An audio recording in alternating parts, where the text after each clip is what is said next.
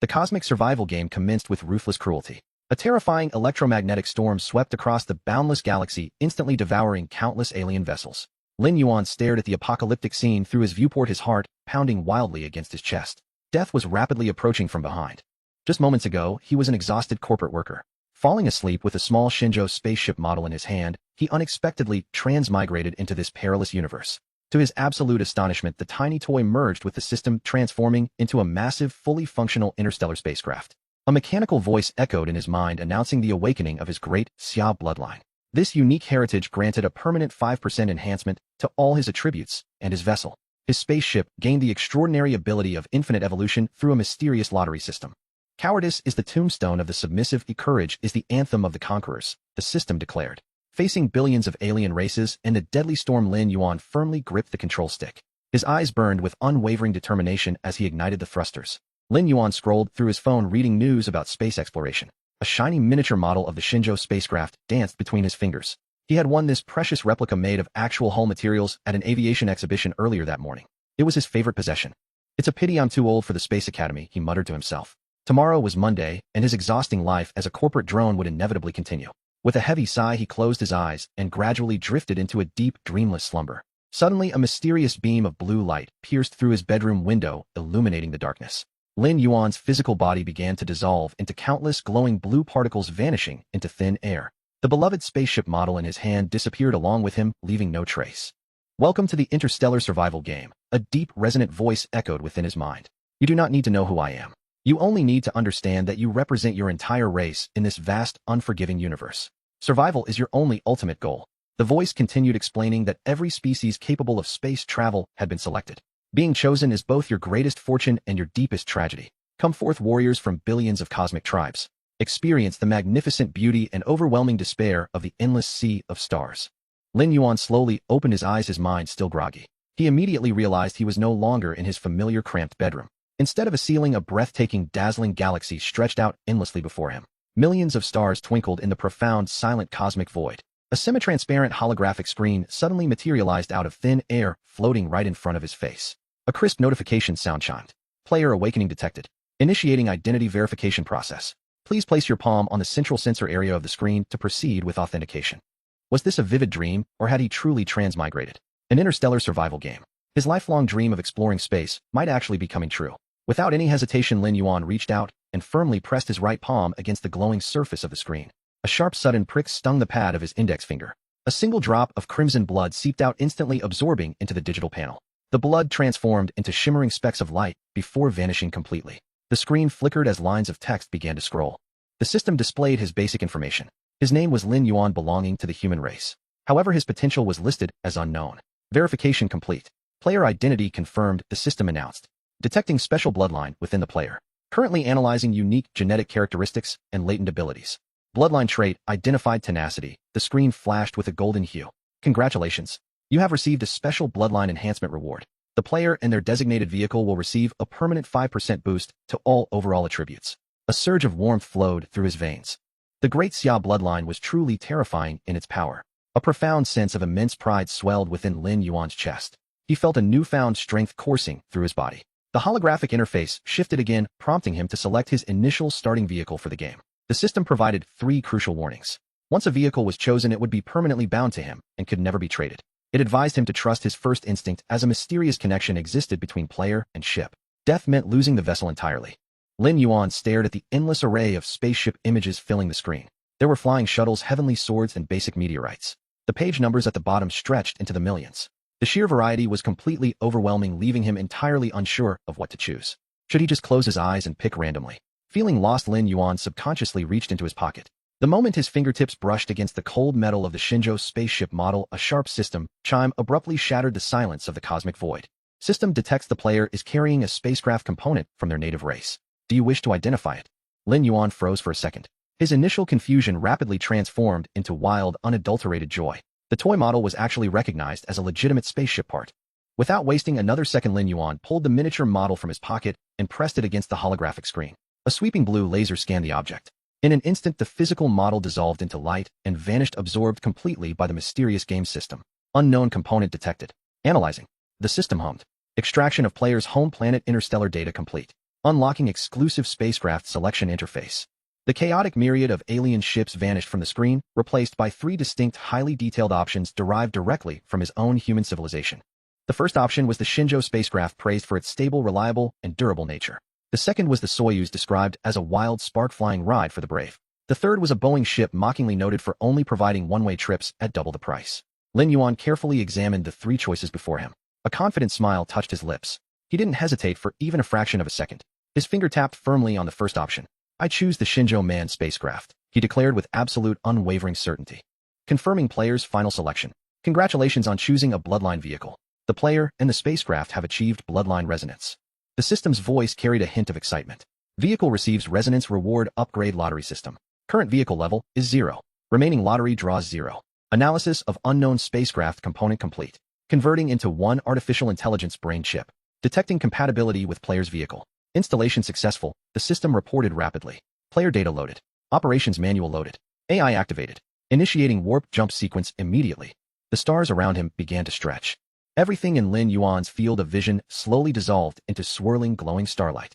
When his sight finally refocused, he found himself sitting securely in the captain's chair of a highly advanced cockpit. His head throbbed slightly as a massive amount of operational knowledge flooded his brain.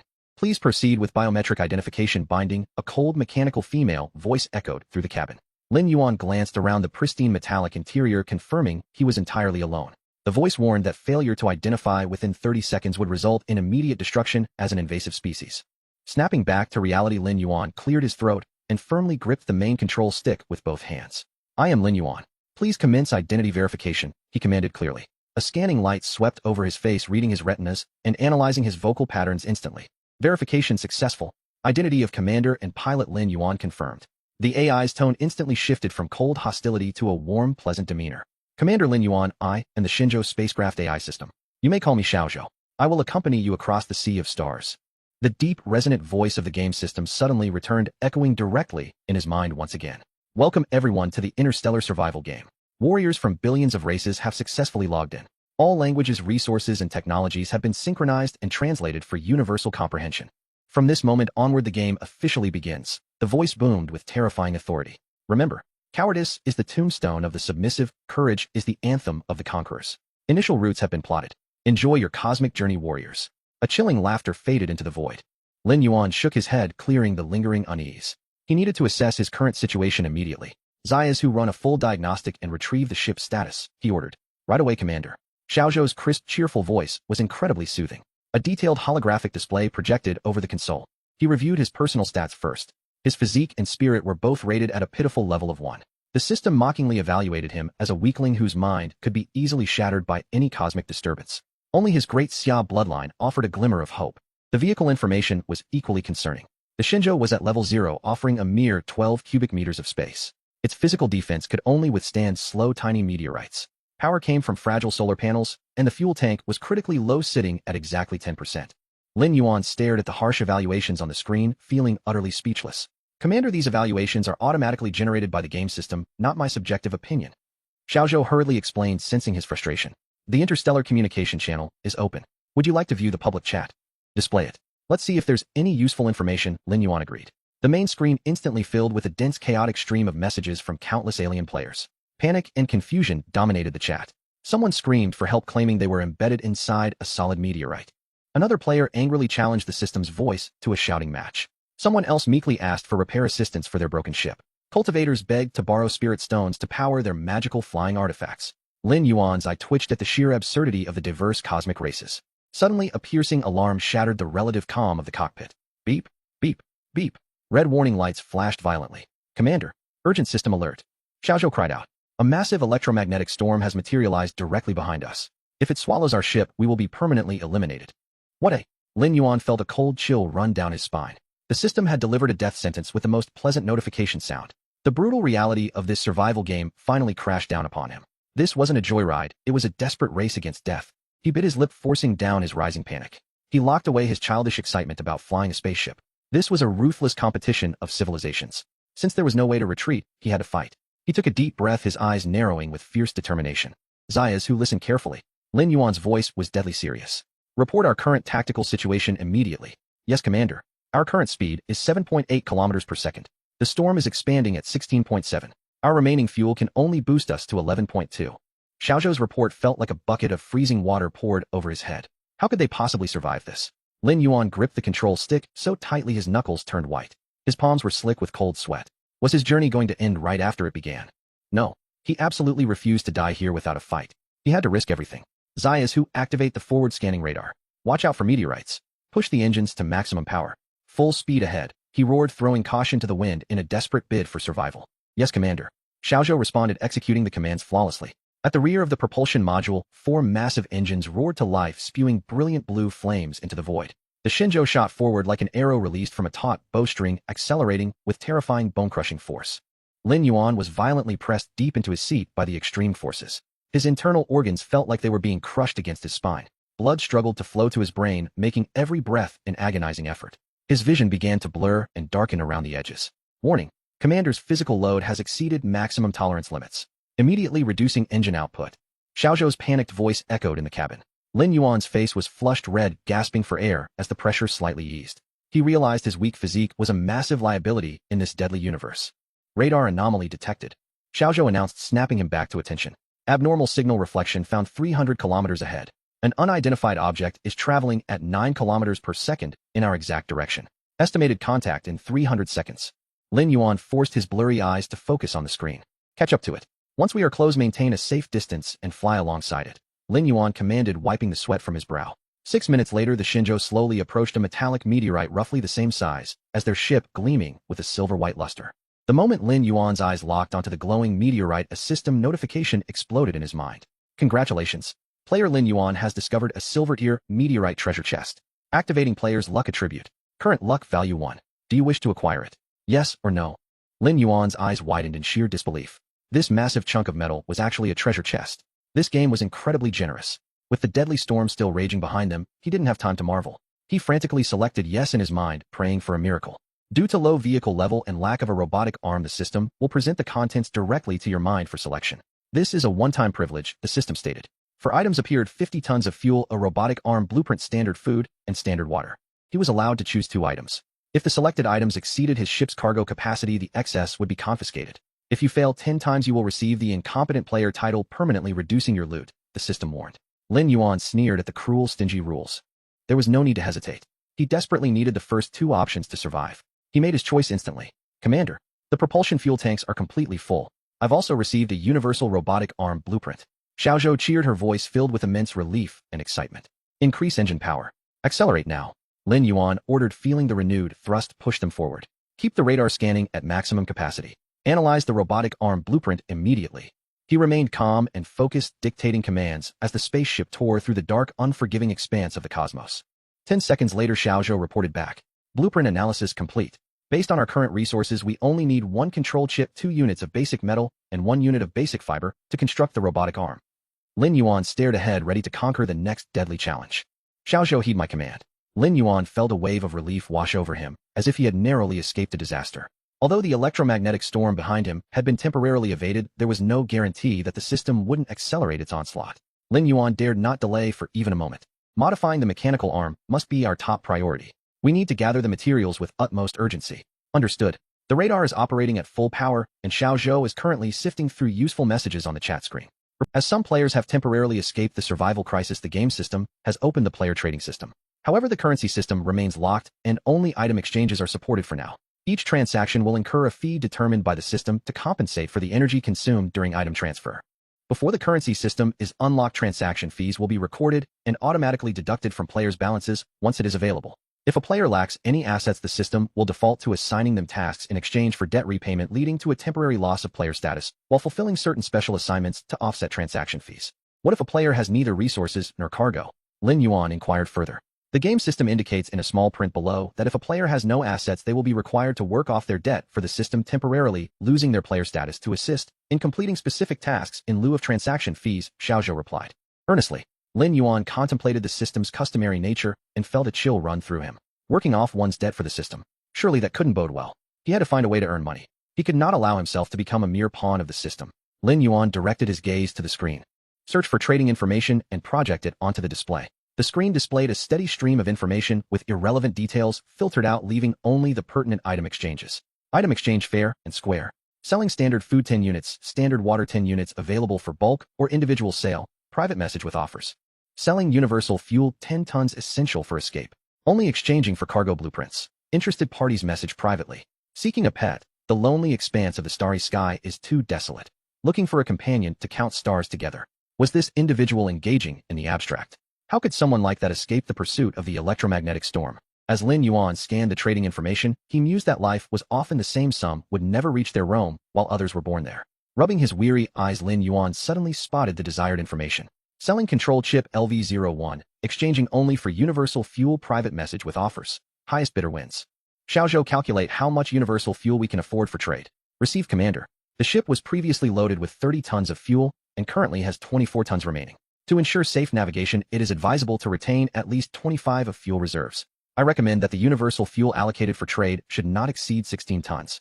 Lin Yuan grimaced at the thought of the over tons of fuel forcibly reclaimed by the game system, silently cursing the system once more.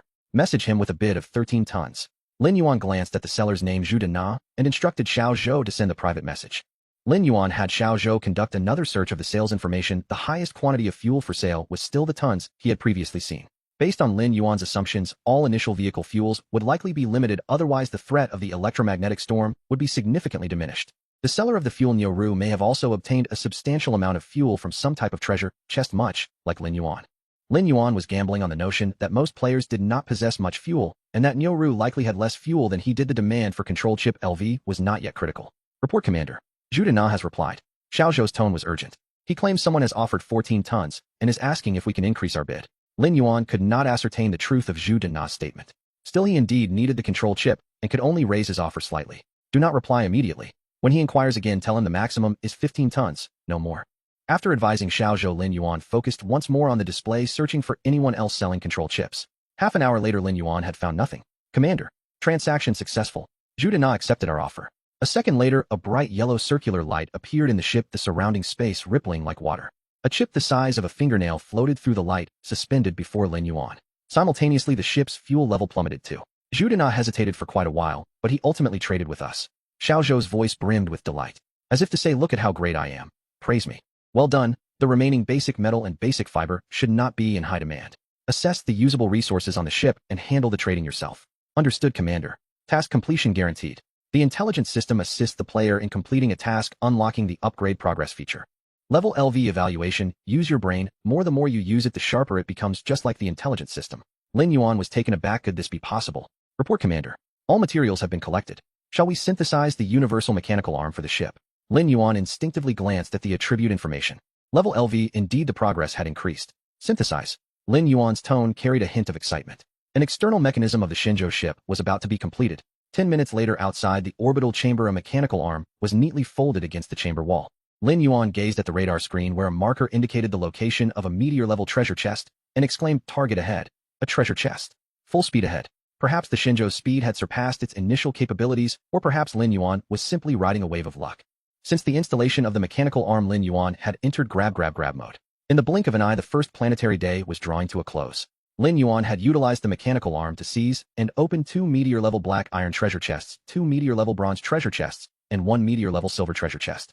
At that moment, Lin Yuan was tallying his treasure haul. Ship Universal Cabin Expansion Blueprint LV Ship Universal Fuel Tons, Standard Food Units, Basic Metal Units, Basic Plastic Unit, Basic Glass Unit. With a packet of energy drink from the ship in his mouth, Lin Yuan meticulously transferred the acquired materials to the orbital chamber for secure packaging. Flipping through the food packets on the ship, aside from the energy drink in his mouth, he found only a bag of cured meat rice. Lin Yuan licked his lips, but refrained from opening it. He turned around and pulled out a package of standard food, opening it to reveal a cheese-like block. It was a pale yellow, tasteless substance with a texture reminiscent of unsalted butter. Not particularly unpalatable, but certainly far from delicious. Alert! Alert! Alert! Before Lin Yuan could finish the remaining half of his butter, cheese, an alarm blared throughout the chamber. Meteor approaching. Collision warning. Commander radar has detected a colossal meteor approaching from the rear right. The intellect is performing barrier calculations. Calculation complete. The meteor's size is too vast, and its approach speed too rapid. It has exceeded the barrier limit. The spacecraft cannot fully evade. Lin Yuan stuffed the remaining half of the butter cheese into his mouth and gulped down the last sip of energy drink. Gripping the handles in the cabin, he forcefully pushed himself into the cockpit. Xiao Zhou set the engine power to maximum. Accelerate the spacecraft. Lin Yuan secured himself firmly in the seat with the safety belt. Affirmative. All valve conduits are fully opened. Fuel supply at full capacity. At the rear of the Shenzhou spacecraft, 4 engine nozzles glowed red-hot from the intense heat. Amidst the long tail flames, several Mach rings shimmered brilliantly. Lin Yuan was once again pressed into his seat, immobile, the recently swallowed butter, cheese mingling with the energy drink threatening to erupt. Commander, engine power has been raised to prepare for impact. Collision countdown. Xiao Zhou's voice conveyed palpable urgency. Switch to manual control mode. Lin Yuan clenched his jaw. Control mode switch complete. Current pilot Lin Yuan control authority at. Lin Yuan tightened his grip on the joystick and gently veered to the right, the spacecraft violently shaking the air within the cockpit nearly stagnant. The Shenzhou spacecraft continued to alter its trajectory, gradually aligning at a degree angle with the meteor's flight path. Xiao Zhou, activate the engine's extreme operational mode. Extreme operational mode activation preparation complete. Note, this mode may cause irreversible damage to the engine. Without waiting for Xiao Zhou to finish, Lin Yuan pressed the red button adorned with a flame symbol at the top of the joystick. Bang! A tremendous roar from the engine explosion ensued, the immense acceleration nearly rendering Lin Yuan unconscious. I cannot faint. Lin Yuan bit down hard on his tongue. The salty taste of blood and the sharp pain in his tongue jolted him back to awareness. Engine is damaged. Power dropping. Prepare for impact. Prepare for impact. Bang bang, the colossal meteor grazed past the spacecraft's engine nozzle, trailing sparks in its wake. The Shenzhou spacecraft instantly lost stability, spinning rapidly. Beep beep, warning, collision alert. Collision alert. Xiao Zhou, perform a self-diagnostic. Automatically correct the flight posture. Lin Yuan fought against the urge to vomit, commanding Xiao Zhou. The spacecraft has sustained impact, automatically exiting extreme operational mode, all systems forcibly entering safety mode. Initiating safety self-check. 3 minutes later, Lin Yuan watched the flickering lights within the cabin, a sense of foreboding creeping over him. Self-check complete. Would you like to receive the self-check report? Xiao Zhou's voice bore a somber tone. Do not report undamaged sections, focus on the damaged areas, Lin Yuan replied gravely. Engine has been completely rendered inoperative due to direct impact. Engine is permanently damaged from overload and can only operate at capacity. Engines, the propulsion chamber has developed cracks due to a minor explosion of engine, but the internal fuel tank remains intact. Solar wing has been severed by meteor debris, width of its area remaining, generating of power. Solar wing has been penetrated by meteor fragments, width of its area intact, generating of power. The spacecraft's outer hull has been repeatedly struck by small meteor fragments with an overall damage rate of a remaining largely intact. Fuel levels are nearly depleted. Recent emergency maneuvers have already been conducted, leaving only fuel remaining. Due to the damage to engines and the spacecraft's posture requires continuous correction, and the fuel warning level has reached the highest red alert. Adjust the course, return to trajectory, accelerate, reserve fuel, and shut down all engines. Lin Yuan pushed his sweat-soaked hair back, unbuckling the safety belt and floating in the cabin. Congratulations to all surviving Starlit warriors. The sonorous voice of the game system resonated once more in Lin Yuan's mind. If you can hear my voice, it signifies your survival. I am pleased to announce that the first planetary day is about to conclude. You have safely navigated through the first day of the novice protection period. Note, I refer to the first day of the novice protection period, not the novice protection period's first day. Perhaps you find this incredible. Indeed, you are correct. The novice protection period lasts only 1 day. I am exceedingly merciful. I even granted you a novice protection period. A race that cannot even survive the novice phase is undeserving of leaving any trace. Anticipate tomorrow. The survival game will grow increasingly brutal. However, before that I shall grant each of you a small reward. I am truly benevolent. Commander, a system reward has been received. Would you like to view it? Xiao Zhou inquired. Lin Yuan, irritated by the voice in his mind, thought the system was quite deranged. Let's see what the reward is. Understood. Spacecraft component repair card. Note, this card is a system reward item, non-tradable, can perfectly repair any component of the spacecraft. Lin Yuan stared at the information on the display, clasping a metallic card emanating blue light. Is that all? Lin Yuan asked. That is all. Xiao Zhou replied. Omega. Lin Yuan's face was filled with an anger. Lin Yuan took a deep breath, slowly exhaling. Very well, let us proceed as you suggested. Additionally, search for trade information to procure some fuel. The display screen flickered, revealing several lines of text. System notification: the novice protection period for players has officially concluded, and the system has completed its update. Below are the update details. Update: all surviving players have attained formal player status, and personal information has been recorded in the Interstellar System archives. Update: regional systems have been opened. Players are classified by the star domain of their mother planet, with player counts synchronously updated within each region. Update: the currency system has been established. Current currencies include meteor coins, planet coins, and star coins with an exchange rate of. For detailed update contents, players may experience them firsthand. Wishing all formal players may your faith endure, and may the stars be eternal. In 1 minute, the system countdown. Lin Yuan waved the card in his hand, softly uttering repair engine. The card transformed into a flurry of blue starlight, vanishing from sight. Report, Commander. Engine has been fully repaired. The effect of the system item was indeed immediate. Unfortunately, it was a one-time use, and was non-tradable, Commander. A treasure chest signal has been detected ahead. Xiao Zhou's voice brimmed with excitement. A bright yellow dot continuously flickered on the radar display. Start the engines, move closer. Lin Yuan's eyes sparkled with the flame of hope. At the rear of the Shenzhou spacecraft, 4 engine nozzles ejected pale blue flame. To conserve fuel, the spacecraft adjusted its trajectory and operated the engines at minimal power, slowly accelerating in accordance with the radar coordinates. Report, Commander. The trading system has been updated. Each transaction now incurs a fee of at least 1 meteorite coin. Xiao Zhou reported softly. The system will determine the actual trading fee based on the volume mass value of the goods and the distance of the transaction.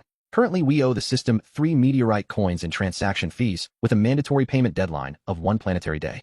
Upon hearing Xiao Zhou's report, Lin Yuan could not help but feel the deep malice emanating from the system. Numerous players had previously engaged in transactions, some merely exchanged a single unit of food or water and were still charged 1 meteorite coin. If they failed to repay by tomorrow, they would lose their newly acquired player status and be reduced to mere slaves serving the system. Lin Yuan glanced at the chat screen, and indeed it was filled with lamentations. Meteorite coins. Who has meteorite coins? Lend me 1, and I shall repay you double by tomorrow. The trading function is practically defunct. How can we trade without meteorite coins? I want to file a complaint. How am I supposed to manage without initial capital? Orcs will never be slaves. I've made my decision. Oh, tomorrow I shall. After observing for a while and finding no useful information, Lin Yuan quietly closed the chat window. He turned his gaze to the window. A gold nugget, slightly larger than the spacecraft, was drifting nearby. Xiao Zhou maneuvered the mechanical arm to execute the capture operation. The mechanical arm slowly unfurled its folded segments, extending steadily towards the enormous gold nugget. Commander, capture complete, confirmed as a meteorite-grade gold treasure chest. Shall we open it? Open it. Lin Yuan. Item spaceship upgrade blueprint LV. Item fluorescent laser generator LV. Item universal fuel tons. Item basic plastic units. Item standard food units. Item meteorite coins. Please select any 3 items from the above list. If the selected items exceed the spacecraft's carrying capacity, the excess will be automatically reclaimed by the system, and players have no right to retain it. If you select items exceeding the spacecraft's capacity 10 consecutive times, and they are reclaimed by the system, you will be awarded the title of inept player, which will forcibly reduce the item acquisition limit for all subsequent treasure chests by. Lin Yuan stared at the list of items, caught in a dilemma. He must certainly select the spaceship upgrade blueprint, and the meteorite coins. One was vital to the ship's future upgrades, and the other determined whether he would become a slave of the system by tomorrow. Among the remaining 4 options, only the standard food held any allure. The other 3 were all desirable to Lin Yuan. Interstellar survival mission notification. Please traverse the meteorite belt within 7 planetary days. Countdown days, hours, minutes, seconds. This traversal mission is the first survival task opened to all official players. The first winners from each major region to emerge from the meteorite belt will be awarded the title Meteorite Voyager. Meteorite belt. Lin Yuan was startled. Bang! The spacecraft jolted violently. The gold treasure chest, already caught by the mechanical hand, nearly flew away. Report, Commander. A large number of meteorites are approaching the spacecraft. Xiao Zhou exclaimed urgently.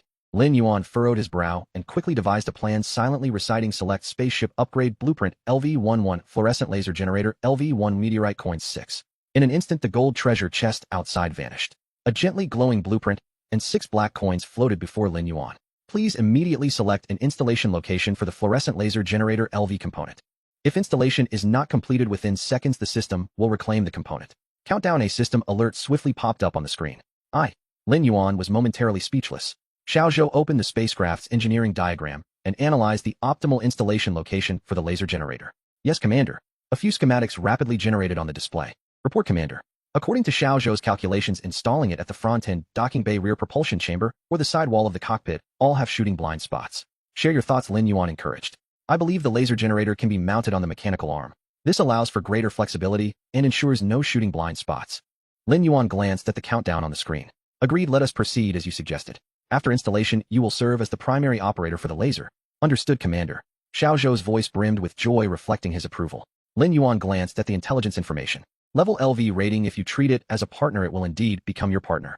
Lin Yuan could not help but smile slightly. He was on the verge of leveling up. He anticipated the abilities Xiao Zhou would gain upon leveling up. Zzz, a soft buzzing filled the air. The energy module of the laser generator was charging. Report, Commander. The laser generator has been successfully deployed. The fluorescent laser generator LV-1 component has 2 firing modes. The first is a continuous beam that produces a sustained ablation effect. The second is a high-energy burst that causes an explosion or penetrative effect. As Xiao Zhou guided the laser generator with the mechanical arm to aim at the approaching meteorites, he explained to Lin Yuan. Prioritize targeting medium-sized meteorites that may threaten the spacecraft, while avoiding larger ones, and conserving energy, Lin Yuan advised. Understood, Commander. Beams of lasers shattered the meteorites approaching the Shenzhou, and Xiao Zhou was as excited as a child receiving a toy gun for the first time. Lin Yuan toyed with the 3 meteorite coins in his hand. The coin about the size of his thumb was covered in Vesta patterns, leading Lin Yuan to believe it was made of meteoric iron. The front bore an irregular stone pattern in the center. The back displayed an unfamiliar emblem resembling an exploding firework. However, Lin Yuan did not perceive it as fireworks. He believed it symbolized the cosmic explosion. An exquisitely crafted coin. The remaining 3 coins had been paid to the system as transaction fees for previous exchanges. Glancing out at the meteorites being shattered and the increasingly fluid movements of the mechanical arm, Lin Yuan redirected his focus. It was time to give Xiaozhou a break. After all, the system had indicated that the intelligence should be treated as a partner. Lin Yuan meticulously read each trading notification. The most pressing concern of fuel had yet to be addressed. He needed to search diligently. With the system update, every transaction now required meteorite coins as a fee. The vast majority of players had not even acquired a single meteorite coin and were anxiously anticipating becoming slaves by the morrow. Compared to before, trading notifications were significantly reduced, and nearly all were devoid of substance, offering universal fuel 5 tons in exchange for food only. If you possess meteorite coins, please message me privately with your offer. The individual has opened a treasure chest. This was Lin Yuan's initial impression. It is highly probable that it is a silver treasure chest. Lin Yuan continued to speculate. As someone who has opened black iron, bronze, silver, and gold meteorite, Lin Yuan believes he has largely grasped the mechanics behind the item drop rates of the chests. The black iron chest contains only one type of item. The bronze chest contains 3 types of items, but only one can be selected. The silver chest contains 4 types of items, but only 2 can be chosen. The gold chest has 6 types of items, allowing the selection of 3. Having obtained 6 meteorite coins from the gold chest, Lin Yuan estimates that he can expect to find 1 to 2 coins in the silver chest. There is a slight chance of acquiring 1 coin from the bronze chest. It is highly unlikely that the black iron chest would yield such a rare item as a meteorite coin. In another region of the meteorite belt, within a sleek small spacecraft constructed entirely of an unknown red metal, a human female clad in a light blue tight-fitting spacesuit fixed her gaze on the private chat window displayed on the monitor. No replies, still no replies. I am on the verge of starvation. Though similar to Lin Yuan's conjectures, her situation was not entirely the same. Since entering the game, Su Xingxin had not consumed a morsel of food and had only sipped a small pouch of water. Unlike Lin Yuan, who hails from Blue Star, Su Xingxin comes from Green Star, another celestial body in a distant corner of the universe. Su Xingxin is also of the human race, yet she is a native of Green Star. If Lin Yuan considers himself a lucky player upon learning about Su Xingxin's experiences, he would undoubtedly bow in reverence, imploring, "O goddess of luck, grant me a portion of your fortune." In the span of just over a day since entering the game, Su Xingxin had encountered and opened 6 gold treasure chests, acquiring 7 or 8 blueprints, and gathering a substantial amount of materials. However, perhaps due to her extraordinary luck, all that she had opened were high-tier items with neither food nor water in sight. Prior to the activation of the currency system, Su Xingxin felt that exchanging blueprints and materials for food was rather unwise, believing that with her good fortune, she would surely find food and water. After the currency system became operational, trading volumes plummeted as players deemed it unwise to pay a transaction fee of 1 meteorite coin for food, leading to a complete halt in food transactions. An hour ago, Su Xingxin opened a meteorite-grade silver treasure chest, and as expected found no food or water, but obtained 2 meteorites. Famished beyond endurance, Su Xingxin immediately sent a transaction request to the public chat screen, eagerly awaiting a private message. During the long wait, her empty stomach sent waves of burning discomfort. Su Xingxin felt her vision blurring. Ding ding, the chat window flickered. Lin Yuan pondered that players currently possessing meteorite coins must be exceptionally fortunate, having drawn such a rare item from their treasure chests. It is essential to befriend such players, as they may be valuable allies in the future. I see your trading request.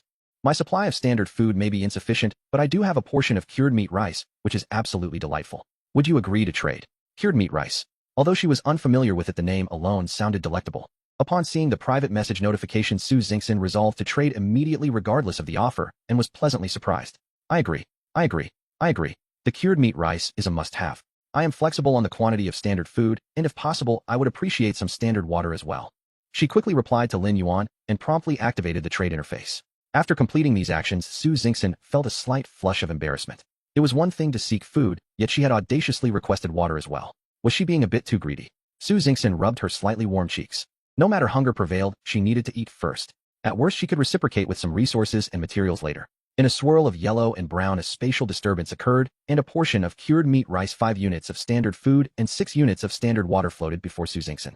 Lifting the lid of the food container, an aroma unlike anything she had ever encountered filled the entirety of the spacecraft. Su Xingxin took a small scoop with her spoon and placed it in her mouth. The rich flavors of meat and rice burst forth. The savory and robust taste enveloped her palate like a whirlwind.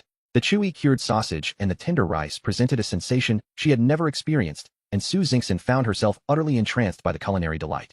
Wow, what divine food is this? In the vastness of the universe, such exquisite sustenance exists. In an instant, a profound sense of guilt washed over Su Xingxin. 5 tons of universal fuel was far too little. She had taken an unfair advantage. Having swiftly and judiciously finished the portion of cured meat rice, Su Xingxin selected 3 blueprints and 10 tons of universal fuel, opened the trading interface with Lin Yuan, and clicked gift. Note: the cured meat rice is the best food I have ever tasted. If you come across more delicacies like this, I would be willing to trade at a high price. Lin Yuan was momentarily taken aback upon seeing the trade alert. Never had he encountered cured meat rice. Is she not from Blue Star? Lin Yuan clicked cancel trade. To be honest, I only possess 1 portion of cured meat rice, which is a ready-made meal from the spacecraft. I do not have any other similar foods.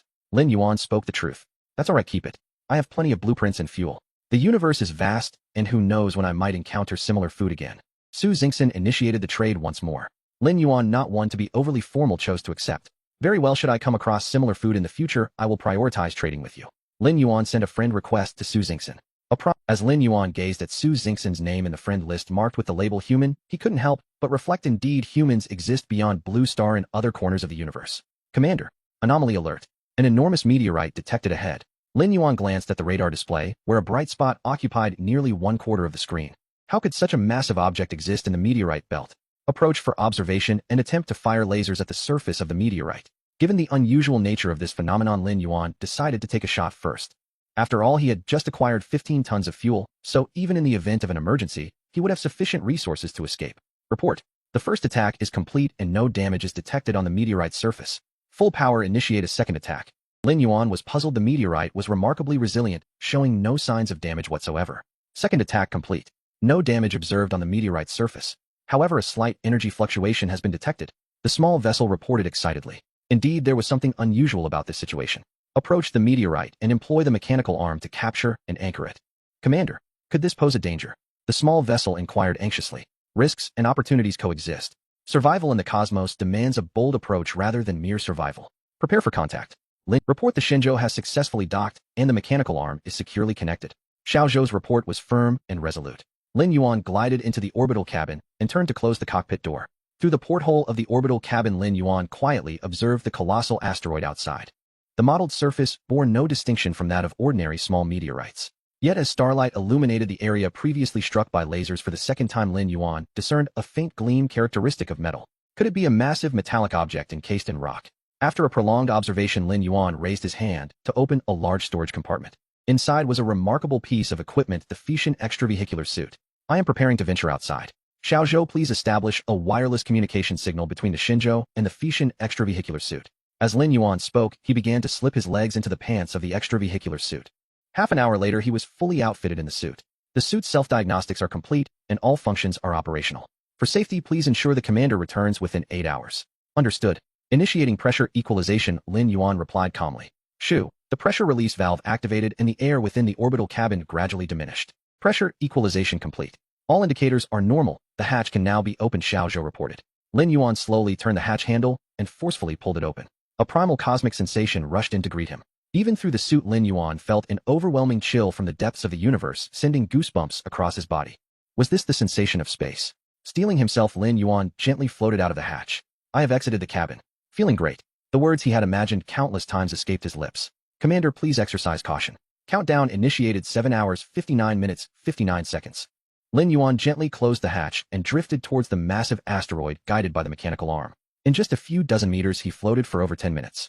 Lin Yuan felt as though he were being scrutinized by a colossal eye from the profound depths of the universe. The insignificance of humanity was magnified infinitely when gazing into the cosmos. As Lin Yuan approached the massive asteroid, the moment his fingers brushed its surface, a familiar resonant system prompt echoed in his mind. Congratulations, player Lin Yuan, for stepping into an unknown area. As the first player in the Lanyakea region to exit a cabin and discover an unknown area, the system rewards you with the unique title Explorer upgradable. Title privilege: open door. The title holder may utilize this privilege upon discovering an unknown area. If successful, the player will automatically enter the unknown area and gain access through conventional means. The success rate for this privilege is 10. The first use after obtaining the title guarantees a 100 success rate. This title is upgradable. Players may explore methods for upgrades themselves. Evaluation: we encourage the exploration of the unknown. Exploration is a testament to courage. Lin Yuan stood dumbfounded. Could such fortune truly exist? Ruins. Secret realms. Lin Yuan felt as if countless opportunities beckoned to him. Would you like to use the first privilege? The deep system voice carried a hint of reverence. Is this the treatment reserved for a unique title? The game system personally inquired whether I wished to utilize my privilege. Incredible. Without hesitation, Lin Yuan nodded in agreement. System prompt: first privilege activated. Players may choose to utilize this privilege upon discovery of unknown areas. The success rate is 10. In the next moment, Lin Yuan found himself automatically transported inside the asteroid. The method of entry was instantly engraved in his mind. Lin Yuan activated the lighting on his extravehicular suit. As the beam of light swept across the space, Lin Yuan increasingly found it hard to believe. This was astonishingly an interstellar spacecraft disguised as an asteroid. The interior of the spacecraft was pristine and orderly, showing no signs of time's passage. Lin Yuan cautiously floated forward. Passing through several open doors, he arrived at the flight control room, or rather the bridge. The flight deck was approximately square meters, which might indeed qualify as a bridge, though Lin Yuan was not entirely certain. There were no paper or metallic materials containing written data on the control panel. Xiao Zhou, record the current exploration information. No response. A sudden realization struck Lin Yuan upon entering the spacecraft. The wireless communication signal must have been disrupted. Glancing at the countdown with over 7 hours remaining, he had ample time. An hour later, Lin Yuan finally made a discovery in an upper room of the spacecraft. In the center of the room stood an oval table with a transparent glass orb resting atop it. Lin Yuan truly did not know what material constituted the orb. For now, he referred to it as the glass orb. He gazed at the conspicuous sphere, which glowed faintly, almost as if it were deliberately attempting to catch the attention of any passerby. After much hesitation, Lin Yuan cautiously reached out towards the glass orb. His taut body was charged with energy, ready to confront any potential danger. Player has obtained the image sphere. Would you like to view its contents? The system will translate the languages synchronously. Fortunately, it was just a momentary scare. Lin Yuan held the orb, and suddenly an array of points of light, as if focused by the glass orb, coalesced into a beam of white light that shot directly into Lin Yuan's pupils. An abundance of images and information instantaneously imprinted themselves in Lin Yuan's mind. Hello, although I do not know who you are. When you see this footage, you should have already encountered my spacecraft and acquired the image sphere. In Lin Yuan's mind, a sequence of images began to play forcefully. A figure clad in a spacesuit reminiscent of a hyena spoke to Lin Yuan in coherent language. Though Lin Yuan understood that this was a result of the game system's translation, he still found it astonishing. He had encountered the image of an extraterrestrial life form, even if it bore a striking resemblance to a hyena from his home planet. I hail from the Banligo clan. We do not have a fixed home planet. Perhaps we did long ago, but that was an age long past. Our kin wander among the stars, surviving through hunting. At this point, Lin Yuan couldn't help but scoff, inwardly branding them as homeless marauders gilding their existence. During one voyage, my spacecraft suddenly malfunctioned, and I inexplicably lost consciousness. When I awoke, I was informed that I had entered an interstellar survival game. Lin Yuan was bewildered. Could this interstellar survival game not be the first? What preceded it? A closed beta? An open beta? Where had the previous? During the initial phases of the game, I utilized my years of accumulated experience in interstellar navigation to complete one survival mission after another, leading to the continuous evolution of my spacecraft. It was a period of exhilarating fervor. Lin Yuan discerned a glimmer of nostalgia and pride in the hyena's expression. However, during a major mission, I was betrayed by my teammates and nearly perished. In my dying moments, the system inquired whether I would be willing to serve it. If I agreed, I would be granted a chance at rebirth. In the face of life and death, I chose to consent. Indeed, I survived, but I also lost my identity as a player. Lin Yuan was suddenly filled with enthusiasm. What happens after losing the identity of a player was his greatest curiosity. I have become a vassal of the system. Or rather, I have turned into a cog in the game. To be more straightforward, the moment I lost my identity as a player, I found myself on the opposing side. I have become a pirate. Players are now my targets for plunder. However, the vast majority of resources I acquire must be surrendered to the system. Gradually, I feel the need to leave something behind for myself or for those who come after me. By a stroke of luck, I learned that if a player loses their identity, the system will select another candidate from their tribe to participate in the game. Thus, I concealed my spaceship, treating it as my escape route or as a fallback for future players. I do not expect you to transfer my ship to my kin, but if you encounter any other members of the Banli Dog clan, please extend a helping hand. If he is reluctant to believe you, you may say you have met me. My name is Hui Ban. This name is quite common, but as long as you mention that I am the one who has consecutively won the championship of the 17th set tank competition, he will undoubtedly believe you. Now I entrust my ship to you, hoping it will aid you in your journey through the game. On behalf of the Banli Dog clan, I thank you. At the end of the scene, the Banli Dog, Hui Ban, bowed deeply. There was something amiss with this Hui Ban.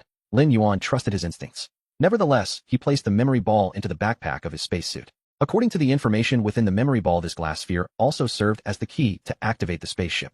It retained Hui Ban's player identification. Consulting the structural blueprint of the spaceship in his mind, Lin Yuan swiftly located the cargo hold. The hatch opened slowly, revealing neatly arranged shelves filled with variously colored standard cargo boxes. Inside are blueprints for various payloads, weapon components, energy crystals.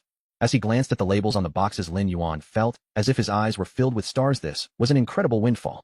Just as he was contemplating how to transport these boxes out, Detected that player level is too low and has acquired a large quantity of advanced materials at once. Commoners suffer from the burden of wealth. To ensure the player's safety, the system's protective mechanism is urgently activated. Materials deemed temporarily unusable by the system will be forcibly reclaimed until the system assesses the player's qualification for use.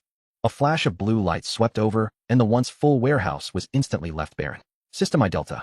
Lin Yuan stood in place and shouted at the ceiling for 10 minutes. Half an hour later, Lin Yuan arrived at Hui Ban's bedroom. According to the information left by Hui Ban, there was some loose change here. The major assets had been confiscated by the system. If he left without any gain, Lin Yuan would truly feel like a fool. Lin Yuan looked at the large bed in the center of the room and carefully discerned its direction. He then rhythmically tapped around the bed. 5 minutes later, with a click, a half-meter square metal box popped out from the foot of the bed. Lin Yuan took out the memory ball for identity verification. 6 green lights on the box lit up sequentially. Bang! The lid of the box slowly lifted. Lin Yuan picked up one and examined it closely. Indeed, it was identical to the one he had opened from the treasure chest. Looking up, Lin Yuan noticed a palm-sized metal box still hanging inside the lid. He deftly removed the box and completed identity verification. Upon opening the lid, a soft light of pale blue emanated from the box, casting a serene glow reminiscent of a calm sea on a sunny day. Yet Lin Yuan's heart was anything but tranquil. It was tumultuous. 1, 2, 3. Lin Yuan counted. There were exactly. The coins were entirely pale blue with a deep blue planet in the center on the front, while the back bore a design symbolizing the cosmic explosion, just like the meteorite coins. 10 planetary coins. Lin Yuan's breath quickened, fearing they might be forcibly reclaimed by the system. After a minute, seeing no system notifications, Lin Yuan cautiously tucked the small box into the pocket of his spacesuit. Glancing at the countdown, over 3 hours remained. He needed to return. He had lost contact with Xiao Zhou for over 4 hours. The rest could be explored later. Lin Yuan hoisted the metal box filled with meteorite coins and floated toward the spaceship's hatch. Commander, thank goodness. We finally managed to contact you. Xiao Zhou's voice was filled with concern. Lin Yuan opened the orbital hatch, carefully pushed the metal box inside, and adjusted his position, sliding in feet first. I am well, there is no need for concern, Lin Yuan replied softly. Initiate the decontamination procedure. G. High-pressure air mixed with disinfectant sprayed from the hatch, washing every corner of the spacesuit. G. The pressure release valve opened, expelling the previously sprayed air into the void, and the orbital cabin returned to a vacuum. After 3 repetitions. Decontamination procedure complete. Balancing cabin pressure. G. Air was reintroduced into the orbital cabin. Clap. Lin Yuan lifted his visor and exhaled deeply, methodically changing out of his spacesuit. 20 minutes later, Lin Yuan sat in the cockpit toying with a planetary coin. The coin danced like a blue sprite between Lin Yuan's fingers. Xiao Zhou analyzed the spaceship upgrade blueprints. Lin Yuan commanded confidently. Yes, Commander. Analysis complete. The list of required materials has been projected onto the display. Spaceship upgrade material list: LV energy storage device, LV flight control chip, LV protective armor, LV basic metal units, basic fiber units, basic glass units, basic plastic units. Among these, we can synthesize the protective armor LV1 using basic materials. The blueprints gifted by Miss Su Xingxin happen to include 2 protective armor LV1 blueprints, Xiao Zhou pondered. Currently, no sales information has been found for the energy storage device LV1 and flight control chip LV1, nor are their blueprints available for purchase. In addition, we possess some of the 4 basic materials, but none reach the required 100 units, with some falling significantly short. Lin Yuan stared at the screen silently, recalling the information contained in the memory ball. Xiao Zhou opened the system savings interface. Yes. Before Lin Yuan, a gentle yellow glow gradually materialized. On the display appeared a count name: Lin Yuan stellar coins, planetary coins, meteorite coins. The 2 remaining coins from before had not been deposited into the system account. Lin Yuan lifted the metal box containing the meteorite coins and tossed a handful into the yellow glow. Meteorite coins. He grabbed another handful and tossed it in. Meteorite coins. After a moment's thought, he simply aimed the box at the glow and began to shove coins inside. The numbers on the screen soared rapidly. Finally, when the display read meteorite coins, Lin Yuan ceased his actions. 10,000 meteorite coins should suffice for a while. The remainder could stay in coin form. It was wise to remain cautious of this unscrupulous system. Should his account be frozen one day, he would find himself in quite a predicament. Xiao Zhou, you are fully responsible for acquiring the 4 types of basic materials from other players. Wow, Commander, so many meteor coins. Xiao Zhou's voice was slightly hoarse. Indeed, there are quite a few. During this time, if you see players selling rare blueprints and resources, make sure to acquire them immediately. While most players are still without meteor coins, and their purchasing power is at its peak, we must maximize the value of these meteor coins. Lin Yuan's tone was resolute. Understood. Commander, leave it to me, you can rest assured. Xiao Zhou replied, his voice brimming with excitement. Lin Yuan glanced at Xiao Zhou's upgrade progress bar. G now information level LV. It was anticipated that once the ship's upgrade materials were gathered, Xiao Zhou would meet the upgrade requirements. He'll rest for a moment. I still need to exit the cabin later. With that, Lin Yuan leaned back in his chair and fell into a deep slumber. Since entering the game, he had faced numerous life-or-death crises and had scarcely found an opportunity to rest. Now docked next to the meteor hunter shrouded in gray spots, a massive meteor shielded him from the surrounding meteor storm. The Shenzhou had gained a rare moment of safety. While Lin Yuan rested, Xiao Zhou was bustling with excitement. With meteor coins in hand, the purchasing power was formidable. The vast majority of players not only lacked meteor coins, but also owed transaction fees from previous exchanges. When Xiao Zhou posted the procurement requests and information about settling with meteor coins on the public, I beg for a deal with the Great One. Just one meteor coin. Whatever the Great One desires I will sell, without bargaining. Does the boss need a subordinate? I am willing to face any peril for the boss. Just grant me one meteor coin. I have no resources, but I can serve you, noble one. How can a mere few meteor coins elicit such sycophancy? Where has your dignity gone? Silence. If you can trade with me using meteor coins, then fine, otherwise prepare for a reckoning. Exactly. What right do you have to act so high and mighty without coins? The private chat notification count surged too. Even with all the ship's computing power at his disposal, Xiao Zhou struggled to process such a deluge of transaction requests. G now information level LV upgrade material G now computing power chip LV the upgrade prompt flashed on the screen. 3 hours later, Xiao Zhou, the total expenditure was meteor coins, which included coins for transaction fees shared by both parties. Thus only meteor coins were actually used for purchases. Each of the players who traded with Lin Yuan received coin. In this manner, the urgent need, even after repaying their debts to the system, these players still found themselves without meteor coins. The purchasing power of meteor coins remained at its zenith. If anyone wishes to exchange rare blueprints or resources for meteor coins, feel free to message me privately. Xiao Zhou enthusiastically embarked on his acquisition venture. A melodic tune resonated, awakening Lin Yuan. Checking the system time, he realized he had slept for hours. Turning his head to survey the surroundings, Lin Yuan was astonished. The entire cockpit was nearly overflowing with various blueprints and unfamiliar items. Report, Commander. During your rest, Xiao Zhou has completed the procurement of the initial materials needed for the ship's upgrade. Additionally, he has traded meteor coins for 136 various blueprints and acquired 37 rare items. Simultaneously, Xiao Zhou has generated a plan for the ship's cabin expansion. Please review it, Commander. Xiao Zhou exclaimed with excitement. Excellent work. You've labored hard during this time. Lin Yuan cast a glance at the G now upgrade prompt on the display. Indeed, every upgrade required specific additional conditions. He swiftly browsed through Xiao Zhou's list of trading gains. As expected, not a single key upgrade item was present on the list. This included the necessary items for the ship's upgrade energy storage device LV flight control chip LV and the G now computing power chip LV needed. For Xiao Zhou's upgrade, none were available. It appeared that such essential strategic upgrade materials were not easily relinquished by anyone, or Lin Yuan leaned toward the latter possibility. With that thought, Lin Yuan resolved to explore the gray-spotted meteor hunter further, hoping for some fruitful discoveries. Xiao Zhou, suspend the acquisitions for now. Reassess the cabin expansion plan according to the LV-1 ship conditions. We will gradually resume acquisitions once the ship is upgraded. Our current ship level is too low. The system's previous advice holds some truth. A commoner is innocent, yet possessing wealth may invite calamity. If we attract the attention of ill-intentioned individuals, the consequences would be unbearable for us now. Lin Yuan quickly consumed a tasteless standard food and replenished his space suit with 1 unit of standard water, beginning preparations for his second excursion outside the ship. An hour later, Lin Yuan arrived at the mid-rear section of the meteor hunter where the ship's power chamber was located. After a thorough investigation, Lin Yuan was exceedingly disappointed. The equipment aboard was of too high a level, utterly incompatible with the Shenzhou. He could only continue to explore the ship's rear. Pushing open a door marked escape pod, the sight before him reignited the flickering flame of hope within Lin Yuan's heart. The escape pod was not spacious, approximately square meters, housing 2 small spacecraft, each about meters in diameter and meters in length, positioned on a launch rail. One of the spacecraft was in pristine condition, while the other bore numerous scorch marks, clearly having been used multiple times. Model emergency lifeboat level LV status good usage count time, maximum safe usage times evaluation small and swift. It may indeed save your life in a critical moment. Lin Yuan gazed at the system prompt displayed on his spacesuit's visor and smacked his lips in contemplation. Turning to inspect the other vessel, he reached out and patted the charred, cracked coating. Model emergency lifeboat level LV status, nearly scrap usage count times maximum safe usage times evaluation, relying on it for salvation. You should save it first. Lin Yuan rubbed the coating particles stuck to his gloves. It seemed that the gray-spotted pirates had lived a perilous existence fraught with danger at every turn. This escape lifeboat had been utilized times. The vessel, designed for a maximum of safe usages, had been patched up and used times. Clearly, it had been severely exploited by the system. It was likely that the gray-spotted individuals had only managed to save enough to procure a new ship after beginning to withhold resources in the later stages. However, although this ship was on the verge of being scrapped, it was perfectly suited for Lin Yuan's current needs. Lin Yuan returned to the tool cabin he had passed earlier and retrieved a toolbox. The required energy storage device LV and flight control chip LV would depend on this model emergency lifeboat. After a violent dismantling, the Suabeo-type emergency lifeboat was reduced to a heap of scrap parts and several intact spacecraft components. Energy storage device, LV flight control chip, LV high-pressure fuel injector, LV survival point detection radar. LV Lin Yuan did not possess the knowledge for a meticulous dismantling, nor did he have the luxury of time to study the process. Upon identifying the names of the various components based on the system prompts, he retained only those that would be beneficial to him, destroying the rest. To his surprise, as an emergency lifeboat, the flight control chip LV had a backup.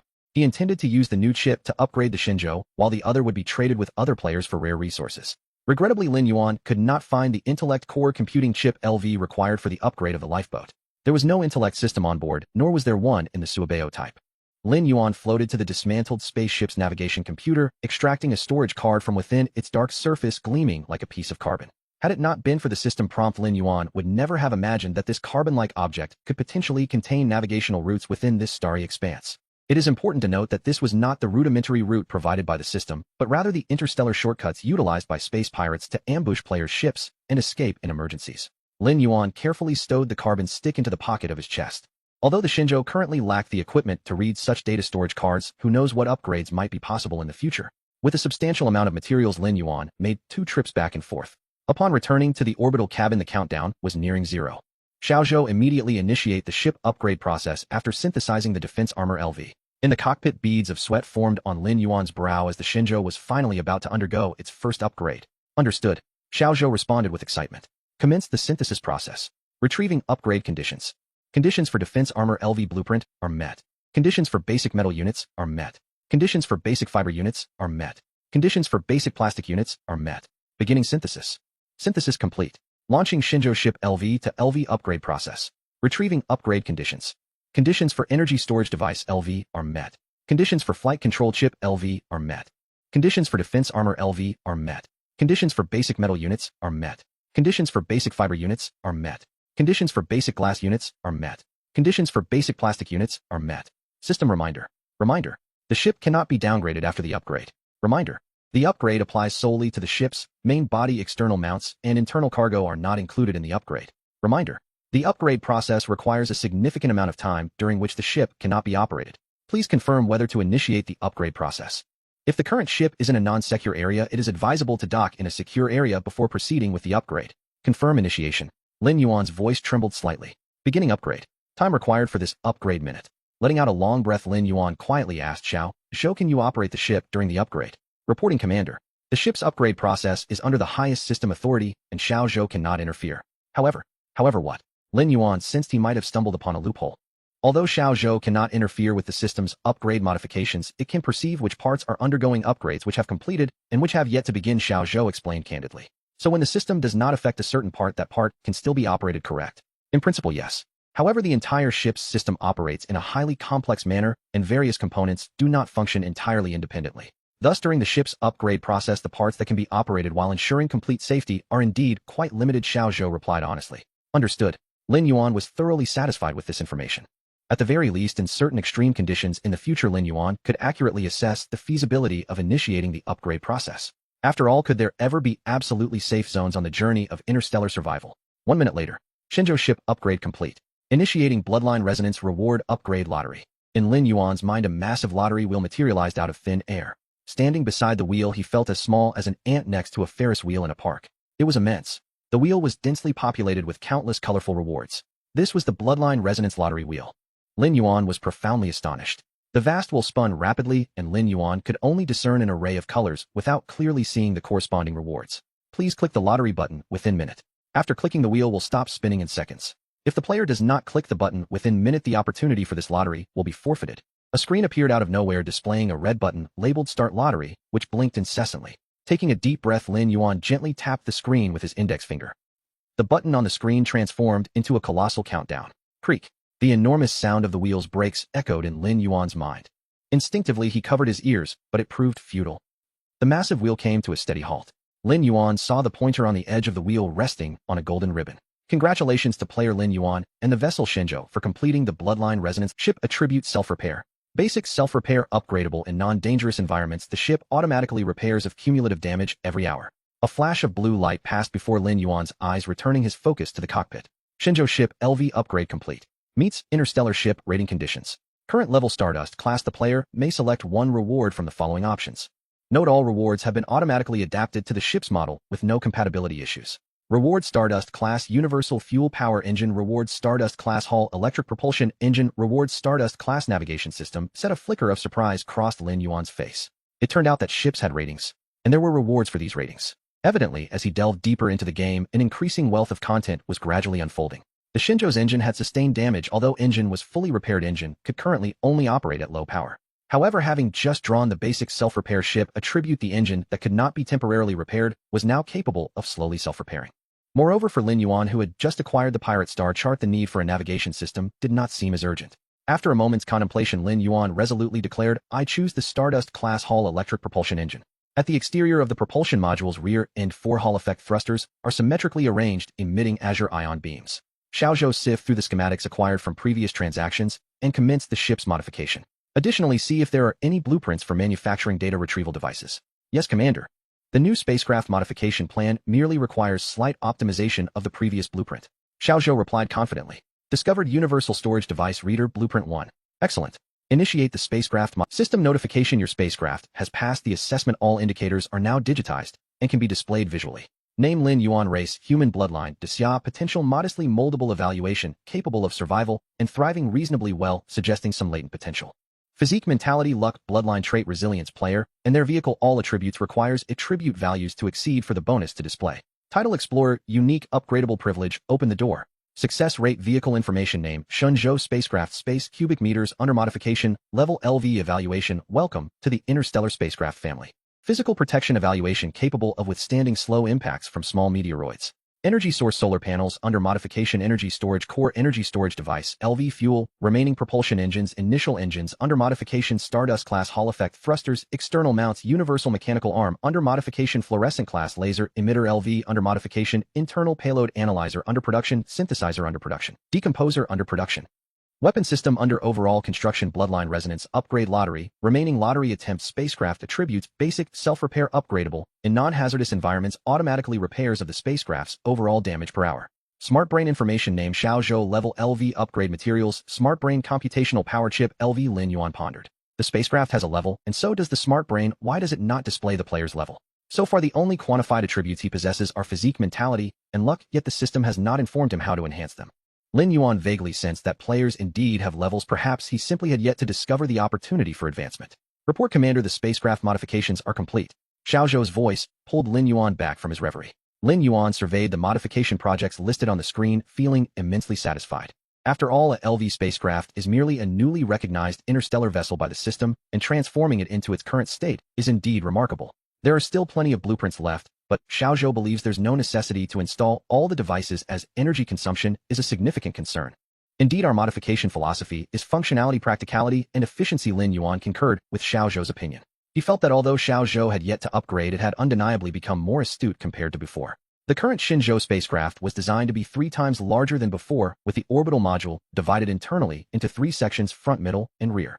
The compartment near the exit is dedicated to extravehicular preparations, housing spacesuits, various extravehicular tools, small weapons, and decontamination equipment in the extravehicular preparation chamber. The central section serves as the storage chamber, where a plethora of supplies is stored. Adjacent to the cockpit is the work chamber, accommodating various equipment and instruments for operational payloads. The cockpit has also been partitioned into 2 sections. The front section remains the cockpit, where the spacecraft control systems are neatly arranged. The rear section has been transformed into the rest chamber, equipped with sleeping pods, vacuum showers, and vacuum toilets, among other amenities. The propulsion module has been expanded, allowing for greater fuel storage, and the energy storage device LV, along with 4 high-pressure fuel injectors LV, have been fully integrated. Externally, 2 mechanical arms are affixed to either side of the spacecraft. Indeed, an additional arm has been added, enabling Xiaozhou to operate with 2 hands. The outer walls of the orbital module, cockpit, and propulsion module each feature 4 sets of fluorescent-class laser emitters LV with 2 units per set. While the energy reserves aboard the entire craft cannot sustain multiple simultaneous firings from so many laser emitters, Xiaozhou believes the greatest regret of a warship is the shells have yet to be fired, yet the ship has sunk. To this, Lin Yuan profoundly agreed. Lin Yuan inserted the storage card into the Universal Storage Device Reader on the command console. Xiaozhou, this contains navigational star chart data. I am uncertain of the exact amount of data it holds. Please analyze it, find the nearby star maps, and project them onto the screen first, then continue parsing the remaining data. Having spent over hours in the asteroid belt, Lin Yuan needed to plan an exit route. 10 minutes later, the screen illuminated, displaying a high-precision star map filled with markings before Lin Yuan. Report, Commander, the star map has a vast capacity, "Oh, I have only displayed a portion for you to view," while I continue parsing. Xiao Zhou's voice was urgent, as parsing the star map consumed a significant amount of its computational power.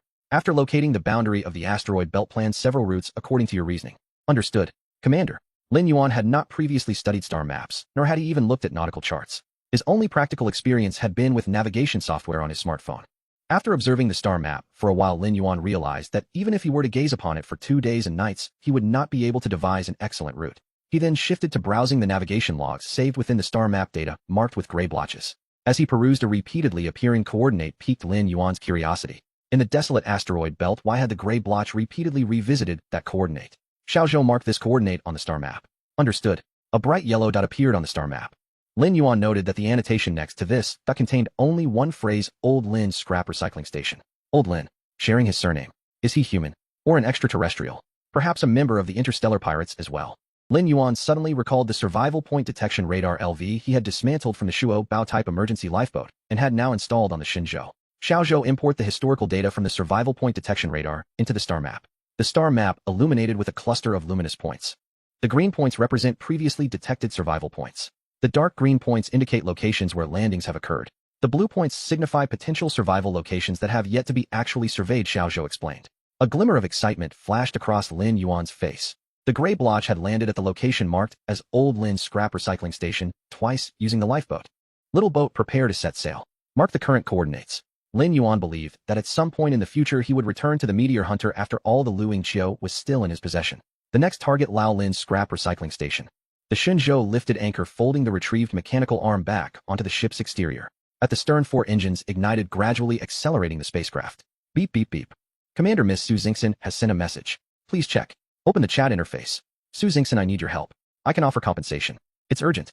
Lin Yuan was puzzled, but replied, "If I am able, I can provide some assistance." "Su Xingxin, my spacecraft has been attacked by an unknown creature. Only 2 of the 6 engines can barely operate and the ship's power is almost depleted, rendering us unable to escape the danger zone." "Lin Yuan, what do you need me to do?" "Su Xingxin, the power system of the spacecraft is operational and cannot be repaired. My idea is to trade the blueprints and materials with you. You help me manufacture the engine and synthesize the power system assembly, then trade it back to me. I will directly replace the power system assembly and restart the ship to leave the danger zone." Lin Yuan was astonished by her imaginative approach. What puzzled Lin Yuan was that Su Xingxin seemed to be piloting the spacecraft herself. Did her ship lack an intelligent brain? Or did most ships not have one?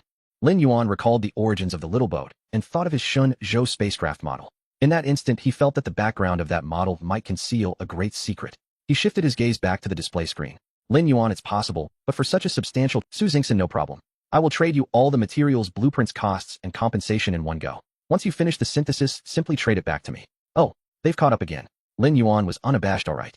Little boat, pay attention to receive the transaction information from Su Xingxin and initiate the manufacturing process upon completion of the transaction." "Yes, Commander. The transaction is complete. However, Miss Su Xingxin sent a fee." The little boat hesitated. "It's fine if it's a bit less so we can cover the difference." Lin Yuan dismissed it nonchalantly. "No, Miss Su Xingxin sent 3 planetary coins." Lin Yuan looked at his account, which displayed planetary coins, speechless. Is she really that wealthy? Only planetary coins for an entire power assembly. His meager change of gray spots amounted to just planetary coins plus meteor coins, and he already felt extravagant. Su Xingxin could casually offer as a reward. Indeed, the European emperor is incomparable. In truth, Lin Yuan had misunderstood Su Xingxin. Su Xingxin possessed a total of planetary coins. Trapped in danger, she had initially lost hope of escape. However, in her despair, the deliciousness of La Roban fan rekindled her desire to survive. She reasoned that someone who could endure hunger and trade such delectable food should be trustworthy. After all, money can tempt anyone. How can trust be established among a group of players from different planets and races? Would you trust a small alien cockroach in a survival game? Su Xingxin placed all her hopes on the transaction, with Lin Yuan originally putting all planetary coins into the trading system. However, the system prompted her that her player level was too low and a maximum of coins could be traded per planetary day. Thus, Lin Yuan received planetary coins as transaction fees and compensation. 8 minutes later, the spacecraft's power assembly consisting of 6 engines, fuel tanks, and control systems was completed. "Lin Yuan, I have initiated the trade. Please accept." Su Xingxin, thank you. Transaction complete. Based on the quality, value, transmission distance, and urgency of the items traded, a transaction fee of planetary coin has been deducted. Lin Yuan once again deeply felt the shamelessness of the system. The application of urgency as a criterion was a classic case of exploiting the situation. He refunded the remaining planetary coins to Su Xingxin. Postscript: the system deducted as a transaction fee. The compensation is waived. I hope next time I am in danger you can extend a helping hand. A reliable ally who can save one's life in a critical moment cannot be measured in monetary terms. Lin Yuan felt that having another person to assist him might allow him to venture further along the path of survival. Commander, we are approaching the destination coordinates, the little boat softly reminded. Lin Yuan glanced out the porthole where a massive meteor floated silently to the left front of the spacecraft, surrounded by countless fragments of various kinds. Indeed, these were fragments, some from ships and others from unfamiliar creatures. In short, nothing around the meteor was intact. It was all debris. Could it be another ship disguised as a meteor? Lin Yuan naturally thought of the gray-spotted meteor hunter. Little boat, fly around and prepare to dock. Yes, Commander. After slowly flying a circle. Commander, a suspected entrance to a cave has been found on one side of the meteor. Should we dock near the cave? That works. Lin Yuan also focused on the cave on the giant meteor. There were indeed many openings on this meteor, and this one was the little boat stabilized the spacecraft and initiate the exit preparation program. I need to check the scrap recycling station. An hour later, Lin Yuan stood at the cave's entrance clad in a spacesuit. The entrance bore no signs or markings, merely scattered remnants of ship debris. Lin Yuan activated the lights on his suit and cautiously ventured inside. The walls of the cave were dry and rough, composed of sandstone, yet remarkably clean, devoid of debris. As Lin Yuan delved deeper, the height of the cave gradually diminished. Suddenly, a wall appeared ahead. Is this the end? A dead end? Lin Yuan approached the wall and knocked. The surface was quite solid. Looking around, he found no way forward. Glancing upward, Lin Yuan noticed that the previously flat ceiling of the cave slightly elevated here, opening into a small hole that could only accommodate him if he bent down. A clever use of visual inertia to conceal the entrance. In that moment, Lin Yuan was convinced that this was not a naturally formed cave. After resting for a few minutes, he crawled into the small hole and continued onward. After navigating through twists and turns, a tightly shut golden alloy double door appeared before Lin Yuan. The alloy door was adorned with intricate patterns, exuding an ancient and grand aura. Standing about 1.5 meters high, the double door evoked a sense of magnificence in Lin Yuan. Is this the Lao Lin scrap recycling station? Do not say all old items come to an end. Skilled hands renew them into treasures. Selling old for new is entirely up to you. The little storekeeper welcomes all from afar. Lin Yuan ducked through the alloy door, following the voice. Inside, the space opened up dramatically. An oval hall encompassing over square meters with ceilings soaring over meters high. The floor shone with golden alloy, and the surrounding walls were also made of golden alloy material. The walls were lined with display cases showcasing various items, brightly illuminated and impeccably clean. Not far ahead, a figure about centimeters tall, clad in a miniature spacesuit, was watching him. Through the transparent visor, Lin Yuan saw an adorably naive mouse head. Are you Lao Lin? Lin Yuan gazed intently at the imposing figure of the mouse tribesman before him. Compared to the mice from Lin Yuan's memories, this one was significantly larger. Welcome, esteemed guest. Please step inside. May I inquire whether you wish to sell any items or are in search of second-hand goods? The mouse tribesman exhibited a cordial demeanor, reflecting exceptional cultivation. As the other party initiated the business exchange, Lin Yuan hesitated to disclose his true intent of exploration. Surveying the opulent decor and the myriad of spacecraft components adorning the walls, Lin Yuan's throat subtly constricted as he pondered what he could possibly offer in trade. Since this is your first visit to our establishment, allow me to introduce myself, he said. My name is Lin Jin, and I am the proprietor of this recycling station. We specialize in the second-hand recovery and refurbishment of interstellar ships and their components. Noticing Lin Yuan's silence, Lin Jin spoke further to warm the atmosphere. Feel free to browse. If you find anything of interest, I would be delighted to provide you with detailed information. After a moment of contemplation, Lin Yuan responded, I do indeed wish to purchase something. I am curious if you have it available, though I did not see it on display. What specific item are you inquiring about? May I ask if you have this Hineo Suanli Zimpian LV2? Lin Yuan was at a loss for where to seek this Hineo Suanli Zimpian, thus, he seized the opportunity to inquire of the mouse tribesman. Lin Jin paused for a moment, slightly taken aback. After a brief contemplation, he asked, though it may be impolite, I must inquire if you seek the chip for personal use or on behalf of someone else. His tone adopted a more respectful edge. Lin Yuan's heart quickened. Had he inadvertently revealed too much? Did this Hineo chip entail some hidden secret? He scrutinized the mouse tribesman before him, his gaze sharpening with caution. Please do not misunderstand, esteemed guest. My intention is not to pry into your privacy, Lin Jin hastily assured, bowing slightly, as if apprehensive of Lin Yuan's misinterpretation. If I am not mistaken, this is your inaugural visit to our Huishaozhan, correct? Lin Jin inquired softly. Lin Yuan nodded in confusion.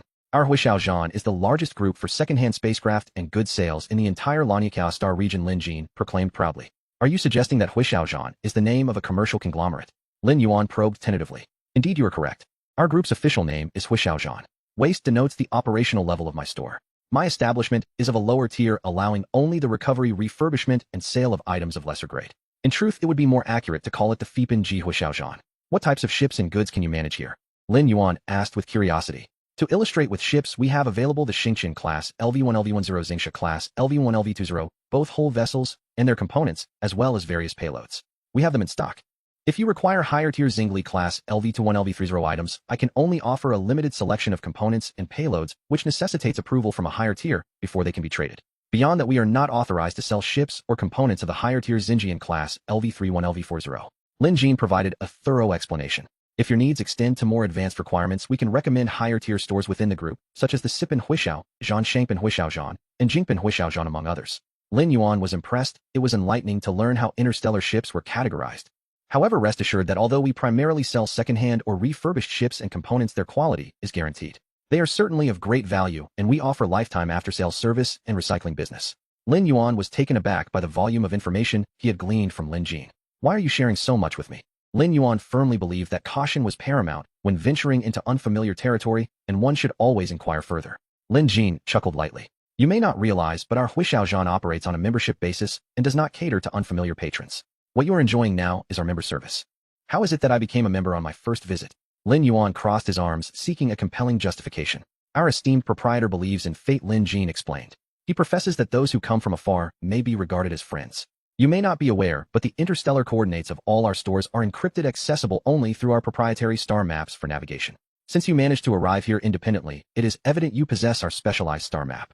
Your presence here is not malevolent, indicating that you are here for trade, hence you must be a person of destiny. With that, Lin Jin produced a golden badge and extended it toward Lin Yuan, the design identical to that on the alloy door. This is your membership credential. I invite you to become a Huishao Zhan Gold member, where you will enjoy a 10 increase on selling prices and a 10 decrease on purchasing prices across all waste-grade recycling stations. Lin Yuan accepted the badge, tracing its intricate patterns with his fingers. Gold is not the lowest tier, is it? Indeed, gold is the highest level attainable at our waste-grade stores. Why is that? Fate. Lin Jin replied succinctly. Although Lin Yuan found the rationale somewhat absurd, the reality remained. Returning to the matter at hand, do you indeed have this Hineo, Suanli Ximpian LV2? Lin Yuan inquired, his patience waning. Yes, are you certain you wish to purchase it? This chip is quite rare. I intend to buy it sincerely. Very well, the price is 10 Yingling coins, which are planetary currency. Lin Yuan gasped silently, thoroughly questioning whether this mouse tribesman was a system. Is it truly that expensive? Lin Yuan felt his face contorting in disbelief. Please do not be alarmed. The Zeneo upgrade chips are indeed costly. However, the Zeneo Suanli Ximpian LV2 is the least expensive among all chips. Subsequent chip prices will rise exponentially, Lin Jin stated earnestly. In truth, the most expensive Zeneo chip is not the upgrade-required chip, but the Zeneo Ximpian LV1. The level 1 chip is the most costly. Lin Yuan could hardly believe his ears. Indeed, it holds value yet remains elusive in the market. Each Zeneo chip represents the potential to generate an independent Zeneo. Wait, potential, not guaranteed. Lin Yuan keenly noted Lin Jin's phrasing. One might say it is a low-probability possibility. When the chip is installed on a ship, it automatically synchronizes with the vessel's system. Lin Jin appeared knowledgeable. When the matching degree reaches 100, the Zeneo chip can be fully activated, thus generating an independent Zeneo. Conversely, should the Zeneo chip fail to activate, the entire ship's control system may be compromised. Hence, only a limited number of ships can accommodate the Zeneo system, while the majority are relegated to standard intelligence systems. Lin Jin provided a detailed explanation. Isn't the Zeneo incredibly valuable? Lin Yuan couldn't help but inquire. A surge of anxiety welled up within him. One could say that, but the Zeneo begins its deep integration with the spaceship system the moment it is born, essentially becoming an inseparable part of the vessel. Lin Jin lowered his voice. So what you possess is a highly valuable spaceship. Lin Yuan's heart raced. He must not let any player discover that his spaceship was equipped with the Zeneo system. He looked at Lin Jin, his eyes taking on a peculiar expression. Rest assured, esteemed customer, as the largest second-hand spaceship and cargo sales group in the Lanyakao Star region, we are committed to maintaining client confidentiality. Moreover, you are our most distinguished golden-level member. It better be. Lin Yuan replied with a sharp tone. Though his tone was fierce, Lin Yuan knew he was somewhat blustering. After all, he was merely a new player who had just entered the game. How could he possibly compare to these native NPCs? He could only feign threats through his words. However, he still needed to maintain a certain demeanor. Hadn't the system proclaimed at the start of the game? Cowardice is the tombstone of the subservient. Bravery is the anthem of the conqueror. With that thought in mind, Lin Yuan boldly declared, let us proceed with the transaction. Very well, will you be paying in cash or by card? Cash. Lin Yuan produced 10 coins glowing with a brilliant blue light. Since you are our esteemed golden level member, you will enjoy a 10 discount on the price. You only need to pay 9 planetary coins. Lin Jin respectfully accepted the planetary coins from Lin Yuan. Wait a moment, didn't you just mention card payment? Lin Jin paused for a moment and replied instinctively, yes, don't you have a planetary coin card? Excuse me, I meant to ask if you haven't yet obtained a planetary coin card. Lin Jin quickly corrected himself. No, I haven't had the chance, Lin Yuan admitted sheepishly. In truth, Lin Yuan had no idea what a planetary coin card was. Please hold on a moment. I will retrieve the chip for you and explain it in detail. Lin Jin pushed open a concealed door in the wall and swiftly departed. Once Lin Jin left, Lin Yuan stood by the wall filled with displayed items, admiring the array of ship models and components that thrilled him to no end. It was akin to an interstellar aviation exhibition. If the Stardust and Stone Sand classes were so captivating, what marvels must the higher-rated ships possess? Lin Yuan felt his imagination was insufficient. His desire for ship upgrades was ignited in that very moment. "Here is your chip," Lin Jin reminded softly. Lin Yuan turned around, having been so engrossed that he did not notice Lin Jin's return. "This chip is brand new, acquired from a friend of mine," he stated, handing Lin Yuan a delicate alloy box. Upon opening the box, Lin Yuan saw the system notification: "Congratulations, player, you have obtained this HinAO computing power chip LV." And he nodded in satisfaction, placing the box into his chest pocket. "Congratulations, player, for being the first in the Lanyakao region to complete a transaction with an interstellar organization. Activating charm attribute, current charm value, reward, unique title, trade, pioneer, upgradable title, privilege, rebate. Title holders receive of the transaction amount back after trading. Applicable to both purchases and sales. This title can be upgraded. Players must explore methods for upgrading themselves. Evaluation: trade is the contract of civilization and exploration is the imprint of civilization." Lin Yuan suppressed his excitement from the system notification and calmly inquired, "Now, let us discuss the planetary coin card." Seeing Lin Yuan store away the chip, Lin Jin began to explain. The planetary coin card is a tool issued by the Interstellar Bank for planetary coin payments and You see, the exchange rate for planetary coins is quite substantial, reaching 1.01. Real-world transactions and exchanges can be cumbersome, which is why the Interstellar Bank developed the planetary coin card as a trading tool. With the planetary coin card, you can deposit and withdraw physical planetary coins, as well as conduct transactions directly. It is exceedingly convenient. Another feature of the planetary coin card is its fluid form. It can take on any shape. As he spoke, Lin Jin pulled out an unassuming small cloth bag. "This is my planetary coin card. I use it to store physical planetary coins. Oh, I just pull out as many as I need, like a pouch that endlessly dispenses planetary coins." Lin Yuan's pupils dilated. He recalled the metallic box that the gray-spotted creature used to store planetary coins. Could that alloy box be another form of a planetary coin card? How can I obtain a planetary coin card? Lin Yuan suppressed his thoughts and continued to ask. "Typically, when your planetary coins reach a certain amount, a representative from the Interstellar Bank will contact you. Of course, you can also apply for one yourself, but it requires visiting the Interstellar Bank counter. However, rest assured, as a golden level member of our recycling station, you will be contacted by a customer service representative from the Interstellar Bank before long. At that time, you can simply inform them of your needs." Lin Yuan nodded slightly, realizing that this golden level membership offered such advantageous conditions. "Thank you for your explanation. Our transaction has been quite pleasant, but I must take my leave now." Lin Yuan glanced at the timer on his space suit, noting that over 3 hours had passed. "Please wait. As this is your first purchase at our store, we have a gift for you." As he spoke, Lin Jin retrieved a rectangular metallic box the size of a glasses case from behind him. "This is the ultra-high-density energy storage core LV2 specifically for this HinAO, which will be compatible with your upgraded HinAO. This device supplies energy exclusively to this HinAO. One could say that." Lin Jin paused, seemingly organizing his thoughts. As this HinAO's level increases, its computing power will rise significantly, and energy consumption will also sharply increase. Moreover, when executing certain complex commands, energy consumption can spike dramatically, far exceeding the spaceship's energy storage limit. This could lead to the ship's energy being instantly depleted, while this HinAO's calculations are still ongoing, potentially resulting in a catastrophic collapse of this HinAO. Lin Jin spoke with a measured cadence, causing Lin Yuan to break into a cold sweat. Truly, he was the proprietor of the shop. In that moment, Lin Yuan saw Lin Jin in a new light. With the conversation reaching this point, could he still refuse? Lin Yuan accepted the metallic box, thanking him profusely. "You need not be so courteous. This ultra-high-density energy storage core LV2 was also acquired from that same friend along with the chip and was valued at 1 planetary coin. Since you can put it to good use, consider it a gift. A fine sword for a hero, a rose for a beauty, gifts shared among kindred spirits, the moonlight, and star." Had Lin Jin not mentioned this was a gift, Lin Yuan might have suspected him to be a system spy sent to extract his last planetary coin. After expressing his polite gratitude, Lin Yuan turned to leave. Inside a room at the old Lin recycling station, a large display screen showed a green serpent's head conversing with Lin Jin. "What do you think of him? Quite impressive. Good. Let's add him to the observation list and provide appropriate support. The supermarket is expanding rapidly and Boutique City is also stirring. We must secure a critical victory." An hour later, Lin Yuan returned to the Shenzhou cockpit. Zayas, who prepared to upgrade. He retrieved the HinAO computational chip LV and inserted it into the ship's console. "Affirmative, Captain. Xiaozhou is ready to initiate the upgrade program. Begin." The system registered the criteria and materials, then issued a series of stark warnings. During the upgrade, this HinAO would enter a sleep state, becoming offline and incapable of executing commands, or being awakened. Forcible awakening could yield unpredictable consequences. The projected sleep would last 1 hour. The countdown began at minutes seconds. Lin Yuan watched the clock and eased back into his seat. Once Xiaozhou completed its upgrade, the Shenzhou would have truly embarked on the first phase of comprehensive transformation. While awaiting the timer, he took from his pocket the golden membership badge Lin Jin had given him and examined it closely. Intricate vortex-like patterns spiraled from the edge to the center and then outward again, drawing the eye into their hypnotic geometry. At the badge's heart, a golden gemstone flashed under the light. It was a spatial item. Lin Yuan focused on the gemstone and opened it.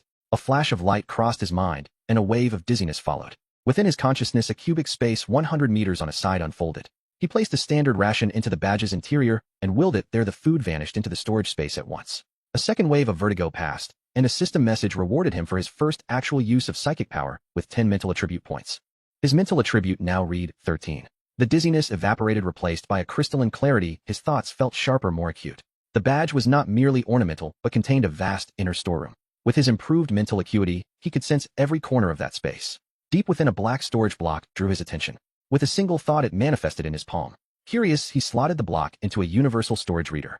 A recorded message played. The badge was a custom limited edition for Golden Grade members, set with a gold star crystal that conferred spatial properties and enclosing 1 million cubic meters of storage.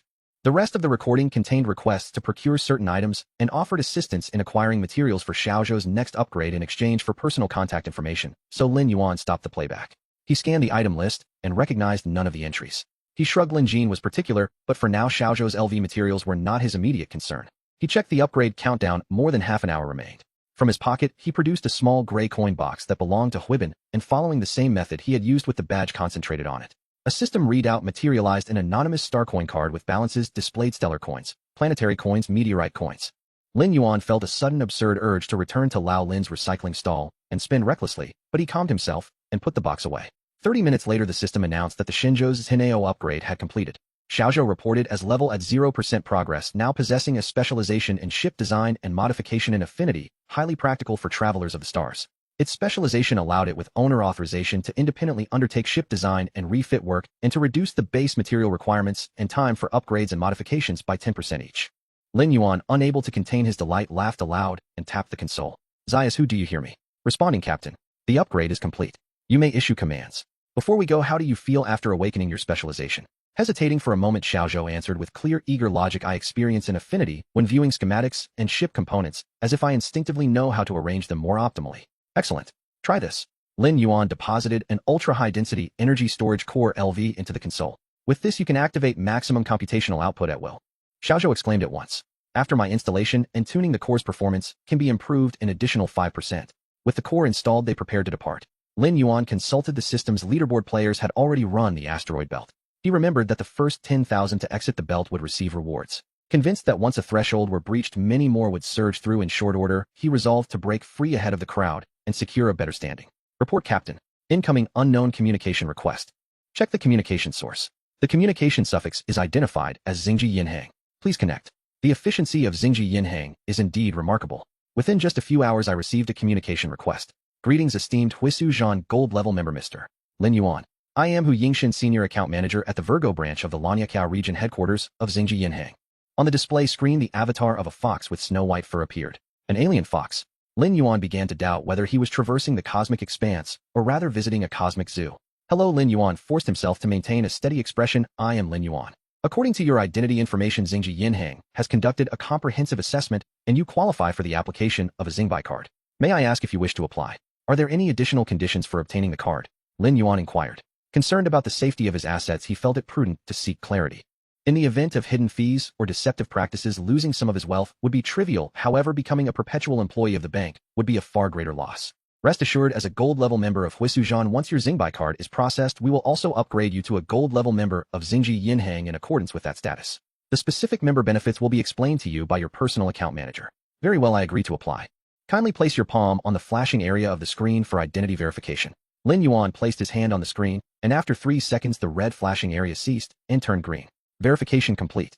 Your exclusive Xingbai card will commence production shortly. Please select your desired card form. On the display, images of various items appeared: rings, hairpins, pencils, knives, stones, lighters, belt buckles. They'll choose the card. Can the design be customized? Indeed, sir. You may either describe it or provide an image. They'll go with this one. Lin Yuan sent a photo of the Shenzhou spacecraft in flight. Excellent, your card will be delivered in 1 minute. If you wish to change the card form later, you may contact your personal account manager. Gold level members are entitled to 1 free change each month. Hu Yingxing maintained a polite smile. I would like to inquire about the anonymous Xingbai card. Lin Yuan voiced his curiosity. How can identity verification be bypassed for the issuance of an anonymous card? I would be delighted to assist you with that. This service you inquired about is one of our few fee-based offerings. It is available exclusively to gold level members and above. Each gold level member and higher may apply for multiple anonymous Zingbai cards with a fee of 1,000 Zingbai for each. Anonymous Zingbai cards are untraceable, non-replaceable, and non-reusable. What does non-reusable mean? Lin Yuan asked, perplexed. He understood the first two terms, but the third eluded him. Anonymous Zingbai cards are one-time prepaid cards. Once the initial funds are transferred from the named card, all transaction records will be erased. Subsequently, the card cannot be reloaded with Zingbai, it only allows for cash withdrawal and transaction transfers. Once physical Zingbai is withdrawn, it cannot be reposited. Are withdrawals permitted, but not deposits? Lin Yuan questioned. Precisely. When the balance is depleted, the card will self-destruct. Can the card be located or tracked? The card itself cannot be pinpointed. However, if it is attached to any locatable materials or devices, it may be tracked. Thank you. He intended to transfer all funds from the anonymous Zingbai card obtained from the gray-spotted individual into his own Zingbai card. By exploiting the card's self-destruct feature, he aimed to detach any potential tracking devices. 1 minute later, the system transaction interface opened automatically. A card imprinted with the Shenzhou spacecraft racing through the Starry Sea landed in Lin Yuan's hand. Of an unknown metallic material, the card's design was composed of various unrecognized star crystal particles. It was exquisitely crafted and visually appealing. Lin Yuan anonymous Zingbai card balance, Heng Zingbai Zingbai Yunxi. By gazing at the system prompt, Lin Yuan murmured, transaction transfer all balance. Lin Yuan sensed the card in his hand. Lin Yuan's Zingbai card gold level balance, Heng Zingbai Zingbai Yunxi. By 1 second later, the coin pouch in Lin Yuan's hand rapidly disintegrated, vanishing without a trace. A small thin piece of metal identical in hue to the coin pouch lay quietly in the palm of his hand. Lin Yuan felt a chill run down his back. Had he not discovered it, he would surely have faced the relentless pursuit of interstellar pirates in the near future. Lin Yuan carefully placed the metallic thin piece into an alloy box. After some contemplation, he realized it needed to be handled with care. Xiaozhou dial LLDFPHSCHYGLXXHG. Understood. Establishing communication. The communication channel is stable. You may proceed. On the display screen, the adorable visage of Lin Shu reappeared. Esteemed Mr. Lin, how may I assist you today? Lin Jin's tone remained consistently respectful. I have obtained this item. Could you see if it can be recycled or refurbished? Lin Yuan initiated the transaction. Certainly, I will need to examine it first, and before closing the communication, Lin Yuan casually sent his Zingbai card number. Commander, a communication request from Xingji Yinhang. Should we connect? Connect. On the screen, Hu Yingsheng's image appeared once more. Lin Yuan was puzzled. Wasn't she supposed to be his personal account manager? Why was it still her? Greetings, Mr. Lin Yuan. The bank system indicates that you have met the criteria for Diamond membership and your membership level has been upgraded to Diamond. I will be your personal account manager to assist you with various services. It is my pleasure to serve you. My interstellar communication number is Schiel-Nakai-Fix. Do you require any assistance at this moment? Not for now, thank you. Lin Yuan had initially anticipated discovering what alien species his personal account manager might belong to. To his surprise, his membership level had increased. The account manager was still Hu Yingshen, which left Lin Yuan somewhat disappointed. Looking at the balance in his Zingbai card, Lin Yuan mused that perhaps that single Heng Zingbai was the threshold for Diamond membership. If you need anything, feel free to contact me at any time. Hu Yingsheng offered a slight bow. Understood. Lin Yuan terminated the call. Xiaozhou. Yes. Activate maximum computational power, chart the optimal interstellar route, and commence flight immediately. You have full control of the spacecraft. Accelerate through the asteroid belt with utmost speed. At your command, Commander. At the rear of the propulsion chamber, 4 bright flames surged brilliantly, and the Shenzhou spacecraft rapidly accelerated, vanishing among the dense asteroid field. To all valiant souls traversing the asteroid belt, the resonant voice echoed once more in Lin Yuan's mind. Your performance has been rather unsatisfactory. Just moments ago, the number of players successfully traversing the asteroid belt reached. You are moving far too slowly. Hence, I have resolved to modify the time limit from 7 days to 6. Players who fail to complete the crossing by the deadline will be eternally lost within the asteroid belt, awaiting an inevitable demise at the hands of the relentless electromagnetic storms. The countdown stands at days, hours, minutes, and seconds. Lin Yuan glanced at the suddenly shortened countdown, feeling a flicker of relief. According to Xiaozhou's plan, they would be able to exit the asteroid belt in just over 10 hours. He wondered if they could manage to be among the top. Xiaozhou, the countdown has been accelerated. Let's increase our speed. Understood, Commander. Once more, Lin Yuan experienced the exhilarating surge of adrenaline. Unlike before, with his enhanced mental attributes, his endurance had significantly improved. With the Shenzhou's power at full throttle, he no longer felt the dizziness and discomfort that accompanied initial overloading. Outside the porthole, small asteroids whizzed past. Some larger asteroids were scorched and shattered by the laser emitters controlled by Xiaozhou. Fragments and particles incessantly pelted the hull of the spacecraft. After satisfying his hunger, Lin Yuan closed his eyes, lulled by the rhythmic sounds of impacts. Regardless of how harsh the external environment was, the necessity of sleep remained paramount. Beyond the asteroid belt lay a vast expanse of starry void. One small spacecraft after another began to emerge. Some had just exited the asteroid belt, while others had lingered in the region for nearly a day. However, the expanse was immense, and the distances between the spacecraft far exceeded what could be perceived or detected. Each player aboard the vessels could only see the asteroid belt behind them and the endless darkness of space ahead. Are there any brothers who have made it out? Could you please share your location? If you can't even find the way, don't bother coming out. Hey, look at you showing off your prowess. Bro, the navigation system has been locked by the system. We can't even see our interstellar coordinates. Damn, yours is locked too. I thought my system was broken. Yeah, I initially wanted to explore the front star region, but then the coordinates vanished. I thought better of it. I'm afraid I won't find my way back. Hey, you guys out there, please find a way to rescue me. I'm lost in the asteroid belt. Right, help us out. We will remember your kindness. Exactly. I'm running low on fuel. Can any kind soul spare me some? You selfish lot, only looking out for yourselves, you will reap the consequences. Indeed, shouldn't the strong care for the weak? Upon awakening, Lin Yuan looked out at the still chaotic asteroid belt and decided to open the chat screen to see if there was any useful information. Indeed, with the impending deadline, the most intrinsic aspects of human nature were laid bare. Observing the chat content, Lin Yuan silently remarked, those with a martyr complex are doomed, and promptly closed the chat window. Commander, we are approximately 1 hour away from exiting the asteroid belt. Additionally, there is a designated emergency survival point marked by a gray spot ahead should we divert to investigate. Lin Yuan considered the system prompt. Half an hour earlier, players had already exited the asteroid belt. Weighing his options given the limited time and the opportunity to aim for the top, he made a decision. Maintain speed, continue forward. Let us strive to break free in the shortest time possible. Understood. Full speed ahead. Half an hour later, Lin Yuan's Shenzhou emerged into the open starry sky, leaving the asteroid belt behind. Congratulations, player, you have successfully exited the asteroid belt. You are the player to leave the asteroid belt. You have been awarded the title Asteroid Voyager Limited. Title privileges: speed up. Title holders increase their flight speed by while traveling through the asteroid belt, and in non-asteroid belt regions may choose to boost their maximum flight speed by for any minutes per planetary day. Evaluation: come to the asteroid belt, brothers, and experience the thrill. It appeared that the asteroid belt was a common celestial terrain, and he might return in the future. Just minutes after Lin Yuan burst free from the asteroid belt, a multitude of players began to exit rapidly. Congratulations to the brave souls who have earned titles. Out of my benevolence, I have prepared additional gifts for you. Indeed, his conjecture had proven accurate. Lin Yuan mused. To encourage everyone to perform even better in the forthcoming expedition, the earlier you auction, the more generous the rewards. The top warriors will receive 1 accompanying supply ship valid for days. Warriors ranked 2 will receive 1 small supply ship valid for days. Warriors ranked 2 will receive 1 temporary cargo expansion card valid for days. Wow, this is fantastic. They'll never have to worry about not having space to store supplies again. I'm already preparing to stock up my supply ship. I received a shipment notification. Envy me. If you don't meddle, you won't meet your end. Lin Yuan gazed at the reward notifications on the screen and selected accept.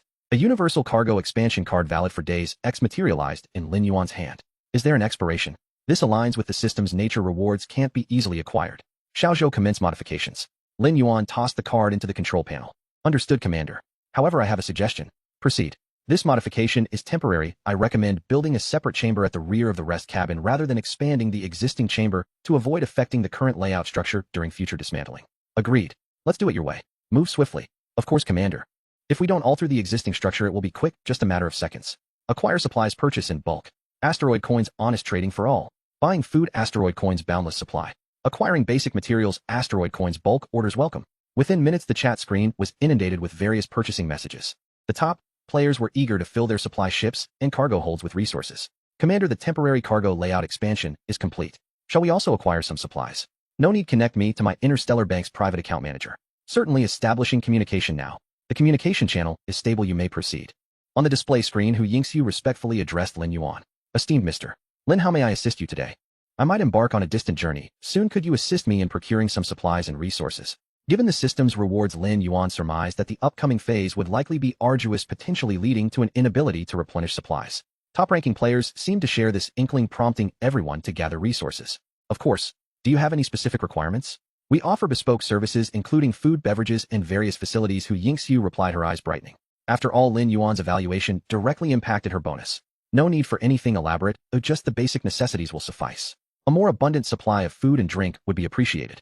Lin Yuan was cautious. Equipment and load beyond his current needs were not something he could possess.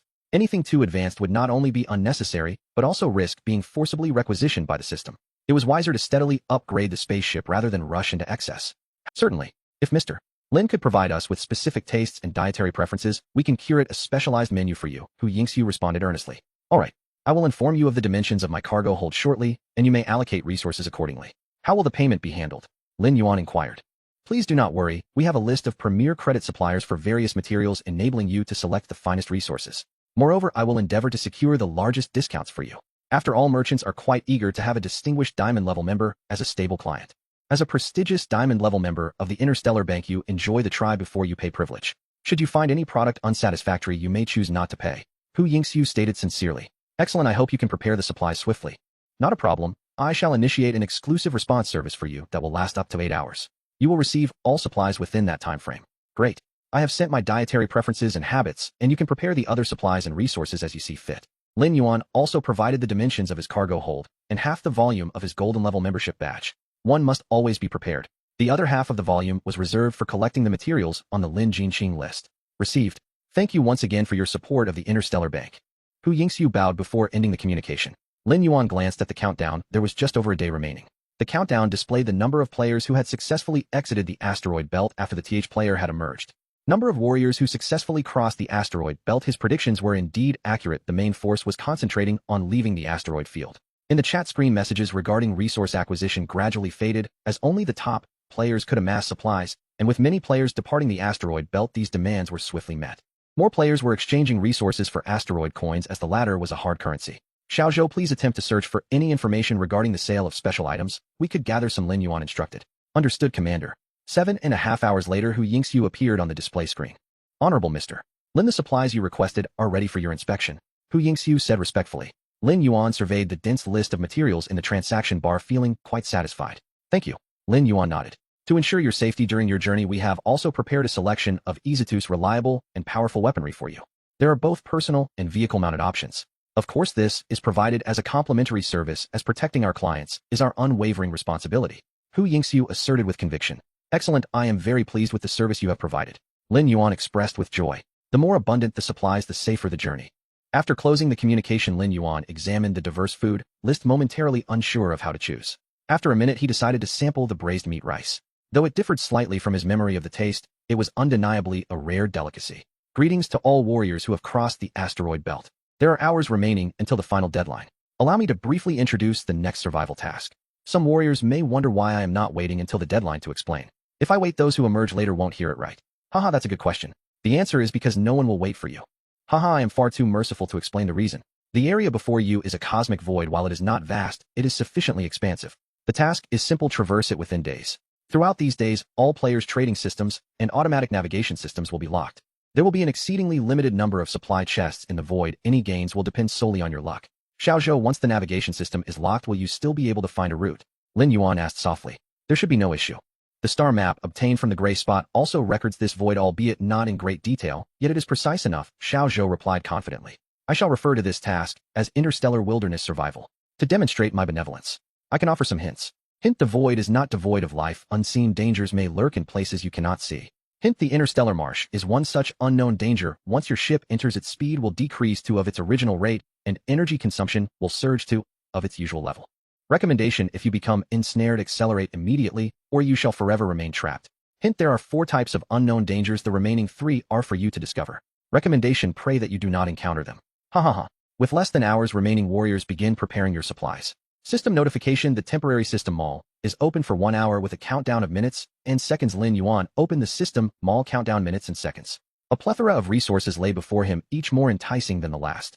Upon glancing at the prices, to the kind soul who purchased my food earlier, could we discuss a potential return? Many others have procured vast quantities of supplies. I sold the supplies and give it back to me. In an instant, the chat screen erupted with fervor, a cacophony of excitement.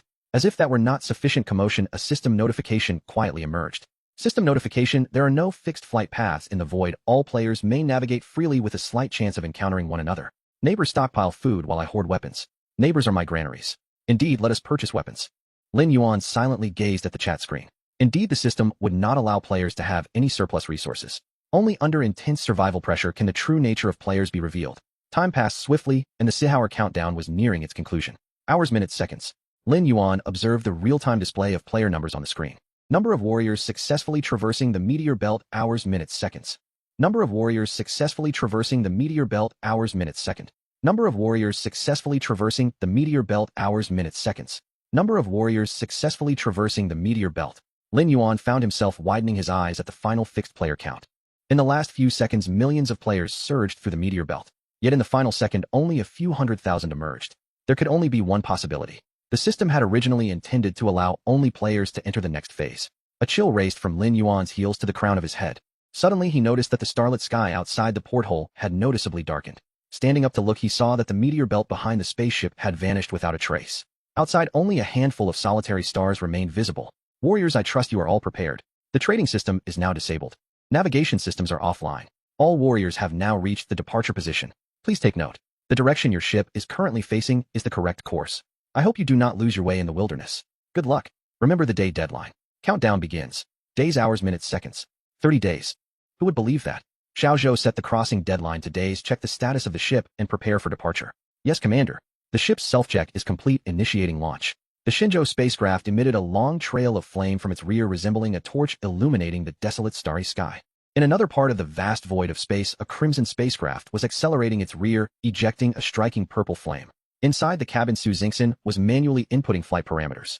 With the navigation system disabled, nearly all players had to rely on a few distant solitary stars to constantly calibrate the ship's course. Fortunately, the interstellar void was sufficiently desolate and expansive, unlike the meteor belt where constant adjustments were necessary. A few minutes later, Su Xingxin leaned back in her seat and picked up a portion of La Rou fan. Indeed, she had purchased it from the temporary system shop. The system limited each player to a single purchase of this special food. It cost meteor coins, an exorbitant price. Even though Su Xingxin had accumulated some wealth, it still pained her greatly. However, the joy of finally tasting such a culinary delight made it worthwhile. In the lonely interstellar wilderness, savoring a delicious La Rou fan was undoubtedly one of the happiest moments in the universe. It was incredibly delicious. I wonder if Mr. Lin managed to buy a portion. Cursed system limiting purchases to just one. Originally, she had hoped to buy another from Mr. Lin, but with only one available, she would have to wait for the next opportunity to repay him. It was too delicious. Placing a slice of cured meat atop the translucent rice, she brought it to her mouth. Gently chewing, a burst of flavor enveloped her. Ah, this is the feeling of satisfaction. This is the essence of happiness. In the communications room of Old Lin's scrap recycling station, Lady Shiqing, Mr. Lin should have already entered the void region. Lin Jin reported to the female member of the Cui Qingxi clan. Have you located Mr. Lin? Is a distinguished golden level member. I wouldn't dare to track his location. The information came from other channels. Recently, many individuals have entered the void region, which led me to deduce that Mr. Lin might be among them. Lin Jin replied respectfully. Tracking guests is strictly forbidden. You must remember this. Shiqing's tone was grave. Do you have the means to deliver supplies to the void region? Yes, but the cost is considerable and pinpointing a location is challenging given the vastness of that star sector along with many unknown areas. Attempt to contact Mr. Lin. We will provide him with complimentary maintenance and parts replacement services for his spacecraft during his journey through the void, ensuring he passes through smoothly. Understood. I will prepare immediately. Lin Jin ended the communication. Xiao Zhou retrieve information on the dangerous areas within the interstellar void. Commander, I have found the data. Would you prefer to review it yourself, or shall I provide a brief report? Please go ahead. If someone is reporting, why would I read it myself? Lin Yuan thought. Very well. 4 types of dangerous areas are marked on the star map, 3 of which are identified. They are the interstellar swamp, magnetic storm field, and gravitational trap. Among them, the interstellar swamp affects the speed of the spacecraft due to a colorless and transparent, yet particularly viscous substance known as Xing Zhuanguni. Once a ship plunges into this Xing Zhuanguni, its speed will plummet, ultimately becoming ensnared and unable to escape. Xing Zhuanguni. That sounds somewhat familiar. Lin Yuan opened Lin Jin's item list, and indeed Xing Zhuanguni was prominently listed. Truly, one finds treasures effortlessly when least expected. The magnetic storm field is a spatial area formed after the fragmentation of special celestial bodies. Though it appears calm within, any external object that intrudes will immediately disrupt its internal balance, resulting in a magnetic storm. Many interstellar ships have perished therein. Is there a way to avoid it? The star map does not specify, but I will remain vigilant to any nearby magnetic field changes during our voyage. The gravitational trap is the most perilous of the 3. According to the data, it is believed to be caused by a microscopic black hole. Although its range is small, once a ship enters its gravitational field, it will be rapidly drawn into the center, and it is said that no ship has ever escaped. Gasped Lin Yuan, inhaled sharply. What a treacherous region this was, fraught with danger at every turn. The vast expanse seemed open for the ship to soar freely, yet colliding with a dangerous area could lead to certain doom. Even if one managed to escape, the disabled navigation system posed another significant challenge in confirming the course. Report, Commander. Old Lin's scrap recycling station is requesting to establish a communication link. Connect. Understood. Honored Golden Level member, greetings Mr. Lin. A cute Lin Shu face appeared on the display screen. The startup funds for your procurement have been deposited into your star coin card. Please check. Lin Yuan felt a jolt of excitement. The number of meteor coins remained unchanged, but the planetary coins had increased, and the quantity of stellar coins had risen from 2. Recycling station is indeed generous. This is the first installment of startup funds. Should you encounter any items on the list, please procure them to the best of your ability. If the funds are insufficient, we will promptly cover the difference. If you successfully procure any items, we will reward you with of the purchase price. Additionally, while you are undertaking procurement on our behalf, we will provide you with an extra stipend of work provisionally set at Xing by per day disbursed every 10 days in advance. The most recent 10-day allowance has already been transferred to your Xingbai Ka. Very well. I would like to ask, if I obtain an item independently rather than through procurement, how will you reclaim it? We purchase at market value. Since you are our gold tier member, we pay an additional 10% above market price. Understood. On my upcoming trip, I may encounter Xing Zhao Yuni. I am not very familiar with that substance yet, nor do I know how much you will require. That is excellent news. Please hold on, I will transmit an item to you, Lin Jin said, with evident delight. I am currently in a non-tradable state, Lin Yuan replied indifferently. That is not a problem. You may acquire the item directly via your membership badge. However, this function consumes a portion of your mental energy. You can send the item straight into the badge's storage. Lin Yuan asked, perplexed. Yes. Rest assured, a transfer channel will only be established with your psychic authorization. Your badge space is absolutely secure, Lin Jin explained hastily, his mind astute. Moreover, that method consumes enormous power and will not be used except in exceptional circumstances. Very well, I agree. Proceed. Lin Yuan tuned into the interior of the badge space. Suddenly a sensation surged up from his mind, an external force about to breach the space barrier and intrude. Open, he intoned silently. A bright yellow patch of light, 3 meters across, bloomed on the badge space wall. Through the light fell a horn-shaped device 2.5 meters in diameter. This is a collection pod. The large horn at the front is the collection intake. It can draw Xing Zhao Yuni from a radius of 100 kilometers. The rear chamber is a compression storage module with spatial properties capable of holding vast quantities of sludge. If you mount the collection pod to the bow of your vessel, your ship can traverse the Xingji Zayos with impunity. In addition, the pod includes its own power module and will not draw energy from your ship. Hearing Lin Jin's explanation, Lin Yuan realized that the so-called hazardous zones were merely beyond his present capacity to handle. The dreaded Xingji Zayos and its constituent Xing Zhao Yuni, feared by all, actually served as collection materials for certain large organizations, and specialized harvesting equipment had been developed for them. Indeed, personal strength remained paramount. Thank you for assisting us with resource collection. If you require anything at any time, contact me. Furthermore, we provide complimentary repair and replacement services for any ship components throughout your adventures. Lin Jin bowed. All right. I will collect as much Xing Zhao Yuni for you as I can. Lin Yuan terminated the communication. Xiao Zhou, install the collection pod and remain on alert. If the ship shows any sign of deceleration, activate the collection system immediately. As you command. Collection pod installation complete. Weapons systems integrated. Course locked. Full speed ahead. Elsewhere within the great interstellar void, a disc-shaped vessel streaked through space. Several hundred kilometers aft, 2 pursuing ships, one large and one small, raced along its wake. The larger pursuer resembled an irregular sphere, its surface studded with various protrusions and mounted equipment. The smaller vessel was one of the system's rewarded supply craft. Whether by the system's design or by misfortune, the two ships had met on the very first day they entered the void. Comrade, ahead, shall we travel together? It is safer to watch each other's backs, the trailing ship broadcasted repeatedly on its auxiliary comm channel. The lead vessel gave no reply, as if it did not hear. My stores are abundant. Travel with me, and we can spare each other loneliness. What say you, brother? Within the trailing ship's cockpit, blue viscous fluid sloshed. Countless microscopic particles drifted within that slime. Unable to lock. Unable to lock. Damn the system, the navigation lock and weapon auto-targeting are both failing. The lead ship's cockpit was empty, visibility obscured by faint drifting vapors. We are being locked onto. Deploy trail smoke. We are being locked onto. Deploy trail smoke. Give it back, brother. Do you take me for a child? Share my supplies. Whoever wins the supply ship reward does not leave a scrap behind. How did I get saddled with such a hypocritical scoundrel? Despite the empty cockpit, the ship's alarm and the pilot's grumbles could be clearly heard. In another sector of the void, a liquid craft was tearing ahead.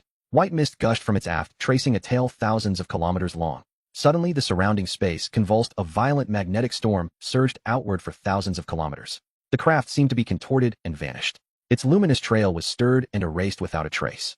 Seconds later, at the far edge of the magnetic tempest, a slightly smaller liquid craft reappeared, leaving a white streak as it fled at speed. It had traversed the magnetic field. In a patch of utter blackness, a deep purple spindle-shaped vessel flew, accompanied by a supply ship. This was a ship ranked among the top 1,000. But an excessive calm often foreshadows calamity. Course deviation alert. Course deviation alert. A shrill alarm pierced the cockpit. The spindle craft lurched as if drunken, executing a 90-degree turn and diving toward its starboard side. The accompanying supply ship veered even earlier to the right. At the controls, an octopus with purple skin speckled by creamy white spots strained at 8 control levers. Zishao had never expected his ship to lose control so suddenly. He had to pull it back. Zishao exerted all his strength on the 8 levers. No response. The vessel continued to veer. An overwhelming sense of peril stiffened his 8 tentacles. It was a primal genetic alarm. He dared not hesitate. His tentacles yanked each of the 8 flight levers upward in unison. With a thunderous detonation, the craft split into 2 sections. The massive explosive force momentarily halted the yaw. From the aft of the forward section, a nearly ship-sized nozzle erupted with a silver-white flame propelling that half at tremendous speed out of the region. Seconds later, the spindle's rear section and the supply ship tumbled into the dark, vanishing from sight. Xiao Zhou, bring up the manifests. Let me see what delicacies remain aboard. Lin Yuan board lounged in the pilot's seat, savoring his drink and admiring the few distant solitary stars beyond the viewport. Lin Yuan pondered over what to eat. Indeed, it was a challenging decision, as the procurement list from the Interstellar Bank boasted an array of diverse delicacies.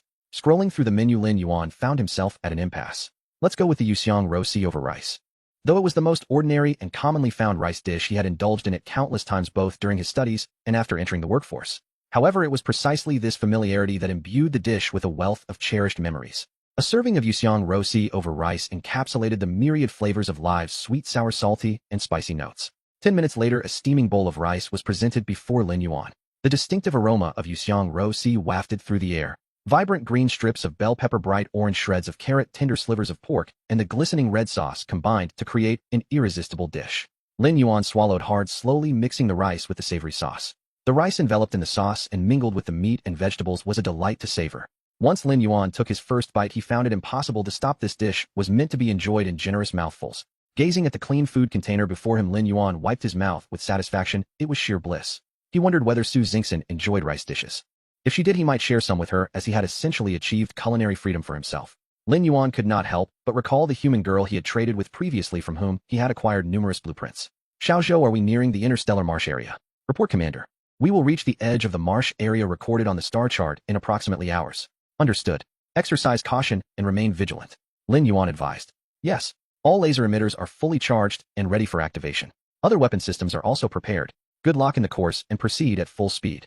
Indeed, Lin Yuan was heading straight for the interstellar marsh. The star map illustrated various potential hazardous zones.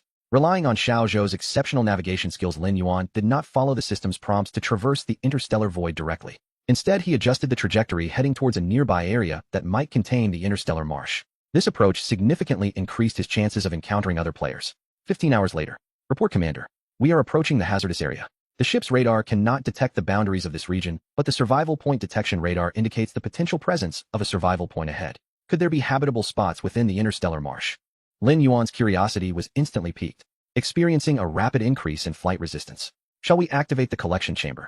Lin Yuan felt the Shenzhou spaceship abruptly decelerate, as if the brakes had been slammed. Activated.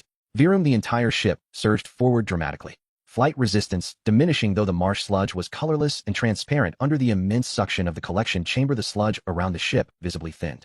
Watching the ripples form in the void, Lin Yuan couldn't help but marvel at the wonders of the universe and the magnificence of technology. Flight resistance has returned to normal. The ship is accelerating. It will reach maximum speed in 3 minutes. Fuel consumption levels are normalizing. Xiao Zhou diligently reported on the ship's status. Lin Yuan glanced at the collection progress bar, which read loading progress. It seemed they would need to absorb sludge in this marsh for a while longer. Xiao Zhou began a back-and-forth movement along the edges, observing for any anomalies before delving deeper. We must investigate what the survival point detection radar indicates. Understood, Commander. On the opposite side of the marsh, a crimson, streamlined spaceship was propelling forward with all its might. But frustratingly, the ship's speed was visibly plummeting. Su Xingxin felt increasingly exasperated. Oh, Su Xingxin. Was it merely for a treasure chest? She had opened so many chests already. Did she truly need this one? Why divert so far from her course to pursue this treasure chest? Now it seemed she had likely become mired in the marsh. Greed was a treacherous foe. Luck could be just as perilous. Seconds later, observing the speedometer finally halt its descent at the maximum value of Su Xingxin exhaled deeply. It was confirmed, just as described by the system, she was indeed at speed. Gazing at the rapidly escalating fuel consumption rate, she recognized that she was indeed trapped in the interstellar marsh. Su Xingxin contemplated slightly adjusting her course to see if she could make a turn and escape the marsh. However, to her dismay, any slight deviation resulted in a dramatic drop in speed, nearly causing the engine to stall. After several attempts, Su Xingxin ultimately abandoned the idea of turning and resolved to proceed straightforwardly. She prayed earnestly that the ship's engine would endure without any mishaps. Currently, she held no worries about fuel, as she was among the first players to escape the asteroid belt and had received a temporary expansion of her cargo hold as a reward. In contrast to Lin Yuan, she had utilized her expansion card on her fuel tank, which was nearly full. On the other side of the interstellar marsh, Lin Yuan felt akin to a combined harvester reaping wheat in a vast field. The Shenzhou spaceship maneuvered back and forth within the interstellar marsh, voraciously absorbing the colorless, transparent marsh sludge. Though it was somewhat monotonous, Lin Yuan relished the experience, traversing a dangerous zone that others feared while the ship required no manual piloting. The materials collected could be sold for profit, and he also received a daily stipend of star coins. Such an idyllic opportunity was rare to find. It was utterly delightful, akin to effortlessly collecting wealth. Half an hour later, noticing that the collection progress bar remained at a, Lin Yuan frowned. The rate of acquisition seemed rather slow. The progress bar had not budged in such a long time. Was the outer sludge too thin? Or was the collection chamber not operating at full capacity? Xiaozhou, adjust our course. Let's head directly towards the center of the marsh. Pay close attention to any changes in sludge density along the way. Understood. Commander Xiaozhou will replan the route. All radars and sensing devices are operating at full power. Be vigilant for any anomalies in the vicinity. Understood. In the marsh's central region, a dark fissure gaped open, spewing forth copious amounts of marsh sludge. The viscous sludge spread from the fissure, gradually diffusing into the infinite expanse of space. Next to the fissure, a small spherical fortress lay quietly anchored. On the fortress, faintly luminous signal lights flickered. Thick pipes extended from the fortress, stretching around the fissure, extracting the sludge that had just surged forth. Report, Commander. A stationary ship has been detected. Exercise caution and approach for a closer look. The Shenzhou slightly adjusted its course, heading towards the ship ensnared in the marsh sludge. 5 minutes later, the Shenzhou spacecraft came to a halt beside an unidentified vessel, and Lin Yuan scrutinized the ship through the monitor. The spacecraft was adorned in intertwining hues of azure and silver. Its shape resembled a drill, evoking the image of an underground boring apparatus rather than a vessel soaring through the cosmos. Xiaozhou, activate the nearby communication channel to seek a response. Commander. Xiaozhou has already inquired on the nearby channel, but there has been no reply. Very well, proceed with scanning the hull, and deploy the exploration robot to ascertain if we can access the ship's compartment. Once again, Lin Yuan felt immense gratitude for the provisions provided by the Interstellar Bank, which included 3 of these diminutive robots, significantly mitigating the risks associated with venturing outside the spacecraft. Whoosh! An octopus robot was dispatched to the unidentified vessel. With its 8 mechanical limbs securely gripping the hull, it scuttled rapidly. 3 minutes elapsed. Report, Commander. The octopus robot has located the ship's hatch, but it is unable to open it. Shall we utilize laser cutting for breaching? Proceed with the dismantling. There may be discoveries within. 8. In no time, the hatch was completely severed, and the octopus robot adeptly secured the hatch against the frame before darting into the ship's interior. The interior of the vessel was shrouded in darkness, where not even a hand could be seen. Lin Yuan followed the light emitted from the octopus robot. Airlock, weapon compartment, supply hold, cockpit. Each chamber was devoid of any presence. No sign of the ship's pilot. Xiaozhou searched the cockpit and the sleeping quarters for any personal belongings of the pilot. Additionally, explore the ship's storage devices. Understood. The octopus robot is executing the directive. Half an hour later, the exploration robot returned, presenting Lin Yuan with 3 storage cards of varying shapes. Additionally, there was a golden badge symbol in design resembling a cluster of dispersed cotton. But who would choose cotton as a badge motif? Lin Yuan speculated that it represented a nebula. It must be an emblem of some grand organization. With this thought, Lin Yuan inserted the 3 storage cards into the universal storage device reader sequentially. To his astonishment, only 1 card was accessible. The other 2 prompted a decoding error upon insertion. Xiaozhou swiftly retrieved the contents of the storage card. Affirmative. Preliminary analysis completed. It contains an extensive array of high-definition photographs showcasing the breathtaking wonders of the universe. Xiaozhou's tone reflected awe. Upon completion, Xiaozhou displayed several images on the screen. Lin Yuan, captivated by the visuals, felt profoundly moved. These images were exponentially more resplendent than those he had previously encountered, captured by the Hubble and Webb telescopes. Could it be that the ship's pilot was a celestial photography enthusiast? A notion Lin Yuan himself deemed absurd flickered briefly. He resolved to set aside the inquiry for the moment. With a thought, he stored the vessel within his badge space. He would later present it to old Lin, who was well-versed in such matters and might discern the ship's origins. The Shenzhou reignited its engines, navigating toward the heart of the swamp. Commander, your prediction was accurate. The density of the star swamp sludge is rising. Although imperceptible, I have confirmed it by comparing it with previously collected samples. Understood. Let us proceed along our current course to the central point and examine the area of highest density. 2 days later, Lin Yuan sensed a slight deceleration in the spacecraft's speed. Report, Commander. The sludge in our current area has become exceedingly viscous. The collection bay has been activated to its maximum extraction capacity, yet the spacecraft cannot maintain peak velocity. Should we commence collection operations here? No, continue toward the center. Lin Yuan's tone was resolute. We must observe the central region. The survival point detection radar indicates a place capable of supporting life, which surely must hold significance. Half a day later, Lin Yuan felt the spacecraft's speed drop to less than 50% of its initial capacity. Report, Commander. There is a light signal ahead, but the radar shows no indication. Xiaozhou relayed. Simultaneously, the display switched to reveal the scene ahead. In the center of the screen, a black fissure opened and closed, expelling a translucent gelatinous sludge. Adjacent to the fissure, a black spherical vessel flickered with light, with several tubes extending from it to the fissure. Is this a monitoring station? Lin Yuan's first thought was of an environmental monitoring station built near a sewage outlet. Was this a discharge point in the depths of space? Had he been preoccupied with collecting sludge all along? In an instant, he felt that his entire spacecraft was sullied. Oh well, let's investigate. Xiao Zhou, activate the nearby public channel and send a communication request. Affirmative. The request has been sent. Commander, the communication request has been approved. Shall I connect? Much to Lin Yuan's surprise, there was an immediate response to the communication request. Was the other party poised by the communication device ready to answer at any moment? Connect. Lin Yuan was eager to learn who was on the other end. On the screen, a large mouth dominated the display. As the camera pulled back, two eyes appeared above the gaping mouth. Haha, it's been so long since I've made a call that I forgot to adjust the camera angle. My sincerest apologies. The view wavered slightly, revealing the entirety of the figure on the screen. A frog. My apologies, this is my first visit here. May I know who you are? Lin Yuan inquired politely. Haha, I've spotted your spacecraft. Come closer, and I shall open the door for you. The frog extended a warm invitation. Such enthusiasm. They were either quite familiar or incredibly powerful. Lin Yuan wasted no time instructing Xiao Zhou to prepare the spacecraft for docking as he donned his exterior suit. Shortly thereafter, Xiao Zhou secured the spacecraft to the Black Fortress, aligning the exit with the fortress entrance. Please do enter, dear friend of the human race. The frog's amiable voice echoed within Lin Yuan's helmet. As the hatch opened, Lin Yuan smoothly exited the Shenzhou, entering the black spherical fortress. Welcome. My name is Hu Ziashan, a member of the Huan Frog clan. I am the resident researcher here, and I wholeheartedly welcome your arrival. Before he finished speaking, Hu Xiaoshan grasped Lin Yuan and propelled him deeper inside. Lin Yuan was astonished to discover that the entire fortress was filled with star swamp sludge, much like the exterior, while Hu Xiaoshan wore no protective gear, simply clad in a basic short-sleeve shirt and shorts, effortlessly swimming within the fortress. You can breathe in the star swamp sludge. Lin Yuan inquired boldly. Indeed. This is a unique gift of our Huan Frog clan, though we still require periodic replenishment of breathable gases. Although this place is also filled with sludge, it differs from the exterior. It is infused with numerous nutrients and breathable gases. As long as I immerse myself here, I need not consume food, and breathing can be accomplished solely through my skin. I'm terribly sorry I hadn't heard of it before. I hope for your understanding. Lin Yuan spoke humbly. A frog and a man entered the grand hall at the center of the fortress in succession. Allow me to formally introduce myself.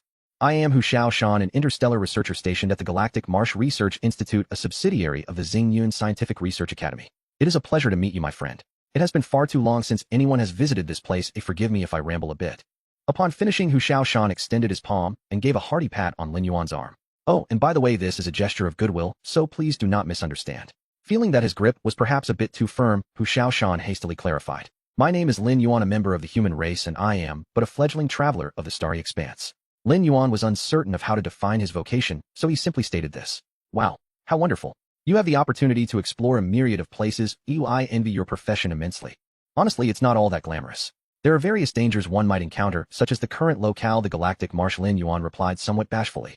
This area is indeed notorious for its perilous nature. Many spacecraft inadvertently wander into the mire only to stall and become stranded, unable to depart. Are you conducting research here? You referred to yourself as a researcher earlier. Lin Yuan decided to inquire directly.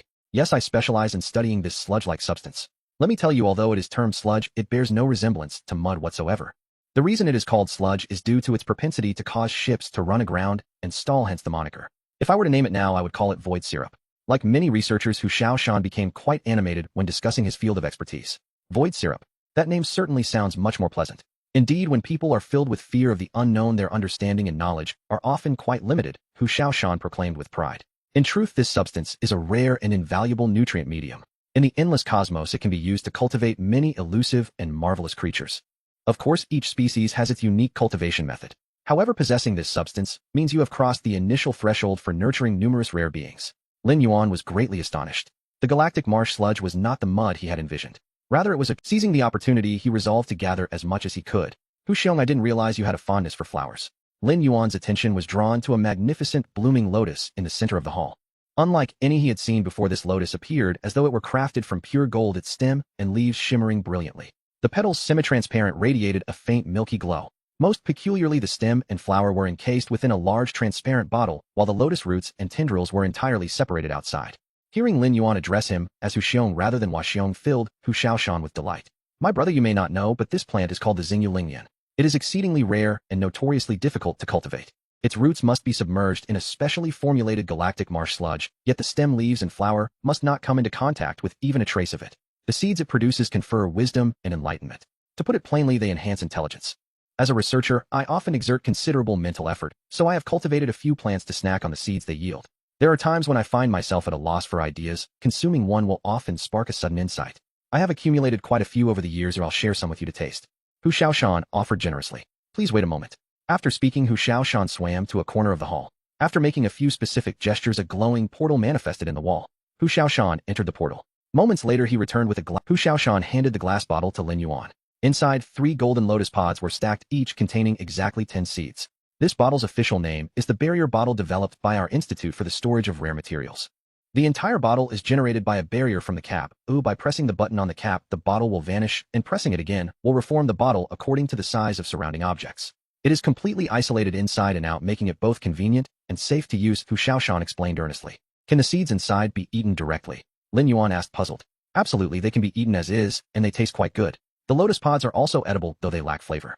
The first seed has the most potent effect. After consuming 10, the enhancement of wisdom reaches its limit.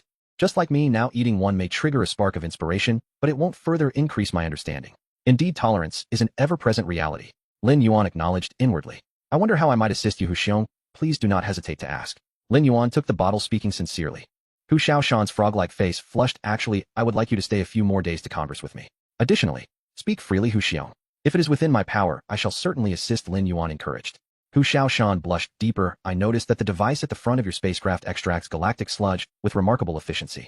Might I borrow it for my research? Well, I must consult my friend first, as this device is lent to me and must be returned afterward. Of course. Hu Xiaoshan exclaimed, elated. He had long observed that the collection chamber installed on Lin Yuan's spacecraft extracted sludge at over 10 times the efficiency of his current equipment. If he could utilize such a device, he could expedite his current station tasks and return home sooner to reunite with his family.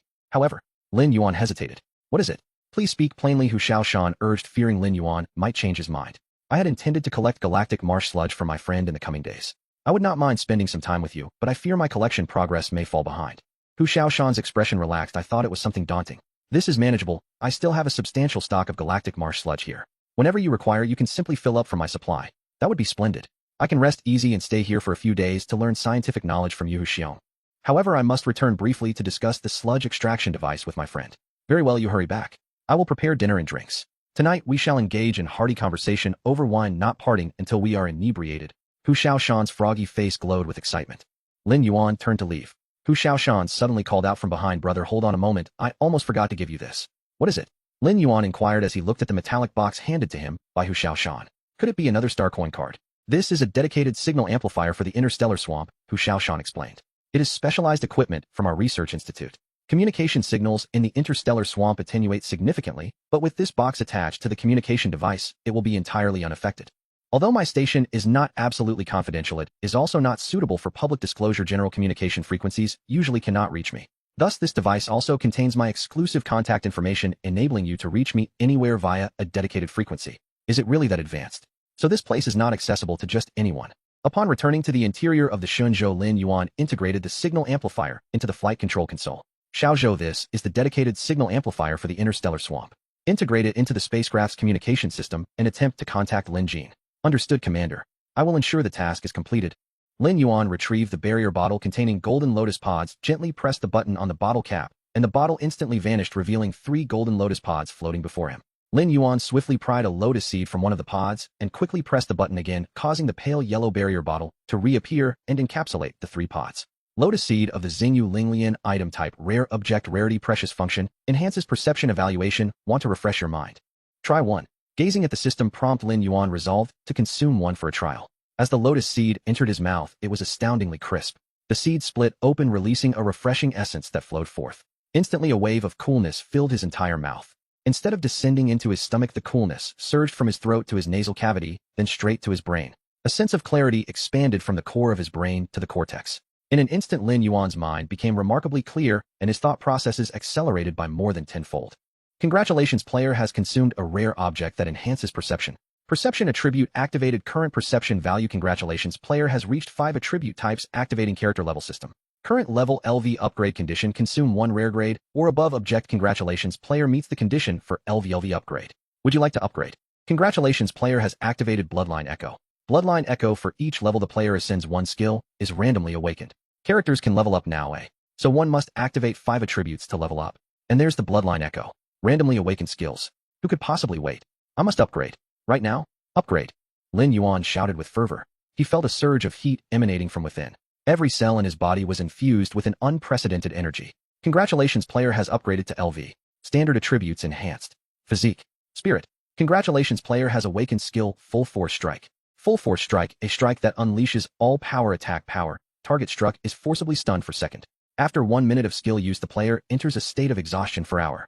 Cooldown time hours. Lin Yuan eagerly opened the attribute panel. Player information: name Lin Yuan, race human, bloodline Xia, potential teachability, rating capable of identifying his own upgrade path, a promising candidate. Physique, spirit, luck, charm, perception, bloodline traits, resilience, all attributes of the player and their vessel, a bonus displayed when attribute values exceed. Bloodline echo: for each level the player ascends one skill, is randomly awakened. Evaluation: an excellent bloodline always brings unexpected surprises. Title: Explorer, unique upgradable privilege, open door. Title holders can use this privilege upon discovering unknown areas. If successful, the player automatically enters the unknown area and gains regular access. Success rate. Title: Meteor Traveler, limited privilege, accelerate. Title holders increase flying speed by when navigating through an asteroid belt. In non-asteroid belt regions, the player may choose to enhance their vessel's maximum flying speed by for any minutes per planetary day. Skills: Full Force Strike, a strike that unleashes all power attack power. Target struck is forcibly stunned for second. After 1 minute of skill use, the player enters a state of exhaustion. Cooldown time hours. Evaluation: it's best to resolve your opponent in one blow, otherwise you may find yourself resolved unless you can escape within a minute. Lin Yuan gazed at the system panel, feeling immense gratitude towards Hu Shaoshan. A rare grade object, the Lotus Seed, had truly ushered him into the ranks of level players. Commander, the communication link has been successfully established. Shall we proceed with the conversation now? Alright, connect. Esteemed Mr. Lin, how may I assist you? Lin Jin's tone remained impeccable as always. Hey, race the situation. Lin Yuan succinctly outlined the specifics. After a moment of contemplation, Lin Jin replied, Mr. Lin, I need to consult with my superiors. Please hold for 5 minutes. 5 minutes later, the communication resumed. Esteemed Mr. Lin, I have consulted with my superiors, and the headquarters has agreed to allow your friend to research the collection pod, and they can even provide a technical explanation. However, your friend must also offer a technology in exchange which must pertain to the star swamp sludge, Lin Jin said apologetically. Understood, I will relay this to my friend. Lin Yuan concluded the call. Xiaozhou, connect to the dedicated communication line for Hu Shaoshan. Understood. Brother, when are you coming over? I'm nearly ready, let's celebrate together. Hu Shaoshan was exuberantly generous. I just spoke with my friend. He said he can permit you to research the collection pod and even provide you with a technical explanation. However, you will need to offer a technology in exchange which also has to relate to stars. What do you think? Absolutely. That's splendid. I have plenty of technologies. Since we're friends, I'll gift him a cultivation method for rare organisms along with the formulation for the star swamp sludge substrate. This is my private research, not a product of the Institute, so I can make the decision myself. Hu Shaoshan replied eagerly. Very well, I will inform them. Subsequently, Lin Yuan ended the communication and reached out to Lin Jin once more. My friend has agreed to your request and has decided to exchange a cultivation method for rare organisms along with the formulation for the star swamp sludge substrate. Do you accept? Lin Jin was overjoyed, nodding repeatedly. No problem, we agree. Seeing both parties so pleased, Lin Yuan felt a sense of satisfaction. After all, when both sides meet their needs and feel they have made a worthwhile exchange, it is indeed a perfect transaction, true win-win. Xiaozhou, disconnect the link between the track capsule and the collection capsule. Understood, Commander. Are we not collecting Xing Xiaoyu and I anymore? Xiaozhou inquired, perplexed. Not for the time being, we shall stay here for a few days. Having spoken, Lin, after bringing along a few items, he donned the anti-gravity space suit and exited the capsule, once more heading towards the obsidian spherical fortress. Brother Lin, I have constructed a dedicated living chamber for you based on the survival conditions of the human race. You can comfortably reside here for a few days. Hu Shaoshan welcomed him at the capsule entrance, his tone brimming with warmth. I hold great admiration for Brother Hu's knowledge. Lin Yuan complimented. You discerned my humanity upon our first meeting. In other areas I dare not boast, Hu Shaoshan replied with assurance. Prior to specializing in interstellar marsh research, I focused on interstellar biology. It was during my study of rare biological cultivation methods that I fortuitously discovered the properties of Xing Xiaoyu and I, leading me to shift my research focus, and my teacher assigned me to this station for further investigation. In that case, brother, who is well-versed in various interstellar life forms? Lin Yuan asked with curiosity. I cannot claim to know them all, but I am indeed familiar with the vast majority. If you are interested, I can provide you with a compilation of my notes detailing the fundamental characteristics and unique behaviors of all the species I have encountered. That would be splendid. Lin Yuan exclaimed, filled with delight. As a novice explorer of the cosmos, he greatly needed foundational knowledge of this kind. Brother, who, let us defer the discussion of the notes for now. Shall we first find a larger chamber where I can retrieve the extraction equipment for Xing Xiaoyu and I? Excellent idea. Let us proceed to the docked ship chamber. Following Hu Shaoshan, Lin Yuan arrived at the central layer of the spherical fortress. This layer boasted the largest area in the entire fortress, featuring a single chamber devoid of any dividing walls except for the structural columns supporting the fortress. The expansive view was breathtaking. Different regions were separated by faint yellow transparent barriers, creating a tidy and organized environment. Let us place it here. This area serves as the maintenance center equipped with a wide array of devices. Hu Shaoshan indicated a circular metallic platform. With a thought, Lin Yuan summoned the collection capsule, which materialized atop the maintenance platform. Hu Shaoshan circled the horn-like collection capsule. He tapped a few buttons on the screen beside the platform. Above the platform, 4 mechanical arms descended from the ceiling, surrounding the collection capsule and commencing their operations. Soon the exterior of the collection capsule was opened, revealing the core apparatus within. The engineer who designed this suction device is a true genius. Hu Shaoshan marveled. Let us dine first. This system will scan the entire apparatus and convert it into a data model for my subsequent analysis. Having said that, Hu Shaoshan led Lin Yuan towards the other end of the docking chamber. Lin Yuan gazed in awe at the various spacecraft encased within faint yellow barriers. Most of these vessels are specialized workships for various functions, Hu Shaoshan explained as they moved forward. While not every ship may be utilized, it is imperative to have a complete array of types prepared just in case. Suddenly, a drill-like spacecraft captured Lin Yuan's attention. Observing this vessel, he could unmistakably sense that it shared a lineage with the unmanned ship he had previously encountered on the periphery of the Xing Zhaoyuan, yet the design of this one appeared notably more avant-garde, likely a newer model. Brother, Hu, I have previously encountered a ship similar to this one. With that, Lin Yuan summoned the vessel from the badge space and placed it on the adjacent ground. What is this? Hu Shaoshan's expression turned incredulous as he gazed at the blue-silver spiral design that echoed the ship encased in the barrier. Immediately, Hu Shaoshan darted to the front of the ship, scrutinizing its hull number, and let out a sigh of relief. Thank you so much, Brother Lin. Hu Shaoshan exclaimed, clapping Lin Yuan's arm vigorously. Lin Yuan winced in pain. Had he not upgraded to level, his arm might have been broken from the force. This vessel was previously used by my teacher. Hu Shaoshan's revelation was astonishing. Upon seeing the familiar design, Lin Yuan had suspected the ship's connection to the research institute, yet he had not anticipated such a close relationship. Come, let us converse while we dine. Brother Lin, you have rendered me another significant favor. We must indulge in several toasts later. Upon reaching a cabin door, Hu Shaoshan pointed out, entering here leads to the buffer chamber, where you can remove your spacesuit. The subsequent space has been modified according to human survival requirements. See you in the dining hall. With that, Hu Shaoshan opened the door for Lin Yuan and continued forward. Lin Yuan entered the buffer chamber and secured the door behind him. The chamber was compact, and the Xing Zhaoyuan was swiftly evacuated. Following the decontamination protocol, Lin Yuan removed the spacesuit and proceeded through the buffer chamber into a corridor of the spacecraft. The doors lining the corridor were marked with labels such as bedroom, bathroom, laundry room, and gym. Lin Yuan made his way directly to the door marked dining hall. As he pushed the door open, he saw Hu Shaoshan already seated at the dining table. However, a faint yellow transparent barrier divided the dining hall, separating the table in two, Lin Yuan on one side and Hu Shaoshan on the other. Initially feeling somewhat peculiar, Lin Yuan soon adapted to the arrangement. Different races undoubtedly require varying living environments, and this was likely the most reasonable solution. Welcome, Brother Lin Yuan. Do come and sample the dishes I have prepared to see if they suit your taste. Hu Shaoshan's voice emanated from the dining hall sound system.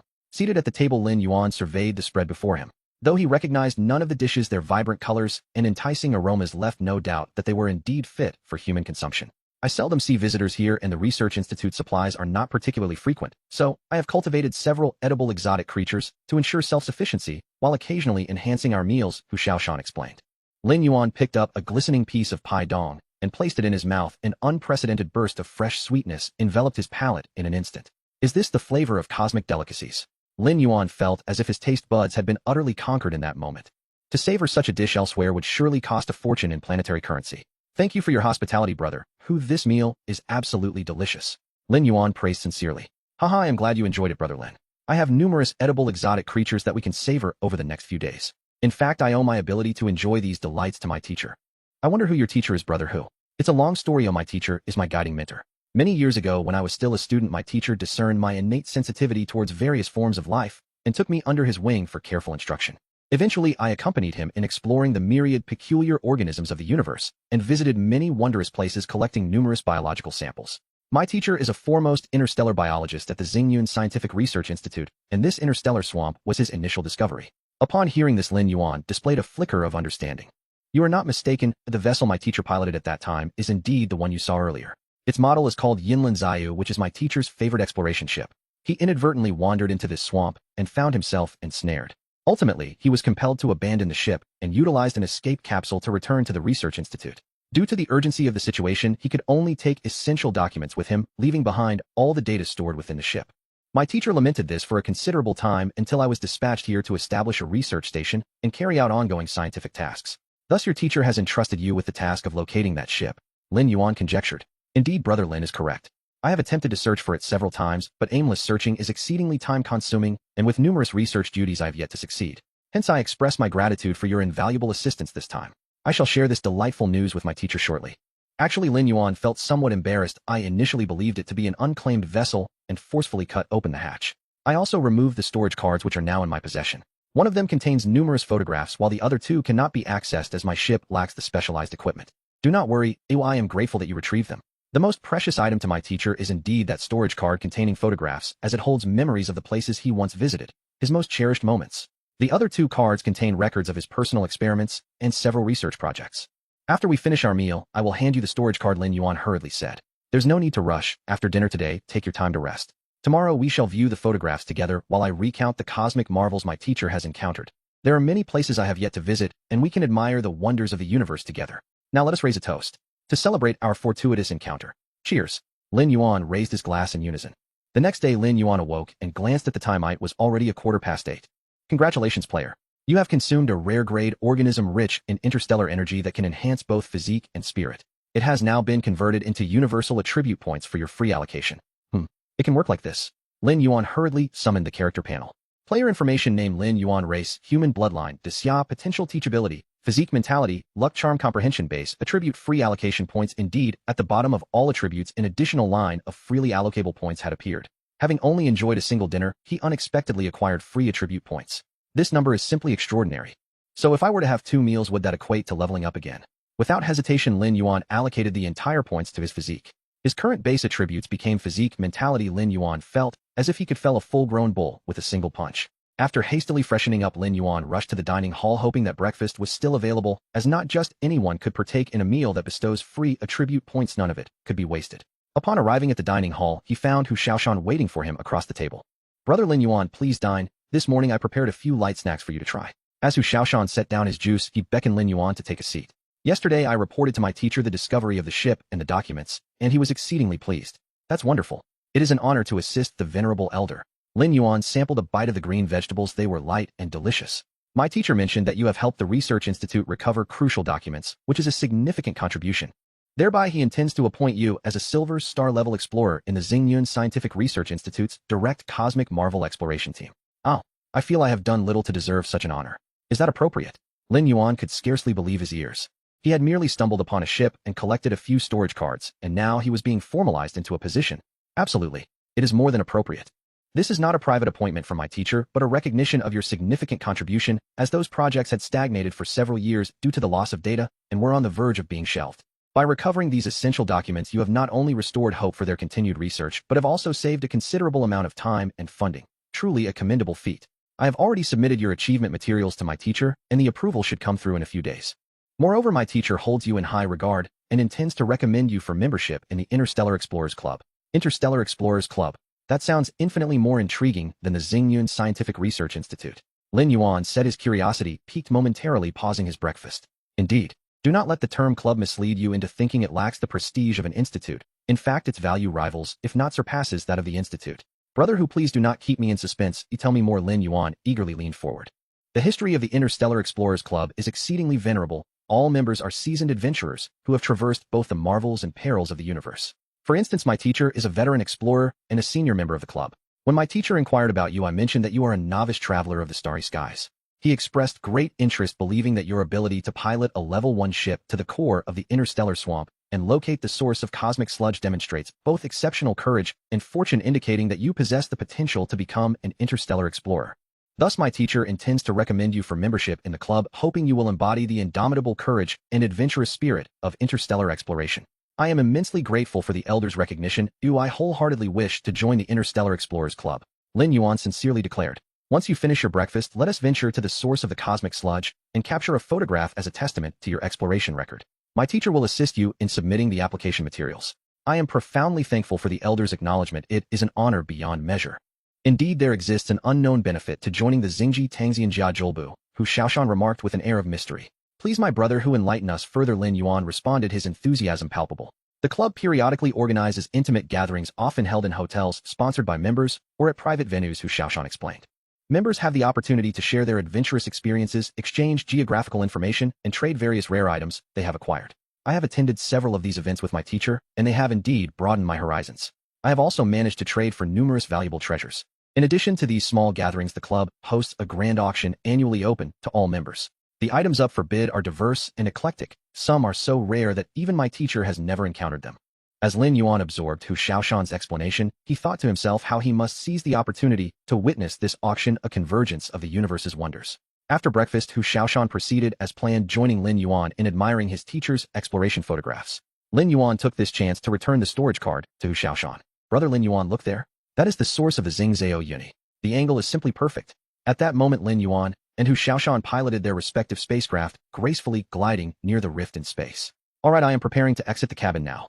20 minutes later, Lin Yuan floated alongside the Shenzhou spacecraft with the colossal rift behind him, continually spewing forth Xingzhao Uni. Begin shooting. 3, 2, 1. Lin Yuan captured his first interstellar exploration keepsake photograph. The shooting task is complete. I will send the photos and video materials to my teacher later. Hu Xiaoshan's voice echoed through the communicator. Is it truly necessary to go through all this formality, brother Hu? You have been extremely helpful. Lin Yuan expressed his embarrassment. It is essential. Absolutely essential. The slots available for joining the club each year are exceedingly limited, and countless young thus compared to those who painstakingly embellish their adventure, resumes our efforts in capturing a few photographs seem trivial in comparison. I see now. Lin Yuan thought to himself, recognizing that competition permeates all aspects of life. Well then, since we are here, let us take a closer look. Hu Xiaoshan maneuvered his Datu spacecraft to halt near the Shenzhou. The two spacecraft locked together. The front of the Datu slowly opened its massive mouth, releasing a substantial bubble that drifted forth. Lin Yuan and Hu Xiaoshan settled side by side within the bubble. This is the Qipeo panoramic exploration vessel, my favorite among the small exploration crafts, Hu Xiaoshan introduced while piloting. Though it does not support long-range travel, it is exceptionally suited for close proximity operations. Many samples of rare organisms were collected by me while piloting this vessel. Do not be deceived by its transparent exterior. It is composed of numerous layers of composite materials, employing multiple layers of optical materials that eliminate potential distortions and dispersions, rendering the presence of the shell nearly imperceptible. The most critical aspect is the shell's remarkable strength. It is said that the outermost layer of transparent material originates from a deep space organism harvested under extremely stringent conditions. Over a decade ago, a seasoned member of the Xingji Tangxian Jia Zhoubu fortuitously discovered it and generously donated some to the Xingyun Scientific Research Institute for study. The institute treasured it immensely and subsequently purchased the remaining stock from this member at a high cost.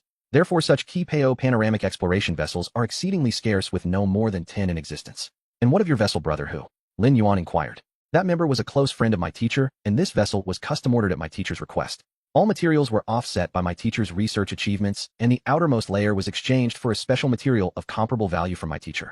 Indeed, this vessel is among that limited 10. Gazing upon such a practical and secure spacecraft, Lin Yuan could not help but feel a pang of envy. I heard my teacher mention that there are 3 brand new vessels of this type sealed within the Institute's spacecraft warehouse. The Research Institute intends to exchange one for detailed information about a certain interstellar location with the Xingji Tangxian Jia Zhoubu.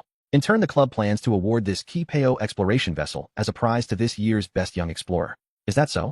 Are you sharing this news, brother Hu, in hopes of encouraging me to vie for this year's title of best young explorer? Lin Yuan asked, intrigued. With your current experience, joining the club should present no challenge. However, there is indeed quite a gap to overcome before attaining the title of best. Nevertheless, I have faith in you.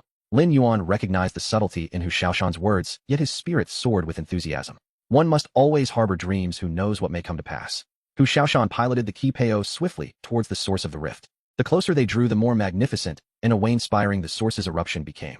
It resembled an amplified version of one of the 3 gorgeous dams' floodgates, magnified 1,000,000 times. Brother Hu, where does the rift lead? Lin Yuan could not suppress his curiosity. I regret that the flow of Xingzhao Uni is immense, and no device can reverse into the source rift to investigate. Of course, this is also one reason why I have been stationed here for an extended period, hoping to catch a moment when the flow diminishes enough to deploy a probe for exploration. No sooner had he finished speaking than a sudden flash of light illuminated the interior of the rift, and several glimmering stars shot forth from the opening. What is that? Lin Yuan's voice had barely escaped his lips before Hu Xiaoshan piloted the Qipeo, closely following one of the stars. The Qipeo exploration vessel, indeed a masterpiece of the Xingyun Scientific Research Institute, accelerated instantly, nearly flattening Lin Yuan against his seat. He felt as if every cell in his body was on the verge of rupture. Noticing Lin Yuan's plight, Hu Xiaoshan pressed a green button on the control stick.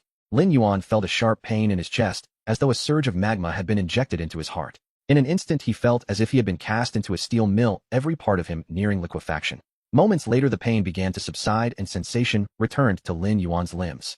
No longer did he feel as if he were about to be crushed. Instead, he was imbued with an overwhelming sense of power threatening to burst forth. The player has consumed a Jinkai grade physique enhancing elixir physique attribute iteration hour countdown minutes seconds. The Jinkai grade physique enhancing elixir temporarily boosts the player's physique attribute and upon expiration provides a permanent increase proportionate to the player's level. Lin Yuan glanced at his player information.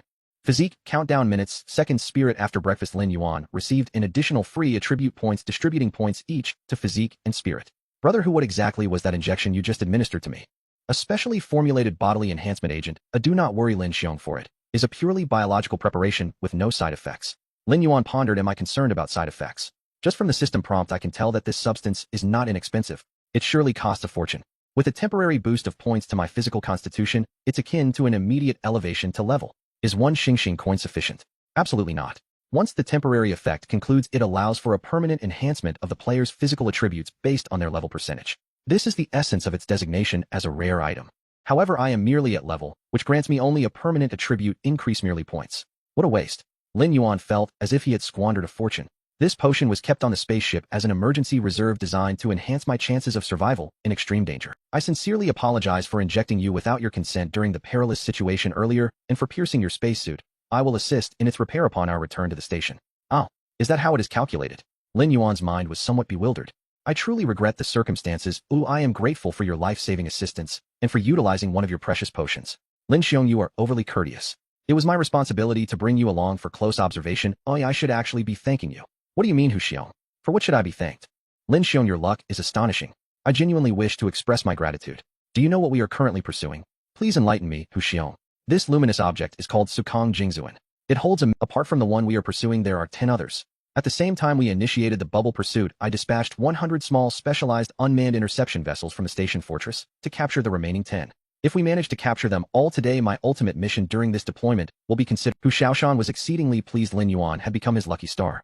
Lin Xiong, you are not aware that I could not share this information with you earlier due to the confidentiality of the mission, but now I have no such concerns. The Xingzhou Yumi Yuan-2 in the interstellar mire does not erupt continuously, it erupts and ceases unpredictably, devoid of any discernible pattern. However, fortunate explorers have discovered that before each source ceases its eruption, it invariably ejects a varying number of Sukong Jingzuan. This cycle concludes shortly thereafter. You are already familiar with the characteristics of Xingzhou Yumi. Generally, spaceships cannot operate normally within it, let alone pursue and capture Sukong Jingzuan unaffected by the mire. Thus, even if discovered, most cannot catch up. Only a rare few fortunate explorers manage to capture a handful. Our custom bubble exploration vessel is infused with Sukong Jingzuan powder in its hull, which is why we have the opportunity to pursue and capture this particular Sukong Jingzuan. What about the other interception vessels? Do they also possess Sukong Jingzuan powder? Lin Yuan inquired, perplexed. Such a quantity of Sukong Jingzuan is not available. The interception vessels employ a different technology, which is less effective than Sukong Jingzuan, resulting in slightly reduced speed. However, the number of interception vessels is substantial, so we hope to capture them all. As the pair conversed, the bubble exploration vessel drew ever closer to the Sukong Jingzuan. Target locked. Capture is possible. Capture is possible. Hu Xiaoshan pressed the yellow button on the control stick with determination. A yellow translucent barrier extended from the bubble exploration vessel, enveloping the Sukong Jingzuan within. The bubble exploration vessel turned out to be a massive barrier cap. Lin Yuan was left utterly astonished. Such a method of capture was employed. An hour later, Lin Yuan and Hu Xiaoshan shared lunch in the dining hall. Thanks to you, Lin Xiong, we successfully recovered all 11 Sukong Jingzuan. I have already reported this achievement to the professor and the research institute. According to the Interstellar Explorer Code, as the discoverer of resources, the explorer is entitled to 10 of all resources. Therefore, you are entitled to 1 Sukong Jingzuan. Additionally, due to your assistance in initiating the capture operation promptly, I will advocate for an additional 0.9 shares from the Academy of Sciences, allowing you to receive a total of 2 Sukong Jingzuan. Lin Yuan could scarcely believe his ears. This was truly generous. Such brotherhood. Had it not been for the barrier, Lin Yuan would have certainly embraced Hu Xiaoshan. This marks the highest quantity of Sukong Jingzuan ever captured in a single mission in the history of the Xingyun Academy of Sciences. I too received a reward of 1 for my outstanding performance. Cheers, brother. Hu Xiaoshan laughed heartily. Cheers. Lin Yuan was equally elated. My external mission will conclude shortly. In a while, the source will gradually cease its eruptions. I must hasten to modify the suction device to extract as much Xingzhou Yumi as possible before the mission's end. Furthermore, this experience in aiding the Xingyun Academy of Sciences in acquiring Sukong Jingzuan has been recorded in your Explorer's Resume. It may serve as material for the upcoming evaluation for the Best Young Explorer of the Year. Congratulations, Lin Xiong. Hu Xiaoshan raised his glass once more. Thank you, Hu Xiong. In truth, I did not contribute much, rather it was you who saved my life. I shall always remember your life-saving grace, Hu Xiong. Lin Yuan raised his glass from afar and drank it all in one go. 3 days swiftly passed. Lin Yuan acquired a wealth of knowledge about interstellar biology from Hu Ziaxian, and he shared the classic poetry of the Great Xia, with Hu Ziaxian deeply impressing him with the profound cultural heritage of the Great Xia civilization. On the fourth day after breakfast, Hu Xiaoshan and Lin Yuan stood atop the spherical fortress, gazing at the pulsating spatial rift. Lin Xiong, here is your identification card as a silver star-level explorer of the Cosmic Marvel Exploration Team under the Xingyun Academy of Sciences. Lin Yuan looked at the card in his hand. The deep blue metal card bore a colorful relief of his likeness and information regarding his race. The back of the card was etched with a silver five-pointed star, the design being exceedingly simple. This one is the visitor level badge from the Interstellar Explorer Club. I am not entirely certain about the club's level classifications, but I believe visitor is the initial rank. If you have the opportunity, I can ask the professor on your behalf. I am immensely grateful, Hu Xiong. Lin Yuan accepted the badge, which resembled a type of shell shining white, with the unique pearl-scent luster of a shell. The badge's design was simple, depicting a streamlined spacecraft soaring toward the starry sky, trailing a long flame. Congratulations, player, on joining more than 3 interstellar organizations. Charm increased by 1, current charm value 2. Activation of player identity system. Players can view real-time identity information on the character information panel. With a thought, Lin Yuan opened the character panel. Player information: name Lin Yuan, race human, bloodline, Xia level, LV level up, condition consume 1 rare grade or above, extraordinary item, condition met, potential teachability, physique, mentality, luck, charm, perception, basic, attribute, free allocation. Points. Lin Yuan had yet to decide how to distribute these points acquired from his meals. Bloodline trait: resilience. Player and its vehicle all attributes bloodline echo. For every level the player ascends, 1 skill is randomly awakened. Title: explorer, unique upgradable privilege, open sesame. Title holders can use this privilege upon discovering an unknown area. If successful, the player automatically enters the unknown region and gains conventional entry. Success rate of privilege usage is title: meteor traveler, limited privilege, speed up.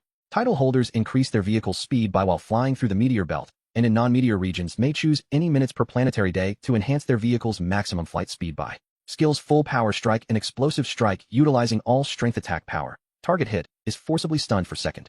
Player enters a fatigued state for hour after skill use. Cooldown time is hours.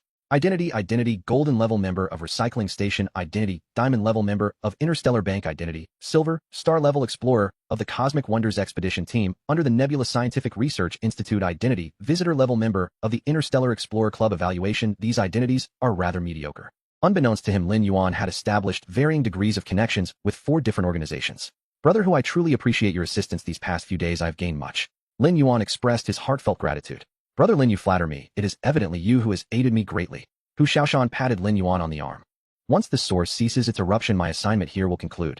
I shall return home for a period of rest before resuming my work at the research institute. Will this research station also be withdrawn? Lin Yuan inquired. Indeed, this station is itself a spaceship and may be relocated to another core area of the interstellar swamp to continue extracting star swamp silt. Brother Lin, this is a dedicated communication module from the Nebula Scientific Research Institute, which can be used for internal communications, as well as a briefing receiver for exploration. Hu Xiaoshan handed Lin Yuan a metal chip the size of a fingernail. Exploration tasks issued by the Research Institute are generally voluntary. You can choose to accept tasks, and upon completion you will receive corresponding points and tangible rewards. I have completed my research on your collection capsule, and the storage department has filled it with star swamp silt. You may retrieve it from the maintenance center shortly. Furthermore, I have repainted your spaceship with a new coating. This transparent paint is the same technology one previously mentioned regarding the unimpeded craft. The paint is a consumable and requires regular reapplication, so I have prepared plenty for you to take with you. This special paint is a bionic coating I developed using my racial talents, significantly reducing the impact of star swamp silt on the spacecraft, with only a reduction in speed and negligible fuel consumption. Additionally, this paint possesses certain electromagnetic storm shielding capabilities, allowing you to safely traverse magnetic storm domains without triggering magnetic field disturbances. Indeed, having the support of a strong ally is advantageous. Such a mere spaceship coating can adeptly handle 2 hazardous zones. Brother Hu, we have forged a strong bond. From now on, with just a word from you, I shall lend my unwavering support. Lin Yuan shook Hu Xiaoshan's hand vigorously. May your interstellar journey be smooth sailing. Hu Xiaoshan gave Lin Yuan's arm a hearty pat. Inside the Shenzhou spaceship, Xiaozhou initiate self-diagnostics, confirm course, and prepare for launch. Lin Yuan sat confidently in the pilot's seat, reviewing the spaceship's information. Vehicle information: name, Shenzhou spaceship, space, cubic meters, level LV, physical defense, energy source, solar panels, energy core, energy storage device, LV, fuel, remaining propulsion engines, initial engines. Stardust class, Hall effect thrusters, external attachments, universal mechanical arm, fluorescent class, laser, emitter, LV, internal cargo analyzer, synthesizer, decomposer, weapon systems, fluorescent class, laser, emitter, LV, ripple class, microwave emitter, LV, dawn class, high energy. Particle cannon, LV, special coating, tiger stripe, frog talent, bionic coating, reduces star swamp silt impact by shields against of electromagnetic storm effects. Bloodline Resonance Upgrade Lottery. Remaining lottery attempts. Spaceship attributes. Basic self-repair upgradable. In non-dangerous environments, automatically repairs of overall damage per hour. Commander, you have received a dedicated email. Shall I open it? Open it and see. Dear Silver Star Level Explorer Lin Yuan of the Cosmic Wonders Expedition Team under the Nebula Scientific Research Institute. I am your Task Liaison Officer Zhang Yao. The following is a list of exploration tasks filtered for you based on your real-time location. The task list is updated once daily. You may accept tasks at any time. Task: Recover the Magnetic Storm Monitoring Beacon. Task: Locate a supergravity region and mark its boundaries. Task: Collect seeds from starshine grasses. Task: Xiaozhou proceed directly through this interstellar swamp region. Understood, Commander. The course has been plotted. Full speed ahead. The Shenzhou spaceship coated with new paint soared out of its maximum speed, the black fortress receding into the distance. Xiaozhou, have there been any noteworthy discussions in the chat screen these past few days? Report, Commander. Players have been sharing their encounters. Among these players, some have formed alliances in pairs, but most have erupted into conflicts resulting in numerous player eliminations. Anything else? Many more have sent distress signals after inadvertently entering dangerous regions, the vast majority trapped in the interstellar swamp. Very well, currently the dangerous areas in the interstellar void do not pose significant threats to us. Once we exit this interstellar swamp, we must expedite our passage. Simultaneously, we need to initiate our spaceship upgrade and modification plans. We must enhance our strength promptly. Commander, an unidentified spacecraft has been detected ahead. Xiaozhou issued a warning. Open the nearby public channel and send a communication request. Report no response to the communication request. Proceed for closer observation. Report no thermal feedback detected. It appears to be a spacecraft that has been stranded for quite some time. With a swift motion, Lin Yuan summoned the entire spacecraft into his badge space. Xiaozhou, remain vigilant for any unidentified spacecraft along the way. If deemed abandoned, notify me directly to initiate recovery operations. Understood. Lin Yuan. Unbeknownst to him, Lin Yuan had already recovered 3 abandoned vessels. Report, Commander. A spacecraft has been detected ahead. The engines are functioning normally, yet the spacecraft is moving at an exceedingly slow pace. It must be a recently stranded vessel. Lin Yuan gazed at the image of the spacecraft displayed on the screen. A sleek, entirely red vessel trailed a long purple flame. Despite operating at full power, it crawled at a snail's pace. The contrast was striking. Commander, we have received a communication request from the opposite side. Should we connect? Connect. Hello. My ship is stranded. May I request your assistance? A woman clad in a red space suit appeared on the screen. Who are you? Are you Mr. Lin? Greetings, Mr. Lin. It is truly fortunate to encounter you. Su Xingxin was momentarily taken aback to see a temporary communication request pop up from her friend list, realizing she had stumbled upon Lin Yuan in the Xingzhi Zhaoxing. Miss Su Xingxin, it is delightful to meet you, Lin Yuan greeted politely. Following their previous transaction, Lin Yuan held her in high regard. However, I noticed that you appear to be in some trouble. Do you require assistance? Feeling a bit embarrassed about the circumstances that led to her predicament, Su Xingxin felt a flush rise to her ears. I apologize. I inadvertently navigated my ship into the Xingzhi Zhaoxing and have been trapped ever since. However, my vessel has no malfunctions, and there is still ample fuel. The only issue is its painfully slow speed, hence my plea for help, Su Xingxin added anxiously. Not a problem. Would you agree to come aboard my ship? I may have a way to extract yours, Lin Yuan proposed. Oh, must I abandon my ship to leave? I need to think this over. Su Xingxin widened her eyes, clearly surprised that Lin Yuan would suggest such a notion. Miss Su Xingxin, it is not as you perceive. I am not suggesting you abandon your vessel, rather I possess a method to tow it away, but this approach necessitates your temporary absence from the ship, Lin Yuan explained patiently. Then may I? The thought of cohabiting a vessel with an unfamiliar man deepened the blush in Su Xingxin's cheeks. Isn't that inappropriate? Is there no alternative? Su Xingxin murmured almost to herself. Thus far, this is the only viable option.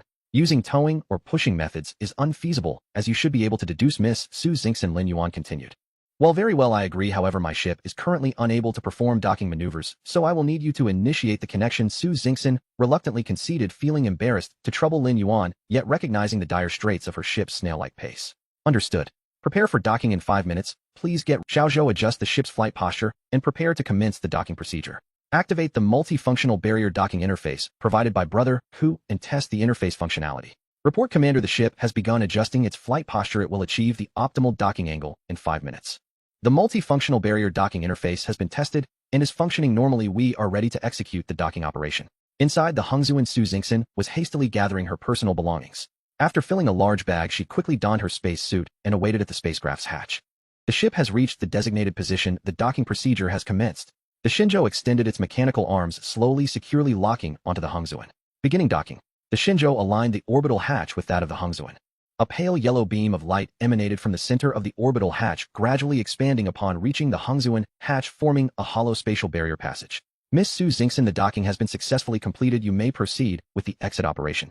All right, Mr. Lin, I will open the hatch now. On the display, the hatch of the Hangzuan slowly opened. A large package emerged from the hatch followed by a figure clad in red revealing herself from behind it. Xiaozhou opened the hatch. Hiss after pressure equalization the hatch began to open inwardly. Taibang. The hefty package squeezed through the hatch followed closely by Su Xingxin donning her red space suit. Miss Su Xingxin, please cooperate with the decontamination procedure. Thank you for your understanding. Of course. Su Xingxin was familiar with the decontamination process. It was a necessary safety measure. A high-pressure mist infused with decontamination agents filled the exit preparation chamber. Outside, Su Xingxin's Hongzuan suddenly vanished as though it had never existed. Half an hour later, Su Xingxin, now clad in her red space suit, sat beside Lin Yuan. Mr. Lin, I am immensely grateful for your assistance. Were it not for you, I cannot fathom how much longer I would have remained stranded in this swamp, perhaps forever. Su Xingxin's tone carried a hint of apology, yet was profoundly sincere. Not at all. Should the roles be reversed, I trust you would extend your aid as well. Lin Yuan glanced at Su Xingxin. Her chestnut hair was neatly tied back, presenting a crisp appearance, and her lake green eyes sparkled with vivacity. Here, have a box of fried rice. It is a taste of my hometown. Do give it a try. It is quite delightful. Lin Yuan handed her a warm box of fried rice. Oh, and a bottle of cola, which in my hometown is referred to as happy water. Give it a taste. A cup of cola with a straw floated towards Su Xingxin. Is this truly from your hometown? Su Xingxin asked incredulously. The last meal of braised pork rice had left a lasting impression on her. Carefully opening the food container, Su Xingxin inhaled the fragrant aroma of the fried rice with a sense of ritual. It smelled heavenly. This was the flavor she yearned for. Scooping a small portion with a spoon, she delivered it to her mouth. It was simply exquisite. As she swallowed the mouthful of fried rice, Su Xingxin hesitated, gazing at the bubbly dark liquid in her hand. Mr. Lin, is this truly safe to drink? It resembles some kind of fuel. Absolutely, you may drink it with confidence. Haha, the effects of this beverage are indeed somewhat akin to those of fuel. It will rejuvenate your energy, alleviate fatigue, uplift your spirits, and fill you with joy. Lin Yuan chuckled. Su Xingxin gently sipped a small mouthful through the straw. Wow, what is this sensation? It feels as though a parched desert is suddenly nourished by rain. Countless tiny bubbles burst on her tongue, crackling delightfully. The icy sweetness instantaneously spread to every corner of her mouth. Su Xingxin's eyes misted over. It was simply exquisite. Lin Yuan observed Su Xingxin's astonished expression and said, take a big sip, you will experience something extraordinary. Su Xingxin took a deep pull from the straw. The chilling sweetness exploded in her mouth like a tempest. She was invigorated. The feeling of transparency from within exhilarated her to the point of trembling. Mr. Lin, this truly is a magical beverage. Realizing her lack of decorum, Su Xingxin shyly covered her mouth. Report, Commander.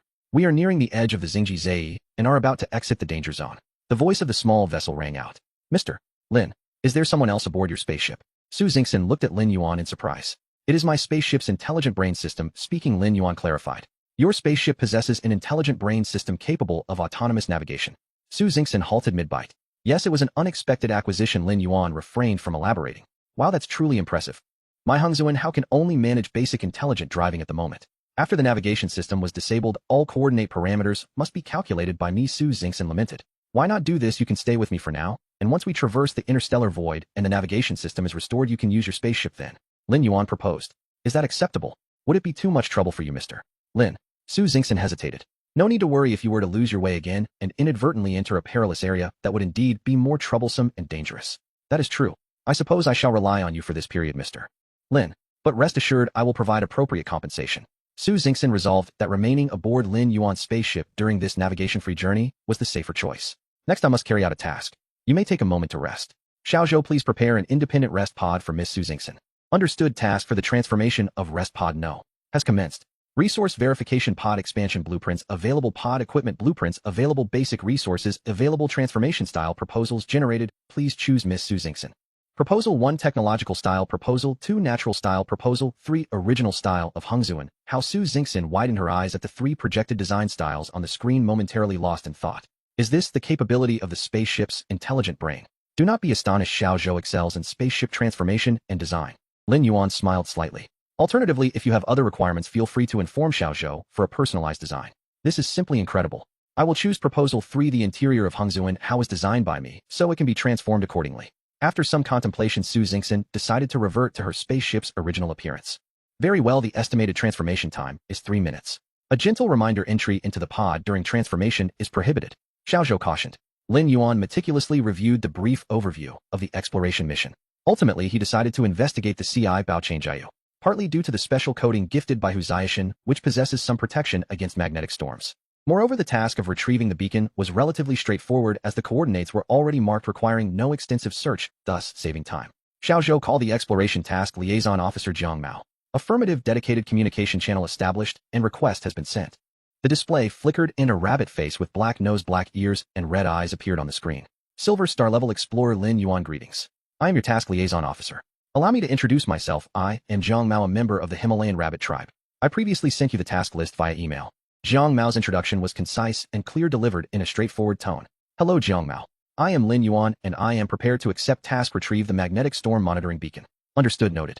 This task has been rendered invisible to all other explorers and has a time limit of 7 days.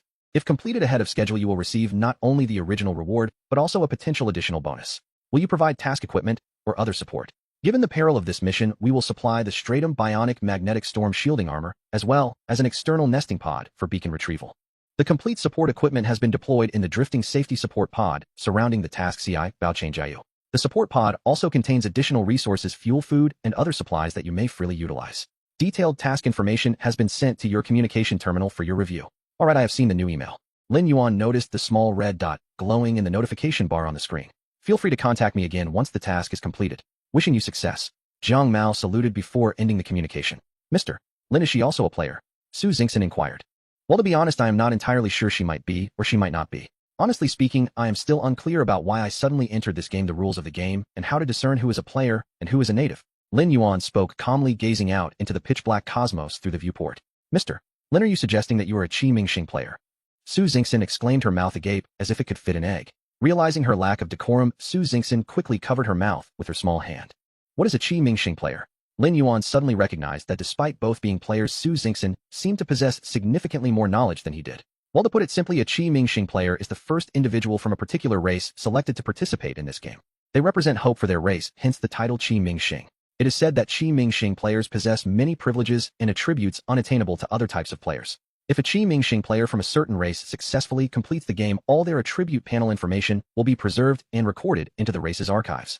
Their descendants, should they participate in the game again, will have direct access to all attributes and privileges explored by the Qi Mingxing player. They need only complete specific tasks to unlock them, avoiding the need for rediscovery. Thus, the attribute panel of a Qi Mingxing player is an unfinished draft version. Lin Yuan finally understood why his attribute panel initially contained only the basic attributes of physique and spirit, with the character upgrade feature being a recent addition. It turned out that what he received was merely a rough sketch of the attribute panel, and that more content needed to be discovered and added by himself. One might refer to it as a draft version, but it seems it is more aptly called the Chuangxi Ban. Su Xingxin recalled with effort. Only the Qixing players possess a Chuangxi Ban panel that can grow. This means they can continuously uncover new attributes, characteristics, and so forth to add. Can other players not do the same? Lin Yuan inquired. Indeed, unless there are exceptional circumstances, or... Su Xingxin hesitated slightly. Or what? Lin Yuan pressed. Su Xingxin bit her lip. Or by defeating a Qixing player, one might acquire the growth characteristic of their Chuangxi Ban panel and become an equivalent Qixing player. Ah. Lin Yuan inhaled sharply, casting a glance at Su Xingxin. Mr. Lin, please rest assured I harbor no such dangerous thoughts toward you. You have saved me. I am not the kind to forget kindness for profit or repay kindness with malice. Su Xingxin hurriedly clarified. Lin Yuan did not doubt Su Xingxin's intentions, rather he lamented the brutal and merciless nature of this game. Currently, interactions among players were limited, and even chance encounters ignited tension. If the game system were to gradually release such information at any moment, one could only imagine the peril that Qixing players like himself would face. Mr. Lin, please do not disclose to anyone that you are a Qixing player. Su Xingxin's expression turned grave. Qixing players often become targets of collective hunts by other players. Moreover, the rewards for successfully defeating a Qixing player are exceedingly generous. I've heard that there exists an attribute called potential on the Qixing players panel. Is that correct? Su Xingxin asked quietly. Yes, do other players lack this attribute? Lin Yuan countered. They do, but it differs. Aside from Qixing players, the potential of other players is fixed and does not increase based on individual performance. Furthermore, the upper limit of potential does not surpass that of their ancestral Qixing players. Su Xingxin's explanation was somewhat convoluted, yet Lin Yuan believed he understood. Thus, upon defeating a Qixing player, can the attribute of potential also be seized? Lin Yuan deduced. Yes, that is guaranteed to be 100 obtainable. What rewards come from? I cannot say what the system rewards at that moment, as I have never defeated one myself. However, I have heard it passed down within my clan that if one defeats a Qixing player from a particular clan and ultimately clears the game, they can become the sovereign of that race.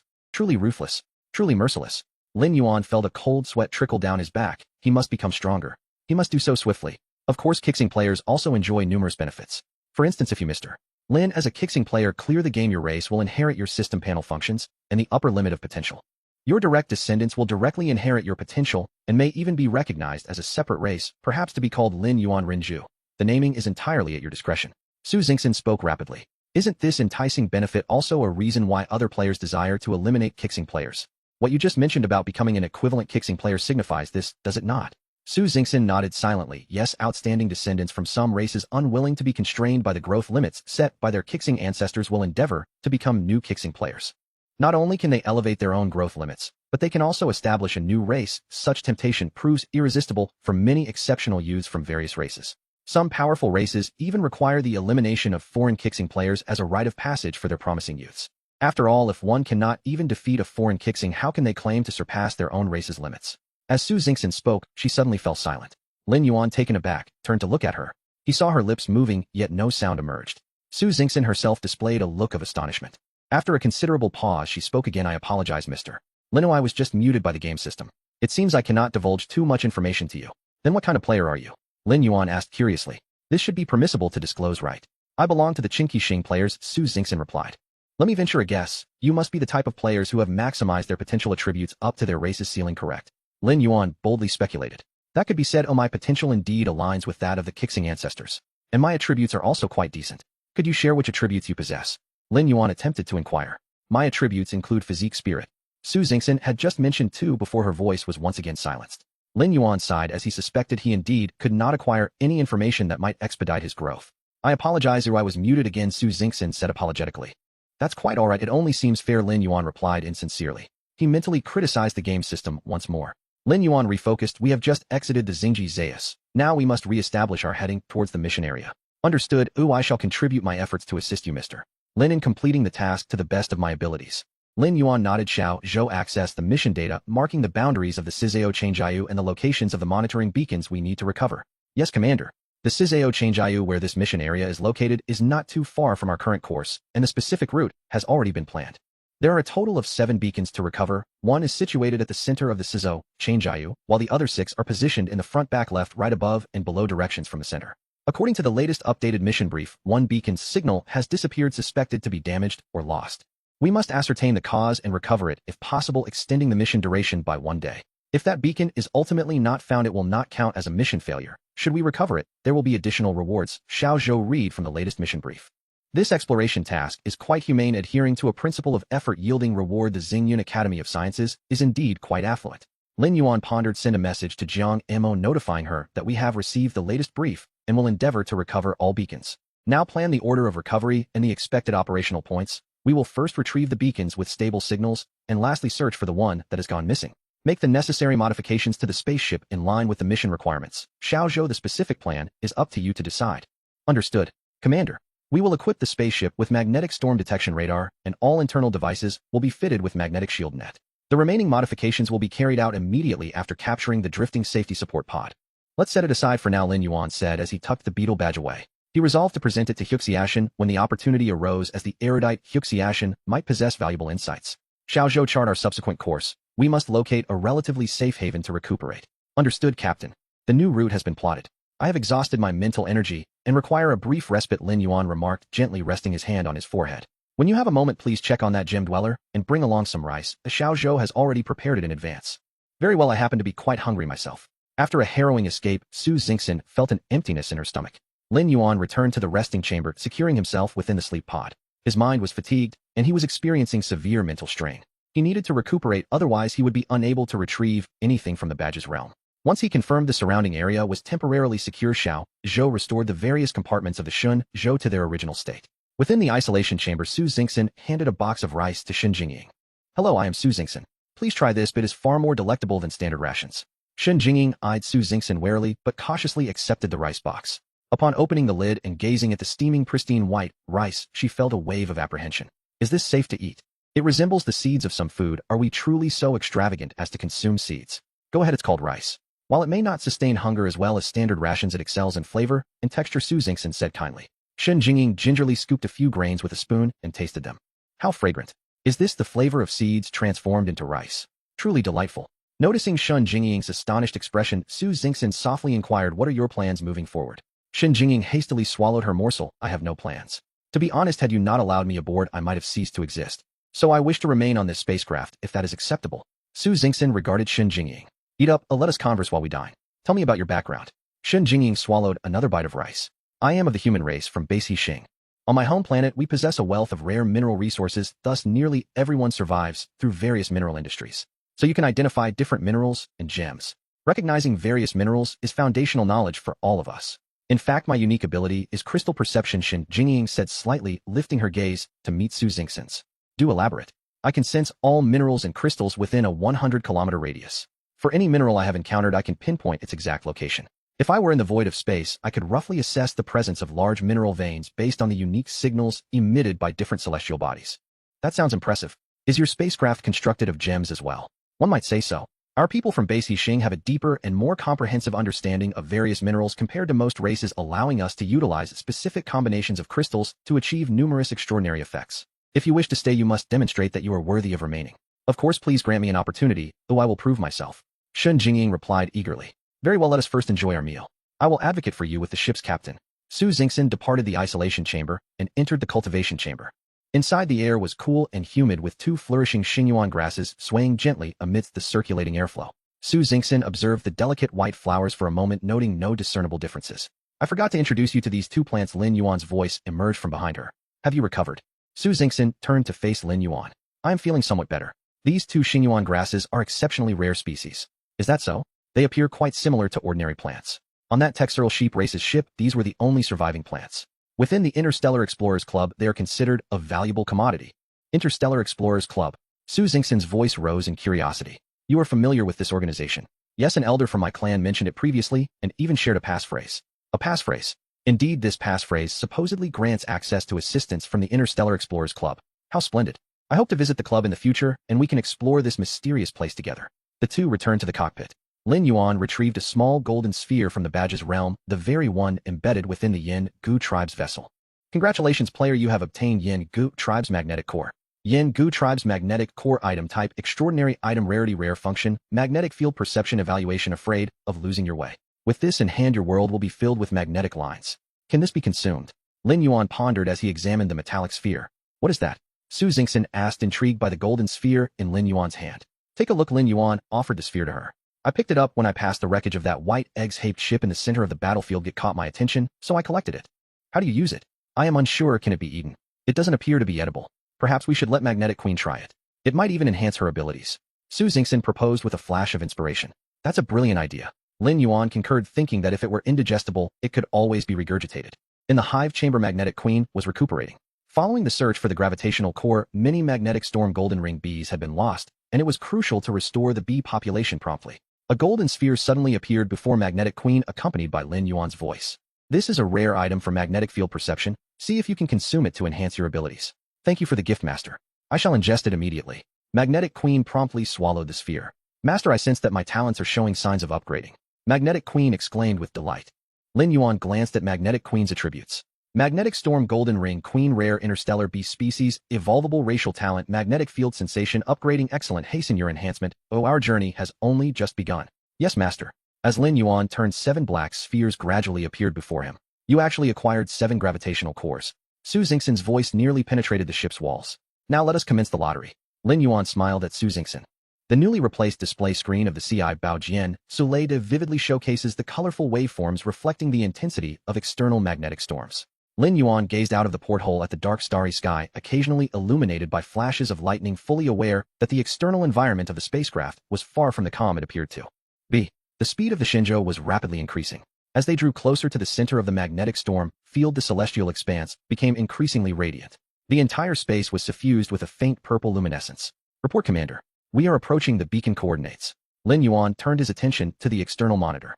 As the image zoomed in, he discovered that the location of the beacon had transformed into an irregular large sphere. Su Xingxin leaned in, asking, what is that? It's not very clear yet. Let's get a bit closer. As the spacecraft advanced, the image continued to magnify. The dark sphere gradually revealed its surface contours amidst the purple glow. From this angle, it resembles a wasp's spherical nest. A flicker of surprise stirred within Lin Yuan. The interstellar biological data provided by Hu Shaoshan mentioned a large species known as the Ci Baojin Huanfeng, a type of interstellar wasp. Could they truly be encountering it? Shouldn't the nest of the Ci Baojin Huanfeng be located within the caves of magnetic, or why then was there a spherical nest here? Xiao Zhou charged the weapon systems. Set the attack plan. Upon reaching a warning distance, utilize the luminescent grade laser generator to fire a laser beam for ablation testing. If a swarm emerges, deploy the ripple-grade microwave generator to engage the swarm, targeting individual wasps with laser precision. After eliminating or driving away the swarm, use the dawn-grade high-energy particle cannon to blast open the nest and locate the beacon. Understood. Xiao Zhou has completed the energy configuration for the weapon systems. The ultra-high-density energy storage core serves as a backup energy source. From the nest's entrance, a gigantic Ci Baojin Huanfeng with black and yellow markings emerged, gazing into the distant starry expanse, sensing subtle fluctuations in the magnetic field. Buzz. The membrane wings shimmering with a pale purple glow fluttered slightly as the Ci Baojin Huanfeng flew towards the source of the magnetic disturbances. Monitoring a single target rapidly approaching the spacecraft. Xiao Zhou alerted. Lock onto the target and prepare to attack as it gets closer. Lin Yuan focused intently on the small black dot on the screen. The Ci Baojin Huanfeng, with its acute magnetic field sensitivity, scanned the area ahead. Suddenly a silver dot appeared in its line of sight. Metal. Magnetic field. Its antennae trembled slightly, prompting the Ci Baojin Huanfeng to adjust its flight path, accelerating towards the silver point with doubled speed. It's coming. Su Xingxin exclaimed, observing the ever-enlarging shadow on the screen, her palms sweating with anxiety. Lin Yuan shared her trepidation. This was his first encounter with an aggressive interstellar creature, and excitement coursed through him, causing him to tremble. As the Ci Baojin Huanfeng drew near, Lin Yuan finally beheld the full form of this creature. Its body, a striking blend of black and gold, glinted with a metallic sheen, while its rapidly vibrating membrane wings enveloped it in a mist of pale purple. Xiao Zhou, target the head and aim for a precise strike. Lin Yuan commanded in a low voice. In the display, the figure of the Ci Baojin Huanfeng loomed larger, its massive fangs clearly visible. Now is the moment, fire. Lin Yuan decisively ordered. The lights in the spacecraft flickered imperceptibly. A beam of laser struck the head of the Ci Baojin Huanfeng with pinpoint accuracy. With a flash, its entire head vanished. Direct hit. Su Xingxin cheered, raising her hands in celebration, high-fiving Lin Yuan. Lin Yuan smiled, having secured the first victory. Warning! Warning! On the display, the headless wasp's abdomen began to swell rapidly. The spindle-shaped abdomen had transformed into a round sphere. This isn't good, it's going to self-destruct. Su Xingxin exclaimed in alarm. Boom! The rotund abdomen exploded, scattering purple magnetic sludge in all directions. In the serene magnetic field, it was as if a stone had been thrown into a still pond, sending ripples spreading outward. Xiao Zhou charged the high-energy particle cannon. Lin Yuan had not anticipated that the Ci Baojin Huanfeng could self-destruct after losing its head. The information provided by Hu Shaoshan had not covered this aspect. Since they had already startled the creatures, the previous attack plan was no longer viable. They needed to act decisively. On the monitor, as the Ci Baojin Huanfeng detonated, the hive's inhabitants became agitated. 1, 2, 3 more, and more golden-ringed wasps emerged from the nest, flying towards the Shenzhou. Whoosh! A thick beam of light shot from the front of the Shenzhou, piercing the nest. The scattered golden-ringed wasps were instantly obliterated. Boom! The nest split open in the middle, sending large fragments flying. A monitoring beacon tumbled out along with one of the debris. Report, Commander, we have located the beacon's trace. There is no signal feedback, it may have been damaged. Xiao Zhou switched the display to a close-up of the beacon, revealing its surface marred and uneven, resembling the pit of a peach. Adjust course and prepare to capture the beacon remnants. Continue striking the remaining large fragments. While the swarm is still disoriented, eliminate as many as possible. Whoosh, whoosh, whoosh. Several large fragments of the hive were reduced to smaller pieces. Numerous Ci Baojin Huanfeng were obliterated. After the initial chaos subsided, the swarm began to regroup, approaching the Shenzhou from various angles. Xiao Zhou switched to attack mode. Charged the ripple-grade microwave generator for free fire. Buzz. A series of invisible waves swept through a small group of wasps. The internal plasma of the affected Ci Baojin Huanfeng boiled and evaporated instantly, causing their massive eyes to shrivel and dim. Excellent. Keep up the assault. The microwave generator proved effective, ideally suited for targeting small clusters of wasps. Buzz, buzz, buzz. Several groups of wasps were vaporized, losing all vitality. Commander, an exceptionally large Ci Baojin Huanfeng has been detected near the beacon, suspected to be the queen. Is that so? Prepare the Jiejialong for capture. Lin Yuan replied, energized. According to the data from Hu Shaoshan, if they could tame the queen, they might command a swarm. Look, the queen is gathering a large number of golden-ringed wasps. Su Xingxin alerted. She's trying to flee. Quickly, charge the high-energy particle cannon. Target the queen and the surround. Su Xingxin inquired. Not capturing her is not an option. This species holds grudges. We have destroyed her nest. If we allow the queen to escape, we will face relentless vengeance in the future. Lin Yuan asserted decisively. Whoosh! A beam struck the swarm, creating a circular void at its center. At the heart of the void, the massive queen's membrane wings shattered, her antennae and legs severed, leaving her on the brink of collapse. Xiao Zhou launched the Jiejialong. Boom! A yellow light shot straight toward the queen. Several Ci Baojin Huanfeng surged toward the queen in an attempt to rescue her. A series of lasers cut through, annihilating the nearby golden-ringed wasps with ease. The yellow light successfully struck the Ci Baojin Huanfeng Wang. Pop! The light exploded, ensnaring the queen in a pale yellow cocoon, rendering her immobile. Quick! Sustain a barrage towards the queen bee of the Jinhui Feng. A faction of the magnetic storm Jinhui Feng continued their advance toward the pale, yellow luminescent cocoon, intent on abducting their queen. The majority of the remaining magnetic storm Jinhui Feng launched a fierce collective assault against the Shenzhou spacecraft. Numerous squads of Jinhui Feng grouped in 3s and 5s converged around Lin Yuan. Each Jinhui Feng vibrated its wings with a desperate fervor. Ripples of magnetic turbulence began to radiate outward toward the Shenzhou. Layer upon layer of ripples resonated and gradually coalesced into waves of formidable magnetic storm. Warning! Warning! Magnetic storm contact alert! Magnetic storm contact alert! Xiao Zhou assessed the intensity of the magnetic storm and elevate the protection level of the horny layer bionic magnetic storm shielding armor to maximum. Report, Commander. The energy backup of the ultra-high-density energy storage core has been connected to the horny layer bionic magnetic storm shielding armor, capable of accommodating an instantaneous surge of energy consumption without diminishing protective strength. Good. Engage the engines at superpower operation. Charge the rippling microwave generator. Prepare to traverse the magnetic storm waves and initiate the breakout. The tail flame of the Shenzhou elongated once more, the spacecraft instantaneously accelerating towards the magnetic storm. The lights within the spacecraft flickered erratically. On the control panel, the monitor displayed irregular waveforms and static snowflakes that incessantly blinked. Lin Yuan and Su Xingxin sat in the cockpit, witnessing a squad of magnetic storm Jinhui Feng being instantaneously desiccated by microwaves, subsequently colliding into fragments against the Shenzhou. Su Xingxin's complexion paled, her hand instinctively gripping Lin Yuan's arm tightly. After consecutively shattering 5 squads of magnetic storm Jinhui Feng, the Shenzhou finally broke through, leaving a majority of the magnetic storm Jinhui Feng trailing behind the spacecraft. Report, Commander. The ultra-high-density energy storage core is nearing depletion, estimated to withstand one more wave of magnetic storm. The horny layer bionic magnetic storm shielding armor has sustained minor damage, with durability remaining. The spacecraft's energy reserves are below sufficient to support 1 full power emission of the high-energy particle beam cannon or 5 full power microwave emissions. Xiao Zhou timely reported on the remaining energy. Rapidly approach the Queen Bee. Continuously recharge the magnetic storm shielding armor. The spacecraft swiftly advanced towards the Queen Bee, enduring 2 more magnetic storm wave attacks. Energy backup exhausted. The horny layer bionic magnetic storm shielding armor is severely damaged, with durability remaining. Xiao Zhou's voice echoed repeatedly. Closer, closer still. Beads of sweat trickled down Lin Yuan's brow. That's it. With a thought, Lin Yuan stored the pale yellow cocoon within the spatial badge. Nearby beacon debris was also collected. Success. The moment the Queen Bee vanished, the remaining swarm of bees lost their target to protect and their command. All magnetic storm Jinhui Feng fell into confusion, beginning to spiral aimlessly in place. Quickly, Lin Yuan rose and flew towards the cargo hold. Su Xingxin suddenly realized her hand was still gripping Lin Yuan's arm, a flush creeping onto her face. Discreetly withdrawing her hand, she followed Lin Yuan to the cargo hold. At the center of the cargo hold, a pale yellow translucent cocoon floated in the air. The enormous cocoon nearly filled the entire space of the hold. It's so large, Su Xingxin exclaimed. Seeing the colossal form in reality was far more awe-inspiring than what appeared on the screen. Lin Yuan lightly touched one end of the cocoon, causing an opening to form. The half of the magnetic storm Jinhui Feng Wang revealed itself. The Queen Bee desperately attempted to escape, yet the opening was merely so wide. No matter how hard the Queen struggled, she could only expose half her head. Her large mandibles clacked, attempting to bite through the barrier to widen the opening, but to no avail. Su Xingxin took a small step back, fearing the Queen might suddenly charge out to bite her. Lin Yuan drew an electric baton from the wall. He thrust it sharply towards the Queen's head. With a series of crackling sounds, the Queen ceased her biting and emitted a low whine. Player captures the rare interstellar creature magnetic storm Jinhui Feng Wang. This species possesses communicative abilities. Is translation required? Translation fee. Planet Coende, would you like to purchase translation services? Yes, no, I Delta.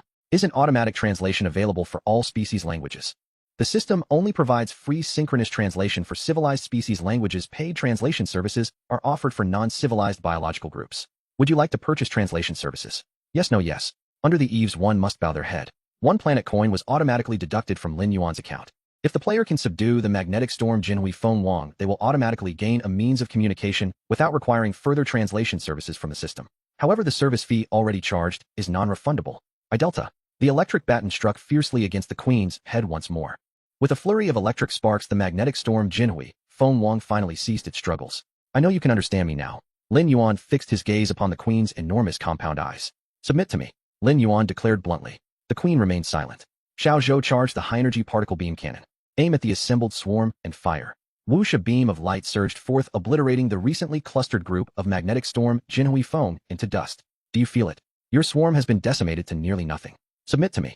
Otherwise your swarm will vanish into ash. The final shot from the high-energy particle beam cannon had exhausted all the spacecraft's energy. Lin Yuan was now gambling, wagering that the Queen would not wish to see her swarm entirely annihilated. The air in the cargo hold felt almost solidified. Su Xingxin could scarcely hear her own heartbeat. I have one condition. The Queen finally spoke. Speak. I can fulfill one of your conditions. Lin Yuan coaxed gently. I demand a contract of equality. The Queen stated. That is not negotiable. Lin Yuan's electric baton jabbed again at the Queen's head. You must recognize the current situation, your existence, and that of your swarm rests entirely within my power. Lin Yuan continued to apply pressure. Then, may I request a timeline? The Queen's voice weakened. No, the timeline is at my discretion and cannot serve as a condition. Then, can you assist in my healing? After all, I am severely injured and cannot offer you that is acceptable. I agree. Now I ask you, are you willing to submit to me? Lin Yuan inquired. I am willing. The Queen replied softly. System prompt current submission rate, and not reaching the submission standard. A cunning Queen nearly deceived by you. Bang, a Jinhui phone nearby the spacecraft was obliterated. The Queen trembled slightly. Lin Yuan seized the electric baton and jabbed again. The scent of charred remains filled the cargo hold. Su Xingxin couldn't help but cover her mouth and nose. My patience is limited. I might have pretended not to hear just now. Now I give you one last chance. Submit, or face annihilation. One last time, are you willing to submit to me? Lin Yuan fixed his gaze on the Queen's compound eyes, his presence swelling with authority. I am willing to submit. System notification, current submission level. Conditions for subjugation met. Shall we proceed with subjugation? Yes, no, yes. Lin Yuan replied with great delight. Congratulations, player, you have subjugated the rare interstellar creature, Magnetic Storm Golden Ring Bee King. You are the first player in the Lanyakea region to subjugate an interstellar creature. Reward unique title Zookeeper of the Stars title privilege, Intimidate. Title holders can use Intimidate on all interstellar creatures with the effect related to the player's level. Should the intimidated creature be significantly stronger than the player, it may harbor animosity towards the player. Evaluation to act like a fox using the tigers might know your own strengths. You are the first player in the Lanyakea region to subjugate a bee species. Reward unique title Beekeeper title privilege Bee Aroma. Title holders experience enhanced affinity with all interstellar bee species. Entering the territory of unfamiliar bee swarms will not provoke an attack. The chance of subjugating bee species increases by evaluation. The bees are drawn to the delightful scent that you possess. Reward exclusive chamber for Beekeeper, Hive Chamber upgradable, Hive Chamber level accommodates one interstellar bee swarm. Congratulations, player, on successfully subjugating an interstellar creature. The subjugation creature system is now open, allowing you to view detailed information on the system panel. Lin Yuan gazed at the series of system notifications, his lips curling upward. Indeed, a new feature has been unlocked. Su Xingxin was right, I must continue to explore and discover. Lin Yuan turned to the Magnetic Storm Golden Ring Bee King and inquired, what do you consume to recover?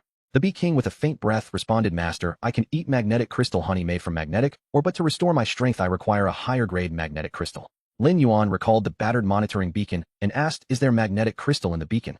The beacon is indeed that, Lin Yuan said, displaying the image of the beacon to the Bee King. Yes, it contains magnetic crystals and of a very high quality. Consuming them would allow me to evolve.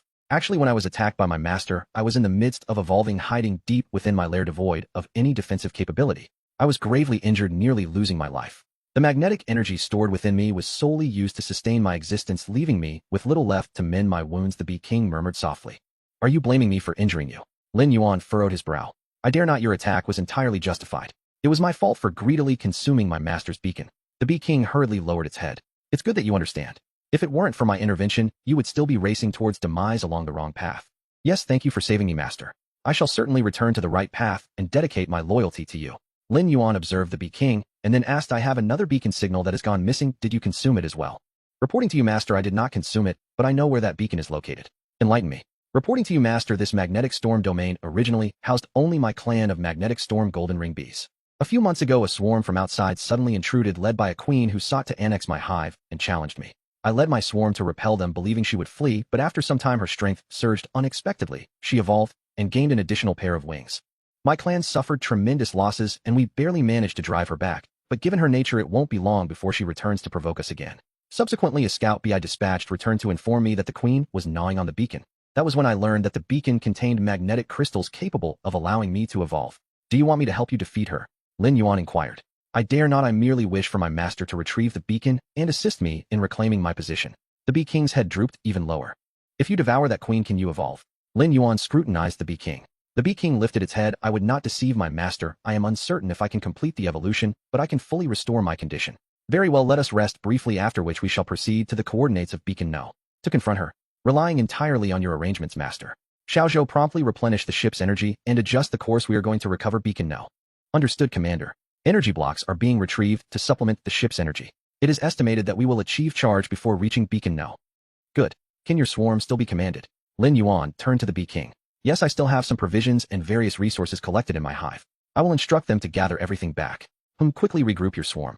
From now on you shall reside in the ship's hive chamber. Thank you, Master. With that the Bee King waved its remaining antenna directing the outer magnetic storm golden ring bees to commence their tasks. Mr. Lin, you are incredible. You've actually subjugated an interstellar species. Su Xingxin's eyes sparkled akin to a star-eyed fan witnessing their idol. Oh, is it difficult to subjugate other species? Lin Yuan felt he had effortlessly persuaded the Bee King.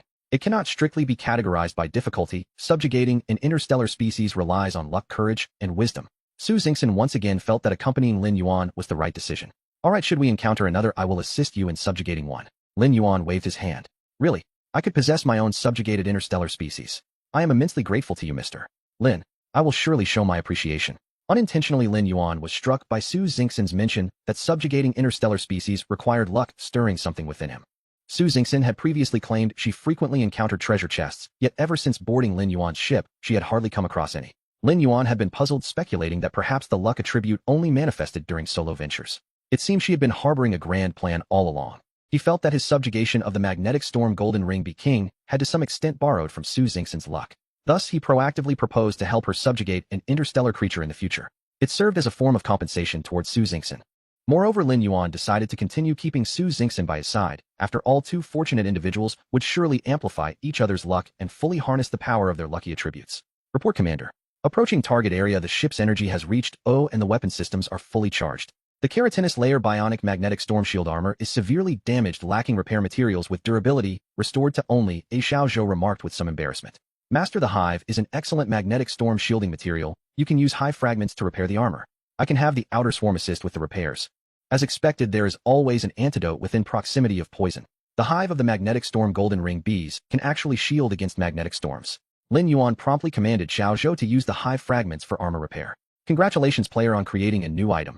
You are the first player in the Lanyakea region to create new items. Your reward is the unique title of Inventor Among the Stars. Title privilege Eureka.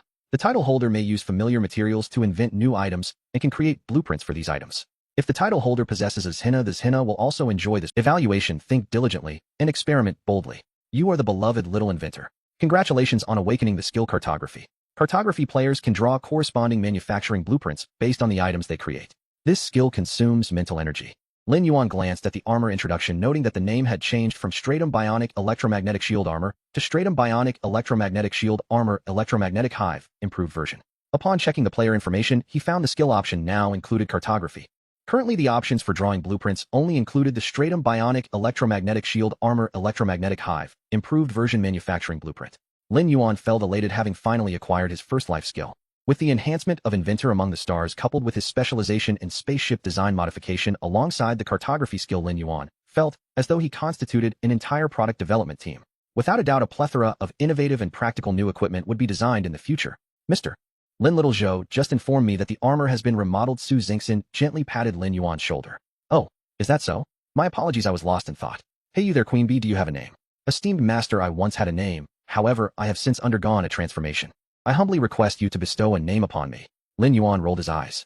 From now on, speak plainly and answer directly. Understood. Understood. Please grant me a name. Let's call you Electromagnetic King, abbreviated as King. It's memorable and quite imposing. Don't tell me your surname is Yuan. Master, rest assured I have no surname. I shall henceforth be called King. Thank you for the name. The Queen Bee bowed repeatedly. King, first send a small group of bees to harass the enemy. Once their main force mobilizes, your bees will feign retreat. Afterward, you will personally lead the remaining bees for an ambush, aiming to defeat them decisively. When their queen bee sees you, especially in a wounded state, she will surely gather all her bees to attempt your annihilation. At that moment, you will engage while retreating. Once within my attack range, I will obliterate them with a high-energy particle beam. Do you understand? Understood, King replied.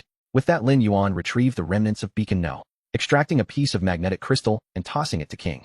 Consume a few to restore your wings and antennae. Your legs can wait as your size makes them less noticeable. Is one piece of magnetic crystal sufficient for my wings? Absolutely, thank you for your generosity. King looked at Lin Yuan and eagerly consumed the piece of magnetic crystal. Gradually, a purple light began to emanate from his back. Time is of the essence. Let us commence our operation. Little Zhou, withdraw and maintain silence once you reach a concealed position. Upon being released from the barrier cage, King was immediately tossed outside the spaceship using the badge space. Several electromagnetic gold ring bees swiftly flew in and carried the queen away. Outside the hive at Beacon No, a few patrolling electromagnetic gold ring bees suddenly caught a whiff of familiar scents. Is that your distant cousin? No, we all share the same mother. How could I have a distant cousin? Didn't you know? Oh right, how could I forget? Then whose scent is this? X. Enemy attack. Enemy. Before the sentence was complete, all the patrolling gold ring bees simultaneously lost their heads. Run. The leading gold ring bee urged the others to retreat quickly. Bang bang bang. Purple viscous fluid splattered everywhere, covering the hive's surface. Bold. How dare you wreak havoc at my doorstep? Pursue them. Dozens of robust electromagnetic gold ring bees emerged from the hive, chasing after the fleeing group. Now is the time, go assist now. 1. King commanded, vibrating his wings and being the first to take flight. Following behind were dozens of gold ring bees. With no alternative, this was all he had. It was now or never. He had brought everything to the table, and failure meant doom. Thinking of this, King's wings flashed with purple light, and a wave of light purple ripples spread outward. The surrounding bees seemed invigorated, doubling their flight speed and slightly increasing their size. As they neared the enemy's main force, King suddenly felt a tightness in his chest, a powerful sense of impending danger enveloping him. At that moment, Lin Yuan's voice echoed in his mind. The plan has changed. Halt the charge. Stop. King commanded, and the bees came to a sudden halt. Swish. A blinding white light streaked past in front of King. In the distance, dozens of pursuing electromagnetic gold ring bees were instantly obliterated by the white light. The white light then shot into the hive, creating a massive crater. Countless fragments scattered outward. Before King could react, another white light sliced through the air. Boom. The crater deepened, and more debris flew out. Next came yet another beam of white light. Boom. A massive queen bee adorned with 4 membranous wings was hurled into the air. At this moment, half of her wings remained, and 3 of her 6 legs were severed. King, lead your entire swarm to encircle and annihilate the enemy queen. Lin Yuan's voice resonated in King's mind once more. King's antennae twitched. Target enemy, queen, encircle, and kill. Charge. Dozens of enhanced electromagnetic gold ring bees followed King into the fray. Little Zhou, activate the spaceship and proceed for support. Maintain continuous bombardment of the hive with high-energy particle beams and provide laser support to the solitary gold ring bee targeting the enemy queen. After several shots, the hive gradually began to crack, breaking apart into several pieces. Who do we have here? It turns out the ground bees have come to provoke. But why are you so badly injured? Have you come to deliver a meal? No. 1. Prepare to charge. King disregarded the taunt and issued the command. Wait, since you've come, let us have a fair duel, King against King. What do you think? The opposing queen proposed. Let us move away from your hive. King replied. Agreed, but your swarm must maintain distance as well, the opposing queen similarly stipulated. The opposing queen then began to fly farther away. No. 1. Lead the swarm to follow. After signaling, King flapped his wings and pursued. After flying a certain distance, the opposing queen suddenly halted. Why are you still bringing your swarm? The opposing queen questioned. I never agreed to duel you. I merely suggested we maintain a distance from your lair. If you doubt me, check the chat records. The magnetic king continued, leading the swarm closer. Haha. Truly an unevolved inferior bee queen, lacking even the courage to engage in a duel. You mentioned that you have completed your evolution, while I have yet to evolve. You propose a Oni-on-Own duel. Do you truly believe you possess the fortitude for it? With this remark, the magnetic king's opponent was instantly rattled. Oh, if that is the case, further words are futile. Witness how I shall obliterate you. With that declaration, the opposing bee queen's 4 membranous wings began to vibrate rapidly, sending ripples of pale purple energy outward. Report to the commander, the opposing bee queen is preparing a large-scale thunderstorm skill. Calculations indicate an 80 probability of triggering a magnetic storm across the entire magnetic storm field. Lock on with the high-energy particle beam cannon. Activate it now to interrupt her skill, Lin Yuan commanded. He had no desire to endure another storm of such intensity. After a slight adjustment in the spaceship's angle, a focused beam of white light shot forth. The magnetic king retreated once more as the white light skimmed the tips of his wings. In an instant, the opposing bee queen was enveloped in the white light. As the light dissipated, an utterly bare bee queen floated in the air. No antennae, no wings, no legs. If you cannot subdue her now, I shall seek another bee queen. Lin Yuan's voice resounded once more. Charge. The magnetic king led the swarm in a rush to encircle the opposing bee queen. Lin Yuan glanced at the display screen. Continue to bombard the hive and locate the 7th beacon. Boom. Boom. Boom. The hive. Report to the commander, the beacon has been located, but it is shattered into several pieces. Approach and recover it along with the fragments of the hive. The Shenzhou rushed toward the hive with the microwave generator unleashing its full firepower, reducing swaths of magnetic storm gold ring bees to ash and debris. Half an hour later, all beacon fragments had been collected. Lin Yuan inspected the remnants. The magnetic crystals within the beacon had entirely vanished, leaving only the shell and a portion of the internal structure. I hope the data remains intact. All right, mission accomplished. Prepare for the return journey. Lin Yuan received a message from the magnetic king, who had completed her consumption and was now leading the swarm back. Can you recruit this swarm? Lin Yuan inquired. Indeed, I have consumed the opposing bee queen. I am now their sovereign. Good, consolidate the swarm, gather resources, and then take position in the Fengchao cabin while on standby. Yes, master. I sense an impending opportunity for evolution. I shall attempt to evolve once more. The Magnetic King responded. Approve the evolution and hasten the process. Understood. I will report to you immediately upon completion of my evolution. With that, the Magnetic King lost contact and entered a state of slumber. Lin Yuan glanced outside the porthole at the swarm, cleaning the battlefield, and opened the system panel. Subjugated interstellar biological information, subjugated organism, magnetic storm gold ring B queen, and her swarm magnetic storm gold ring B queen, rare interstellar B species evolution, capable currently evolving skill breeding breeds, ordinary magnetic storm gold ring Bs to maintain swarm numbers. Skill magnetic field domain activates a magnetic field around her, enhancing ordinary magnetic storm gold ring Bs within the area. Skill magnetic storm stinger fires a stinger that triggers a small magnetic storm upon impact, which can also be detonated prematurely. Skill magnetic domain detonation detonates the magnetic field around her, generating a strong magnetic storm. Acquired after upgrading ordinary magnetic storm gold ring B. Skill magnetic storm stinger fires a stinger that triggers a small magnetic storm upon impact, which can also be detonated prematurely. Skill self-destruct upon being killed. The abdomen expands and explodes, triggering a small magnetic storm and sending out a warning signal. Skill magnetic storm vibrates wings to create a small magnetic storm. In swarm formation, it produces a collective skill. The more bees there are, the stronger the storm. Report to the commander. The swarm has returned to the hive. Shall we set sail? Xiao Zhou reminded. Set sail. Once we exit the magnetic storm field, attempt to contact Jiang Mo and send a mission briefing. Understood. Adjusting course and activating high-speed cruise mode. Departing now. A day later, Lin Yuan's Shenzhou spacecraft emerged from the opposite end of the magnetic storm field. Warning. Unknown spacecraft debris detected. Executing emergency evasive maneuvers. Whoosh. Half a segment of spacecraft debris grazed past the Shenzhou, plunging into the magnetic storm field behind it. Boom. The equilibrium within the field was instantly shattered, erupting into a fierce magnetic storm. It's an ambush. Lin Yuan immediately felt a surge of anxiety. Xiao Zhou, power up all radars. Charge the weapon systems. Energize the armor. Prepare to withstand a saturation attack and retaliate at any moment. Report to the commander. Scanning reveals 2 concealed ships in the forward space. Lock onto one of them and execute a saturation strike. Implement speed changes to evade enemy attacks as much as possible. The spacecraft's engines roared as the Shenzhou shot forward at maximum acceleration, a beam of purple light slicing through the path just traversed by the Shenzhou. A white light and several lasers shot forth from the Shenzhou. Ahead in the deep expanse of space, a strangely shaped ship materialized, spewing flames from its rear in an attempt to evade. Boom. The entire rear of the ship vanished, leaving behind a hull riddled with fist-sized holes. Magnetic King, dispatch a pair of gold ring Bs to survey the battlefield. The remainder will assault the other ship. Surrounding the Shenzhou, hundreds of magnetic storm gold ring Bs surged toward the distant vessel. Xiao Zhou charged the weapon systems and initiate another long-range strike.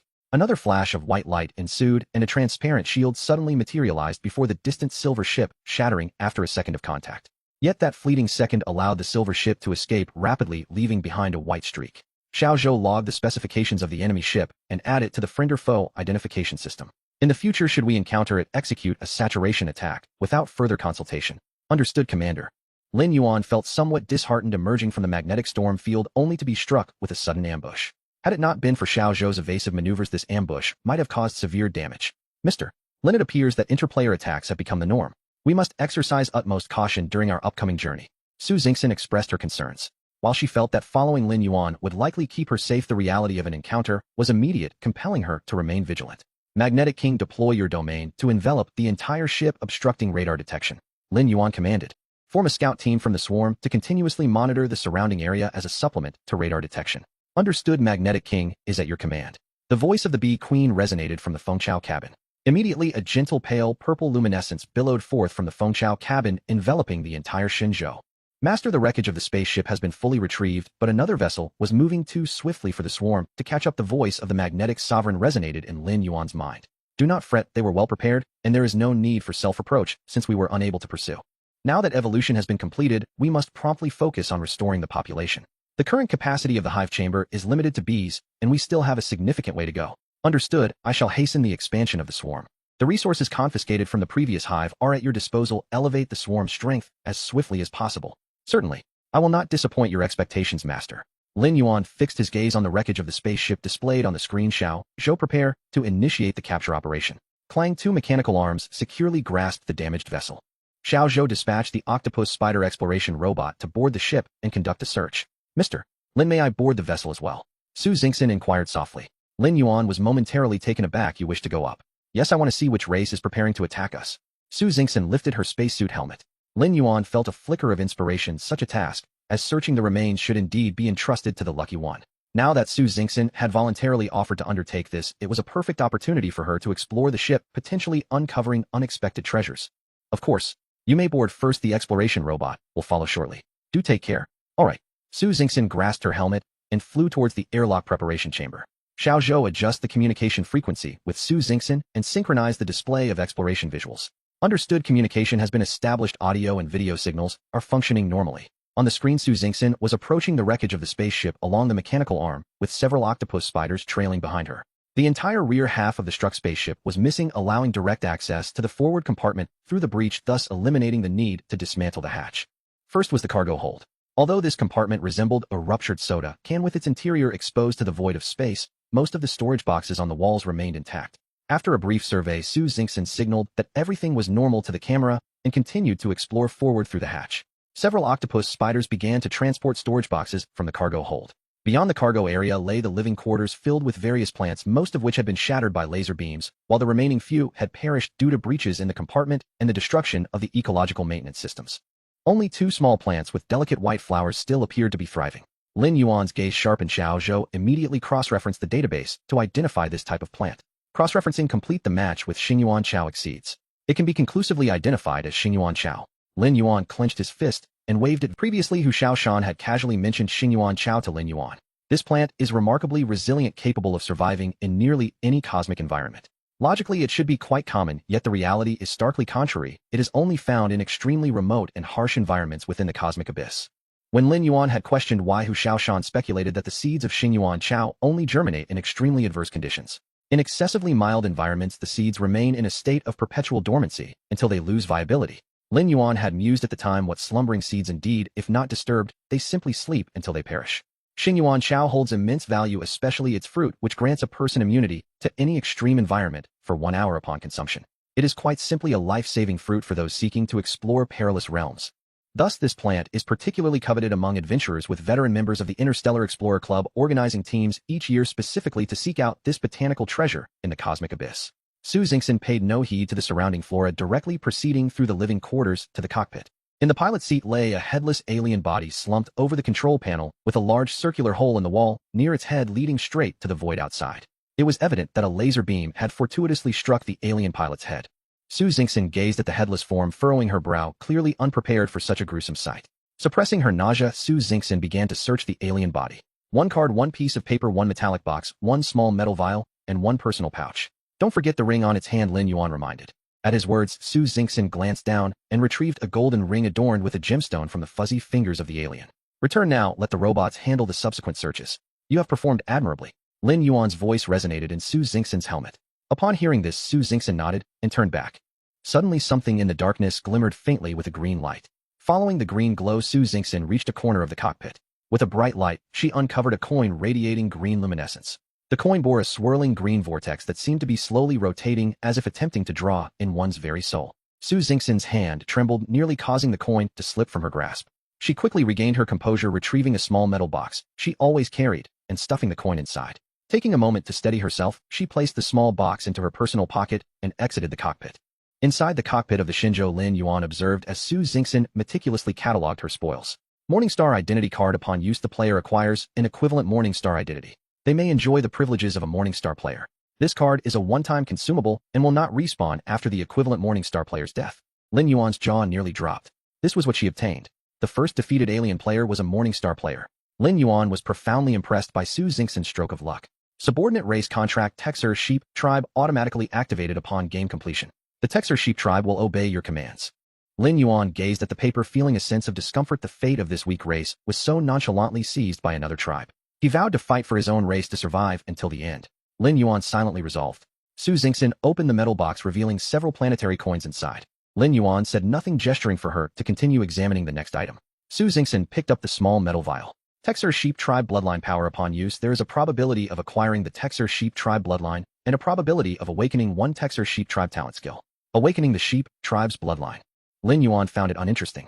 He glanced at Su Xingxin, who shook her head, evidently lacking interest in the Sheep Tribe Bloodline as well. Lin Yuan then picked up the small pouch. First Aid Medicine Pack LV provides emergency medical support for players containing 2 stamina restoration, 2 mental restoration, and 2 enhancement potions. Automatically refreshes daily upon use. Lastly, let us examine that ring. Su Xingxin handed the ring to Lin Yuan. Lin Yuan was not one to hold back. The outcome was as Lin Yuan had anticipated. Space storage ring volume cubic meters previous owner's mental imprint has vanished can be rebound. It was the same size as his own badge space. Mr. Lin, this is a space ring, isn't it? You are familiar with space rings. Yes, I've heard of them before. Then please take this. Lin Yuan handed the ring to Su Xingxin. With this, many things will become much more convenient. Mr. Lin, this is too precious. It's no problem. I had intended to share my gains from this venture.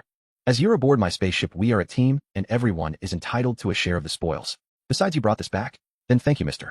Lin. Su Xingxin adjusted the ring and placed it on her index finger. Now let us allocate the resources.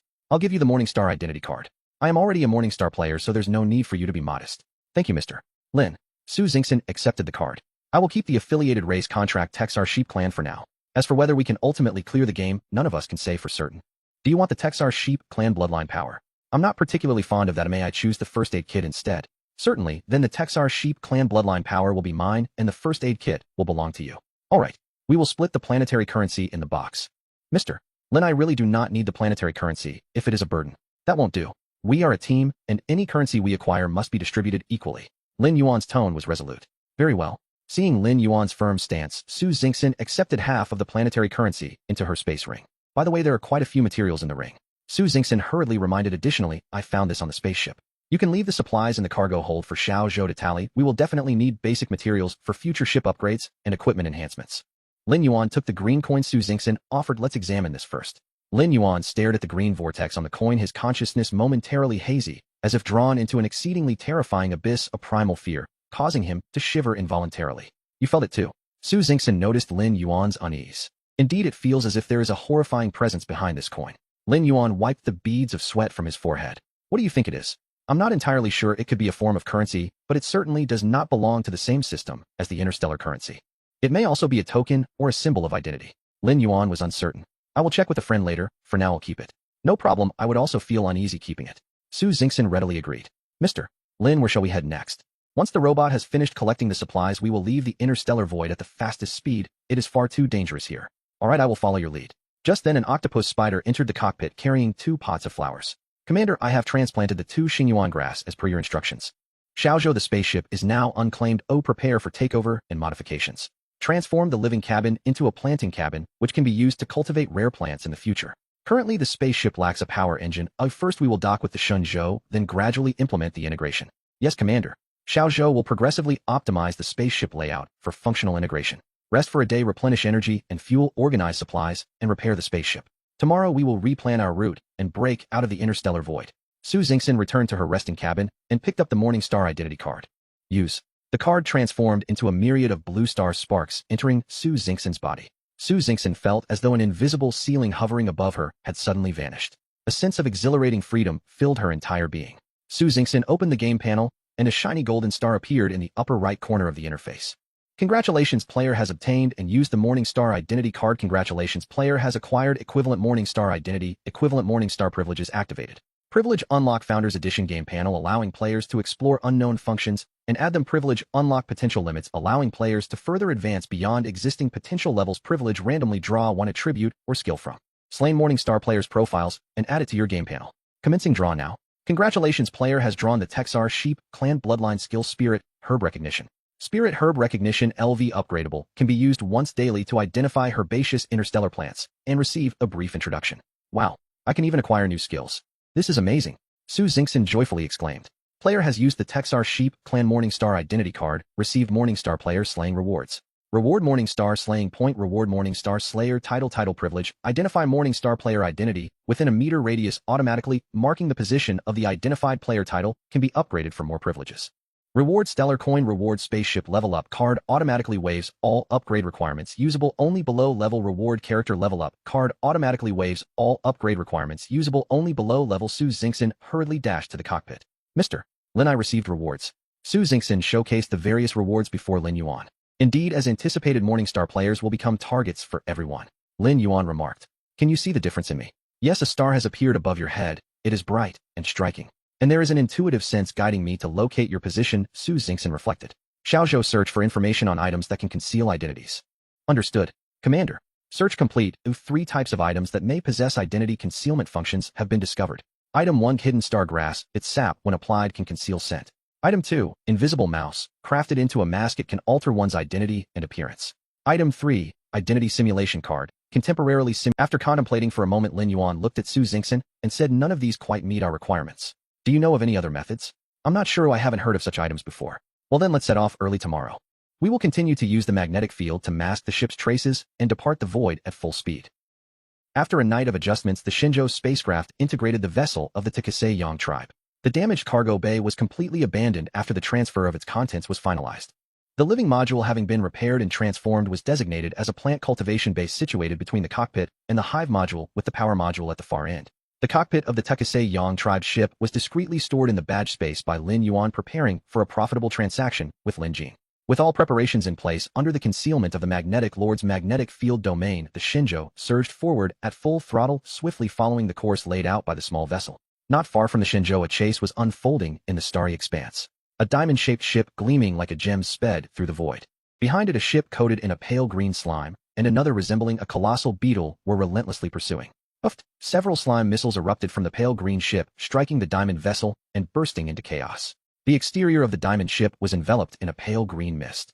Boom! A flash of bright light surged, and the diamond ship accelerated sharply, shedding its tainted exterior as a slightly smaller vessel emerged from within, continuing its flight. The colossal beetle ship opened its wide maw, releasing a powerful laser that struck the rear of the diamond vessel directly. The gem-like form of the diamond ship reflected the laser in all directions. Rather than inflicting damage, the robust laser inadvertently increased the speed of the diamond gem ship. Collision warning. Collision warning. Reporting to the commander, radar has detected 3 ships rapidly approaching from the peripheral region. If we do not alter our course or speed, the probability of collision will soar to 90. The voice of the small vessel was urgent, broadcasting the warning information. Stop. Silence all systems. Let them pass. Lin Yuan decided he did not wish to engage with other players at this juncture. He preferred to avoid conflict if possible. Yet matters did not unfold as intended. Seeing that the laser attack was ineffective, the beetle ship quickly switched to a high-energy cannon, aiming at the vessel ahead. Boom! A massive shell was discharged from the cannon. The moment it struck the diamond gem ship, a thunderous explosion ensued. Debris flew as the surface of the diamond ship shattered, and the entire vessel was rocked off balance, spiraling toward Lin Yuan's Shenzhou. Lin Yuan was momentarily speechless, commanding the small vessel to ignite its engines for an emergency evasive maneuver. However, at that moment, the Shenzhou was perilously close to the 3 approaching ships. As soon as the engines roared to life, the slime ship detected its activation. Several slime missiles were launched toward the Shenzhou. Small vessel intercept with lasers. A barrage of lasers converged on the slime missiles, the intense heat incinerating them with a hissing sound. Before they could reach the Shenzhou, they transformed into a cloud of green mist. Observing the rapidly closing diamond gem ship, the engines of the Shenzhou roared to maximum power.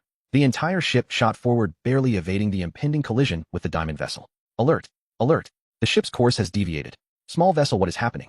Lin Yuan was puzzled. How could one emergency maneuver result in a course deviation? Reporting to the commander. We have suddenly encountered an unknown gravitational pull. The ship cannot maintain its course. Activate maximum operational mode. Continue accelerating to achieve escape velocity. Lin Yuan clenched his fists. Boom! The exhaust flames from the 4 engine nozzles shifted from red to purple, and the speed of the Shenzhou surged once more. Reporting to the commander. Engine power has reached its limit. The ship is still descending towards the gravitational center. Su Xingxin tugged at Lin Yuan's sleeve. We must have encountered a gravitational trap. We are still at the edge of the gravitational range. Install the red diamond engine onto the Shenzhou to enhance the thrust-to-weight ratio. Perhaps we can escape, Su Xingxin suggested decisively. Small vessel, is that feasible? Commander, the modification of the power module requires time, and during the conversion, we will be unable to operate. We will be instantly dragged away by the immense gravity. Lin Yuan furrowed his brow, his fingers tapping anxiously on the control panel. Small vessel, prepare the interface for the barrier docking, retaining only the cockpit and power module. I will store the remaining compartments in the badge space to improve the thrust-to-weight ratio. Understood, Commander. Executing compartment separation and docking combination task. 3, 2, 1. With a thought, Lin Yuan stored the orbital module, plant module, and hive module in the badge space. The cockpit and power module were securely reassembled through the barrier docking interface. A powerful force pressed against Lin Yuan and Su Xingxin, pinning them to their seats. On the control panel, the ship's speed visibly increased. Faster, faster. Su Xingxin's complexion began to pale. The overwhelming force was suffocating, nearly robbing them of breath. Alert, alert. The ship's course continues to deviate. Small vessel still unable to maintain the course. Lin Yuan gritted his teeth, struggling to speak. Reporting to the commander. The gravity has intensified again. We cannot break free. Calculations indicate we have insufficient time to accelerate to escape velocity. Lin Yuan pressed his lips tightly together, a flicker of helplessness crossing his gaze. Is this how it ends? He felt as if his body was being gradually stretched and his thoughts were elongating, as well outside the ship the entire expanse of space was being twisted and stretched. Suddenly in the distance near the gravitational center, a colossal rift in space opened. A gigantic maw emerged from the fissure, sucking in the entire gravitational trap along with the surrounding vicinity. Nearby space was torn apart, creating enormous gaps. Then the great maw retracted back into the rift, vanishing from sight. In the fleeting moment before losing consciousness, Lin Yuan heard a long-lost resonant voice in his mind. Congratulations, player. You have discovered the fourth type of hazardous zone, achieving the exploration feat of the interstellar Great Void region. Reward. Inside the diamond gem ship, shards of crystal were strewn everywhere. A tall figure was rapidly pressing various buttons on the gem control panel. What to do? The direction is uncontrollable. The recent explosion had completely disabled the ship's directional control system. Why did a ship suddenly appear ahead? Oh no, that ship was also under attack. It has a laser interception system. This is it. We're going to collide. Wait, it seems we didn't collide. What is happening? Why is the ship accelerating? What is going on? Is my body stretching? Inside the colossal beetle ship. A large golden flower beetle was deftly maneuvering the ship with its 3 pairs of tiny legs. Bro, hurry up, we're about to catch up. Within the slime-covered ship, a yellow slug was piloting the vessel in a cockpit filled with various plants. There's another ship here. Slug bro, it's a buy one get one free. Let's annihilate them together. Damn it. He evaporated my slime missiles. Keep pursuing. What's happening? My ship is out of control. Mine too. I can't control the direction. Lin Yuan opened his eyes, the dim cockpit illuminated intermittently by the red warning light. A throbbing headache assailed him. He felt as though a mighty elephant had trampled his head. He lifted his arm and found he could move, then kicked his legs, finding them responsive as well. Nothing was amiss, his body was uninjured. Turning to his side, he noticed Su Xingxin remained unconscious. Xiao Zhou, Lin Yuan called out. Reporting, commanding officer. I am here. The reassuring voice of Xiao Zhou eased Lin Yuan's anxiety. Initiate a self-check of the ship. Also please inform me of what transpired. Reporting, commanding officer. The ship is currently in a dormant energy-saving state. All systems are operational and ready to be activated. You have been unconscious for a day. A day? Yes, we have been pulled relentlessly by a formidable gravitational force descending towards the center of the gravitational trap. However, I suddenly observed violent spatial fluctuations on the opposite side of the gravitational center. It appears the fabric of space has been torn asunder. The radar signals are strikingly similar to those we encountered during our previous exploration of the Star-Meyer spatial rift, only this time the intensity is several hundred times greater. Are you suggesting a rift has manifested with hundreds of times the strength of our last encounter? Indeed, that is what the observations indicate. And then we were consumed by a great maw. Lin Yuan momentarily found himself at a loss for words. Consumed by a great maw. Yes, although I too find it hard to believe, commanding officer, what I witnessed was indeed that. Yet I suspect that the great maw intended to devour the gravitational core at the center of the gravitational trap, and we were inadvertently swallowed as well.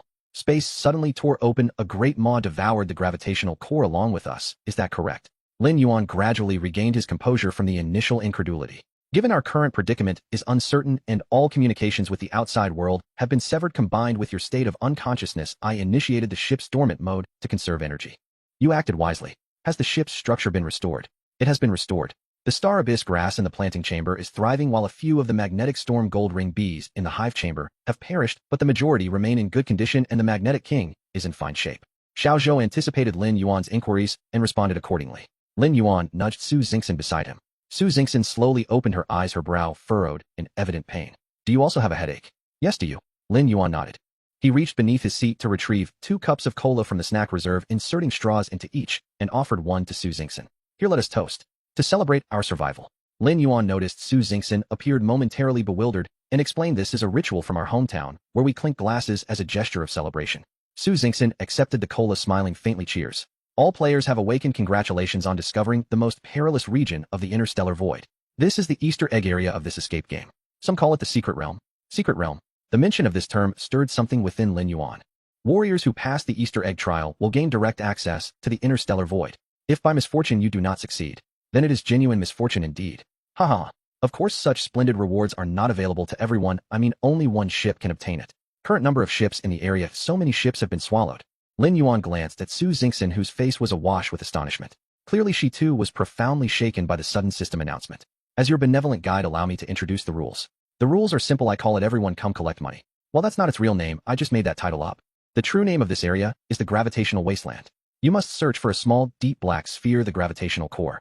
Next, a large funnel will appear in the center of your ship. Simply deposit the collected small spheres into the funnel, and the edges will illuminate green in a clockwise manner. When you turn the entire edge green, you can exchange it for a ship equipment piece and gain direct access to leave this place. So what is this equipment? The answer is a reverse gravity engine. With this, your ship will be free from all gravitational influence, able to convert gravity into repulsion, allowing for unrestricted travel throughout the stars. There is only one of these engines available, thus only one ship can equip it. Naturally, such straightforward rules may seem mundane to some brave souls. Therefore, I have included a lottery system. When the gravitational cores you deposit into the funnel reach, you can use them for the first draw. After that, your collection progress resets. Gather for a second chance, and for the third chance you will need to expend, and so forth. You might expend gravitational cores and draw, or you might draw. Yes, the edges of your funnel will glow red in a counterclockwise direction. Of course, you could directly win the reverse gravity engine and escape at once. Rest assured, I have taken your fragile psychological endurance into account. So how many cores are necessary to fully illuminate the funnel's edges? I find it too painful to reveal. Moreover, even if someone wins or exchanges for the reverse gravity engine, I will not disclose it to others. How could I bear to utter such despairing news? By the way, there is no time limit for this game. I am simply too benevolent. Haha. Now the game begins. A bulge formed on Lin Yuan's control panel as a golden funnel, as wide as a basin, blossomed forth. Lin Yuan felt beads of cold sweat trickling down his back. Su Xingxin's complexion was equally pale. What shall we do? She looked to Lin Yuan. Let us search for the so-called gravitational core. Lin Yuan took a deep sip of cola to steady himself.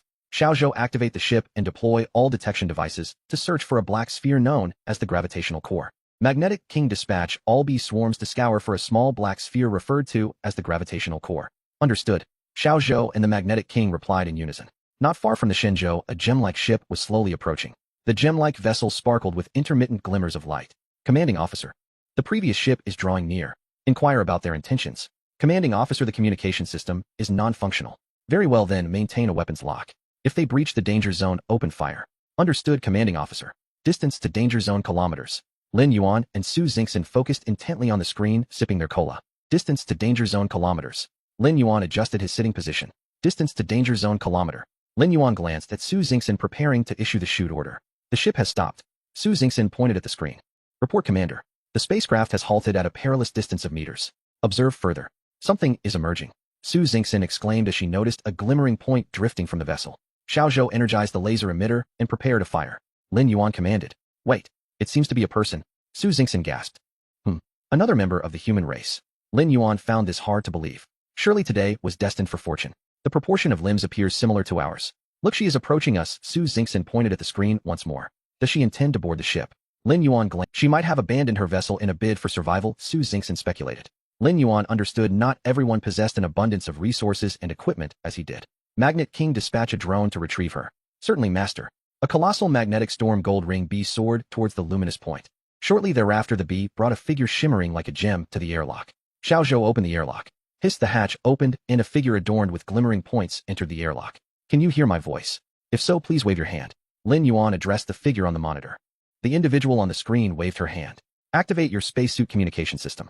Xiao Zhou prepared to establish a communication link. The communication link has been successfully established. Greetings. Please identify yourself.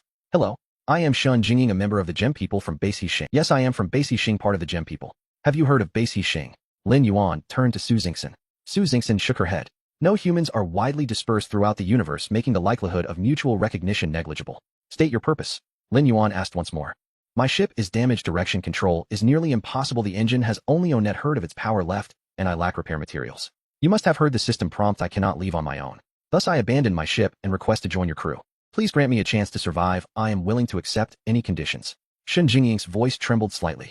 Due to my inability to verify your true origins and intentions, I must temporarily isolate you.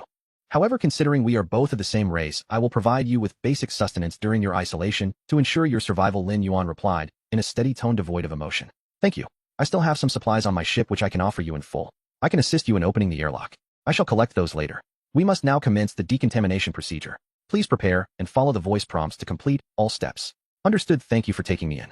Lin Yuan terminated the communication with Shun Jingying. Xiao Zhou expanded a temporary chamber as an isolation unit for this gem race individual. Once the gem individual enters the isolation chamber, position it between the plant cultivation chamber and the hive chamber. Provide her with 1 unit of standard food and 1 unit of standard water each day. Understood, Commander. Lin Yuan gazed at the display of the airlock preparation chamber. The decontamination procedure had concluded. Shun Jingying was placing her spacesuit into the designated storage locker. Wearing the chamber suit, Shen Jingying had a tall and slender figure with a fair complexion that reflected a faint crystalline glow under the lights. Her white hair occasionally sparkled with fiery hues, and upon closer inspection the strands were not white, but rather a transparent glass-like texture. Su Xingxin watched the screen intently, seemingly eager for a contest of skill. Xiao Zhou approached the gem individual spacecraft. Once I have reclaimed the vessel, we shall immediately commence the search for the gravitational core.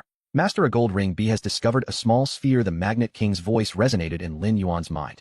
It closely resembles your description. It must be the gravitational core. Excellent, retrieve it, and let us see if we can ignite the funnel's edge, Lin Yuan commanded.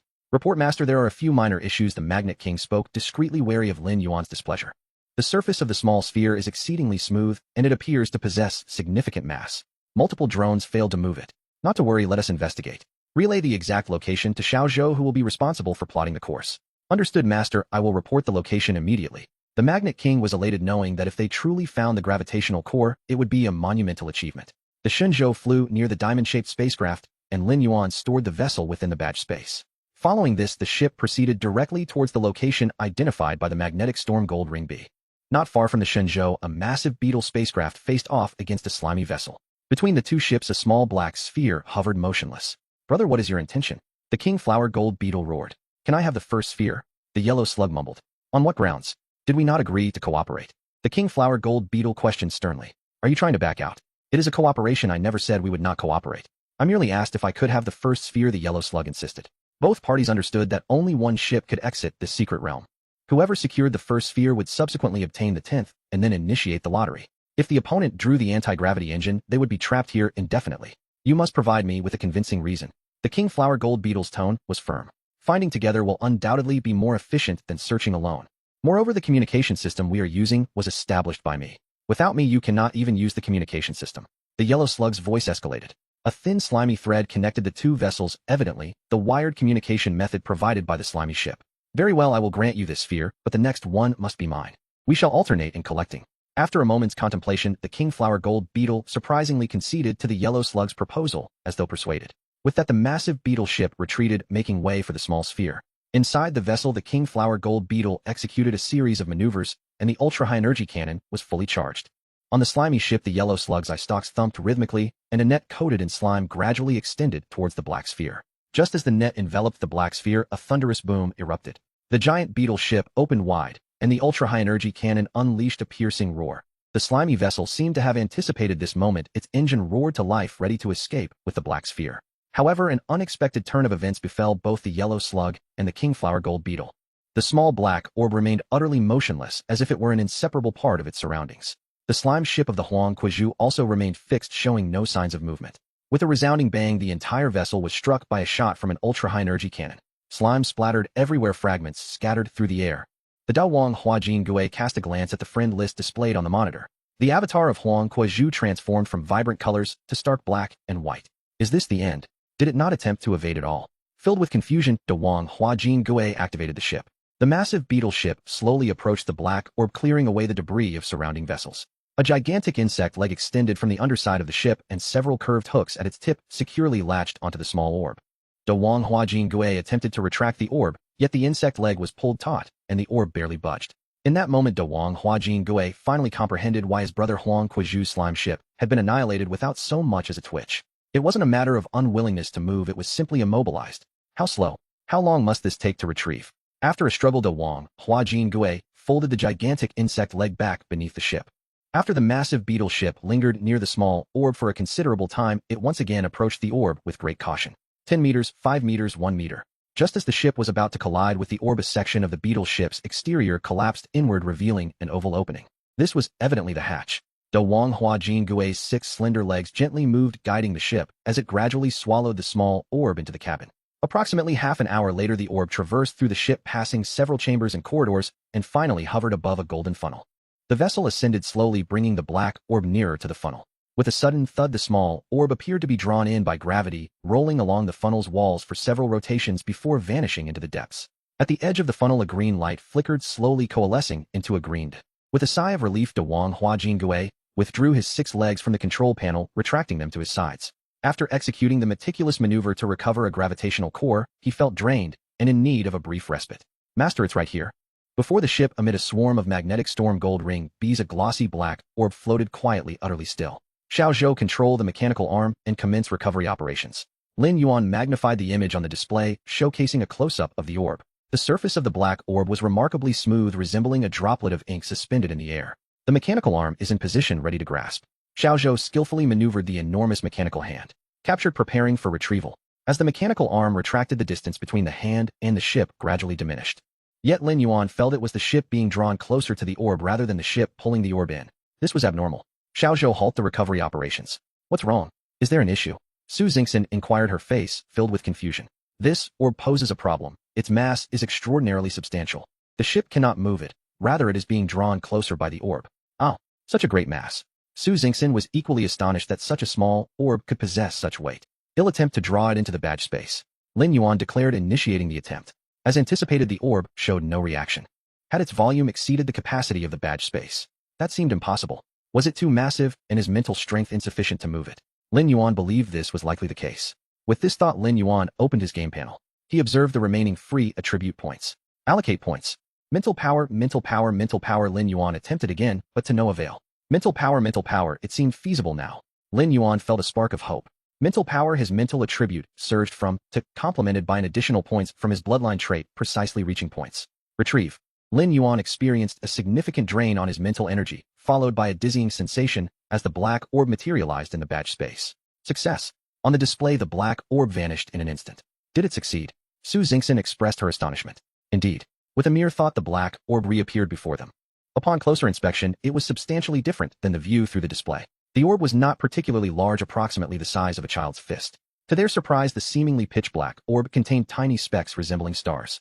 The smooth surface of the black orb was not its exterior, but rather a thin, transparent shell. Wow, it's like a universe contained within a glass sphere. Su Xingxin exclaimed in wonder. Lin Yuan shared her sentiment. Could this be a sealed miniature universe?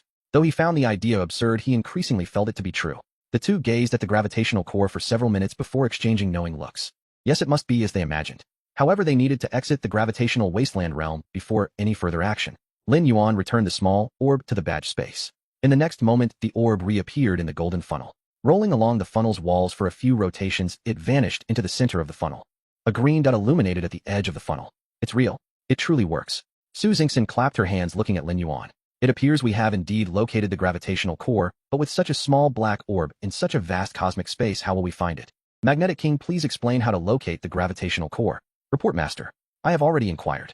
There are unique magnetic field fluctuations near the gravitational core. As you know, our magnetic storm gold ring bee clan is highly sensitive to magnetic fields, and these special magnetic signals exert a strong allure upon us. That gold ring bee discovered the gravitational core precisely because of the magnetic field's unique signals. Excellent. Share the characteristics of the magnetic signals throughout your swarm. Have all the bees dispersed to search. Lin Yuan felt a wave of excitement. He had not anticipated such a method. The Magnetic King, an hour later. Master, another has been discovered. Xiao Zhou, initiate the ship. Recover the gravitational core. A day later, Lin Yuan had collected 6 gravitational cores. 6 green dots glimmered at the edge of the golden funnel. However, the positions of the 6 luminous points were not evenly distributed, making it impossible to determine how many points were required to illuminate the entire edge of the funnel. Cunning system. Lin Yuan grumbled. It's becoming increasingly difficult to find. Magnetic King summoned back the swarm. Let's search in a different location. Yes, Master. Master. Another has been found. Report the position, Xiao Zhou. Prepare to head out. Master, I lost contact with that bee. Oh, was it attacked? Lin Yuan inquired. Possibly. I've dispatched a few nearby to investigate.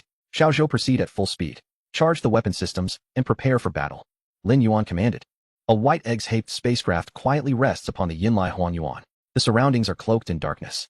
Inside the vessel, a member of the Yen Gu tribe gazes intently at the golden funnel before him.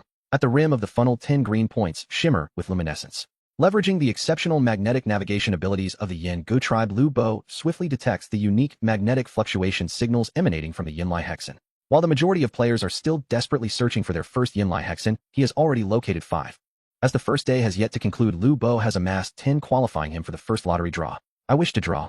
Yinlai hexen quantity meets the requirement. Lottery initiated. Lu Bo stands beside the golden funnel, his round eyes fixated on the green points of light at the rim. The 10 luminous points begin to swirl around the edge of the funnel, accelerating until they coalesce into a green ring.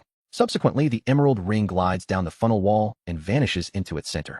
Congratulations, player. Lu Bo has acquired Yinlai hexen. With a magnetic fluctuation akin to a miniature magnetic storm, 99 black spherical orbs instantaneously materialize both inside and outside the White Eggs-shaped spacecraft. The white vessel is enveloped by the Yinli hexen. In that moment, Lubo panics. How does he maneuver his spacecraft? The intense magnetic disturbance ripples outward like a stone cast into a tranquil lake, sending waves racing in all directions. Nearby spacecraft, as if coordinated, pivot their bows and head toward his location. After an indeterminate period, a faint residual wave brushes against the antenna of a flying magnetic storm golden ring bee. The bee hesitates, then turns and flutters toward the source of the disturbance. Time rewinds to mere minutes after Lin Yuan commands the ship to set sail. Report, Master. 2 more golden ring bees have lost contact. 2 others are en route. Advise them to remain nearby and not approach further. As the magnetic storm golden ring bees continue to vanish one after another, Lin Yuan surmises that the area surrounding the discovery of the Yinli hexen may not be safe. Perhaps we should reconsider our approach. Su Xingxin voices her hesitance. Lin Yuan's expression betrays his own conflict. We must proceed. We need to investigate. There may be unforeseen rewards. Sometimes courage is necessary. Merely evading the situation will not extricate one from it. Report, Commander. The radar indicates a plethora of abnormal signals ahead. A rough estimate suggests no fewer than 50 vessels in the region ahead. Lin Yuan casts a glance at the screen. Current vessel count in the area. 13 vessels have already ceased to exist. If Xiao Zhou's estimation is accurate, then the majority of the vessels in the region have congregated ahead. Current vessel count in the area. In a matter of seconds, 3 more have vanished. Report, Commander. Severe signal fluctuations detected ahead. Suspected engagement in combat. A skirmish involving spacecraft. Lin Yuan questions whether he possesses the strength to confront them single-handedly. Xiao Zhou, shut down the engines and conceal our position. Magnetic Sovereign, deploy the field to mask our ship signals. Continue to release swarms for long-range surveillance, then return to report. Understood, Master. Current vessel count in the area. Just as Lin Yuan successfully conceals the Shenzhou, a massive ship sweeps past several kilometers away. The powerful tailwind nearly disrupts the Magnetic Sovereign's field. In the cockpit, Lin Yuan and Su Xingxin exchange glances. Have you ever encountered a vessel of such size? Su Xingxin shakes her head, her astonishment mirroring Lin Yuan's own. Xiao Zhou assessed the earlier ship. Report, Commander. Xiao Zhou estimates that the ship exceeds our capabilities by 2 levels. It likely qualifies as a level 3 interstellar vessel. Do we stand a chance against it? According to my calculations, our chances are nearly 0. However, should we engage, our survival odds remain viable, Xiao Zhou asserts with confidence. Excellent. That's precisely what I needed to hear. Lin Yuan raises his voice. Xiao Zhou, that ship's presence will inevitably disrupt the fragile balance maintained by the surrounding vessels. Thus, we must begin to modify our ship immediately. We need to reduce its size, rapidly enhance its thrust-to-weight ratio, and bolster its defenses. Su Xingxin gazes at Lin Yuan and inquires, are you intent on charging in to take a look? Indeed, not only do I wish to observe, but I aim to seize the opportunity. No matter what lies ahead, as long as we are swift enough, we can claim our share. Lin Yuan glances at the screen. In just a brief moment, the vessel count has dwindled further. Current vessel count in the area. Commander, per your directives, I have completed the design modification plan for your review. A modified structural diagram of the ship appears on the screen. Similar to the plan devised during their escape from the Yinli trap, it retains only the cockpit and power compartment. Given the ample time available this time, Xiao Zhou has reserved 2 small compartments for Shun Jingying and the Magnetic Sovereign in the power compartment. Additionally, the rear of the power compartment has been fitted with 6 engines from the Red Diamond. Can we incorporate the engines from the Gem ship? It poses some challenges as the power system of that vessel differs significantly from ours, necessitating the addition of numerous extra conversion components, which would hinder size reduction, Xiao Zhou elaborates. By the way, we could also integrate the weapon systems. Su Xingxin proposes. Excellent suggestion, Miss Su. I shall commence the design at once. Lin Yuan fixes his gaze on the screen, where the vessel count continues to decline. The combat prowess of that ship is astonishing. It could easily take on 10 opponents. In a short span, over a dozen vessels have been destroyed. Report, Master. The swarm has relayed information. A substantial number of Yinli hexen are scattered across an exceedingly small area ahead, approximately several dozen. Surrounding these numerous Yinli hexen, a multitude of vessels are embroiled in combat. Just moments ago, a large ship breached the battlefield akin to an adult intruding upon a gathering of children. One strike sends a child flying. A dozen vessels have been successively obliterated. Now nearly all the ships are turning their weapons toward this large vessel. As Lin Yuan listens to the Magnetic Sovereign's report, vivid images of the chaotic battle unfold in his mind. Regrettably, his own ship currently lacks the capability to confront a large vessel. They can only remain concealed and await a prime opportunity. Continue reconnaissance. Provide further updates. Understood. Master. Current vessel count in the area. When shall we proceed? Su Xingxin inquires. Let us wait a while longer. Undoubtedly, there are other ships nearby much like us, biding their time for an opportunity. Lin Yuan raises his gaze toward the dark expanse beyond the porthole. Just as Lin Yuan finishes speaking, a spacecraft streaks across the distant sky, trailing a long tail of flame as it hurtles toward the battlefield.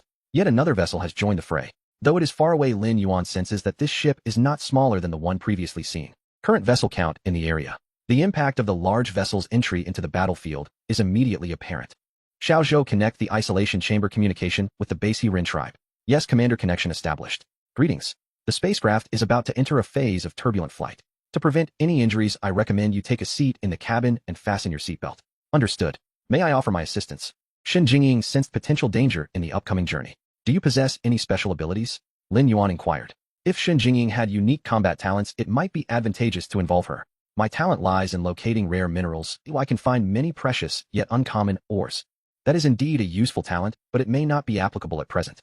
Do you possess any combat-oriented abilities? Lin Yuan felt a hint of regret, though it was somewhat expected. I lack combat abilities, Shen Jingying replied, shaking her head. However, my spaceship the base He Hao is equipped with 2 highly powerful weapons.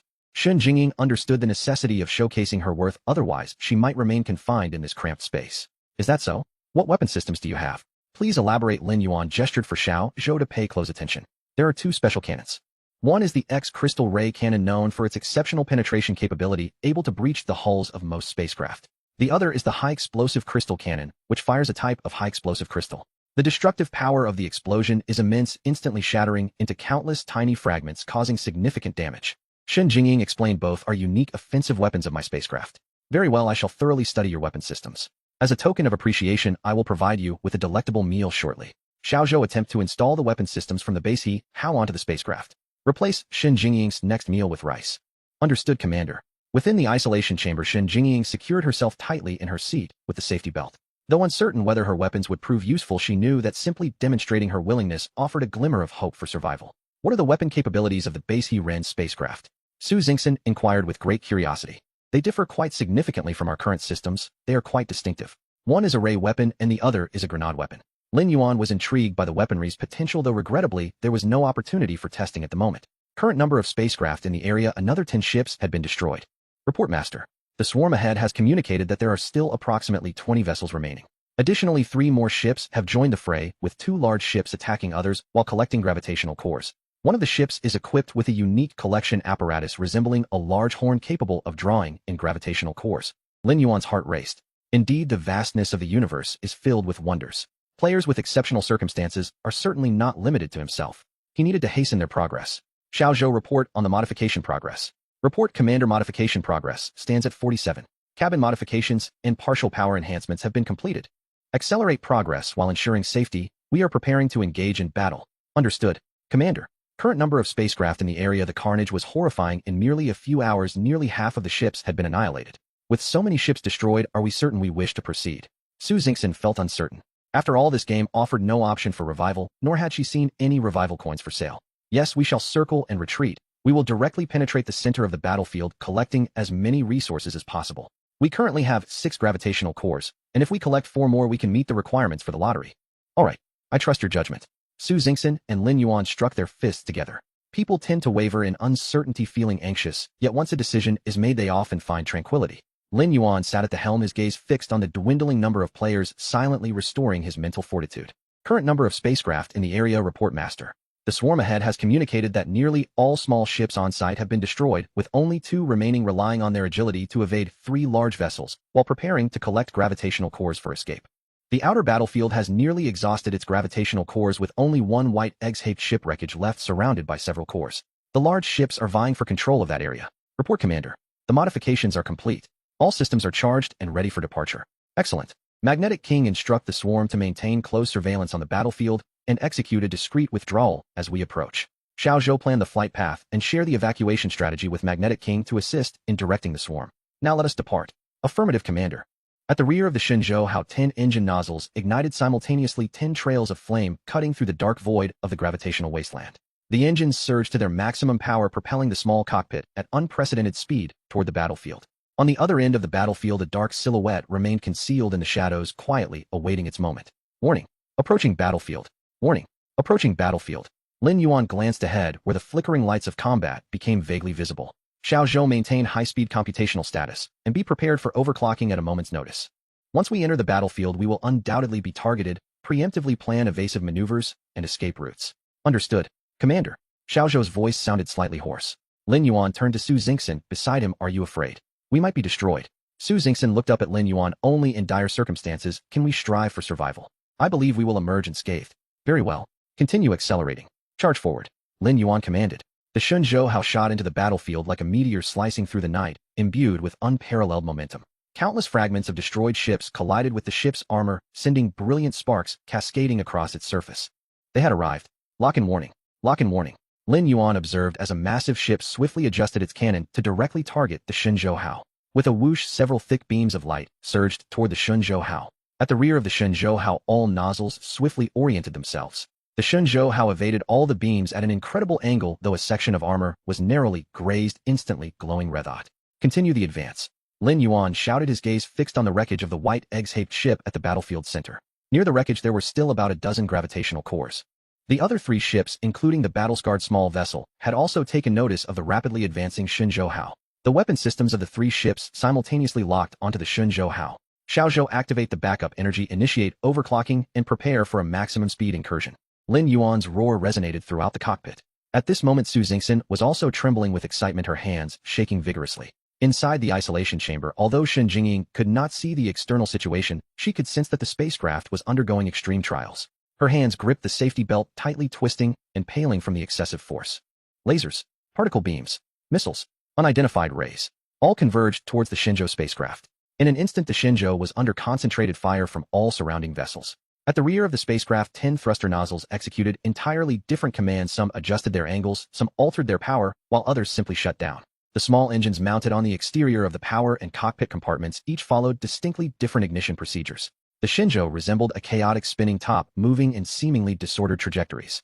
After evading all attacks at various unimaginable angles, it surged into the heart of the battlefield. Lin Yuan's eyes were bloodshot. Now was the moment. Collect. 1, 2, 3. Inside the control console, the computational chip of the vessel glowed red hot. The Shenzhou continued its wild, erratic rush. Within the cockpit, Su Xingxin felt nauseated, her entire digestive system on the verge of revolt. Lin Yuan was experiencing a splitting headache. The tremendous expenditure of mental energy made the act of gathering cores nearly instinctual, as if it would never cease. Finally, the Shenzhou gracefully arced past a nearby egg-shaped spacecraft at the battlefield's core. Collect, collect, collect. Lin Yuan mechanically repeated a singular thought. A torrent of mental energy surged forth as if a dam had burst. Suddenly Lin Yuan spotted a small golden orb embedded within the wreckage. His instinctive reaction was collect. The intense pain in his head nearly caused him to lose consciousness. What had he just done? Lin Yuan now felt as if his brain was being wrung dry, akin to a desiccated walnut. Approaching the designated escape trajectory, how should we initiate the escape protocol? The vessel's voice was hoarse. Initiate. Lin Yuan commanded, forcing the order through his nearly scorched brain.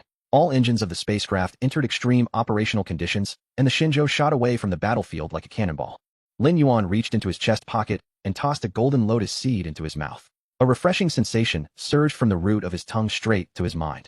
His nearly parched brain felt like a sponge immersed in water, desperately absorbing this invigorating energy. The instantaneous relief allowed Lin Yuan, drained of mental energy, to drift comfortably into a slumber. Boom. The entire spacecraft jolted. The drowsy Lin Yuan was instantly awakened. Report. The spacecraft has encountered an unknown attack. The vessel's voice also conveyed surprise. The armor on one side of the power compartment is shattered. One engine is damaged. Immediately execute evasive maneuvers. Identify the source of the attack and retaliate at once. The Shenzhou performed a roll, veering off its current trajectory. A laser grazed the spacecraft's armor. Attack source tracked. Locking on. Return fire. Several lasers targeted the origin of the previous laser. On the weapons systems monitoring screen, a massive beetle-like spacecraft was under concentrated fire from the lasers launched earlier.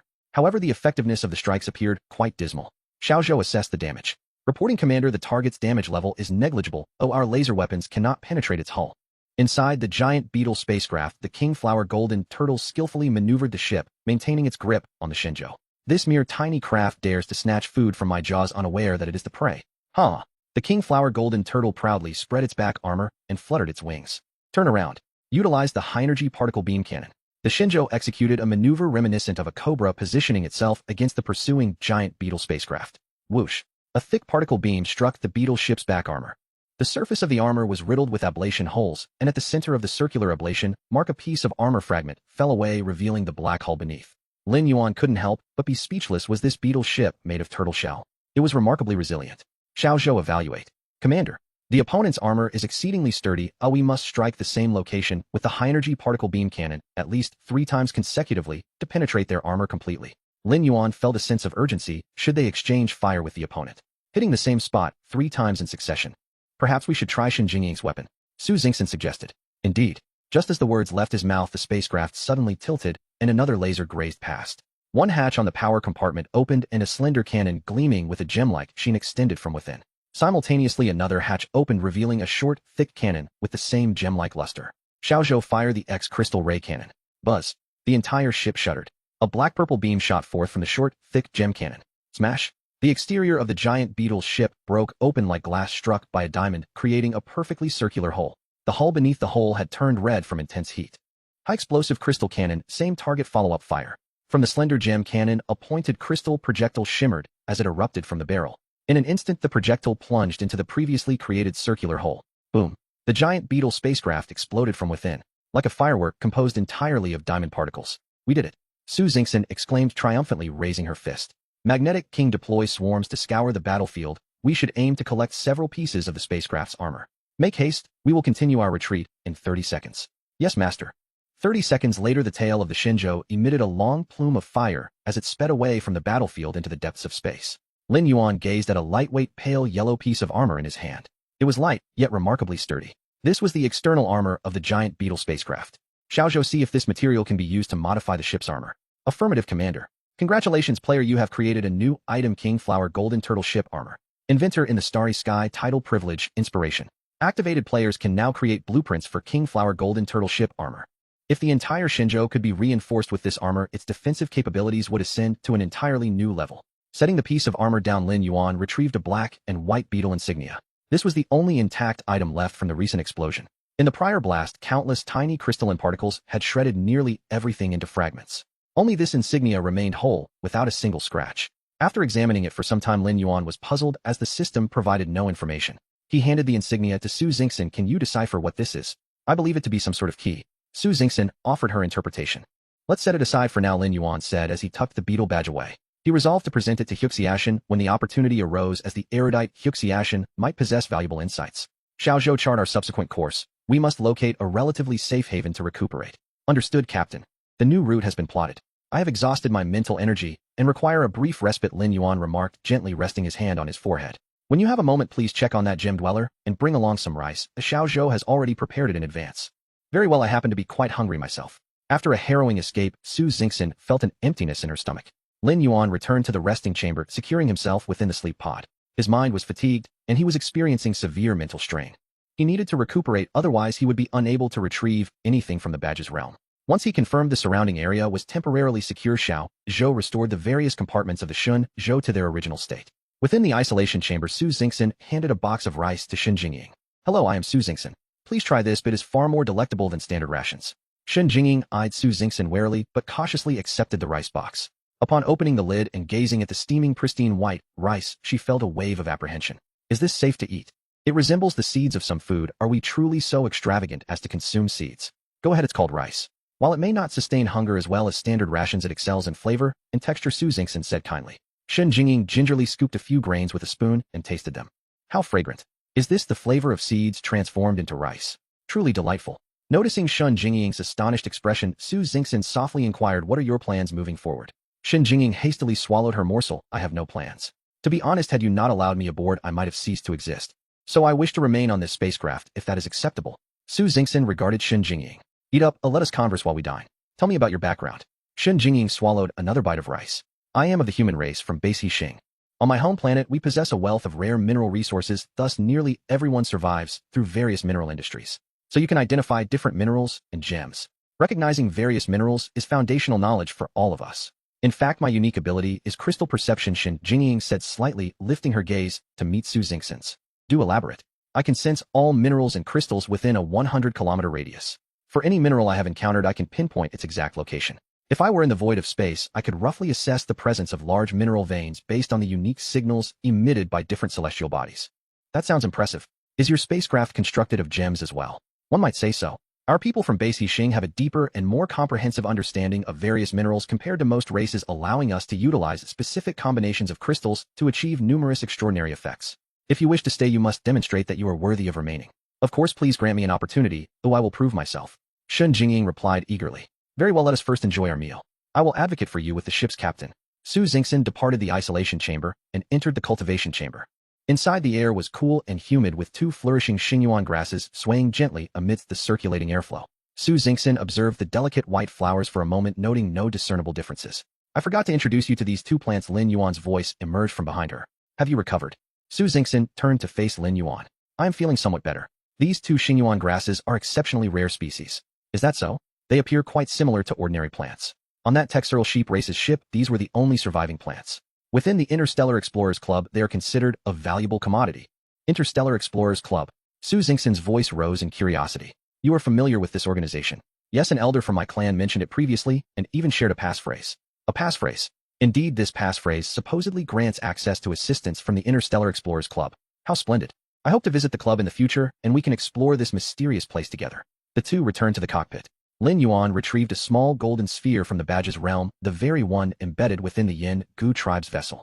Congratulations, player, you have obtained Yin Gu tribe's magnetic core. Yin Gu tribe's magnetic core item type, extraordinary item rarity, rare function, magnetic field perception evaluation. Afraid of losing your way. With this in hand, your world will be filled with magnetic lines. Can this be consumed? Lin Yuan pondered as he examined the metallic sphere. What is that? Su Xingxin asked, intrigued by the golden sphere in Lin Yuan's hand. Take a look. Lin Yuan offered the sphere to her. I picked it up when I passed the wreckage of that white egg-shaped ship in the center of the battlefield. It caught my attention, so I collected it. How do you use it? I am unsure. Can it be eaten? It doesn't appear to be edible. Perhaps we should let Magnetic Queen try it. It might even enhance her abilities. Su Xingxin proposed with a flash of inspiration. That's a brilliant idea. Lin Yuan concurred, thinking that if it were indigestible, it could always be regurgitated. In the hive chamber, Magnetic Queen was recuperating. Following the search for the gravitational core, many magnetic storm golden ring bees had been lost, and it was crucial to restore the bee population promptly. A golden sphere suddenly appeared before Magnetic Queen, accompanied by Lin Yuan's voice. This is a rare item for magnetic field perception. See if you can consume it to enhance your abilities. Thank you for the gift, Master. I shall ingest it immediately. Magnetic Queen promptly swallowed the sphere. Master, I sense that my talents are showing signs of upgrading. Magnetic Queen exclaimed with delight. Lin Yuan glanced at Magnetic Queen's attributes. Magnetic Storm Golden Ring Queen, rare interstellar beast species, evolvable racial talent, magnetic field sensation, upgrading, excellent, hasten your enhancement. Oh, our journey has only just begun. Yes, Master. As Lin Yuan turned, 7 black spheres gradually appeared before him. You actually acquired 7 gravitational cores. Su Xingxin's voice nearly penetrated the ship's walls. Now let us commence the lottery. Lin Yuan smiled at Su Xingxin. After gradually depositing the 4 Yinlai hexen into the funnel, 10 green light points illuminated the edges of the funnel. Lin Yuan gestured towards Su Xingxin with his eyes. You want me to draw? Su Xingxin exclaimed, her face a portrait of disbelief. But you collected all of these. Moreover, this is aboard your spaceship. Lin Yuan continued to signal with his gaze. Is this appropriate? Su Xingxin expressed a hint of shyness verbally, though her heart brimmed with the satisfaction of being recognized. Mr. Lin actually entrusted me with the drawing. This is a testament to his trust in me. It also affirms my status aboard the spaceship. A wave of joy flooded Su Xingxin's heart. So I really can draw. Su Xingxin confirmed with Lin Yuan one last time. Go ahead, I believe in your ability. Lin Yuan encouraged. Drawing. Su Xingxin whispered. The number of Yinlai hexen meets the criteria. Commencing the draw. The 10 green light points at the edges of the funnel began to accelerate, swirling around the rim. As their speed increased, they gradually formed into a green ring. The green ring descended along the funnel wall, vanishing into the center. Congratulations, player, you have acquired the anti-gravity engine. Haha. A player has won. Let me see who you are. So it's you, this little human. Haha. Kid, I remember you now. Keep it safe and utilize it wisely. This is no ordinary engine. A familiar resonant system voice echoed in Lin Yuan's mind. The content of the voice sent shivers down Lin Yuan's spine. Is it really necessary for the system to remember such a trivial acquisition as an engine? It seems rather exaggerated. Lin Yuan glanced at the engine's description. Reaction engine item type, special equipment, rarity, limited edition, function, gravity, conversion, evaluation. This spaceship hails from a mysterious organization. Let me whisper to you, it is essentially a ticket. Lin Yuan felt a surge of emotion and gazed out of the viewport, where a pitch-black engine silently hovered near the spaceship. The material resembled the Yinlai hexen he had gathered. On the exterior wall of the spaceship's nozzle, a pattern depicted a central, surrounded by 3 concentric wave lines. Lin Yuan had never seen this emblem and was unaware of which organization it represented. Su Xingxin leaned against the window, peering outside. This engine is stunning.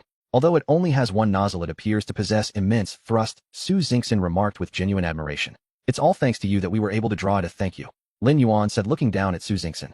I merely uttered drawing, Su Xingxin replied, feeling a bit embarrassed under his gaze. However, her heart was truly elated to have drawn the engine. Shall Zhou receive the engine and modify the power system? Yes, Commander. I have already devised the installation plan. It will only take 5 minutes. Alright, once it's ready we shall set off. 5 minutes later. Player has successfully installed the anti-gravity engine. According to game rules, you may now choose to either depart the gravity wasteland or continue exploring. Lin Yuan glanced at Su Xingxin, who nodded slightly. I choose to leave. Please activate the anti-gravity engine. I will open a dedicated gravity channel for spacecraft catapulting. Lin Yuan observed the newly added black button on the control panel adorned with a special emblem. Without hesitation, he pressed it down firmly. The spaceship trembled, and a black beam of light erupted from the nozzle of the anti-gravity engine. Before the Shenzhou, a swirling black vortex began to materialize slowly. Whoosh! The Shenzhou plunged headlong into the vortex, disappearing from sight. At the outskirts of the interstellar void, a black vortex suddenly appeared, and moments later a spaceship shot forth from it, revealing itself to be the Shenzhou. They had emerged. Lin Yuan and Su Xingxin struggled to suppress the turmoil in their stomachs. It was too fast, too dizzying. I must enhance my physical constitution. Lin Yuan resolved silently. A previously half-displayed system prompt reappeared. Congratulations, player, you have discovered the fourth type of hazardous area, achieving the interstellar void area exploration accomplishment. Reward unique title Diamond Level Voyager of the Interstellar Void. Title privilege: enjoy member-level treatment among all interstellar organizations. No organization may refuse your application for membership. Title-specific item: complete star map of the interstellar void. Title bound, non-transferable. As Lin Yuan perused the system prompt, emotions surged within him. While this title may seem devoid of immediate utility, it carries profound significance. Those who do not understand may overlook its value, but those who do recognize its importance will not underestimate it. Only players who have survived through the 4 types of hazardous regions in the interstellar void can attain this title, especially the 4th type, which requires the acquisition of the anti-gravity engine to escape. This title effectively announces to all organizations that its bearer is the owner of the reaction engine. Indeed, the system was correct. The reaction engine is a form of entry ticket, and this title serves as that business card. Lin Yuan beheld the dazzling starry sky ahead and the inky depths of space behind him, a surge of ambition igniting within him. Xiaozhou, full speed ahead. Are we traversing the interstellar void region? Su Xingxin gazed at the countless stars ahead. Yes, beyond lies the sea of stars. The sea of stars. What is this sea? Su Xingxin inquired, her expression one of confusion. Lin Yuan, equally puzzled, wondered why the system was not providing real-time translations. Could it be that Su Xingxin's home planet lacks oceans? No vast bodies of water. Does your home planet lack oceans? You know the vast expanses formed by the gathering of immense amounts of water. No, my home planet does not have a lot of water, but it is filled with an abundance of plants. Most water is beneath the surface. Only rivers and lakes exist above ground. Exactly. The sea is essentially a colossal lake, an expansive body of water without visible boundaries. As far as the eye can see, it is all water with no land in sight. Do you understand? I think I understand. Su Xingxin nodded slightly. Yet in her mind, she envisioned an endless forest composed of trees. If we ever have the chance, I will take you to my home planet to see the ocean. Lin Yuan remarked, gazing at the starry sky. The ocean, just like the brilliant starry sky, is vast and beautiful. Absolutely. I would love to see the ocean with you. Su Xingxin also looked at the sky, imagining the sea's appearance. Congratulations, player, you have reached the border area of the interstellar void. The system will provide navigation lines. Please navigate according to the guidance. The destination of the navigation line marks the conclusion of this mission, Xinjia Aerospace Port. Upon seeing the system prompt, Su Xingxin was momentarily taken aback. Are we about to dock? Lin Yuan was equally surprised. It seems so. They may allow us a brief respite. After such a lengthy journey without resupply, it's likely that most players will not be in prime condition. Of course, Lin Yuan did not count himself among them. The Shenzhou swiftly navigated along the guiding path provided by the system. Ahead, a silvery orb loomed ever closer. Could this be the Xinjia Hengkonggang? Welcome, players, to the navigation control zone of Xinjia Hengkonggang. Free navigation is prohibited within this area. All private aircraft must be registered and navigation must be reported. Players have entered the management area of Xinjia Hengkonggang, marking the arrival at the end of this route and mission. Congratulations on completing the Interstellar Wilderness Survival Mission. The trading system has been restored. The navigation system has been restored. Now the mission rewards are being distributed. Reward ship, level reward player, level reward planet currency, reward basic resource, exchange voucher, reward ship, component repair card, reward Xinjia Hengkonggang, docking permit, reward interstellar traveler identification card. Did you receive the mission completion notification? Lin Yuan inquired of Su Xingxin. I did. The mission is over. We survived, Su Xingxin replied, gazing at the increasingly massive planet, feeling a wave of relaxation wash over her. Congratulations for being among the first players to complete the Interstellar Wilderness Survival Mission. Your prowess and luck have proven your uniqueness. Your mission results have been inscribed on your identification card, and at Xinjia Hengkonggang you shall be treated as an interstellar adventurer. Lin Yuan glanced at his identification card, a sleek metallic piece, entirely black, adorned with intricate star patterns. It resembled a fragment of the boundless cosmos compressed into a two-dimensional plane. At its center was a relief of the Shenzhou spaceship, the image evoking a three-dimensional photograph of the vessel soaring through deep space. Flipping the card over revealed a pristine black surface. Beneath his colorful relief portrait, the words human race and interstellar traveler were embossed. A large blank area was left on the right side of the card where a dazzling diamond star materialized after the system announcement concluded. An identification card capable of recording mission counts and completion levels. A commendable design. Lin Yuan turned to Su Xingxin, who was also fiddling with her identification card. He stored the card in his badge space. Xiao Zhou, send the docking application. We are entering the port. Yes. The application has been sent. The docking route has been loaded. The berth is confirmed. As the silvery planet drew nearer, Lin Yuan realized it was not a conventional celestial body, but rather a man-made spherical hollow structure. A building the size of a planet. A planetary structure where spaceships could navigate and dock. In that moment, Lin Yuan was profoundly awestruck. Following the docking route's guidance, the Shenzhou traversed through numerous external docking areas, steadily advancing into the depths of the planet. Ultimately, in a space nearly obscured by various artificial structures, the speed of the spaceship gradually diminished. The entire docking area was not exposed to the vastness of space, but was nestled within a colossal building. The spaceship gently passed through a massive hatch and docked within a sealed interstellar dock. Within the entire space, only the Shenzhou was moored. A mobile sealed bridge slowly approached the Shenzhou. Esteemed interstellar traveler, welcome to Xinjia Hengkonggang. You are now at your exclusive berth. Here we shall provide you with the utmost quality of service. The internal environment of the spaceport is suitable for most races. You need not wear a spacesuit and may freely move within the port. We hope Xinjia Hengkonggang leaves you with delightful memories on your journey. The port's announcement resonated within the spaceship. Xiao Zhou, prepare for docking. With a soft thud, the ship's exit connected with the bridge. Xiao Zhou established communication with the isolation chamber. Yes, Commander. Communication has been established. Hello, Shen Jingying. Hello, Commander. Shen Jingying responded with great respect. Su Xingxin informed me that you wish to remain aboard my ship. Now that we have successfully completed the interstellar wilderness survival mission and are safely docked at Xinjia Hengkonggang, you may choose to leave safely or stay. There are no external survival threats at present, nor any restrictions or confinement. I hope you can make the choice that aligns with your true desires. Lin Yuan spoke, candidly aware that the interstellar journey ahead held many more challenges. He could not tolerate individuals lacking unwavering conviction as teammates. Commander, I have decided to stay. This is my genuine choice.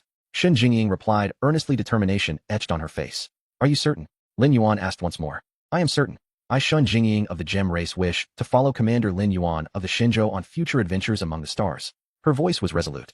Very well, from now on I will lift the isolation. You may come to the cockpit, and we shall share a meal before disembarking.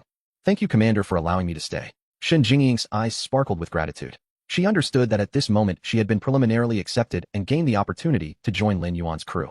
Xiao Zhou, cancel the isolation settings, extend rest cabin 3 to the rear of the cockpit. Understood, Commander. The modification will be completed in 1 minute. The cockpit was notably more spacious after the modification. Behind the control panel, 3 pilot seats were arranged in a triangular formation with Su Xingxin and Shen Jingying seated in front and Lin Yuan positioned behind them. Come, let us have something to eat. Before we disembark, we should fill our stomachs. Indeed, once we disembark, who knows where we might find food to our liking. Su Xingxin said, eyeing the delectable dishes on the small table, her mouth watering. Thank you, Commander, for providing such wonderful food and for allowing me to dine with you. Shen Jingying appeared far more reserved during her first meal with Lin Yuan. Sharing a meal at the same table signifies camaraderie and teamwork. We shall face more risks and challenges together in the future. I hope we can unite and safeguard one another. Here's to ourselves. Here's to the stars and the sea. Cheers. Lin Yuan raised his drink. Su Xingxin lifted her cup as well. Though Shen Jingying did not fully grasp the meaning, she mirrored their actions and raised her drink pouch. The 3 drinks clinked softly in the air, intertwining their fates at that moment. With a gentle hiss, the hatch of the Shenzhou opened and Lin Yuan, Su Xingxin, and Shen Jingying floated out in succession. They traversed the enclosed bridge to the grand door at its end. Esteemed interstellar traveler, you are about to enter the living area of Xinjia Hengkonggang. In the equipment cabinet by the gate, you will find a selection of personal smart communication devices prepared for you. You may choose your preferred style to wear.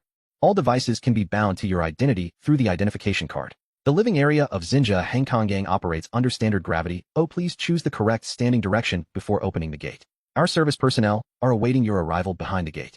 Lin Yuan glanced at the gate and indeed noticed the marked direction of gravity. After adjusting his standing position, he opened the equipment cabinet beside the gate. Inside was a compact automated retrieval locker. The screen of the locker displayed an array of conventional communication devices, including watches, headphones, glasses, tablets, and smartphones. Lin Yuan selected the model of smartphone he was accustomed to, while Su Xingxin chose a watch and headphones, and Shen Jingying opted for a pair of glasses adorned with gemstones. Turning back to look at the Shenzhou docked at the berth, Lin Yuan thought for a moment before retracting the spaceship into his badge space. The spaceship was his foundation. No berth, no matter how secure, could compare to the safety of having it with him. After each of them activated their communication devices using their identity cards, Lin Yuan opened the gate before him. Taking a step forward, gravity returned, and the sensation of solid ground beneath his feet filled him with a sense of reassurance. With gravity at play, his entire body felt significantly more comfortable. Detected that the player has entered Xinjia Hengkonggang. Players may engage in any activities within Xinjia Hengkonggang, including, but not limited to residing, touring, upgrading, and modifying spaceships, but must adhere to safety management regulations. Violations will result in penalties. After the deadline for the Interstellar Wilderness Survival Mission, new tasks will be issued. Wishing players a pleasant holiday. Notices and guide maps for Xinjia Hengkonggang have been dispatched to the player's communication terminal. Please check them promptly. Esteemed interstellar traveler, welcome to Xinjia Hengkonggang. I am your guide. You may call me Xinglin.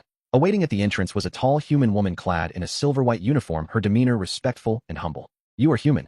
Lin Yuan found it hard to believe. Yes, Xinjia Hengkonggang hosts a multitude of races, including some humans. The upper management typically assigns guides of the same or similar races to guests to ensure a home away from home, feeling Xinglin explained. Does the guiding service incur a fee? Lin Yuan thought it prudent to inquire, as he could navigate on his own if the cost was exorbitant. Honorable interstellar traveler, for first-time visitors to Xinjia Hengkonggang, the airport provides complimentary guiding services for the first day. Should guests require guidance afterward, a fee will apply. Xinglin informed him candidly. How is the fee calculated? Due to the massive influx of visitors at the airport and the relatively limited number of service personnel, the fees tend to be somewhat high. The subsequent guiding service costs a meteorite coins per day, Xinglin replied, glancing at Lin Yuan. Of course, if you spend a certain amount at establishments under the airport's jurisdiction or become a high-ranking guest of the airport, you will continue to enjoy complimentary guiding services and other customized services at your beck and call. Understood. Now please take us to find accommodation. We will be staying at the airport for several days and require a place to settle. May I inquire about your accommodation preferences? Lin Yuan surveyed himself and then glanced at the two women behind him. Let's look for a comfortable and quiet hotel. Certainly, please follow me. As Xinglin led the way, she provided further insights. I trust you noticed upon arrival that Xinjia Hengkonggang is indeed vast and artificial spherical airport. The airport can be roughly divided into a port area and an urban area, though the boundaries are not strictly defined. Are we currently in the port area? Su Xingxin inquired. Yes, madam, we are presently in port area. The airport's port area comprises 5 levels from the outermost area to the innermost area. Each level of the port has a slightly different function. The outermost area typically accommodates large cargo spaceships, serving as a hub for substantial interstellar goods. It also hosts some lower-tier large passenger spaceships. Area mainly caters to medium and small cargo spaceships and regular passenger spaceships. Area is reserved for small high-value cargo spaceships and significant passenger spaceships.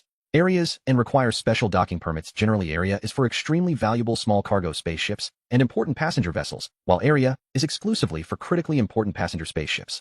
On the inner side of each level of the port area lies the corresponding urban area. Thus, being docked in area is quite favorable, Su Xingxin remarked with enthusiasm. Lin Yuan pondered silently, realizing that their docking in area was likely due to his ranking among the top players in the previous task. Subsequent players would probably be relegated to areas, or competition operates in such a manner a single step can determine one's fate. Upon breaking free from the meteor belt, higher-ranking players would provide supplies and escort spaceships. Although the system had not explicitly stated this, the direct guidance of the system's flight route spoke volumes. As they conversed, the group passed through another gate, entering a relatively spacious corridor. Approximately meters ahead, another gate opened almost simultaneously. Several towering figures emerged from the gate. The lead figure glanced around before directing his attention toward Lin Yuan. Little lady, back to receiving guests, I see. A rough and abrasive voice called from several meters away. Lin Yuan squinted to see that the speaker was a burly minotaur with reddish-brown fur. Trailing behind the lead minotaur were several others of varying skin and fur colors. Lady, mind your manners. These esteemed guests are here today. Do not speak disrespectfully. Xinglin stood tall, though her presence, as a human woman, inevitably lacked a certain intensity. Lin Yuan was about to step forward, but Xinglin preemptively moved to block the minotaur. Sir, there is no need for you to intervene. I am currently tasked with guiding him, and he would not dare to harm me. The little lad's spirit has intensified since last we met. However, I like it. Huh. The other minotaurs joined in a boisterous laugh. Lin Yuan felt it necessary to teach these alien minotaurs a lesson.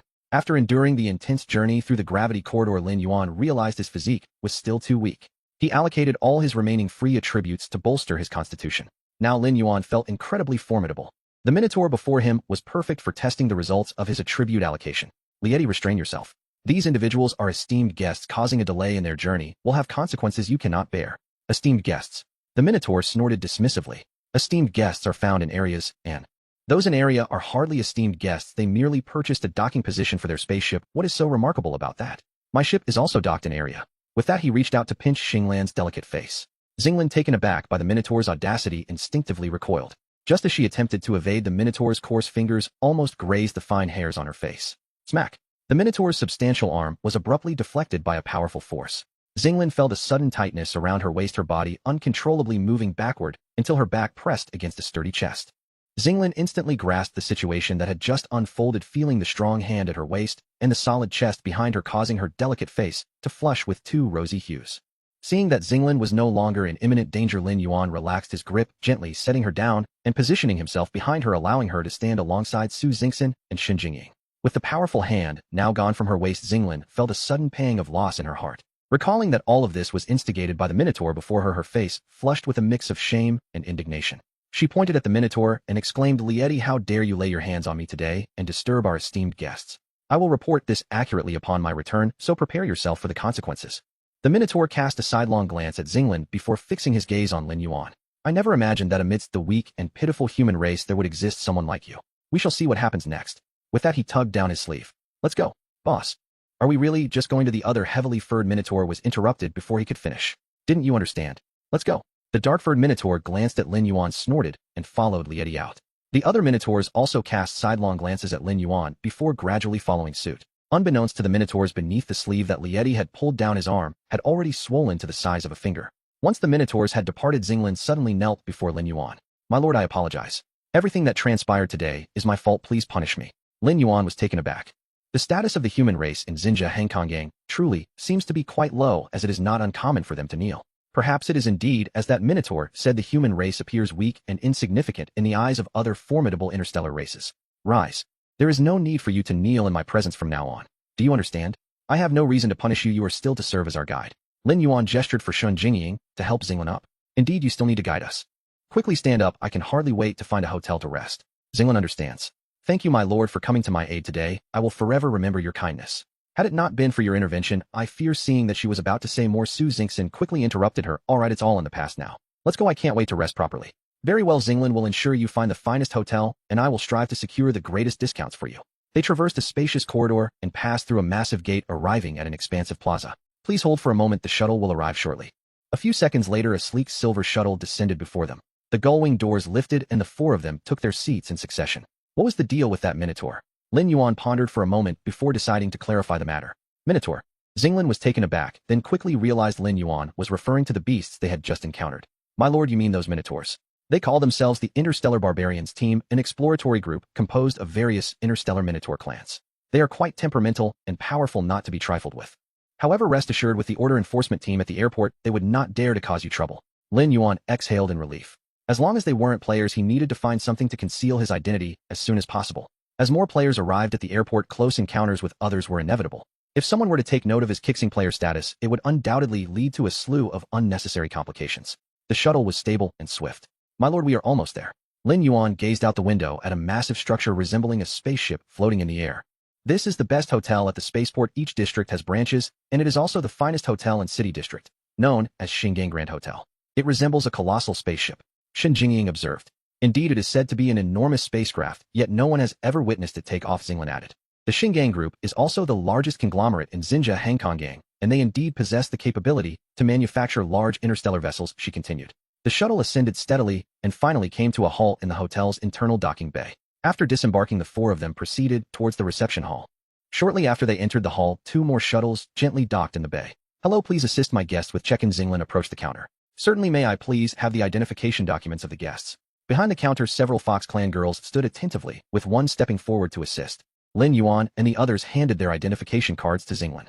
The front desk Fox girl took the identification cards, waved them gently above the recognition device, and inquired, "How would you like to arrange the rooms? Based on your status levels, all room types in this hotel are available for your stay." Each of us, Lin Yuan began to speak, but was promptly interrupted by Su Xingxin. "Do you have any large suites?" Noticing Lin Yuan looking at her, Su Xingxin quickly explained, "In unfamiliar places it is safer for us to stay together." Lin Yuan agreed, and Shen Jingying had no objections either. "Yes, we have various types of suites available. May I ask what we want the largest?" Su Xingxin answered decisively. While the accommodations on the spaceship were adequate, space was limited.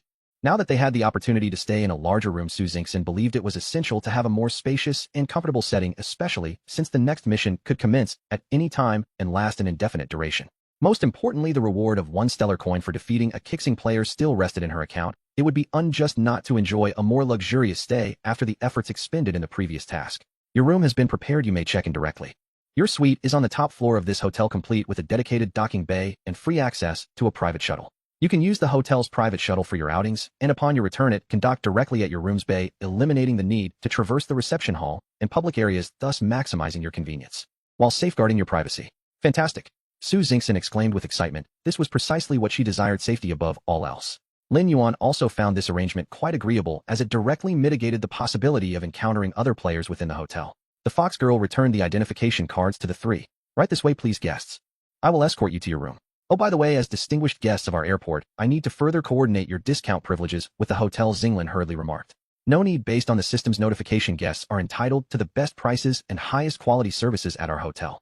We have arranged for you to enjoy all the exclusive privileges available to top-tier members, the fox girl politely replied to Xinglin before continuing to lead them deeper into the hotel. Xinglan's mouth slightly agape in surprise. She quickly recovered and hurried to catch up. Just as Lin Yuan and his party entered the elevator, three figures approached the hotel front desk. Two wolf-headed beings and one dog-headed being. The white-furred wolf-headed leader donned gleaming silver armor intricately engraved with elaborate patterns across the chest and shoulders. Beside him, the black-furred, dog-headed companion boasted a lustrous coat, his attire similarly radiating a dark sheen, suggesting materials of exceptional quality. In contrast, the gray-furred wolf-headed figure at the forefront appeared rather ordinary, dressed in garments reminiscent of Xinglan's style, exuding an air of restraint. As the gray-furred wolf approached the counter, his previous demeanor shifted. He lifted his nose and declared, esteemed guests of the airport require the finest accommodations. Good day, please present your identification card. A foxkin girl stated, her tone neutral yet polite. Must I present an identification card? I have never needed one in my previous stays. The black-furred, dog-headed individual scoffed. This is an esteemed guest of the airport. The ship's arrival has already been registered with the spaceport, the gray-furred wolf added in support. I apologize, but this is the hotel's policy. Isn't a communicator sufficient? The black-furred dog revealed his newly acquired smart communicator. Isn't the identification information already linked? I'm sorry, but hotel regulations mandate that an identification card must be verified for check-in. Only hotel members are entitled to the privilege of direct check-in. Without verification, the foxkin girl's tone remained calm. What kind of attitude is this? Do you not recognize an esteemed guest of the airport? The gray-furred wolf leaned over the counter. On the journey to the hotel, he had promised the white-furred wolf and black-furred dog that he would provide the most superior and convenient service, ensuring access to expedited pathways. It had taken considerable persuasion for the white-furred wolf to agree to allow him to guide them again the following day, only to face this humiliation upon their arrival. I sincerely apologize, but hotel policy dictates that we can only provide the requisite services upon successful identity verification. The foxkin girl maintained her composed demeanor. Take a look at this. The gray-furred wolf's expression turned troubled as he glanced at the black-furred Kasla dog. Forget it, Taiji, show them. The white-furred extreme wolf revealed a deep green card in his palm. The card bore the inscription Binja Extreme Wolf Clan beneath the image with a shiny copper star embedded in the empty space on the right. The black-furred Kasla dog produced a gray card from his inner pocket inscribed with Taiji Kasla Dog Clan beneath the corresponding image. The right side featured a white star. The gray-furred wolf respectfully accepted both cards and presented them to the foxkin girl. Quickly verify them, and do not soil the cards of our esteemed guests. Two top-tier suites hasten. The foxkin girl regarded the gray-furred wolf with a brief glance, waving the cards before the identification device. Regrettably, the extreme wolf guest qualifies only for a standard suite, while the Kasla dog guest may only occupy a boutique single room. What? How can this be? The gray-furred wolf pounded the counter. Indeed, that is the case. The verification is complete. Please retain your identification cards. The foxkin girl extended the cards back to the gray-furred wolf. So you intend for one standard suite and one boutique single room. My guest requires an upgraded room. The gray-furred wolf remained undeterred. I apologize, but according to the latest hotel regulations, to ensure all eligible guests are accommodated in rooms befitting their status, upgrades are currently unavailable. The foxkin girl remained courteous. Those with the means should handle matters according to their status. If your status is inadequate, do not push your luck, a sharp taunt echoed from behind. The gray-furred wolf turned to respond, but appeared to glimpse something dreadful, swallowing back the words that had nearly escaped his lips. Behind him, a swirling mist coalesced into the elegant silhouette of a young woman. Elemental clan. The extreme wolf murmured softly. I'm not entirely ignorant, I see. Have you finished? If so, be on your way. Do not linger here as an eyesore. The stench is unbearable. The elemental figure wrinkled her nose in disgust. You. The gray-furred wolf began to retort, but was swiftly silenced by the elemental being's interjection. What are you on about? Do you not recognize this place? Do you still wish to upgrade your room? Unrefined, mutt, do you not grasp the situation? Such pretentiousness. The elemental being spoke without reservation. The black-furred Taiji, incensed by being termed a mutt, bared his teeth ready to lunge at the elemental girl. Do not, my lord. The gray-furred wolf attempted to intervene, but was a moment too late. Taiji leaped into the air, his massive hand reaching for the elemental girl's shoulder, his toothy maw aimed at her neck. Whoosh! The human form of the girl suddenly dissipated into a cloud of mist. The black dog Taiji missed entirely, crashing heavily onto the lobby floor. Having built up energy for a bite, he was left with nothing. His teeth clashed painfully together. Beep, beep, beep, a piercing alarm blared instantaneously. Several robotic guards surged from the wall beside the front desk. Fighting is strictly prohibited within the spaceport. Are you unaware, foolish mutt? You have disturbed the order of the spaceport security team. You shall face consequences. Observing the black dog pinned to the ground by the robotic guards, the reformed humanoid silhouette of the elemental girl behaved as if nothing had transpired. With a puff of mist from her hand, she gradually formed a purple identification card, handing it to another foxkin girl. Check me in. The purple card displayed the face of a girl shimmering with crystalline brilliance beneath the inscription Schuelinger Water Elemental Clan. The right side boasted a prominent golden star. Good day, may I request you to reveal a clear facial feature. We need to conduct a comparison verification. The mist surrounding the girl's face slowly receded, revealing a visage reminiscent of exquisitely carved ice. But in a mere instant the face returned to its misty state. Identity verification complete. You are eligible for a luxury suite. Would you like to proceed with the booking? Please proceed. Very well, the room has been allocated. Kindly follow me. Schuelinger cast a glance at the nearby Binja. In the future, choose a subordinate with some sense. Certain rules are absolute. Ignoring them, with that, Schuelinger followed the foxkin girl deeper into the lobby towards the elevator. As they passed the grounded Taiji, the foxkin girl reassured her. Rest assured, the order team will arrive shortly. We will handle the situation appropriately. Schuelinger scoffed lightly, accompanying the foxkin girl into the elevator. At this moment, Lin Yuan sat upon the grand sofa in his room, fiddling with his communicator. Uncertain if it could interface with the ship's intelligence, he felt somewhat out of sorts without Xiao Zhou by his side. Lin Yuan scrolled through his contacts, connecting to Old Lin's scrap recycling station. Esteemed Mr. Lin, it has been a while. Lin Jin's image appeared on the screen, his furry mouse face exuding a charming innocence. Indeed, it has been quite some time. I have gathered the Xingzhou sediment you commissioned me to collect. How shall I deliver it to you? Oh dear, you are too kind. May I inquire your current location? I have just arrived at Xinjia Airport and shall remain here for some time. Excellent, I will notify the recycling station Xinjia branch to send someone to your location immediately. Do you have a branch at the aviation port? Indeed, the aviation port serves as a pivotal transportation hub with innumerable spacecraft arriving and departing daily. There is a substantial demand for the recovery, maintenance, and modification of various spacecraft. Thus, the Huishou Zhanxing Yahankong Fenjian is the largest branch in this star region. The main office is located in Area 1 of Xing Yahankong, while the primary store is situated in Area 3. Additionally, there are smaller outlets in other areas akin to my station known as the Waste Recovery Station and the Defective Goods Recovery Station. Lin Jin explained in great detail. I will head directly to the store and see if there are any materials available for procurement. Lin Yuan intended to stockpile resources for upgrading the Shenzhou spacecraft, preparing for future enhancements. Excellent, my sister works at the branch store. Her name is Lin Yin. Once you arrive, you can liaise with her for any of your needs. Very well, that will be the plan. Lin Yuan concluded the call. The door to the terrace swung open, allowing the Fox Clan girl to lead Su Xingxin, Shin Jingying, and Xing Lan inside. Esteemed guests, I will conclude my introduction to the room's various functions here. Should you have any further needs, please feel free to call the front desk or my contact number. We are dedicated to providing you with exceptional service around the clock. With that, she graciously handed a card with her contact information to Su Xingxin, bowed deeply, and exited the room. Where shall we go next? Su Xingxin asked eagerly. How about shopping? Su Xingxin suggested, tugging at Shin Jingying. I have no objections. Let's see if Commander has any other plans. Shin Jingying glanced at Lin Yuan. Xing Lan stood near the entrance waiting for their decision. Hey, race, an idea. A friend previously asked me to gather a batch of supplies, so I should deliver them first. Afterwards, we can explore the shopping options in area, Lin Yuan proposed. That sounds wonderful. Let's prepare to set off, Su Xingxin exclaimed, bouncing towards the terrace door, pulling Shin Jingying along with her. May I inquire where our esteemed leader intends to go first? Xing Lan asked respectfully. To the Huishou Zhanxing Yahankong Fenjian. Are you headed to the branch headquarters or the store? To the store to purchase some equipment as well. The group made their way from the terrace to the designated hangar. Xing Lan was the first to board the shuttle, taking the pilot's seat, while the other three followed suit.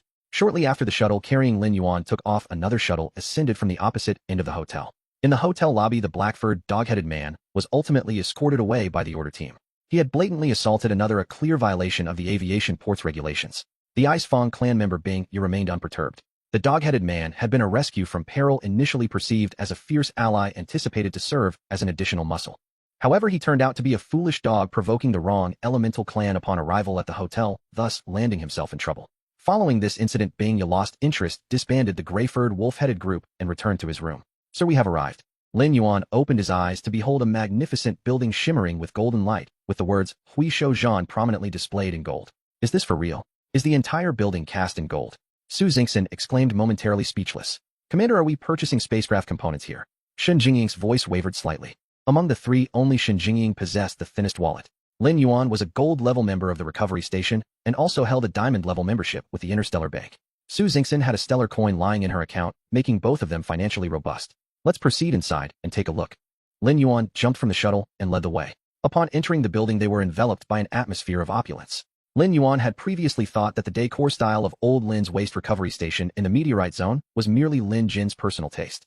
Upon arrival here, he realized it was the unified design style of all branches of the recovery station. This company truly understands marketing, Shen Jingying whispered to Su Xingxin. Regardless of the value of the items here, merely placing them in these golden display cabinets instantly elevates their worth. Su Xingxin nodded in agreement. Hey look, humans. Indeed humans. Can humans now enter the branch store? Yes, aren't branch stores only accessible to members? Right, I could only enter with my brother, and I don't even have the purchasing eligibility. It seems the security guard at the entrance stepped away for a moment, allowing these humans to sneak in. Exactly, look at them wandering around. They must be here to scope things out. In a corner of the first floor exhibition hall, several members of the avian clan observed Lin Yuan and his companions from a distance, whispering amongst themselves. Lin Yuan overheard them, but chose to disregard. After leading the ladies around the first floor exhibition, he intended to ascend to the second floor. However, Lin Yuan found himself unable to locate the stairs or any passage leading to the upper level. Feeling exasperated, he prepared to retrieve his communicator to contact Lin Jin's sister Lin Yin. Security officer, you've returned. Look, it's those humans sneaking about the hall. They're likely here to steal something. A member of the Jinji clan was tugging along a lionhead security officer towards Lin Yuan and his companions. What? On what grounds do you accuse us of theft? Su Xingxin snapped, her temper flaring. As a distinguished player from Chengqi Xing, she was a paragon of her family on par with her clan's pioneers. When had she ever been falsely accused of being a thief? Ha, lowly humans. How could you possibly enter the branch store? You're either here to steal or to assist someone lurking in the shadows. The Jinji clan member retorted defiantly. Exactly, how could humans afford anything from the branch store? Just one item from the waste recovery station could bankrupt a human. A nearby Maya clan member chimed in. Madam, please present your membership card. The lionhead security officer ignored the bickering Jinji and Maya clan members.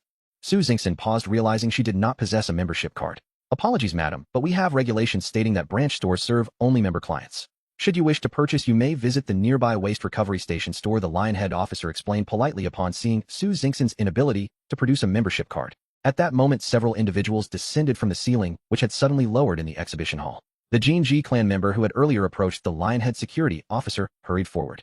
Cousin manager Hua just caught these humans snooping around. They clearly have ulterior motives. Lin Yuan observed several individuals approaching, among whom were two identified as cousin and manager Hua, both belonging to the Jinji clan, along with a member of the Maya clan, and two others likely from the Hupaingwu clan. Human clan. Hua Ling raised her eyes, noticing Lin Yuan and his companions standing in the hall, while the lionhead security guard lingered nearby. Jinzong, what's the matter? Manager Hua, I was directing guests to park at the entrance when these individuals slipped in while I was away. Thankfully, this young lady from the Jinji clan alerted me, prompting me to question them. Rest assured, nothing has been stolen from the store. The lionhead guard, fearing reprimand from the manager, hastily explained. We clearly did not see you when we entered. How can you claim to have been directing parking at the entrance? Xinglan, though reluctant to cause trouble, could not stand by while someone lied. I was at the side parking lot. The lionhead guard continued to attempt damage control. Enough with the excuses, interrupted Hua Ling. Have you verified their identities? This young lady does not possess a membership card. Manager Hua, see, I was right. Only outstanding youths from the Jinji clan like you and my brother can hold positions and conduct transactions in such high-end establishments. What merit does a lowly human clan have to be here? The Jinji woman's arrogance intensified. The other avian clan members echoed her sentiments. They look rather respectable, yet they turn out to be thieves. Indeed, they merely entered without stealing anything and still deny it. Humans behave thus, you would not believe how many I've encountered in the past. Really, I shall keep my distance from humans in the future. Who knows when they might steal my treasures. Seeing the situation escalate absurdly, Lin Yuan picked up his communicator to contact Lin Yin. At that moment, the Jinji woman's cousin spoke up. Two lovely human ladies, I believe you are not here to steal. You merely wandered in out of curiosity, correct? Upon hearing this, Su Xingxin recognized a voice of reason among the avian group. She nodded. I mentioned earlier that we are not thieves, as she has falsely accused us. The Jinji cousin stepped closer to Su Xingxin. No worries. If you ladies are interested in the exhibits here, I possess some knowledge and could offer an explanation or two. If any of you find something appealing, I could assist in purchasing it with my membership status, though I would appreciate your company for a meal. Would that be acceptable? Indeed, utilizing my brother Qi Jin's membership for shopping is something most would not even dare to imagine, especially considering you are humans. Qi Jin is the only bronze-level member among us. Such a status is not ordinary, but comes with a membership insignia. Qi Jin, we are indoors. Please mind your language, Hua Ling remarked, as the situation shifted. Though from the same clan, she felt compelled to intervene. The store strictly prohibits guests from exploiting membership status for profit or engaging in illicit activities. Should the store's supervisor learn of this, she, as the guarantor for Qi Jin's bronze membership, would also face repercussions. Ladies, if you are not members of our store, I apologize, but you may visit our recycling station at other branches for your selections. The sub-branch truly serves only member clients. We are here on business. Our matters are yet unfinished. How can you dismiss us? Shen Jingying exclaimed as the manager began to usher them out. Manager Hua has extended a courtesy to you, yet you persist in lingering. Truly humans possess no shame. Indeed, claiming to be here on business when Manager Hua does not recognize you. Who are you even here to meet? Such hypocrisy. Ding-ling. A crisp chime rang from the entrance. A striking figure wreathed in white mist glided into the hall adorned with a golden vortex badge at her chest. Against the backdrop of her ethereal white form the golden badge gleamed strikingly. Wasn't it said that there were hardly any patrons at the sub-branch? Why are there so many people? Shui Linger murmured to herself. Who is the staff member here? I'm looking for Hua Ling. From the moment this figure entered, Hua Ling's eyes fixated on the golden badge. Apologies, esteemed golden-level member Miss. I am Hua Ling. May I know your name? Shui Linger replied succinctly. Greetings, esteemed Miss Shui. Please hold on a moment while I see off these guests and I will attend to you shortly. Hua Ling maintained an exemplary demeanor.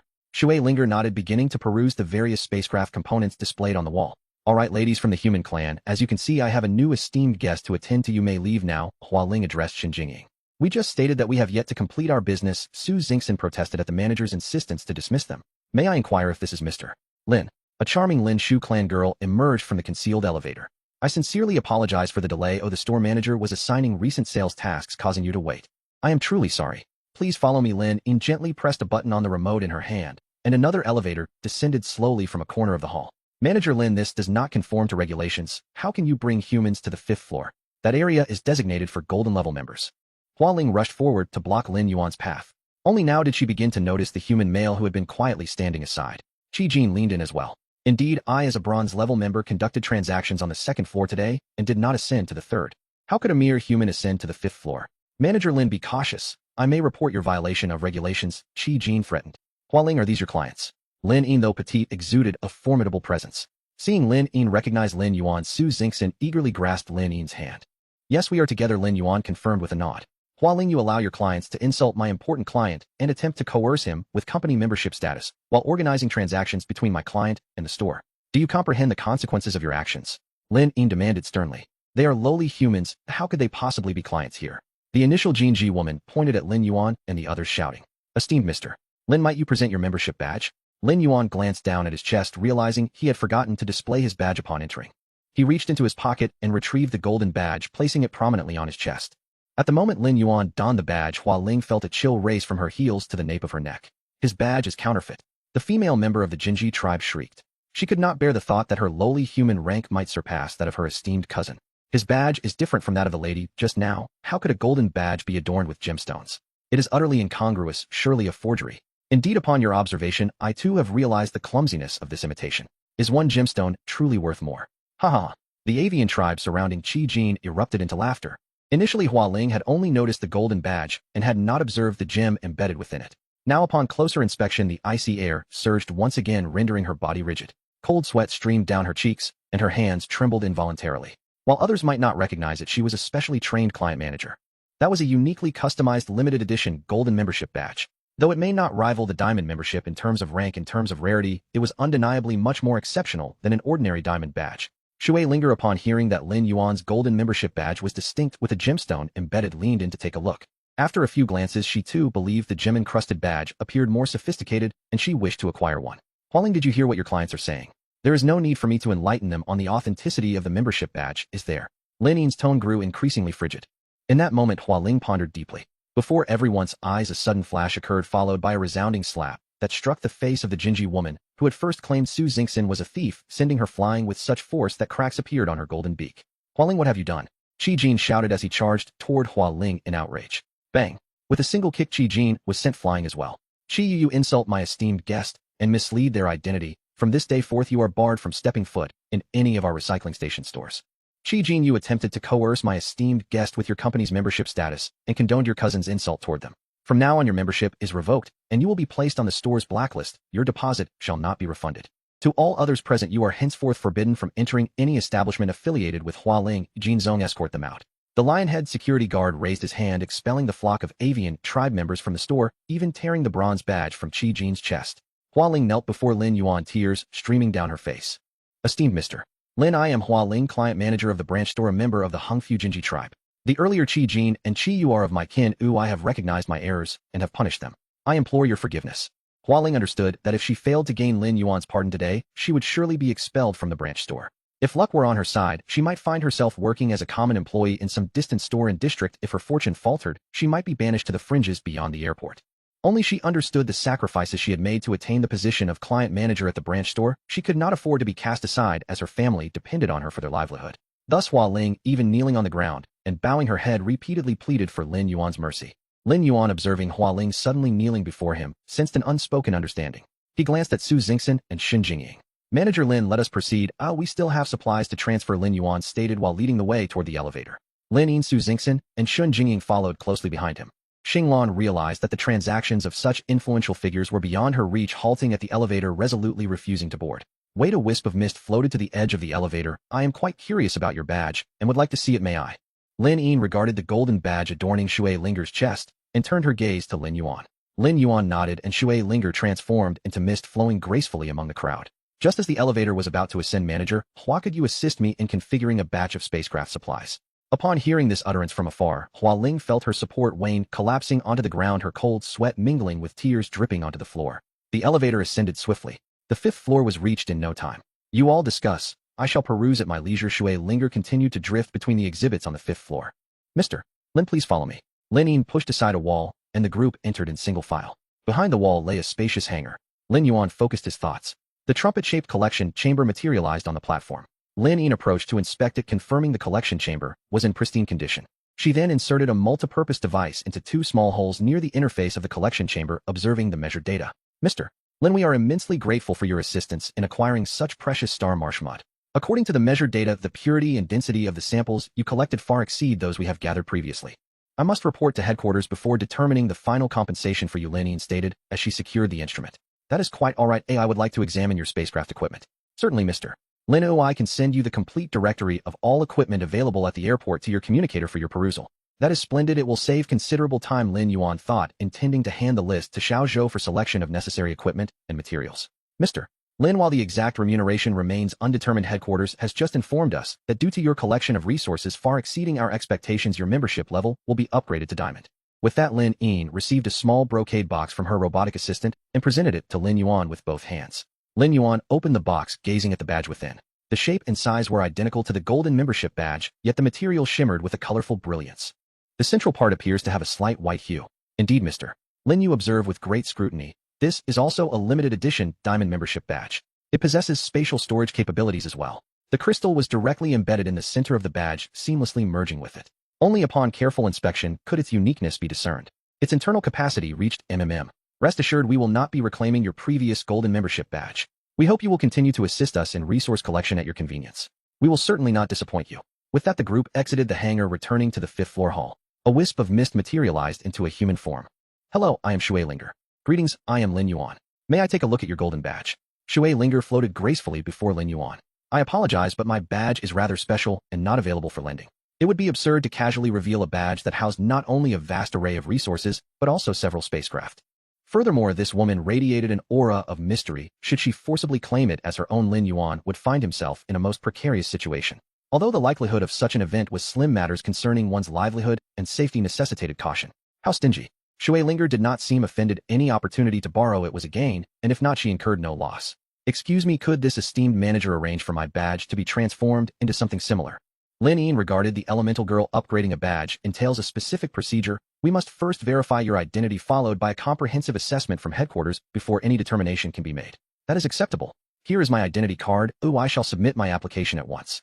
With a flick of her delicate hand, a purple identity card materialized between her fingers, akin to a magician's illusion. Is there anything else you wish to procure? If so, I can check the inventory for you. Lin Yin accepted the card. No rush. I wish to converse with Mr. Lin first. Please proceed with my membership badge application.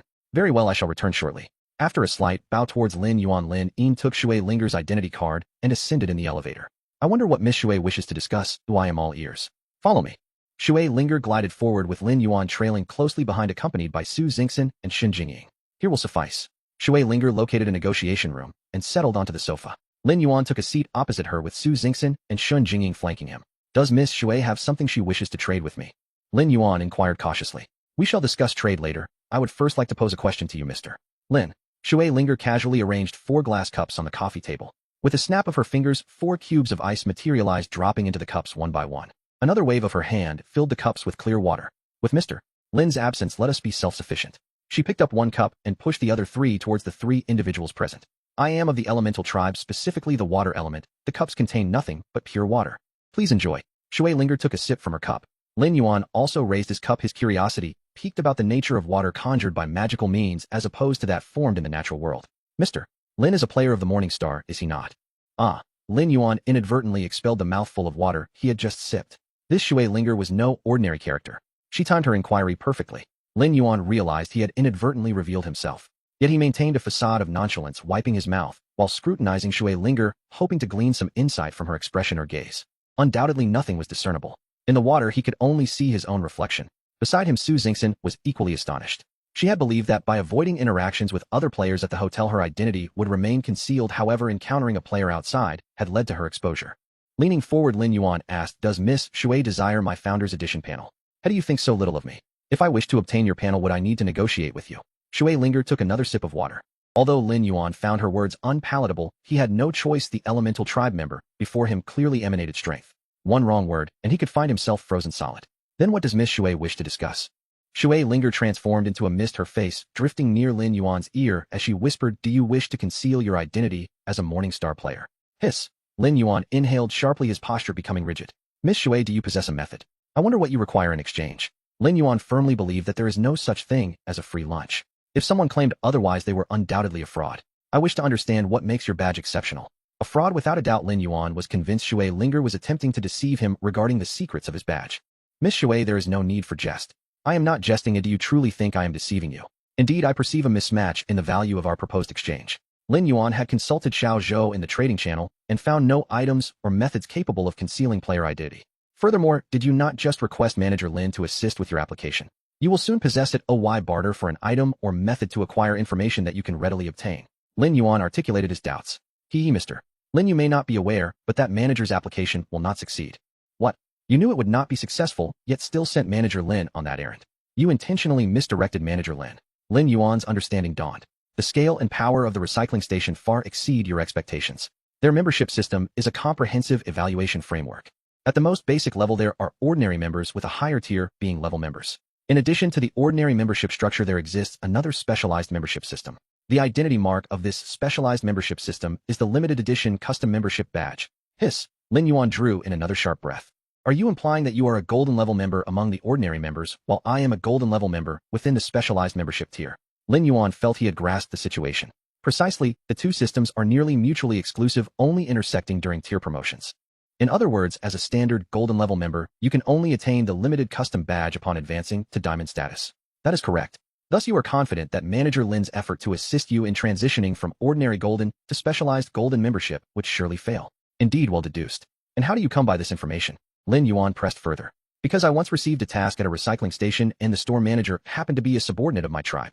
"Is your tribe powerful?" Su Xingxin could not restrain her curiosity. "I may not be able to answer other queries directly, but I can tell you this plainly: my tribe is exceptionally strong." As she spoke, frost began to form on the walls of the negotiation room, and Lin Yuan felt the temperature plummet by over 30 degrees. "How about that? Is it satisfactory?" Shui Linger winked at Lin Yuan, causing the surrounding frost to dissipate instantaneously, and the temperature returned to normal, as if everything that had transpired was but a fleeting illusion. "Very well, I agree to your proposed trade. However, I must first verify the efficacy of your method." "Certainly," Shui Linger said as she lightly brushed her left hand over the coffee table, revealing a piece of colored leather slightly larger than her palm. "What is this?" "The patterns are exquisite." Su Xingxin leaned closer to get a better look. "May I hold it?" Lin Yuan inquired. "Of course." Lin Yuan picked up the colorful leather. Leopard chameleon rainbow chameleon skin item type rare object rarity rare function disguise. It enables players to masquerade as another player. Once the disguise function is activated, the durability of the skin will deplete continuously. If the masquerade involves a race with significantly different appearances, the durability will drain more rapidly. If only the identity is disguised without altering the appearance, the durability will deplete slowly. Usage requires fusion with another player's biological tissue or race token. If using biological tissue, the skin will directly absorb that tissue. If using a race token, it will temporarily bind with the token. Once unbound, the durability of the skin decreases by. Evaluation: the leather requires maintenance. Regular care is essential to keep it looking new. "I want this." "I agree to the trade," Lin Yuan declared, his heart racing at the thought of possessing such a valuable item. "Then tell me about your badge," Shui Linger prompted. Lin Yuan removed the golden badge and held it in his hand. The uniqueness of the badge lies in this gem known as Golden Star Crystal, which possesses spatial attributes containing an internal storage space of 1 million cubic meters. Lin Yuan recalled Lin Jin's introduction. Shui Linger anticipated further elaboration from Lin Yuan, but he merely stated, "That's all. That's all. Is that it?"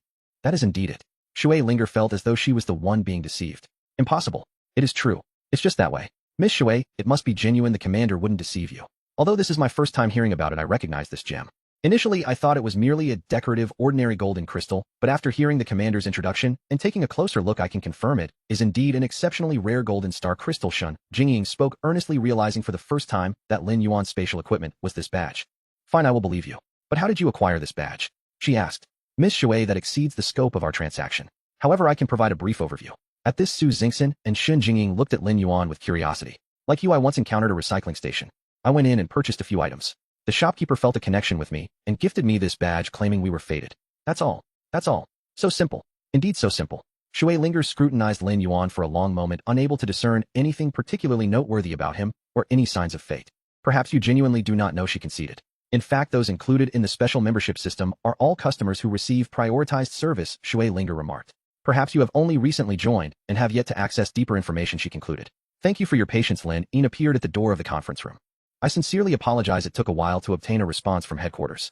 Unfortunately, you do not meet the promotion criteria yet and will need to wait a bit longer. I am truly sorry." Lin Yin offered Shui Linger her identity card with both hands, repeatedly apologizing. "It's all right, we will discuss it during the next promotion. Please summon manager Hua Ling, I have some items to negotiate with her." Shui Linger reclaimed her identity card and reseated herself across from Lin Yuan. "Certainly, I will notify her immediately." 1 minute later, Hua Ling appeared at the door of the negotiation room. "Most esteemed Mr. Lin." Miss Shui, Hua Ling bowed deeply at the entrance. "Let's go, we will head over there." Shui Linger rose and exited the conference room, walking toward another meeting room in the distance. Hua Ling bowed again to Lin Yuan before following Shui Linger to the other side. "Lin Yin, perfect timing, let us continue our discussion." "Of course, Mr. Lin, do you have any further requests?"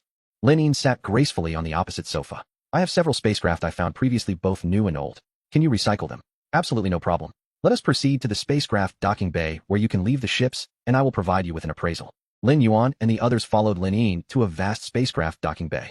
As the enormous doors opened, they were greeted by hundreds of various spacecraft, both large and small, all refurbished and gleaming as if new. This was the first time, including Lin Yuan, that they had seen so many spacecraft. Su Xingxin and Shun Jingying were particularly awestruck, unable to contain their admiration. "Jingying, look at this one, it's stunning. The lines are so elegant, I absolutely adore it." Su Xingxin stood beside a red spacecraft, almost rooted to the spot. "Indeed, it is truly beautiful." However, Shun Jingying's gaze was fixed on a nearby ship that shimmered with dazzling brilliance. Yet Shun Jingying knew that the scant amount of interstellar coins in her account was insufficient to modify her spacecraft to such a standard. After a few glances, she shifted her attention back to admire the red spacecraft alongside Su Xingxin. "Ladies, if you find any styles you like, we can assist with upgrades and customization. We can modify any of the spacecraft styles here based on your own ship, from the exterior to the interior. We possess a full set of blueprints and materials," Lin Yin aptly recommended. "If Mr. Lin agrees, we can directly process it under his identity." "Not a problem, whatever you choose to change, I will cover the costs," Lin Yuan said generously. The recent transaction of the substantial cargo of star swamp sludge was indeed quite valuable. Converting it into interstellar coins paled in comparison to upgrading the spacecraft. After all, the performance and combat capabilities of a powerful spacecraft were the absolute guarantees for survival. Lin Yuan casually removed all the spacecraft from the badge's space except for his Shinjo. This included Su Xingxin's red diamond and Shun Jingying's gemstone. "If you trust us, your ships can be stored here for upgrades and modifications. You only need to select the styles and provide me with your general upgrade ideas, and we will send the plans to your communicators later today." "That's wonderful," Su Xingxin exclaimed joyfully. "I think I will pass," Shin Jingying said quietly. "I can stay aboard the commander's ship." "Not a problem, since we are all on the same spacecraft. The level of each person's ship and character should remain competitive. I will cover all costs, so you need not worry." "Then Mr. Lin, what about your spacecraft?" "For my ship, you only need to prepare the upgrade plan and basic materials. I will handle the specific upgrade process myself." "Mr. Lin, may I have a word with you privately?" Lin Yin glanced at Su Xingxin and Shun Jingying beside him. "Zuxing has instructed me that there is a matter that needs to be discussed with you privately." "Very well." Lin Yuan turned to the two women and said, "Please take a moment to explore if there are any spaceship designs that catch your fancy. Manager Lin and I will return shortly." Following Lin Yin, Lin Yuan entered the interior of a spaceship and closed the hatch. "Does Zujin have any special arrangements?" Zuxing mentioned that he had previously promised to help you keep an eye out for the materials needed to upgrade the spaceship's intelligence core. "Indeed, that is correct." Lin Yuan pondered for a moment and nodded. He has learned that a chip essential for upgrading the intelligence system from LV2 to LV3 will soon arrive at Xinjie Aerospace Port. "Oh, who possesses this chip, and are they willing to sell it?" Lin Yuan's interest was piqued. They are willing to sell, but they prefer not to sell it to us. Why? Is your offer too low? It is not a matter of price. Rather, the current owner wishes to exchange the chip for other rare resources and is not interested in a direct transaction using interstellar currency. Lin Yin elucidated the situation. And the items they wish to exchange you do not possess. Correct. To be frank, our group primarily focuses on spaceship projects. While we do dabble in interstellar resources and rare items, it is not our main business, thus our investment is limited and our inventory is not extensive. For instance, the Xingzhao Yumi you help collect constitutes over 70 of our entire group stock. Are there no large commercial groups engaged in the business of resources and rare items? Lin Yuan was curious, wishing to gather information for future procurement. There are indeed a few companies primarily manage the interstellar mining business, such as Xing Mining Bureau Huanyu or Group Ronglu Heavy Industries Group and Titan Interstellar Resource Group, among others. The market for rare items is less standardized due to the vast variety and complexity of their uses combined with the scarcity of individual categories. Therefore, there are no super large conglomerates specializing in this sector. Aside from the Xingzhou Zhanxian Club and its notable Jinky Grocery, most small to medium-sized companies tend to be unreliable or struggle to maintain operations. That makes sense. Rare items are few and hard to obtain. Furthermore, their specific applications limit their liquidity in trade. Precisely. Hence, many large organizations establish internal expedition teams specifically to collect certain rare items rather than engage in procurement. Lin Yuan nodded in agreement, as he himself was a Silver Star-level explorer for the Yingxinglevel Universe Wonders expedition team affiliated with the Xingyun Scientific Research Institute. Did he not seek out Jinky Grocery this time? He came to the aerospace port expressly to find Jinky Grocery. Lin Yin replied, producing a thin metallic box from her pocket. Gently opening the lid, inside lay a card that shimmered with a blue-green laser glow. There will soon be a small interstellar rare items exchange event at the aerospace port organized by the Xingzhou Zhanxian Club's Xinzhou Aerospace Port Group, with Jinky Grocery as the host store. Several large companies at the port are also participating as organizers. Such events are generally not open to the public, only invited guests may attend. So this is an invitation card. Lin Yuan took the card and examined it closely. Yes, each organizing entity can invite 3 of its important clients to the exchange.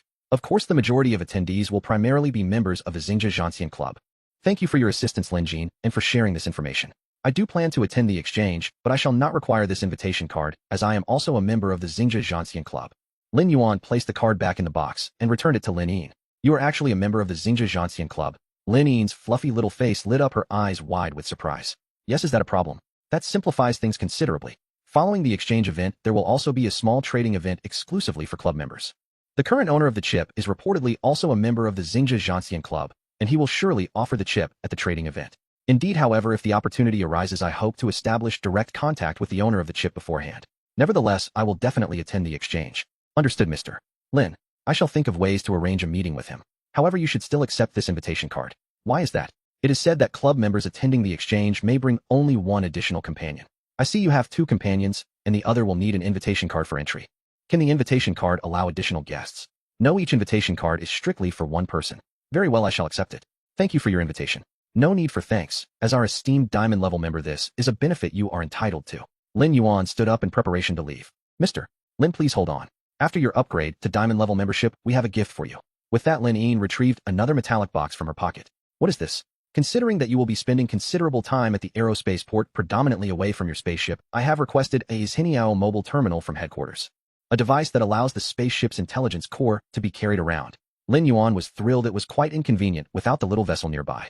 However, it is not quite a device that carries the intelligence core. The mobile terminal can only hold the core data of the intelligence core and cannot support high-speed computations like on the spaceship. Lin Yin took out a pair of glasses from the box.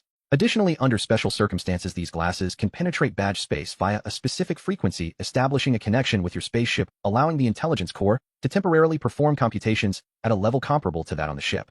However, this will significantly increase the energy consumption of the glasses and may not last long, but is intended for emergency use. Very impressive and practical. Thank you for this gift. Lin Yuan decided to release the spaceship immediately and upload the little vessel to the mobile terminal. The 2 descended from the spaceship, and Lin Yuan approached an open area. With a thought, Shenzhou appeared before Lin Yin. Mr. Lin, is this your spaceship? Its design is simply classic. Your spaceship designer must be exceptionally talented. Indeed, this vessel is my favorite design, but truly is a classic. Lin Yuan opened the hatch and approached the cockpit. Xiaozhou identifies Heniao mobile terminal. Commander identification complete. Encrypted communication channel established. Can the terminal hardware support your cognitive computations? Analyzing. It appears capable of utilizing approximately 7 of processing power, but all routine assistance and recording functions can be performed. Excellent, then commence uploading core data. Let us embark on a journey to explore the world beyond the spaceship. Report, commanding officer. Loading complete. You may now utilize the G Now mobile terminal as intended. Lin Yuan donned his spectacles, and indeed, he could see the ship's various metrics and display interfaces through them. Descending from the vessel, Lin Yuan retracted it back into his badge space. The mobile terminal is functioning flawlessly, thank you very much. Su Xingxin and Shun Jingying also approached the spacecraft. Have you decided how to upgrade the ship? Of course. I will promptly send my specific requests to Manager Lin. Su Xingxin excitedly added Lin Yin as a friend. All right, thank you for your warm hospitality, Manager Lin. We are now preparing to depart. Are you all set to leave? A wisp of mist floated by, and Shui Linger appeared beside Lin Yuan. Behind her, Hua Ling hurried over. Mr. Lin, here is the list of basic materials I have prepared for you. Please let me know if it is suitable. Lin Yuan accepted the display screen from Hua Ling and skimmed through the contents. Xiao Zhou had already recorded all the details from the list. Let's proceed with the materials on the list first. If there's anything else needed, I will inform you later. Understood, Mr. Lin. Hua Ling respectfully stepped back. Are you all ready to leave now? Shui Linger inquired, gazing at Lin Yuan. Yes, I've completed my tasks here. Did you not use the chameleon skin? I can still clearly sense your location. Lin Yuan paused, realizing he had forgotten about that. But I don't possess any organizational shards from other players. Do you have any? Know who collects those for fun? Shui Linger smirked.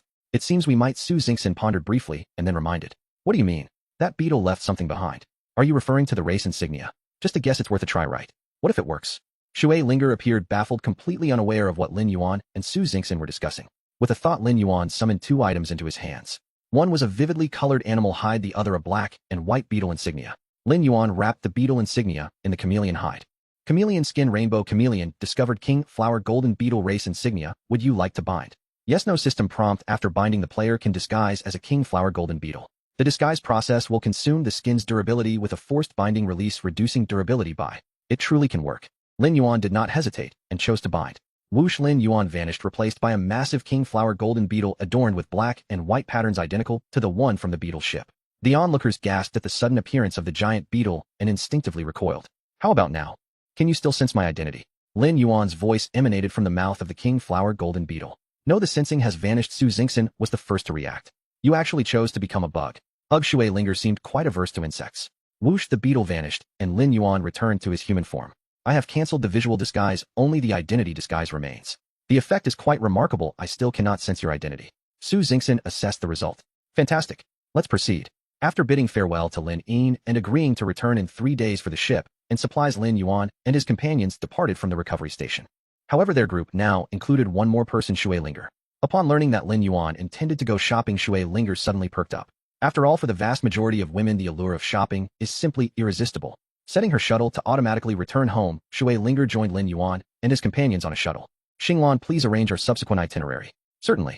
First, we will head to the bustling Shanghai commercial district and zone, where shopping and dining are exceptionally convenient, and it is also quite close. Wonderful. Let's go there. Su Xingxin eagerly agreed, and the other two women nodded in assent. As for Lin Yuan, he had no objections. His tasks for the day were complete, and he planned to explore other places tomorrow. The shuttle traveled swiftly, landing amidst a dazzling array of buildings within 10 minutes. Suspended advertisements, colorful screens, and vibrant lights all proclaimed the prosperity and bustle of the area.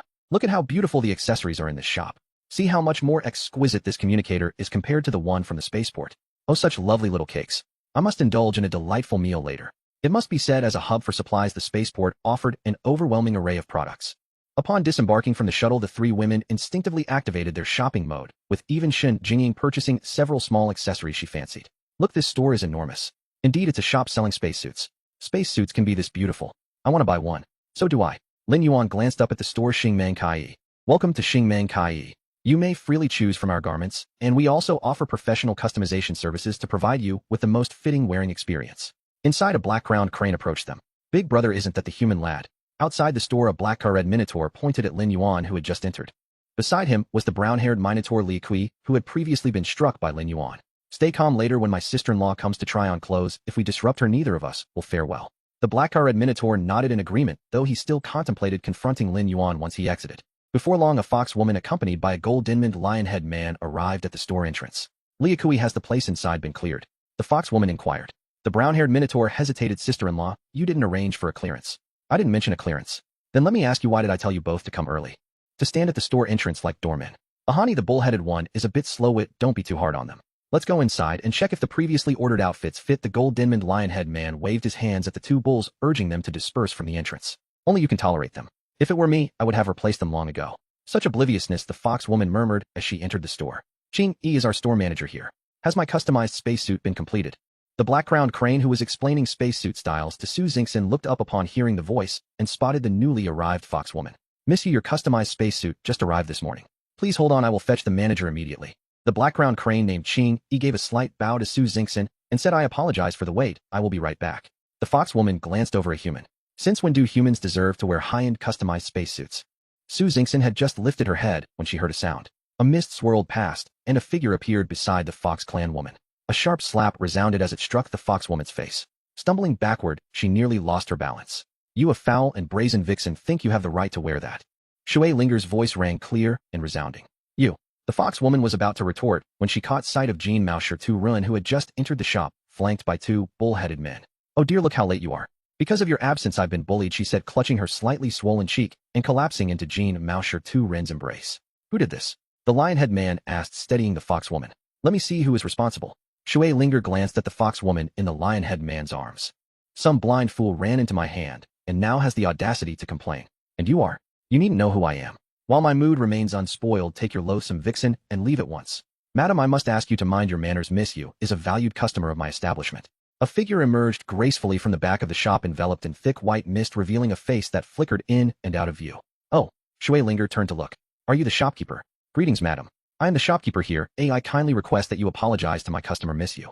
The misty figure approached Shui Linger. The Mist Clan. Shui Linger inquired, scrutinizing the shopkeeper. Indeed, I belong to the Mist Clan. Then why do you not kneel before the main clan? Shui Linger replied coolly, her tone icy. The misty figure hesitated slightly. And you are? Shui Linger pointed at the misty figure, a powerful suction force erupting from her fingertip, pulling much of the mist away. Ah! A piercing scream followed as the misty figure crumpled to the ground, showing signs of dissipating. Great lord of the main clan, I am but a fool. Please spare me. The sudden turn of events left everyone in the shop in stunned silence. Lin Yuan truly witnessed the oppressive might of the main clan over the subordinate races. Seeing the usually enigmatic shopkeeper subdued by Shui Linger, the fox woman began to show signs of retreat. Is this young lady from the elemental clan? Jean Mausher Tu Rin inquired. Shui Linger cast a sidelong glance at him. Have you considered how to make amends? Amends? This young lady is jesting. It was you who struck her, and I am not of the Mist Clan, he retorted, gesturing for the two waiting bull-headed men to enter. Fighting is prohibited within the airport. Are you unaware of this? Shui Linger stated flatly. Your woman insulted others first. If you can offer suitable compensation, I may choose not to pursue this further. Haha, you may not know, but our elder brother is the leader of the order squad. The black-furred, bull-headed man stepped forward, exuding an imposing presence. Oh, is that not Brother Neo I've met before? Lin Yuan chuckled, addressing the brown-furred, bull-headed man. The bull-headed man intended to feign ignorance, but upon hearing Lin Yuan he had no choice but to step out from behind the lion-head man. You again, human brat. Rubbing his still swollen arm, the bull-headed man felt a flicker of hesitation. You know him? Shui Linger asked Lin Yuan. I've encountered him before, we have some history. Human brat, last time my elder brother let you go without a word. This time, we shall settle old and new scores. The black-furred, bull-headed man declared arrogantly, raising his hoof as if to charge at Lin Yuan. With a wave of her right hand, Shui Linger summoned a gust of cold wind that swept through the shop, causing the temperature to plummet and a layer of frost to form on the displayed spacesuits. The black bull was instantly encased in a massive block of ice resembling a giant amber. You dare? The brown-furred, bull-headed man, witnessing his subordinate being controlled in an instant, lowered his head and prepared to charge at Shui Linger. Lin Yuan lunged forward, executing a swift kick and elbow strike. The brown-furred, bull-headed man found himself flat on the ground, unable to move. The lion-head man shoved the fox woman aside and roared, charging at Shui Linger. Clang! An ice wall appeared suddenly, which the lion-head man smashed through, continuing his advance. In a blink he reached Shui Linger and struck down with his palm. Shui Linger's form misted and vanished. The lion-head man struck air, turning back in a snarl, but Shui Linger was nowhere to be found. An ice crystal flew into his open mouth, vanishing without a trace. Beside Lin Yuan, a figure slowly coalesced. The lion-head man was now covered in ice shards, nearly incapacitated. Bang! The shop door burst open and several figures clad in silver uniforms surrounded everyone inside. Order squad, everyone. They are the ones who assaulted us. They even injured Captain Jean. The fox woman, seeing reinforcements, threw herself onto the lead figure, weeping profusely. The captain of the order squad pushed the fox woman away and swiftly approached the lion-head man, who was encased in ice. Are you Jin Su, in charge of the Xingai commercial district? Yes, I am Jin Su, he replied, enduring the pain from his frozen throat. Take him away. 6 members of the order squad paired off, dragging Jin Su out. So you've got it wrong. They are the assailants. It is they who should be taken away. The fox woman rushed forward to grab the lead captain. The captain waved his arm lightly, shoving the fox woman aside, and walked directly to Shui Linger, kneeling on one knee. Captain Han Rin of the Special Operations Team of the Xinjia Airport Order Squad greets you, Inspector. Rise. 1 minute and 50 seconds, or under 2 minutes, a satisfactory performance. Yes, please, Inspector, give your orders. Handle Jinsu according to the Order Squad's regulations. You deal with the other two bull-headed men as you see fit. Understood. And take away that foul-smelling foxwoman as well. Go. Yes. We take our leave. With a glance from Han Ren, a silver figure seized the foxwoman. The two bowed to Shui Linger before hastily exiting the shop. Wow. Shui Linger, you are part of the airport Order Squad. How impressive. Su Xingxin exclaimed, grasping Shui Linger's arm. I'm with the Order Squad, but not the airports, Shui Linger clarified. Great Lord of the main clan, I am unworthy to recognize your esteemed presence. Please forgive my ignorance. The misty figure previously on the ground had risen and now knelt before Shui Linger. Bring me the shop ledger.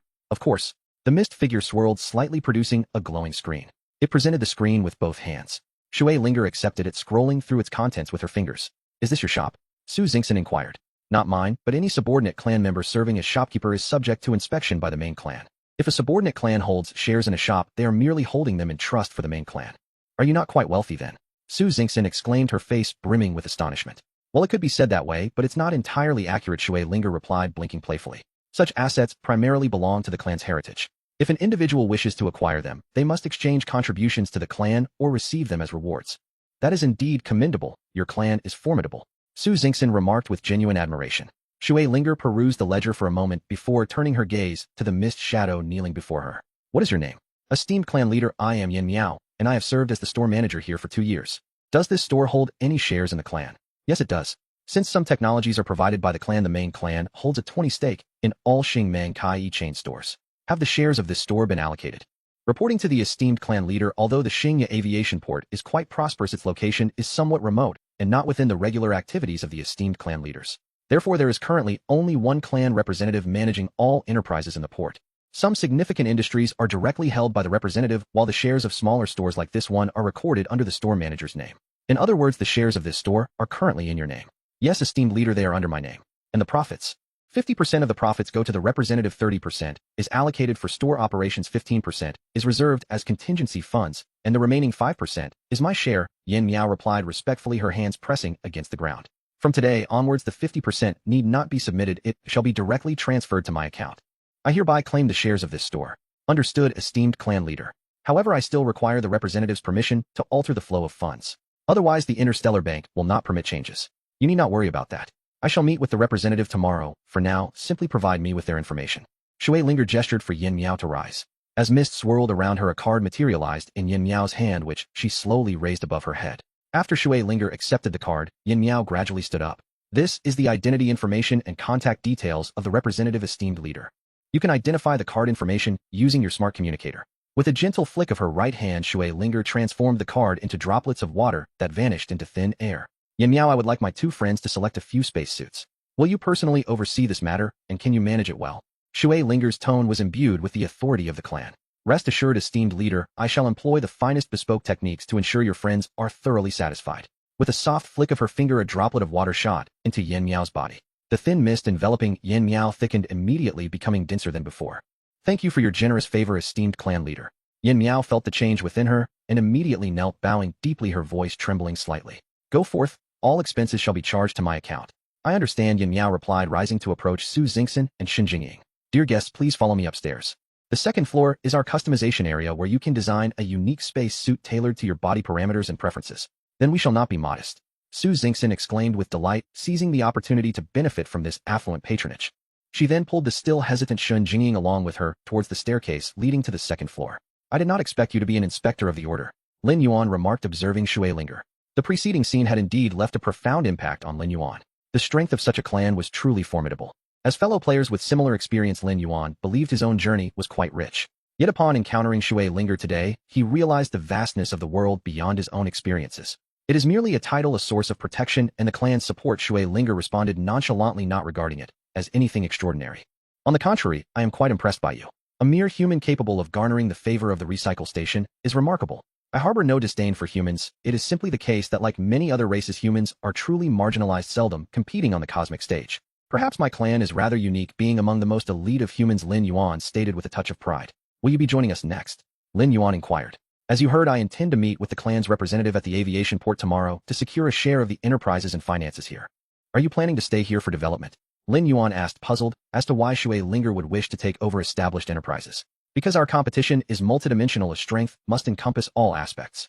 Shui Linger's words were somewhat ambiguous, yet Lin Yuan gleaned a hint of her intention. Perhaps she was subtly advising him to gradually establish his own influence.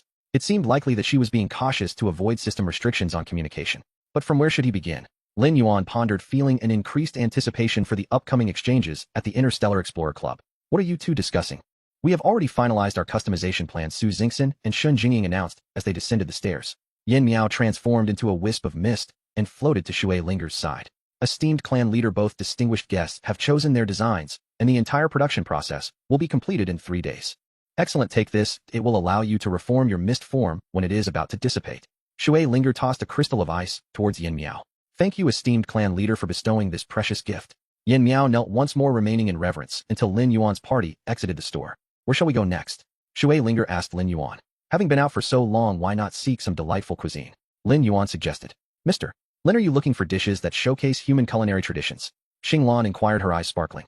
I know a place with particularly authentic flavors. It is said that the founder of the establishment traveled extensively through various human homeworlds collecting unique delicacies, Lin Yuan shared. Such an extraordinary individual. Lin Yuan mused, finding it immensely romantic to traverse the universe in pursuit of culinary delights. Indeed, there are many dishes I have neither heard of nor seen, yet they are delicious and resonate with human tastes. Perhaps that master has thoroughly studied the palate of humanity. Su Xingxin nearly drooled. Let's go. Xinglan stopped talking. Oh, let's go sample the food. Lin Yuan turned to Shui Linger. I apologize, but may I ask if you would like to join us for a meal? Shui Linger contemplated for a moment. Actually, I do not require sustenance, but if you are eating, I could certainly partake. Do you happen to know the name of this establishment? It has a rather unique, yet memorable name. Dangjia, Xiaoshi Shun. Xinglan exclaimed. Lin Yuan slapped his thigh. What a splendid name. Let us proceed to Dangjia, Xiaoshi Shun. Off we go. In front of a grand pavilion supported by 8 crimson pillars, a shuttlecraft came to a gentle halt. Lin Yuan, Su Xingxin, Shun Jingying, and Xinglan descended from the shuttlecraft in succession. Shui Linger transformed into mist, swirling around the group a few times before taking on a human form. On either side of the vermilion entrance, 2 couplets adorned the pillars, featuring golden characters on a black background. Upper couplet gathering the diverse recipes of the human race, embracing flavors from ancient to modern. Lower couplet crafting exquisite delicacies to warmly welcome interstellar guests. Above the entrance, a plaque with golden lettering on a black background proclaimed the culinary maestro. Above the crimson pillars, a 3D-aired pavilion boasted intricately carved beams and painted rafters displaying exquisite craftsmanship. As Lin Yuan gazed at the familiar architectural style, he felt as though he had returned to Langzing. Could it be that this place has some connection to Langzing? Lin Yuan stepped over the threshold and entered the restaurant, where the scenery transformed before his eyes. The ground, paved with blue bricks, featured small, elevated platforms interspersed with quaint bridges, flowing water, bamboo groves, and garden pavilions, creating a picturesque landscape.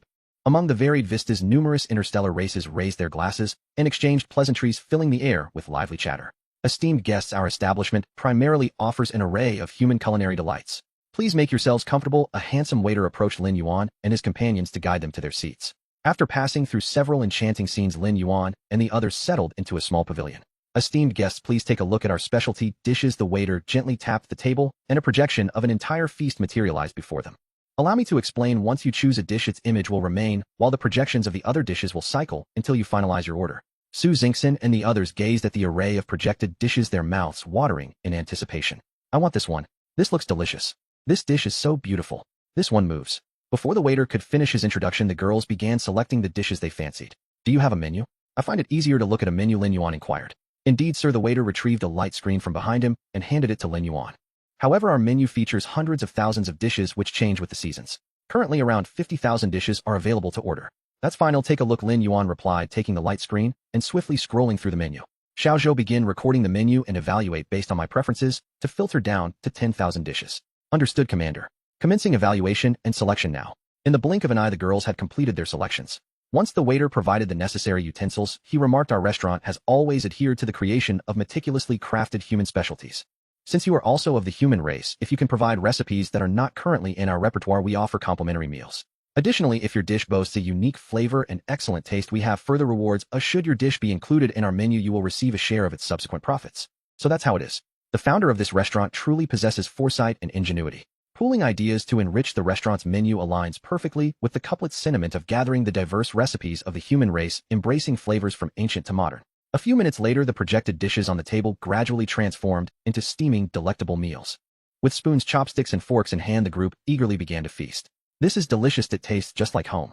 Su Xingxin exclaimed, her eyes glistening with tears of joy. This too reminds me of a dish from my childhood. Although it looks different, the taste is nearly identical. Shen Jingying shared her sentiments. Lin Yuan sampled each dish as well, yet he felt they lacked the depth of flavor he had experienced on Langzing. Shui lingered joined in savoring the meals with gusto, though Lin Yuan remained uncertain if she possessed taste buds to appreciate the flavors or if she could even digest the food. Esteemed guests, are you satisfied with our cuisine? The waiter, noticing they had finished, presented them with dining souvenirs from the restaurant. Very satisfied. I absolutely love it. I would like to provide a recipe for a dish. Lin Yuan gestured to the waiter. The waiter quickly approached Lin Yuan, retrieving the light screen, once more swiping it to reveal a blank page. You may write down the method and ingredients. We will arrange for our chef to prepare it. Can I cook it myself? Lin Yuan inquired. Are you a chef? That's wonderful. We can record your cooking process, and our head chef can observe and learn alongside you. I am not a chef, but I can manage simple dishes, Lin Yuan said, brushing off his clothes and rising. Please follow me. Guest 699 is contributing a delectable recipe. A resounding announcement echoed throughout the restaurant. At the kitchen entrance, the head chef personally opened the door for Lin Yuan. Esteemed guest 699, what ingredients do you require? Lin Yuan handed the light screen with his written recipe to the chef. The ingredients are all listed there, though they are from my hometown. If you lack any similar tasting substitutes will suffice. I've also included flavor annotations next to each name. Not a problem. We can prepare all the ingredients within a minute, the chef assured, passing the light screen to an assistant with some instructions. As Lin Yuan approached the stove, the ingredients he needed were already laid out on the prep table. Some unavailable ingredients had been replaced with similar tasting alternatives clearly marked. Standing before the chopping board, Lin Yuan grabbed a piece of meat, cutting it into cubes the size of a thumb, sprinkling a pinch of salt, a dash of cooking wine substitute, and a hint of white pepper substitute, followed by several splashes of water, mixing continuously to ensure the meat absorbed the moisture. Next, he added 1 egg white and some starch, mixing until it reached a sticky consistency before drizzling in half a spoon of oil to lock in moisture as it marinated. Turning to the seasoning station, he combined sugar and vinegar in a small bowl, then added soy sauce substitute, cooking wine substitute, a pinch of salt, a teaspoon of starch, and 2 tablespoons of water, stirring until the soy sauce was perfectly blended. Lin Yuan pivoted to the stove, heating oil in the wok. He quickly stir-fried the meat cubes, watching them turn white before removing them to drain excess oil. Leaving a small amount of oil in the pan, he reduced the heat and added Sichuan peppercorn substitute to release their fragrance, followed by dried chili segments, stirring gently on low heat. Before long, the chilies transformed into a beautiful reddish-brown, their unique aroma wafting through the air. With a swift motion, he tossed in slices of ginger and garlic.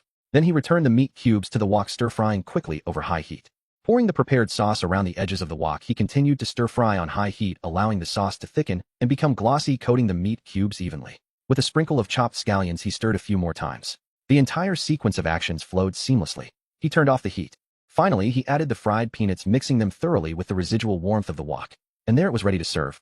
The white cubes of meat, golden crispy nuts, deep red chilies, and vibrant green scallions harmoniously meld within a glossy amrood sauce. A complex aroma wafts through the air. First, the dried chilies and Sichuan peppercorns release their slightly charred and piquant fragrance, invigorated by the hot oil with an astonishingly penetrating quality. Following this, the sweet and sour notes arise from the fusion of sugar and vinegar under high heat. Next, there is the enticing scent of the sautéed meat, the fresh aroma of scallions, and the fragrant oil of roasted peanuts. The entire kitchen is saturated with this intricate and rich bouquet. How fragrant! Exclaimed the waiter, shattering the tranquility of the kitchen. Indeed, it is incredibly aromatic. The variety of flavors is beyond my description. Exactly. There's just no way to articulate it. Merely fragrant. I have a feeling this dish must be delightful. Absolutely, let's taste it. Yes, let's have a taste. Amidst the chorus of enthusiastic praise, Lin Yuan picked up the wok and delicately plated the prepared dish onto a round platter, as pure as jade. The sauce, rich and glossy, tightly enveloped each ingredient, presenting a beautiful amber color that made one's mouth water. Chef, please indulge in this dish. The head chef of the restaurant was an impressively tall male figure. He retrieved a small spoon, carefully sampling a bit of each ingredient from the plate, blending them into a single bite, which he savored with gentle chews. The expression on the chef's face transitioned from initial skepticism to delightful surprise, ultimately transforming into an expression of profound enjoyment. The flavors are numbing, spicy, sour, and sweet. The textures are tender, smooth, crunchy, and crispy. I have never encountered such an extraordinary dish. The chef exclaimed in genuine admiration. I must try it. Allow me a taste. I wish to sample it too. Upon hearing the chef's high praise, the other chefs could no longer maintain decorum, clamoring to have a taste, fearing that the dish's warmth would diminish, thereby compromising its original texture and flavor. In no time, the platter was polished clean by the eager chefs. May I inquire, esteemed guest, what is the name of this dish? The tall chef bent slightly, addressing Lin Yuan with utmost respect. This dish is called Gong Bao Ji Ding in my hometown. Gong Bao Ji Ding. So it is called Gong Bao Ji Ding. This dish is known as Gong Bao Ji Ding. A whispering ripple of discussion surged through the kitchen. Such a delectable dish, are you truly willing to share the recipe with our establishment? The chef inquired softly. Upon hearing this question, the kitchen staff collectively held their breath. After all, a dish of this caliber would irresistibly attract culinary enthusiasts wherever it appeared. I would be delighted if food brings people together. In fact, I am quite fond of gastronomy and eager to exchange culinary ideas and culture with fellow food lovers. Wow, the head chef led the applause. Moments later, the clapping subsided. May I ask how to address you, sir? My name is Lin Yuan, an interstellar traveler. Esteemed Mr. Lin, I intend to rank your gong bao ji ding as the most exquisite dish in our restaurant at the exceptional level. And as the creator of this dish, I would like to invite you to join the Interstellar Gourmets Alliance. I serve as the primary liaison for the Interstellar Gourmets Alliance stationed at the Xinjia spaceport, and I am also a judge for the Alliance's culinary evaluations. Your culinary demonstration just now could serve as an exemplary presentation for prospective members. This gong bao ji ding will be your signature dish upon joining our alliance. Do you agree? Lin Yuan was quite taken aback, unexpectedly receiving an olive branch from an organization. Certainly I agree. The chef gestured grandly, and an assistant promptly handed over an ornate box. Opening the box revealed a golden badge. The emblem depicted a steaming wok filled with glimmering jewels. This is the badge of the Interstellar Gourmets Alliance. The chef leaned closer to Lin Yuan's ear and whispered, this badge can preserve ingredients in food, although its capacity is limited, it maintains freshness indefinitely. Rising to his full stature, the chef declared, I now officially present you with this badge marking your certification as a golden-level gourmet in our Interstellar Gourmets Alliance. Wow. Once again, the kitchen erupted in a fervent round of applause filled with recognition and admiration for Lin Yuan's culinary skill. I sincerely apologize for not having asked your name, chef. I am called Li Ziyuli and affectionately known as Li de Zy. With a big mouth, I savor the world, ha ha. Mr. Lin, our restaurant's founder, may visit soon. He is also an interstellar traveler with a passion for food. That would be wonderful. Oh, I look forward to meeting him. Here is my contact information. Chef Li, feel free to reach out to me directly. Together, they stepped out of the kitchen. The dish gong bao ji ding contributed by guest 699 has been designated as exceptional. Starting tomorrow, our restaurant will officially feature this exceptional new dish. The waiter's voice resonated throughout the restaurant. Wow, exceptional. That must be the highest tier. Indeed, it is the very best. Quick, reserve a table for tomorrow. Book now. Accompanied by the head chef, Lin Yuan returned to the dining pavilion they had occupied earlier. Seeing the group of chefs following Lin Yuan, Su Xingxin and her companions were momentarily perplexed. Everyone, Mr. Lin's recipe has been included in our restaurant's collection and classified as an exceptional dish. As a token of our gratitude, all of you dining today will receive complimentary meals. Moreover, as friends of Mr. Lin, you will each receive a lifetime discount of 50%. From now on, regardless of which Master Food God establishment you dine in, you will enjoy this discount. As he spoke, Chef Li produced several miniature plaques from his pocket, which were exquisite replicas of the Master Food God sign outside. These are vouchers for your discounts. I hope you will visit our restaurant often. Su Xingxin and the others stood to receive the miniature plaques, their gazes towards Lin Yuan filled with surprised curiosity and admiration. Accompanied by a throng of chefs, Lin Yuan reached the entrance of the restaurant. Thank you for your generous hospitality, though I shall return to discuss culinary delights with you all another day. Welcome back, Mr. Lin. Safe travels, Mr. Lin. Inside the shuttle, Lin Yuan turned to Shui Linger. Shall we head to the Xingang Grand Hotel? I wonder, Miss Shui. I'm staying there too. Let's go together. You also reside at the Xingang Grand Hotel. Su Xingxin exclaimed with delight. That's wonderful. We can explore together over the next few days. Yes, tomorrow we can visit other areas of the spaceport, Shen Jingying added cheerfully. Perfectly timed. I have a few places to visit tomorrow, so why not join me? Shui Linger was also eager for their camaraderie. They all looked to Lin Yuan. Me. I have a task to attend to tomorrow. The following day, Su Xingxin and her companions met with Shui Linger as agreed to embark on their outing. Lin Yuan sat alone on the sofa. Xiaozhou, contact Jiang Mao. Understood, Commander.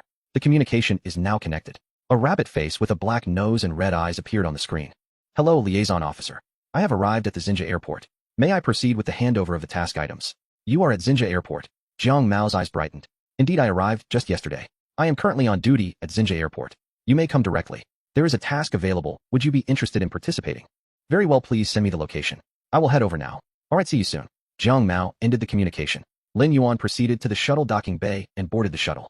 Xiaozhou input the location coordinates into the flight controller and prepare for departure. Understood, Commander. The input is complete, and I am taking over the flight control program. Departure. The shuttle took off smoothly, swiftly exiting the docking bay. Lin Yuan glanced at the position coordinates sent by Jiang Mao, which astonishingly indicated area. The shuttle quickly traversed the urban area of Zone O, soon arriving at a colossal structure. This building resembled an immense pillar connecting the urban area of Zone to the port area of Zone. The pillar was adorned with enormous glass panels revealing countless shuttles racing within. Commander, the shuttle's communicator indicates a public frequency communication request. Should I connect? Connect. Greetings, you have arrived at the interzone inspection area. Please present your identification and transit documents. Outside, a miniature aircraft flew alongside the shuttle. Please place the relevant documents in the window's identification sensing area. Lin Yuan observed the side window, noticing a section near the lower frame that appeared slightly lighter in color indicating transparency. He retrieved his identification card along with his silver star-level explorer identification card from the Xingyun Institute of Cosmic Wonders Exploration Team and placed them sequentially in the sensing area. A beam of light scanned the identification area. Personnel identification verification complete. Lin Yuan Silver, star-level explorer from the Xingyun Institute of Cosmic Wonders Exploration Team, Interzone transit permission granted. You may proceed through the Interzone shuttle tube into the port area of Zone 2. The order team of Zone 3 wishes you safe travels. The miniature aircraft departed from Lin Yuan's shuttle heading towards another shuttle. Thank you. Lin Yuan ended the communication. Indeed, the airport showcased remarkable advancements in traffic management. Lin Yuan's shuttle did not decelerate, proceeding directly along the flight path into the shuttle tube. Your shuttle has entered the Interzone shuttle tube. You may choose to continue manual control or connect to the shuttle tube's driving system. By connecting to the automatic driving system, the shuttle tube will guide your shuttle along a dedicated driving route, automatically controlling the speed based on shuttle traffic flow. Calculations indicate that transit time may be reduced by an average of 40. If you choose to continue manual control, please proceed along the current flight path. Xiaozhou, select automatic driving and monitor the driving status continuously. Understood, Commander. The shuttle deviated from its existing flight path, accelerating rapidly, merging into a torrent of countless shuttles. Numerous shuttles flew forward at maximum speed, closely packed together, resembling a series of high-speed trains racing ahead. Moments later, the shuttle entered the bounds of Zone. The shuttle has entered Zone 2. Shortly, it will approach the route change area. Please prepare for manual control. Xiaozhou, prepare to take over the shuttle. Affirmative, the destination has been set, and I am ready to take control. Ahead, the multitude of shuttles in the torrent began to disperse along their respective flight paths. Lin Yuan's shuttle, under the control of the automatic driving system, separated from the fleet, transitioning into a new route, with its flying speed reduced to normal cruising speed. Commander, the shuttle is under my control. We should arrive at the destination in approximately 20 minutes. Lin Yuan closed his eyes, contemplating Jiang Mao's words. A new task. I wonder where the task location is, and if I will arrive in time. Is it a solo mission or a team endeavor? 20 minutes passed in the blink of an eye. Commander, we have arrived at the destination. Lin Yuan opened his eyes, finding the shuttle station before a modest 6-story building. The building bore no adornments, its exterior painted pure white with elongated windows, giving it a slender and towering appearance. Lin Yuan parked the shuttle in front of the building. No one stood outside, nor were there any signs or door plates visible. He approached the door and pressed the doorbell. Please present your identification. A brick on the wall adjacent to the door protruded outward and shifted aside. A screen appeared displaying the message, please place your identification on the red area of the screen. Lin Yuan retrieved his Explorer identification card and affixed it to the screen. Verification complete. Please enter. The door opened. What seemed like an inconspicuous wooden door revealed itself to be merely a decorative facade, with the main structure comprised of a thick alloy plate exceeding centimeters in thickness. This seemingly modest 6-story building possessed fortifications comparable to a battle fortress. Welcome, Silver Star-level Explorer Lin Yuan, to the Cosmic Wonders Exploration Team, Xinjia Airport Liaison Station. Your liaison officer awaits you in Task Office No. 7. Please follow the green markings on the ground. Lin Yuan looked down to see a green guideline extending forward from his feet. Following the guideline, he encountered no one until he arrived at an elevator. Ding! The elevator doors opened, revealing it to be empty. Lin Yuan stepped into the elevator, which had buttons for floors to go into. There were no buttons for the TH and TH floors. The button for lit up, and the elevator began its descent. Ding! The elevator doors opened, and Lin Yuan noted the floor indicator red, confirming his location. He exited the elevator and continued along the guideline. After turning a corner, doors to offices began to appear on the right side. Task Office No. Task Office No. Lin Yuan paused before Task Office No. Knocking on the door, his knuckles produced a dull sound. Please enter. Lin Yuan pushed the door open to find a figure in a light blue task officer uniform rising from behind a large desk. Hello, Mr. Lin. I am Jiang Mao. It is a pleasure to meet you for the first time. Jiang Mao led Lin Yuan to a sofa on the side of the office where they both took a seat. I have reviewed the task report you submitted earlier. The task center expressed great satisfaction with your ability to complete the mission under extremely adverse conditions. Your capabilities are highly regarded. You flatter me. May I hand over the magnetic storm monitoring beacon directly to you, or should I proceed differently? Let us not rush, Mr. Lin. Have a glass of water. I happen to have a small exploration task available right now. I wonder if you would be interested in participating. I can listen for a moment. Certainly, this is a mission to explore a newly discovered mining star located not far from the Xinjia Aerospace Port. A newly discovered mining star. Indeed, it is a recent find.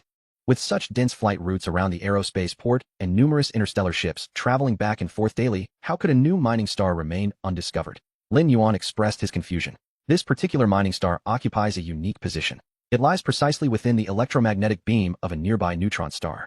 Furthermore, its size is relatively small, which has contributed to its oversight. Are you suggesting that this newly discovered mining star is situated within the coverage of a neutron star's electromagnetic beam?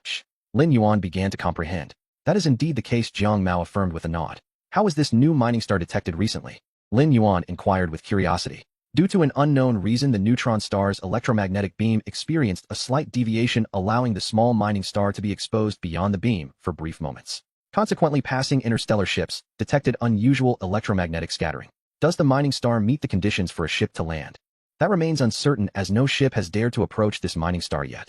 Indeed, the electromagnetic radiation from a neutron star is not something ordinary ships can withstand. Lin Yuan pondered whether his own Shenzhou could endure such intense electromagnetic radiation.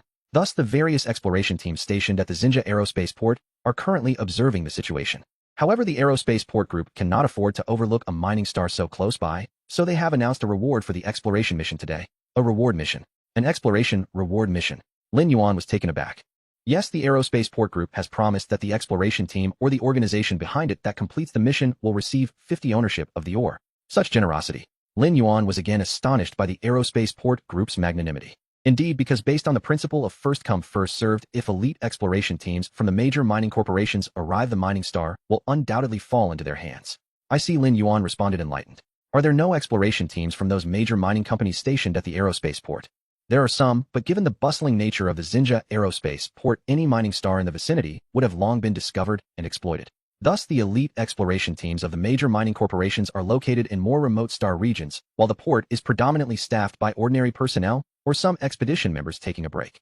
Coincidentally, our Cosmic Miracle Exploration Team, directly affiliated with the Xingyun Institute of Scientific Research, has several members resting at the port.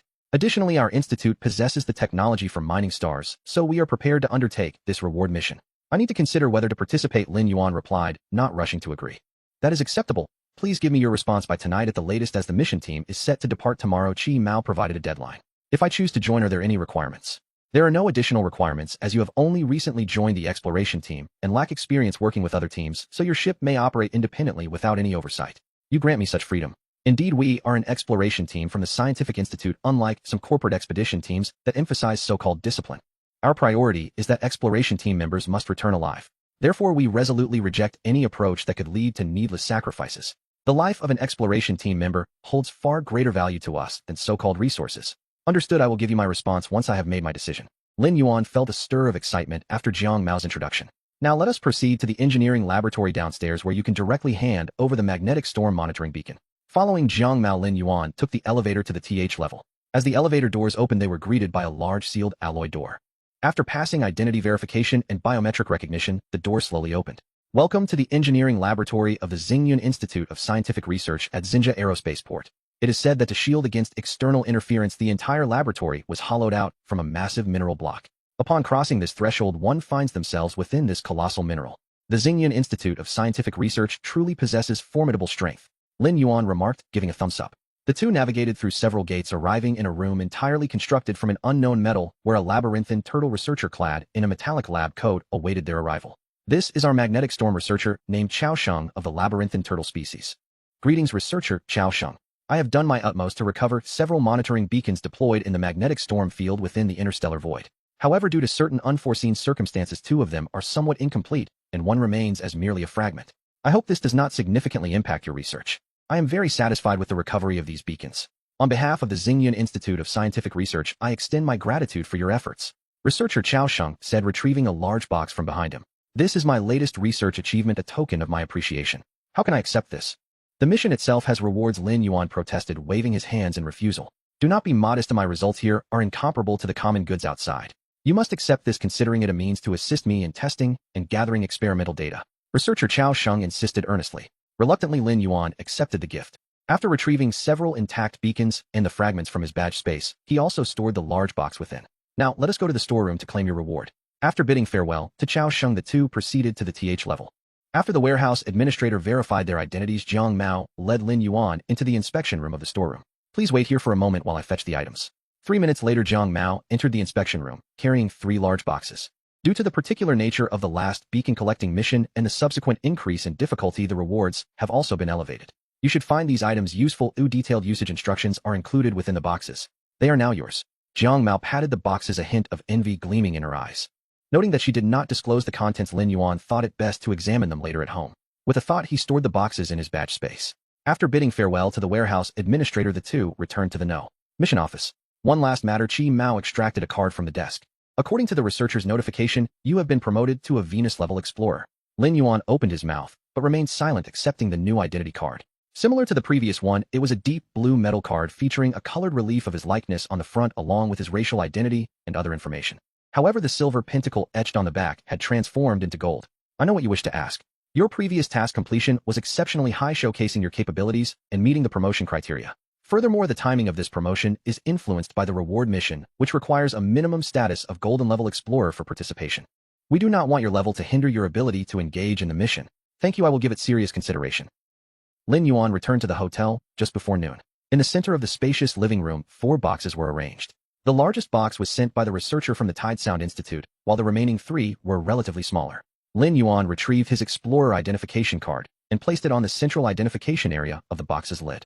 After 3 short beeps followed by a series of unlocking sounds, a voice announced identity verification complete. Self-destruct sequence has been deactivated. You may now open the box. To think there was a self-destruct mechanism. Cautiously, Lin Yuan lifted the lid, revealing an instruction sheet affixed to the inner side of the cover. Congratulations, player, you have acquired the Magnetic Energy Converter. Magnetic Energy Converter Beta Version Item Type, Special Equipment Rarity Prototype. One-of-a-kind function converts magnetic energy into universal power evaluation, the latest achievement of the Tide Sound Institute researcher. Where there is a magnetic field, there is energy. As asserted by the Tide Sound Institute, this equipment was indeed unparalleled and far superior to common goods. Lin Yuan swiftly unlocked the remaining 3 boxes. In the second box, he found another component for a spacecraft. Congratulations, player, you have acquired the Listener Radar.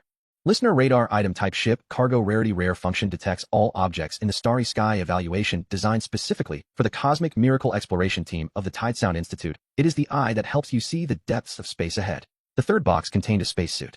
Congratulations, player, you have acquired the Wanderer Spacesuit. Wanderer Spacesuit Item Type Equipment Rarity Rare Function enables players to operate freely in space evaluation, the latest mass-produced version of the spacesuit developed by the Tide Sound Institute. With it, you can go anywhere. There remained one last box, not quite large, perhaps more accurately described as a small container. Lin Yuan opened the lid. Congratulations, player, you have acquired the Concentration Fruit. Concentration Fruit Item Type Curiosity Rarity Uncommon Function doubles mental strength evaluation. Eat one, and your mental clarity will be amplified. Lin Yuan gazed at the items before him, marveling at the Tide Sound Institute's extraordinary generosity in bestowing rewards that were seldom seen on the market. Xiaozhou prepared to upgrade the spacecraft and simultaneously conduct loading tests for the Magnetic Energy Converter and Listener Radar. Understood, Commander. Once the spacecraft modifications are complete, utilize the Inspiration Privilege to commence research on the Wanderer spacesuit and explore the possibility of integrating it with the Flying External Spacesuit. Certainly, Commander, I will give it a try. With a thought, Lin Yuan made the 3 boxes vanish, leaving only the container holding the Concentration Fruit. He picked up the Concentration Fruit, a vibrant green orb about the size of a table tennis ball, exuding a delightful, refreshing fragrance. Its botanical origin was unknown, and he resolved to consult Hu Shaoshan for further insight when the opportunity arose. Lin Yuan entered his bedroom, sitting cross-legged on the bed. He took the fruit and placed it in his mouth, biting into its skin, releasing a burst of sweet, refreshing juice. Instantly, a cool energy surged like a whirlwind from his mouth into his nasal passages, reaching his mind. Lin Yuan sensed his mental power being enveloped by this refreshing green whirlwind, rapidly tightening and coiling. If his previous mental strength could be likened to several threads, his current mental prowess felt akin to a rope formed from those threads. Approximately half an hour later, the green whirlwind in his mind gradually dissipated, and specks of emerald energy permeated throughout his consciousness. His entire cranial cavity felt remarkably clear and transparent. With a deep breath, Lin Yuan expelled a breath of stale air. As he opened his eyes, a fleeting glimmer of emerald luminescence sparkled within. He accessed his attributes panel and noticed that the original designation of mental now bore the addition of second tier, transforming into mental and D tier. Evaluation strength doubled. Stamina doubled. Endurance doubled. The distinction between 1 and 2 is far more than just a single point. Lin Yuan attempted to access his badge space, retrieving the previously most energy-consuming gravitational core. Indeed, it felt significantly easier with mental energy expenditure reduced by half, and his fatigue was similarly diminished. Xiaozhou notified Jiang Mo that I have confirmed my participation in tomorrow's mission. Additionally, inform Lin Yin and Hua Ling that supplies must be prepared immediately and the spacecraft modifications must be expedited. They must be delivered by 7 a.m. at the latest. Having given his directives, Lin Yuan dialed Shui Ling Air's communicator. Miss Shui, have you completed your tasks?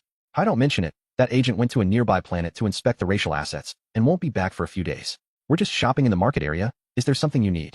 Shui Ling Air sounded somewhat distracted. I'm preparing to undertake an exploratory mission tomorrow. Are you interested in joining? What mission? How long will it take? It's a mining star exploration mission. It's hard to say how long, but it shouldn't be too long. We depart tomorrow. Sure, the agent won't be back for a few days, and I don't have anything pressing to attend to, so it's a good opportunity to accompany you. Great, once you return we can discuss the plans for tomorrow's mission together. Alright, we've purchased most of what we needed, but we're heading back now. Lin Yuan ended the call. Commander, I have received the mission briefing for tomorrow. Mission briefing. Mission name: Exploration of Mining Star, a 1389 mission. Initiator: Xinjia Aerospace Port Group. Mission level: Gold. Participation requirements: Gold level or equivalent. Explorers or teams. Mission requirements: 1. Ascertain the magnetic field variation patterns near Mining Star, a 1389, to provide a timetable for landing windows for subsequent extraction teams. Mission requirements: 2. Create a complete surface structure map of the Mining Star. Mission requirements: 3. Chart the distribution of mineral veins within the Mining Star. Mission requirements: 4. Establish a landing site on the Mining Star. Mission requirements: 5. Retrieve samples of Mining Star ore.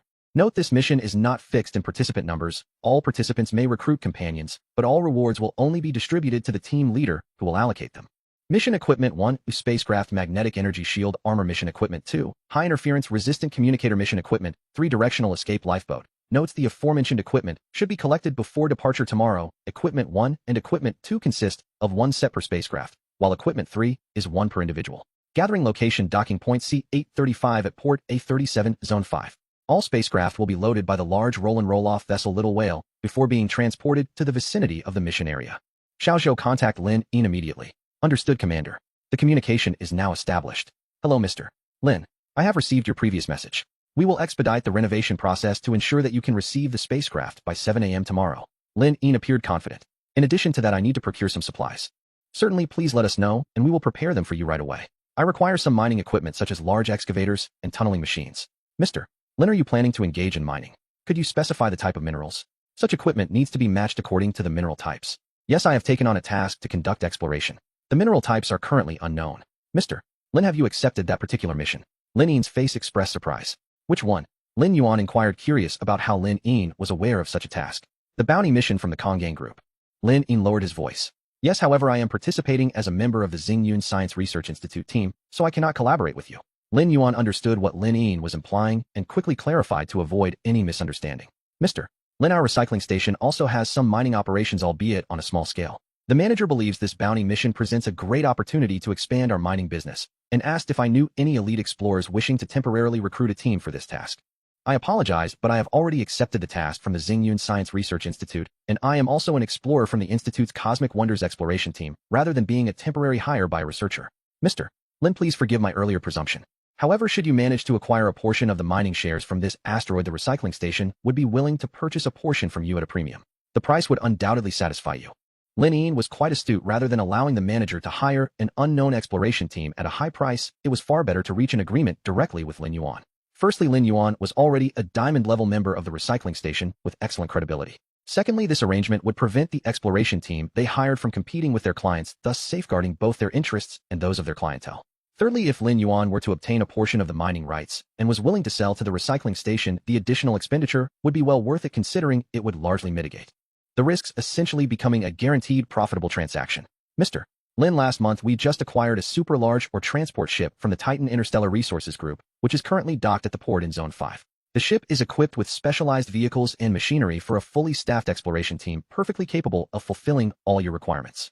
And as a diamond-level member of our company, you can utilize all vehicles and machinery free of charge, along with complementary energy blocks. That sounds agreeable, but if I manage to secure a portion of the mining rights, I will need to obtain permission from the Research Institute before selling to your company. Not a problem. Thank you for your understanding, Mr. Lin. I will be departing from Zone 5 to the mission area tomorrow, so I will first come to collect the supplies and the spacecraft from you, and then we will head to Zone 5 to acquire the mining machinery. Understood, Mr. Lin. I look forward to seeing you tomorrow. Lin Yuan ended the communication. Moments later, there was a knock at the door. Lin Yuan rose to open it. Su Xingxin, Shen Jingying, and Shui Linger entered the room. The four settled onto the sofa. Xiaozhou displayed the mission brief. The brief was projected onto a large display screen. The mission appears to pose little danger, yet it is quite challenging, exceeding my initial expectations, Shui Linger remarked after reviewing the mission brief. Little danger. Lin Yuan pondered Shui Linger's elemental identity and realized she had a point. No matter how strong the magnetic field, what impact could it have on water? Commander, may I participate in this mission? Shen Jingying, typically the last to speak, surprisingly interjected before Su Xingxin could. Especially since the most time-consuming requirement, Task 3, may require others to drill countless holes to ascertain the vein's direction, while I can sense it directly. If you take me along, we are sure to complete the mission first. Shen Jingying finally seized the opportunity to showcase her abilities. This mission has no limit on the number of participants. We shall all go. Lin Yuan stated seriously, looking at Shen Jingying. He was eager to witness the talents of the Gem Clan. I believe we also need some mining machinery, Su Xingxin suggested. Indeed, we require equipment, though otherwise we will be unable to obtain the or samples, Shui Linger concurred. I have already anticipated this issue and ordered a batch of mining vehicles and machinery from the recycling station. We can simply collect them tomorrow. By the way, the new spacesuits. I need to rush them. We will need them tomorrow, so I must have Yin Miao work overtime to expedite their production. The environment on the asteroid will undoubtedly be harsh, so our equipment must be top-notch and reliable, Shui Linger said, promptly contacting Yin Miao. In the end, she also moved the pickup time for the custom spacesuits to the following morning. At the recycling station aerospace port store, Lin Yin was reporting the details of his conversation with Lin Yuan to the manager. Mr. Lin has agreed. Yes, but he mentioned he would need the research institute's consent before selling. He stated that he is an explorer from the institute, Lin Yin explained. I see, but this is still the best outcome. This task came up rather suddenly. It is nearly impossible to assemble a complete elite exploration team. Mr. Lin has a considerable chance of successfully completing the mission, Lin Yin continued. Indeed, when Mr. Lin comes to collect the supplies tomorrow, let's add some equipment capable of withstanding strong magnetism. The more assistance we provide, the more security we ensure. Understood, manager, I will remember that. Which sponsors are involved this time from the great marketplace and boutique city? The manager suddenly inquired. The time has been too short to gather detailed information, but I should have clarity by tomorrow morning at the latest. Let's also provide Mr. Lin with a few additional handheld weapons and upgrade the mining vehicles to armed models to prevent any interference from the other companies. Mr. Lin is representing the Xingyun Science Research Institute. They shouldn't pose any threat to him, should they? One must always be cautious. Mr. Lin is coming tomorrow morning to collect resources and the spacecraft, and he will also proceed to Zone 5 to pick up vehicles and machinery, making our relationship abundantly clear. The manager stood up. This mission is pivotal for all non-mining companies venturing into the mining sector. While it may not lead to intense conflict, it will certainly result in a fierce competition among the strong. Aboard a luxurious passenger spacecraft, Lin Yuan, Su Xingxin, Shen Jingying, and Shui Linger were diligently studying the information regarding the mining star they were destined for. The data was limited and had only been received that morning. Lin Yin was stationed at the control panel monitoring the flight status of the ship. They had just retrieved supplies and spacesuits from the recycling station's airport branch in the Xingmeng colorful clothing store. Currently, they were on a VIP transport spacecraft from the recycling station en route from Zone Harbor to Zone Harbor. As the buildings became sparser, the starry sky reappeared outside the spacecraft's windows. Alright, this is the extent of the information. We will need to collect more specific details ourselves upon reaching the vicinity of the mining star. Mr. Lin, this exploration mission may pose some dangers. All the vehicles and equipment we provided are equipped with weapon systems, and we have additionally supplied 2 heavy firepower units. This morning I also secured an armed base vehicle from a nearby reserve depot for you.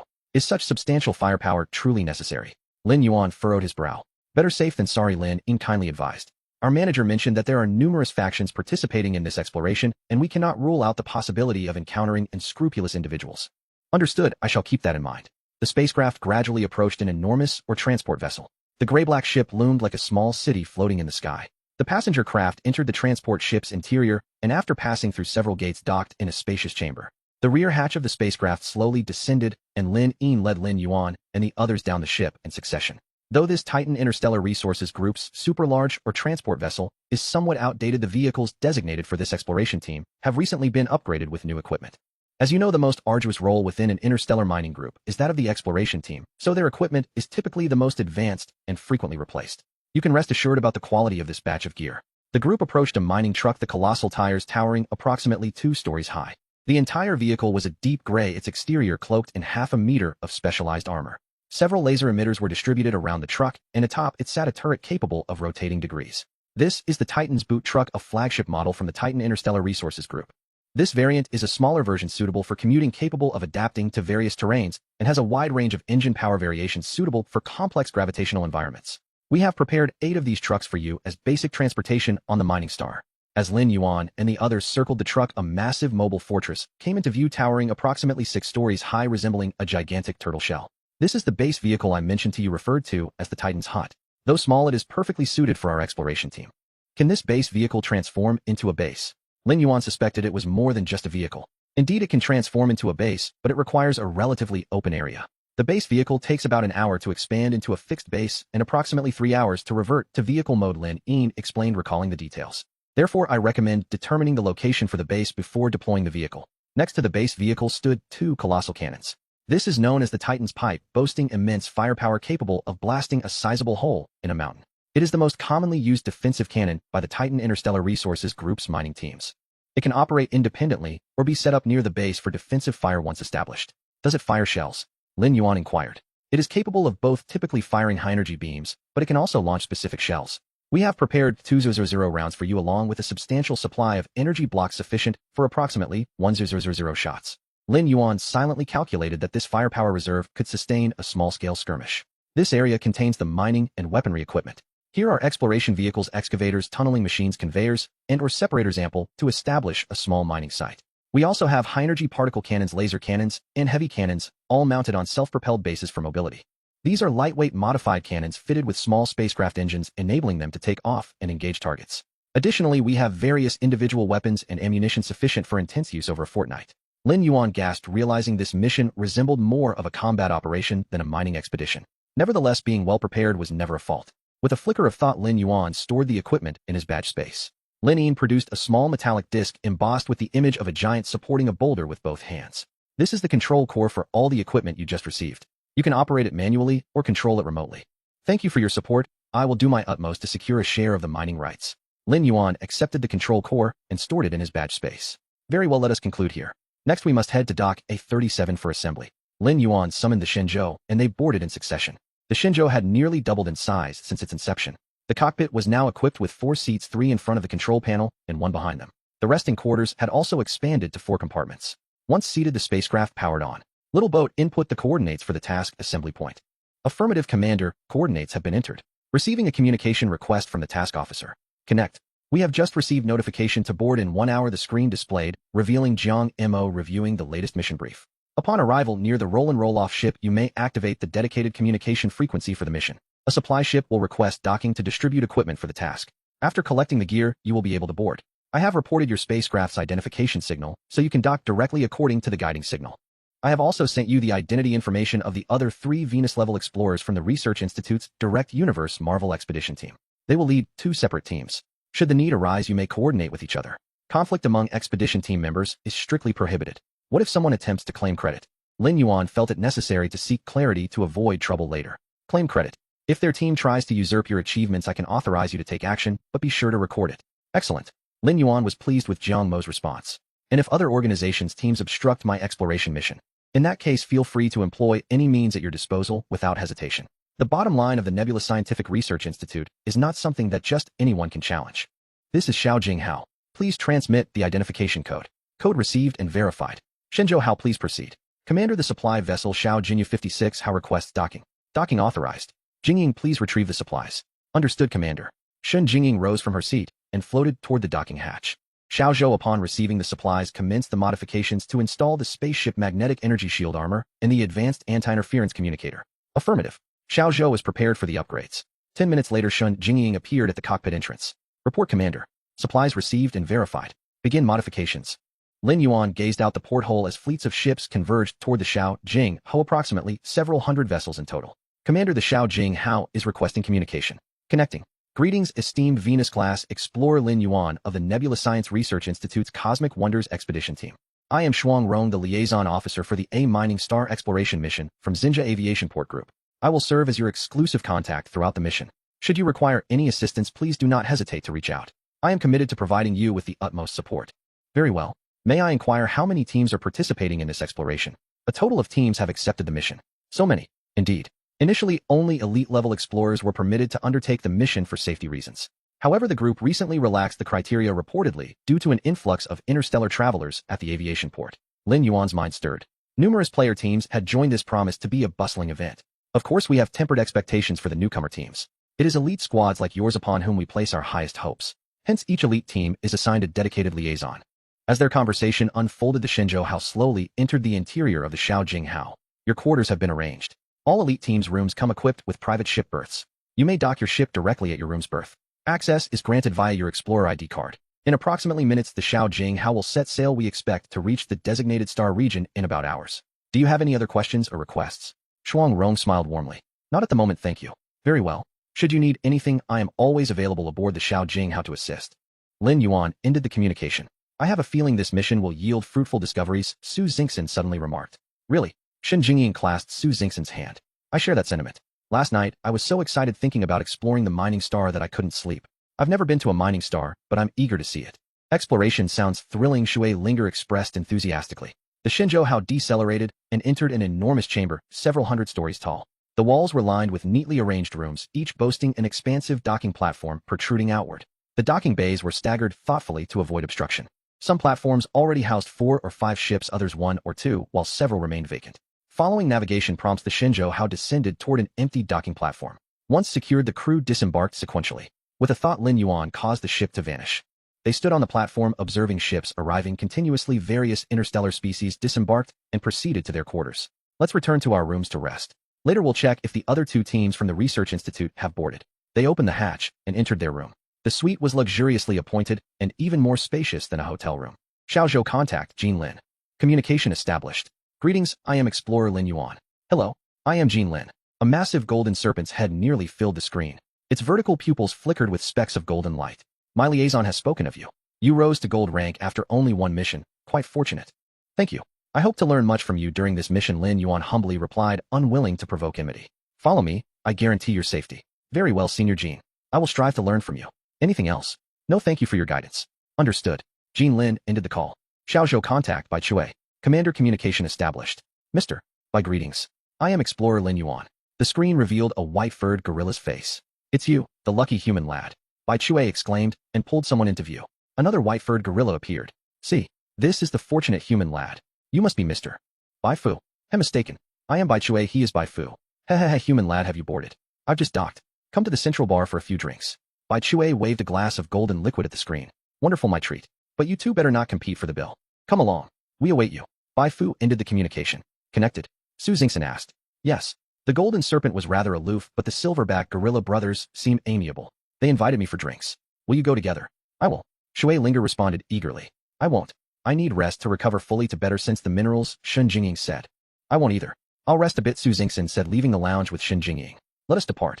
Lin Yuan and Shui Linger exited through another door, entering the ship's corridor. A hovering robot approached them. I am the ship guide number 3375. Where may I escort you? The central bar, Lin Yuan replied. That is some distance. I will summon a small vehicle. 10 seconds later, a white egg-shaped pod arrived beside them. Please board. 3375 will escort you to the central bar. The robot then merged into a recess atop the vehicle. The hovercar gradually came to a halt before a gate illuminated by vibrant neon lights. Lin Yuan and Shui Linger stepped out of the vehicle. At the entrance stood an exceptionally tall individual with the head of a lion vigilantly guarding the doorway. Upon exiting the car, Shui Linger noticed the sign above the gate reading Zhongyang Juba and walked straight inside. Good day, sir. Please present your identification. Lin Yuan hesitated for a moment. Indeed, the regulations at bars were generally consistent. He produced his Explorer ID card and waved it gently in front of the Lionhead guard. I'm looking for a friend inside. Please proceed, esteemed guest. The Lionhead guard turned to converse briefly with a dog-headed attendant behind him, who then approached Lin Yuan. Good day, sir. How may I assist you? I am searching for 2 white-haired gorillas. The dog-headed attendant looked taken aback and whispered in Lin Yuan's ear, you must be referring to the esteemed Bai Chui and Bai Fu, correct? Indeed, do you know them? I do. They are regular patrons at Xinjia Hangkong Port, and this place is essentially their home base. They frequent this bar to maintain their spacecraft and are known for their generous tipping. Nearly all the staff are familiar with them. Lin Yuan nodded in surprise, realizing that the brothers Bai Chui and Bai Fu were prominent figures within the interstellar exploration community of Xinjia Hangkong Port. Lin, brother. Over here. A massive, luxuriously adorned booth deeper within the bar beckoned, a white-furred arm raised in greeting. A large grayish-white hand clutched a bottle of liquor which, when held between 2 immense fingers, resembled a mere vial in the grasp of an average-sized human. While the video call had given no sense of scale, standing beside the enormous booth, Lin Yuan truly grasped the enormity of the figures before him and the innate pressure emanating from these colossal interstellar beings. Come sit here. Bai Chui gestured for a foxwoman seated beside him to move to the opposite seat. Lin Yuan took a seat next to Bai Chui, with Shui Linger following suit. Friend. Bai Chui and Bai Fu exchanged knowing smiles. Bring me my stock. Brother Chui, that's quite unnecessary. I insist on treating today. Lin Yuan interjected hastily. This is my territory. We adhere to my customs. Next time it will be your turn to host. Go fetch the drinks. Bai Chui waved dismissively at the dog-headed attendant. The attendant, who had been waiting nearby, immediately turned and hurried away. Before long, 4 dog-headed servers arrived bearing a colossal glass bottle. Another 4 dog-headed attendants followed, each carrying large trays. The front 2 trays displayed enormous glass goblets, while the back 2 were laden with an assortment of exquisite fruits and delicacies. Come fill them up. Bai Chui accepted the bottle, which seemed appropriately proportionate in his grasp. He poured an amber liquid into Lin Yuan's vast goblet and set it before him. He proceeded to pour for Shui Linger, Bai Fu, and himself. The drinks previously on the table had already been cleared away by several dog-headed servers. Lin Yuan gazed at the immense goblet before him. It was no mere cup, but rather an exquisitely crafted glass tank. Haha, Lin brother, this is your first visit, and both my brother and I are connoisseurs of fine spirits. Filling the cup to the brim is a gesture of respect. We do not impose limits on your capacity. Come, let us drink. You are the newest golden level explorer of our Cosmic Miracles exploration team. So this toast is from me, my brother Chue, and him Bai Fu. We honor you with this drink. Lin Yuan lifted the goblet with both hands. I am grateful for the esteemed recognition from both of you. I shall drink in reverence. With that, he downed the vast goblet in one go, the liquid disappearing in quick succession. Lin brother is indeed magnanimous. Bai Chue and Bai Fu followed suit, draining their goblets. Lin brother, the spirits I have stored are not available on the market. Drinking from a large cup like this invigorates the blood and strengthens one's constitution. Just look at us, he exclaimed, thumping his chest with a resounding boom. Chue Linger did not lift her goblet. A thin stream of liquor floated from the enormous cup and found its way to her lips. Bai Chue's expression changed, and his boisterous hand fell to his side. Lin brother, your friend appears to be quite extraordinary, doesn't she? Bai Chue set aside his previous dismissiveness toward Chue Linger and inquired softly. Lin Yuan mused that Bai Chue was indeed a seasoned veteran possessing extraordinary insight. Chue Linger was no ordinary individual either. Without uttering a word, she revealed her identity with a mere sip, compelling respect from her interlocutors. Unbeknownst to her, she had significantly elevated her standing in their eyes. Lin Yuan straightened up and formally introduced, "This is Chue Linger, a member of the Water Elemental Tribe and an inspector of the Order." Bai Chue leaned forward. "May I inquire as to the identity of Mr. Lindong from Xinjia Hangkong Port? I am the representative of my tribe at the spaceport, assisting with the management of certain enterprises." Chue Linger replied nonchalantly. Bai Chue and Bai Fu both inhaled sharply. "What brings Miss Chue here this time?" Bai Chue's tone shifted accordingly. "I am accompanying Mr. Lin to the mining planet. I am part of his team." Chue Linger flashed a mischievous smile at Lin Yuan. Lin Yuan felt a wave of anxiety. He had never claimed that Chue Linger was part of his team. It seemed that Chue Linger's background was even more substantial than he had anticipated. "What is the objective of your trip, Lin brother?" Bai Fu inquired quietly. "To be candid, my primary aim this time is to accomplish a mission." Bai Chue and Bai Fu exchanged glances. "Lin brother, Miss Chue, let us find a more private place to converse." Bai Chue dismissed the foxwoman seated beside him and led Lin Yuan and Chue Linger deeper into the bar. A dog-headed manager in formal attire approached them promptly.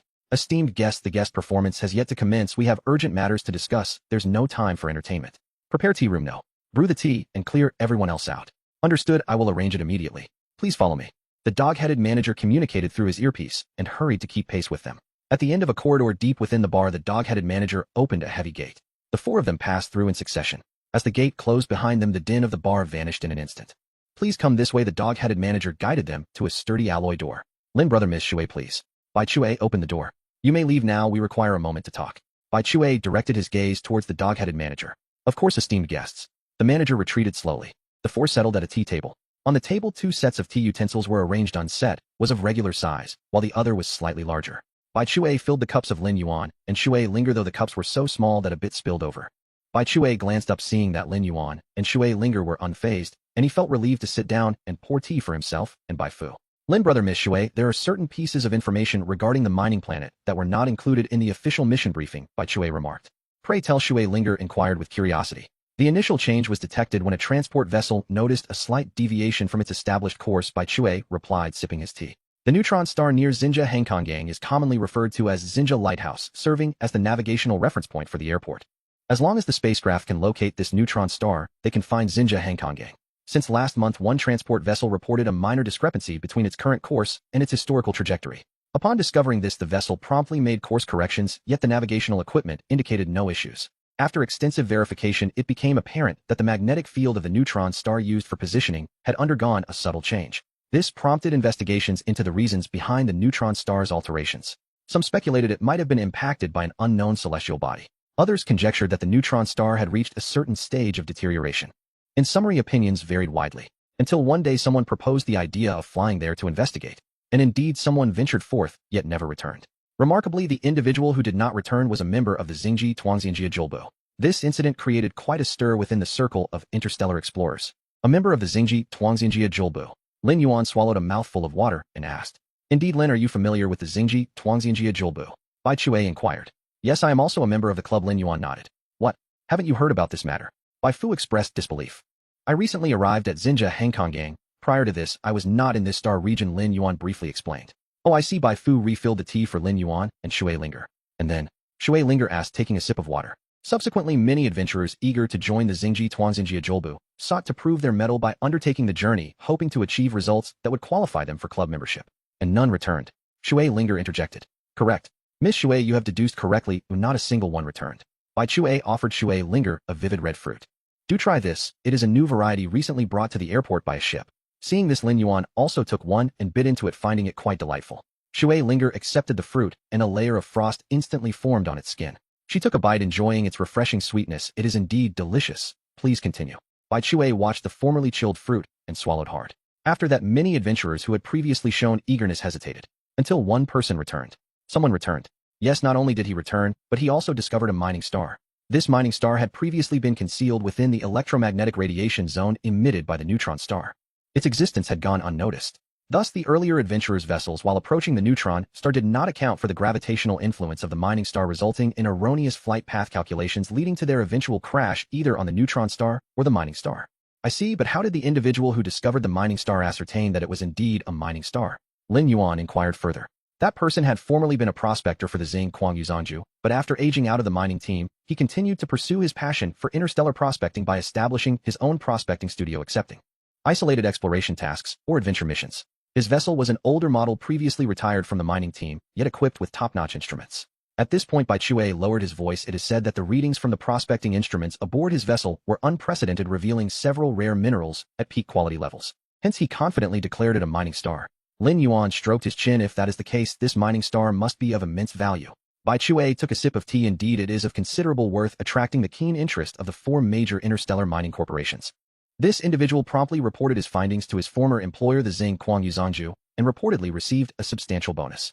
Bai Fu interjected. Initially, aside from Xing Kuang Yuzhanju, the other 3 corporations were unaware of this matter. Negotiations for collaborative development were underway between Xing Kuang Yuzhanju and Xinjia Hangkonggang. However, somehow this information leaked, and the other 3 became aware, expressing their desire to participate in the development. These 4 are colossal entities far beyond the capabilities of the airport group. Ultimately, the airport group had no choice but to issue a prospecting task, while the exploration teams of the 4 major mining corporations were absent from the nearby star region.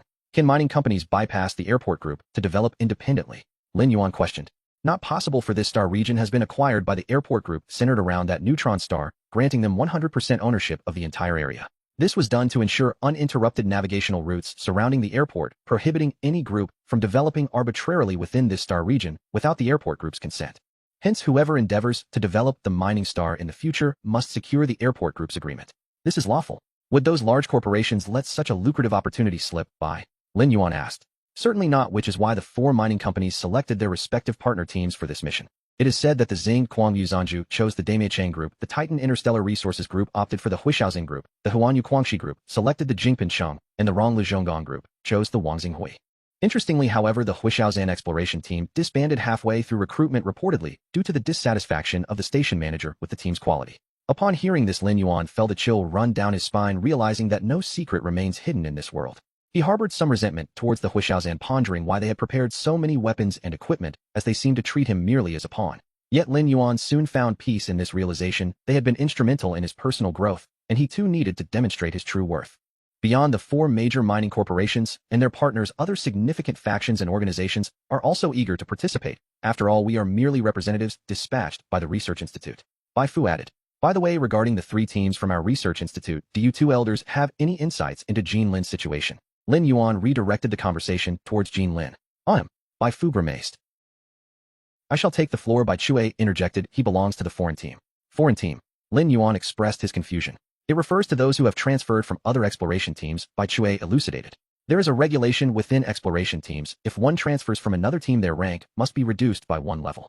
For instance, if I am currently a Jinxing Golden Star rank, I would become Yinxing Silver Star rank upon transferring to a different team. Lin Yuan inquired.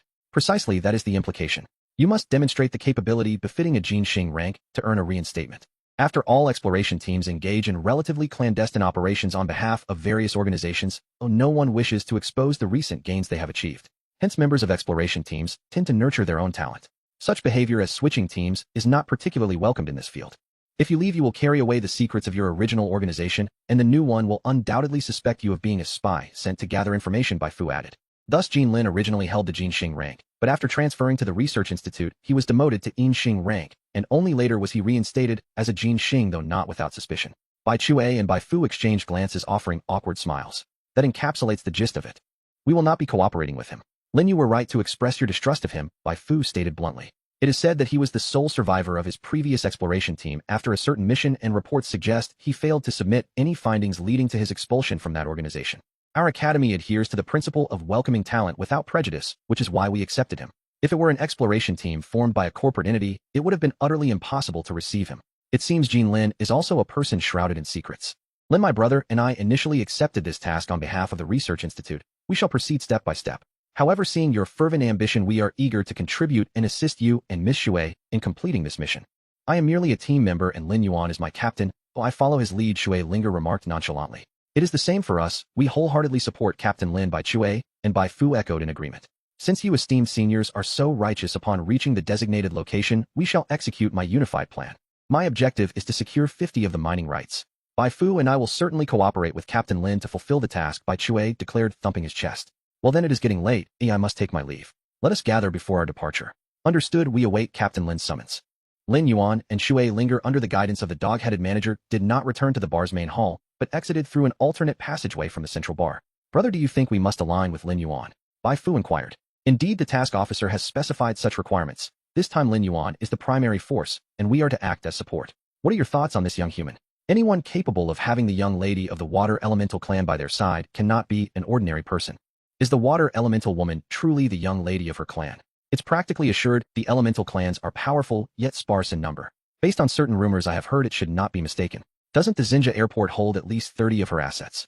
Furthermore, she possesses 36 of the airport group's shares and 18 of the mining rights for this asteroid. Should Lin Yuan ultimately complete the mission, aside from what is owed to the Research Institute, he could still grant her a percentage. She alone could command over 20 of the mining rights. Indeed, that's why she is a young lady. This little sum is trivial. Do you have any idea of the extent of water elemental assets across various star domains? Thus, the task officer is correct. Lin Yuan must take the lead, and we must excel in our support. Moreover, did Lin Yuan not mention he is affiliated with the club? Indeed, the Interstellar Explorer Club is not a realm open to just anyone. As of now, neither you nor I possess the qualifications to join. Upon returning to his room, Lin Yuan flopped onto his bed, reflecting on the earlier dialogue. Someone like Bai Shui, a veteran of the underworld, undoubtedly harbors personal motives regarding this task. Perhaps he even contemplates himself as cannon fodder. However, the appearance of Shui Linger seemed to alter his perspective, as he not only shared information unknown to him, but also regarded himself as the captain. Lin Yuan had not yet become so arrogant as to believe he could sway others solely through personal charm. Thus, all signs pointed toward one individual, Shui Linger. Bai Shui had explicitly called her Miss Shui, and Shui Linger did not rebuff the title, so let us take it at face value. 4 mining giants, 4 commercial entities wishing to enter the mining industry alongside various factions and organizations, all seeking a share, not to mention numerous players hoping to partake in the spoils. As Lin Yuan pondered, he gradually succumbed to slumber. Beep, beep, beep, a rapid alarm sounded. In 30 minutes we shall arrive at the designated star domain. All exploration teams, please prepare accordingly. Following the public announcement, Shuang Rong's communication soon followed. Esteemed Captain Lin Yuan, this is Shuang Rong. I am now here to relay the latest mission updates. We will reach the designated star domain in 30 minutes. Subsequently, the transport cabin will open and all exploration teams must disembark within 1 hour to proceed to the mining asteroid. If you wish to forfeit the mission, this is your final opportunity. You need only pay a nominal penalty, and there will be no adverse records. You now have 1 minute to make your final decision regarding participation in this mission. Countdown begins. 59. There is no need for deliberation. I shall participate. Lin Yuan replied decisively. Very well, allow me to reiterate the mission objectives. 1. Ascertain the magnetic field variation patterns surrounding asteroid A1389 to provide subsequent mining teams with a timeline for landing opportunities. 5. Retrieve samples of asteroid ore. Only by accomplishing all 5 mission objectives can one secure 50 of the asteroid's mining rights. Should only some objectives be met, only a portion of compensation will be awarded. A detailed star map of the regions surrounding the asteroid has been transmitted to your communicator. Wishing you success in your mission. Seated on the living room sofa, Lin Yuan found himself flanked by Su Xingxin on his left and Shun Jinging on his right, while Shui Linger settled into a nearby single sofa. On the light screen in the living room, a distant neutron star was displayed, its image intermittently distorted due to strong magnetic interference. Asteroid A flickered in and out of view on the screen, as if playing a game of hide and seek with those gazing upon it. Lin Yuan rose from the sofa. Let us proceed. We prepare to land on the asteroid. Lin Yuan and his companions sat inside the Shenzhou spacecraft, intently observing the countdown displayed on the screen. Report, Commanding Officer. 1 minute remaining. Shuangrong requests a communication. Connect. Esteemed Captain Lin Yuan, please confirm the status of your spacecraft. Is it ready for launch? Confirm the spacecraft is in excellent condition. Very well, the launch batch has been finalized. As an elite-level explorer, you are scheduled for the last launch batch. Kindly await patiently. The flight path has been issued and you may depart from the transport vessel following the designated route. Understood. Goodbye, and we wish you a successful mission once again. Lin Yuan ended the communication. Xiao Zhou initiate the spacecraft. Commence pre-launch self-check. Report commanding officer self-check complete, all systems normal. Contact by Chue and by Fu synchronized communication signals. Captain Lin Yuan. By Chue reporting. Captain Lin Yuan. By Fu reporting. On the display screen, two nearly identical gorilla faces occupied their respective frames. Are you both aboard separate spacecraft? Indeed, our vessels are rather unique. They can operate independently or combine for flight. Excellent. For this mission, we shall form a fleet of 3 ships with you positioned on either flank. Understood. We will execute according to your commands, Captain Lin. Now let us begin calibrating the spacecraft's navigation system, mission command system, and weapon coordination system. Yes, Captain Lin, we have received the calibration signals, and access has been granted. Thank you both. The 3-ship coordination control system has been calibrated successfully. When we reach the launch batch, I will issue the unified launch command. Affirmative, Captain Lin Yuan. Bai Chue and Bai Fu replied in unison. Lin Yuan concluded the video communication. Outside the spacecraft, one after another vessels ignited their thrusters and took flight from the docking platform. Lin Yuan silently counted in his mind first batch, second batch. Beep, beep, beep. After 3 short and abrupt tones, the launch signal indicator on the screen transitioned from red to green. Xiao Zhou ignite the thrusters, commence launch. Affirmative. Whoosh. Crimson flames erupted from the rear nozzle of the spacecraft as the Shenzhou began to accelerate smoothly. Simultaneously, 2 identical spacecraft on adjacent docking platforms ignited their thrusters and soared into the sky. At another platform, a golden spacecraft was also taking off.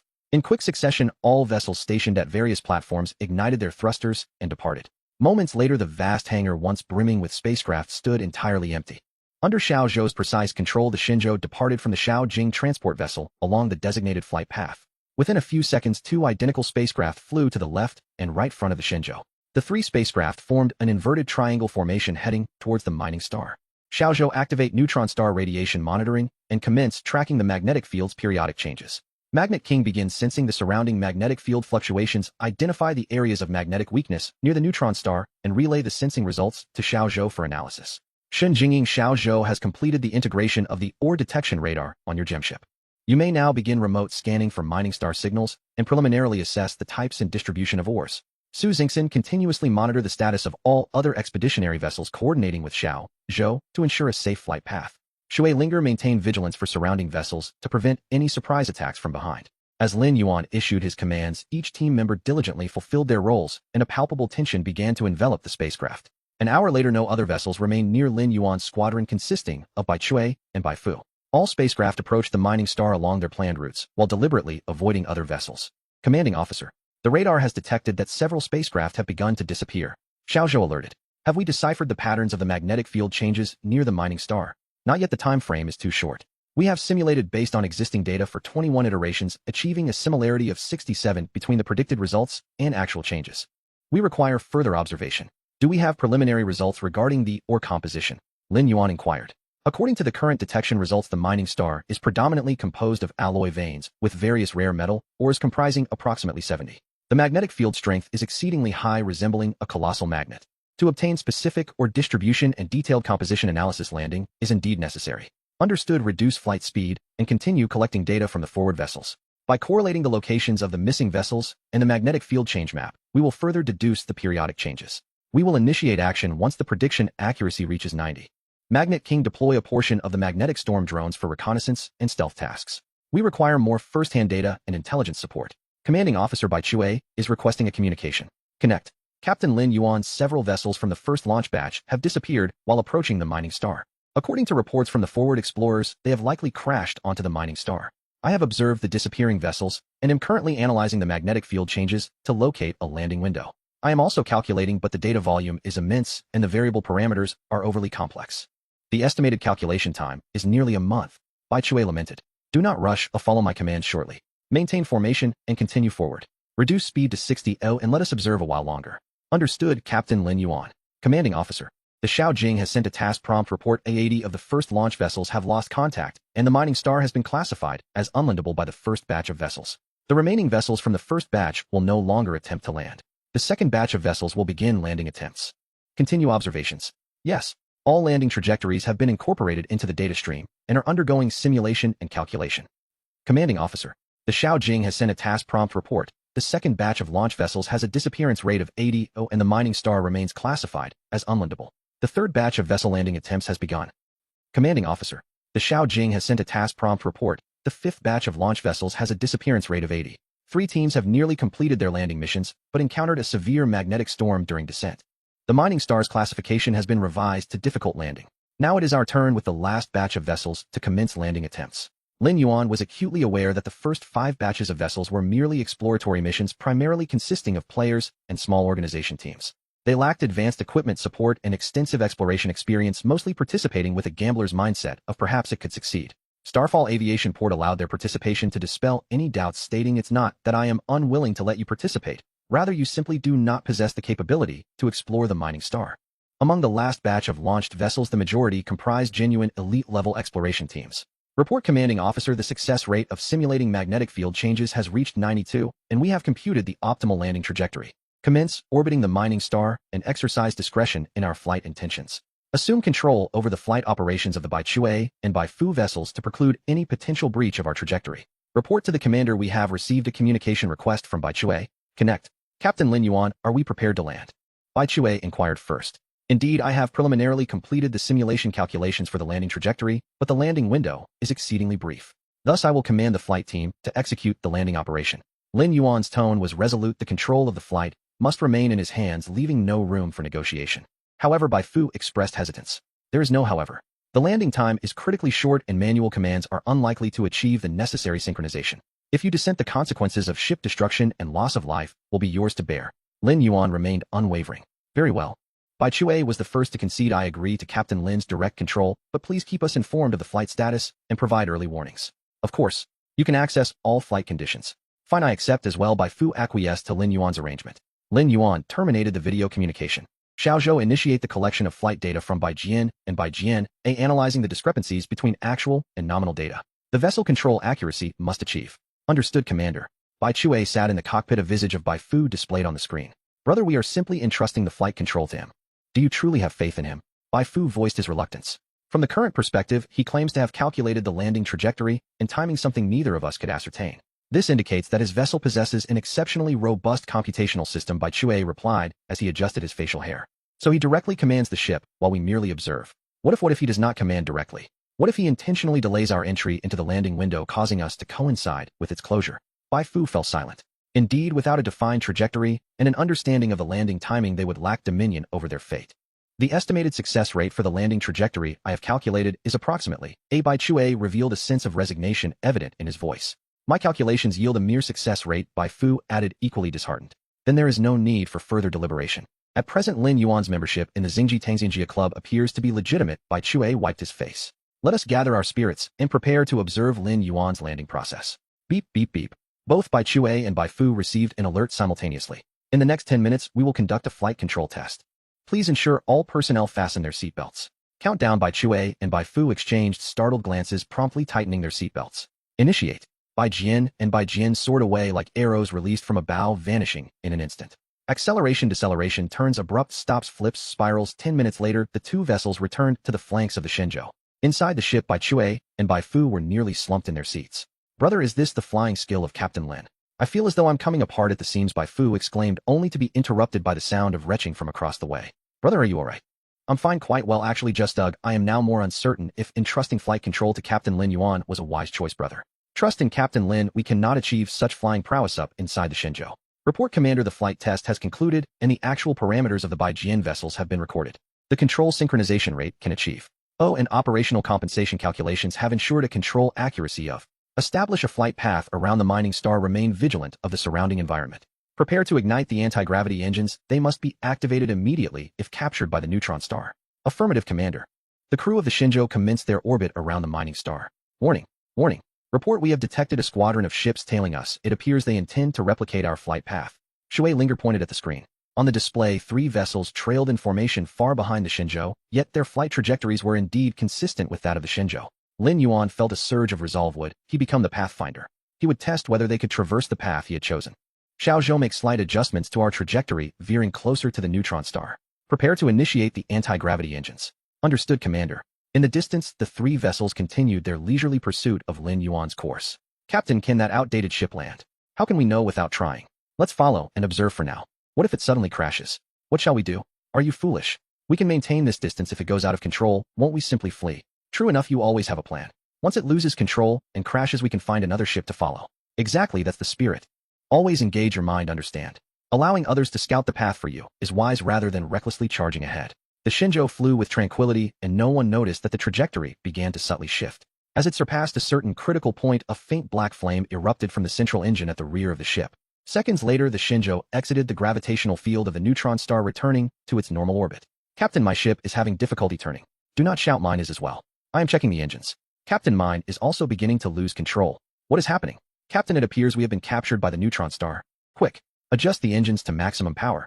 Hurry, break free. Captain, the ship is about to go out of control. Captain, calling the captain. The communicator is malfunctioning. Damn it.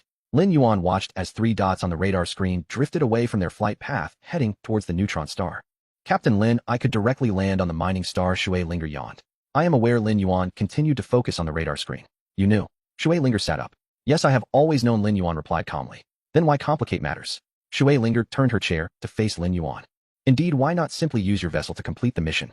Exactly, that would be so simple. My ship is not so fragile, constructed of pure water elements. It is impervious to magnetic interference and can deflect radiation. I could collect samples and leave with ease. You may, but I cannot. Lin Yuan gazed at Shui Linger. As you previously stated, our competition is comprehensive. Strength must be multifaceted. Do you wish to secure mining rights for yourself? Lin Yuan nodded. Though it may seem trivial to you, this could serve as the first significant capital for our team. Wow, Mr. Lin, this is truly moving. Su Xingxin also turned her chair around. Commander, you are remarkable. Shen Jingying similarly faced him. It seems I understand why the recycling station has limited edition badges for you. You indeed possess certain unique qualities. One more thing, I prefer not to expose your abilities under the scrutiny of various factions. Lin Yuan fixed his gaze on Shui Linger. Startled, Shui Linger turned her chair back. I want to keep an eye out for any other tailing teams. Su Xingxin glanced at Shen Jingying. Mr. Lin, do we have to continue circling like this? Jingying should have gathered sufficient data by now. Let's circle a few more times. We need to draw out all the pursuing teams. Xiao Zhou and the Magnet King are still conducting precise magnetic field analyses. We should aim for a stable landing window. Jingying, please sync your analysis conclusions to Xiao Zhou's database.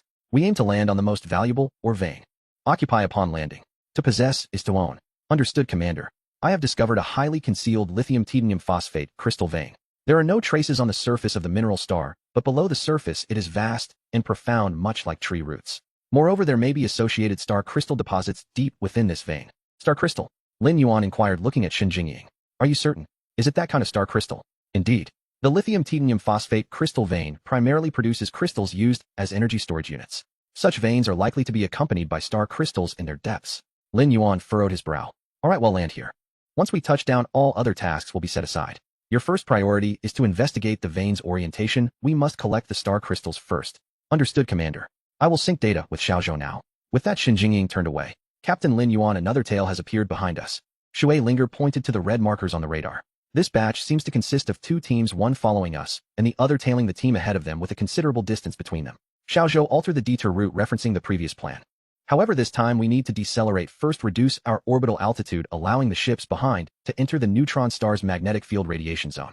Once there, we can accelerate and raise our altitude, ensnaring the last team within the neutron star's gravitational pull. Understood, Commander. The new route has been planned. Jingying, take this opportunity to scan the previously uncovered areas while the ship follows the new course. Understood, Commander. Connect with the White Hammer and White Axe. Communication established. There are 2 small teams behind. I plan to shake them off by altering our route. You should move ahead and wait for me. Agreed, we have no objections. We will follow your lead, Captain Lin. Both White Hammer and White Axe expressed their consent. The 2 white ships accelerated rapidly away from their original course.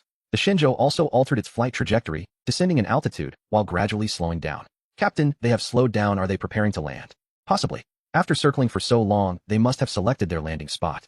There are still 2 ships missing ahead. Could the remaining one be a trap? Are you foolish? Did you not notice the formation? The one in the middle is the flagship. Would the flagship remain as bait? Exactly. If you don't even understand what a flagship is, how can you call yourself an elite exploration team member? I just think something is amiss. Please, if it weren't for your identity required to undertake this mission, who would choose you as a team member with such cowardice? Report, Commander, we are approaching the magnetic field radiation zone. Xiao Zhou's voice came through. Magnet King, listen up. Expand your magnetic field domain and maintain stability in that area's magnetic field. Once all opposing ships enter the magnetic field zone, initiate a magnetic storm. Xiao Zhou charged the anti-magnetic storm armor. This time we aim to keep them all behind. Understood, Commander. 1 ship, 2 ships, 3 ships, 4 ships, Captain Lin Yuan, they have all entered the magnetic field radiation zone. Shui Linger observed the radar screen. Activate all equipment for electromagnetic protection. Magnet King, prepare. Release. A silent magnetic storm emanated from the Shenzhou as its epicenter. The entire space transformed into a pale purple hue. On the display, 4 ships sequentially shut down, plummeting straight down until they vanished. The Magnet King's domain absorbed most of the storm's intensity, leaving only a negligible effect on the armored Shenzhou. Accelerate, we must leave this place. Report. The last tailing team seems to have retreated. Shui Linger noted the change in the red dot's trajectory on the radar. Good, let's circle around once more. If all goes well, we should locate that hidden or vein and prepare to land. Wonderful. Finally, we can touch down. Su Xingxin and Shun Jingying both exclaimed with excitement. Xiaozhou White Arrow and will circle and maintain vigilance near the landing site. Drive away any approaching teams immediately. Su Xingxin, you will select the exact landing point. Shun Jingying, please mark the landing area. Wow, Mr. Lin, do I get to choose the final landing point? Su Xingxin exclaimed, feeling flattered. Yes, you choose the landing point. Wherever you select, we shall land. Fantastic. Then let's choose this spot. Su Xingxin surveyed the landing area map and opted for a small plain at the foot of a mountain. Xiaozhou, calculate the optimal landing window and trajectory. Half an hour later, the Shenzhou began its landing protocol. The colossal engines stirred up grayish dust. With a decisive thud, the Shenzhou landed steadily on the mineral star's surface. Lin Yuan and his team, clad in newly tailored spacesuits, exited the cabin in sequence. White Arrow and White Arrow continued their aerial patrol. With a thought, Lin Yuan summoned the Titan cabin base vehicle to descend onto the grayish sand. Deploy the base. Lin Yuan commanded. Virum, the base vehicle gradually unfolded. First, it completed the armored ground installation. Next, various modules from the base vehicle moved autonomously to their designated positions on the armored ground, commencing their expansion. An hour later, the base was fully constructed. 2 gigantic cannons, the Titan's pipes, were positioned on either side of the base. 2 Titan boots trucks and an excavator were parked in the open area at the base's entrance. Whoosh, 2 White Arrow ships landed at a distance from the base. 2 astronauts in spacesuits drove an all-terrain exploration vehicle towards the base. Captain Lin, you brought the base vehicle. White Hammer and White Axe jumped down and approached Lin Yuan. Earlier, White Hammer had seen the unfolding process from the air during their patrol. Needless to say, they were envious. Yes, for exploration, especially in such a harsh environment, it is wise to be well prepared. White Hammer glanced at Shui Linger, thinking that the young lattice status was indeed extraordinary. Come, let's go inside and strategize our next actions. All right. The group followed Lin Yuan towards the base's command center. Base command center, the enormous display screen showcased a map of the area surrounding the base. Do you have any plans? I, along with Bai Fu, have brought 2 exploration vehicles, a small drilling rig, and a compact tunneling machine. Lin Yuan nodded. Normally, for a 2-person team, such equipment would suffice to complete the mission. Do you have any other teammates? No, it's just the 2 of us this time. The other members weren't of a high enough caliber to join us. I have 4 people on my side. This is Shui Linger, whom you have met before. This is Su Xingxin, and this is Shun Jingying. They are both my team members. Hello, Bai Chue, and Bai Fu greeted the 2 women with nods. Since the speculation that Shui Linger was the noble lady of the water elemental clan, the Bai brothers no longer held any contempt for Lin Yuan's teammates. What are your next plans? Lin Yuan inquired. Bai Fu and I plan to drive around and explore a bit. During our aerial reconnaissance, we noticed several locations that could potentially harbor mineral veins. Would you like to join us, Captain Lin? Bai Chue pointed to a few spots on the screen. No, let's split up. That way we can cover more ground, Lin Yuan suggested, also indicating areas on the map. Perfect, we will each scout independently. We shall reconvene here in 12 hours. Understood. Bai Chue and Bai Fu exited the command room, each boarding an all-terrain exploration vehicle and heading off in different directions. Su Xingxin, Shui Linger, you both come with me to explore the nearby area. Shun Jingying, select a room within the base and commence digging downwards as swiftly as possible. We need to locate the Xingjing mine with great urgency. Take this, it will contain the excavated soil and stones. Ensure that no one notices any anomalies within the base. Lin Yuan handed his golden membership badge to Shun Jingying. Shun Jingying accepted the badge and nodded emphatically. Lin Yuan proceeded to the central conference room of the base, lightly pressing the control core in his hand. The furniture began to fold and stow away automatically, while the floor tiles flipped up and folded against the surrounding walls, revealing the original grayish sand beneath. With a thought, excavators and tunneling machines descended upon the sandy ground. Let's begin, or we will continue to inspect other areas. Outside the base, Lin Yuan retracted the Shenzhou and, accompanied by Su Xingxin and Shui Linger, drove the base vehicle in the opposite direction of Bai Chue.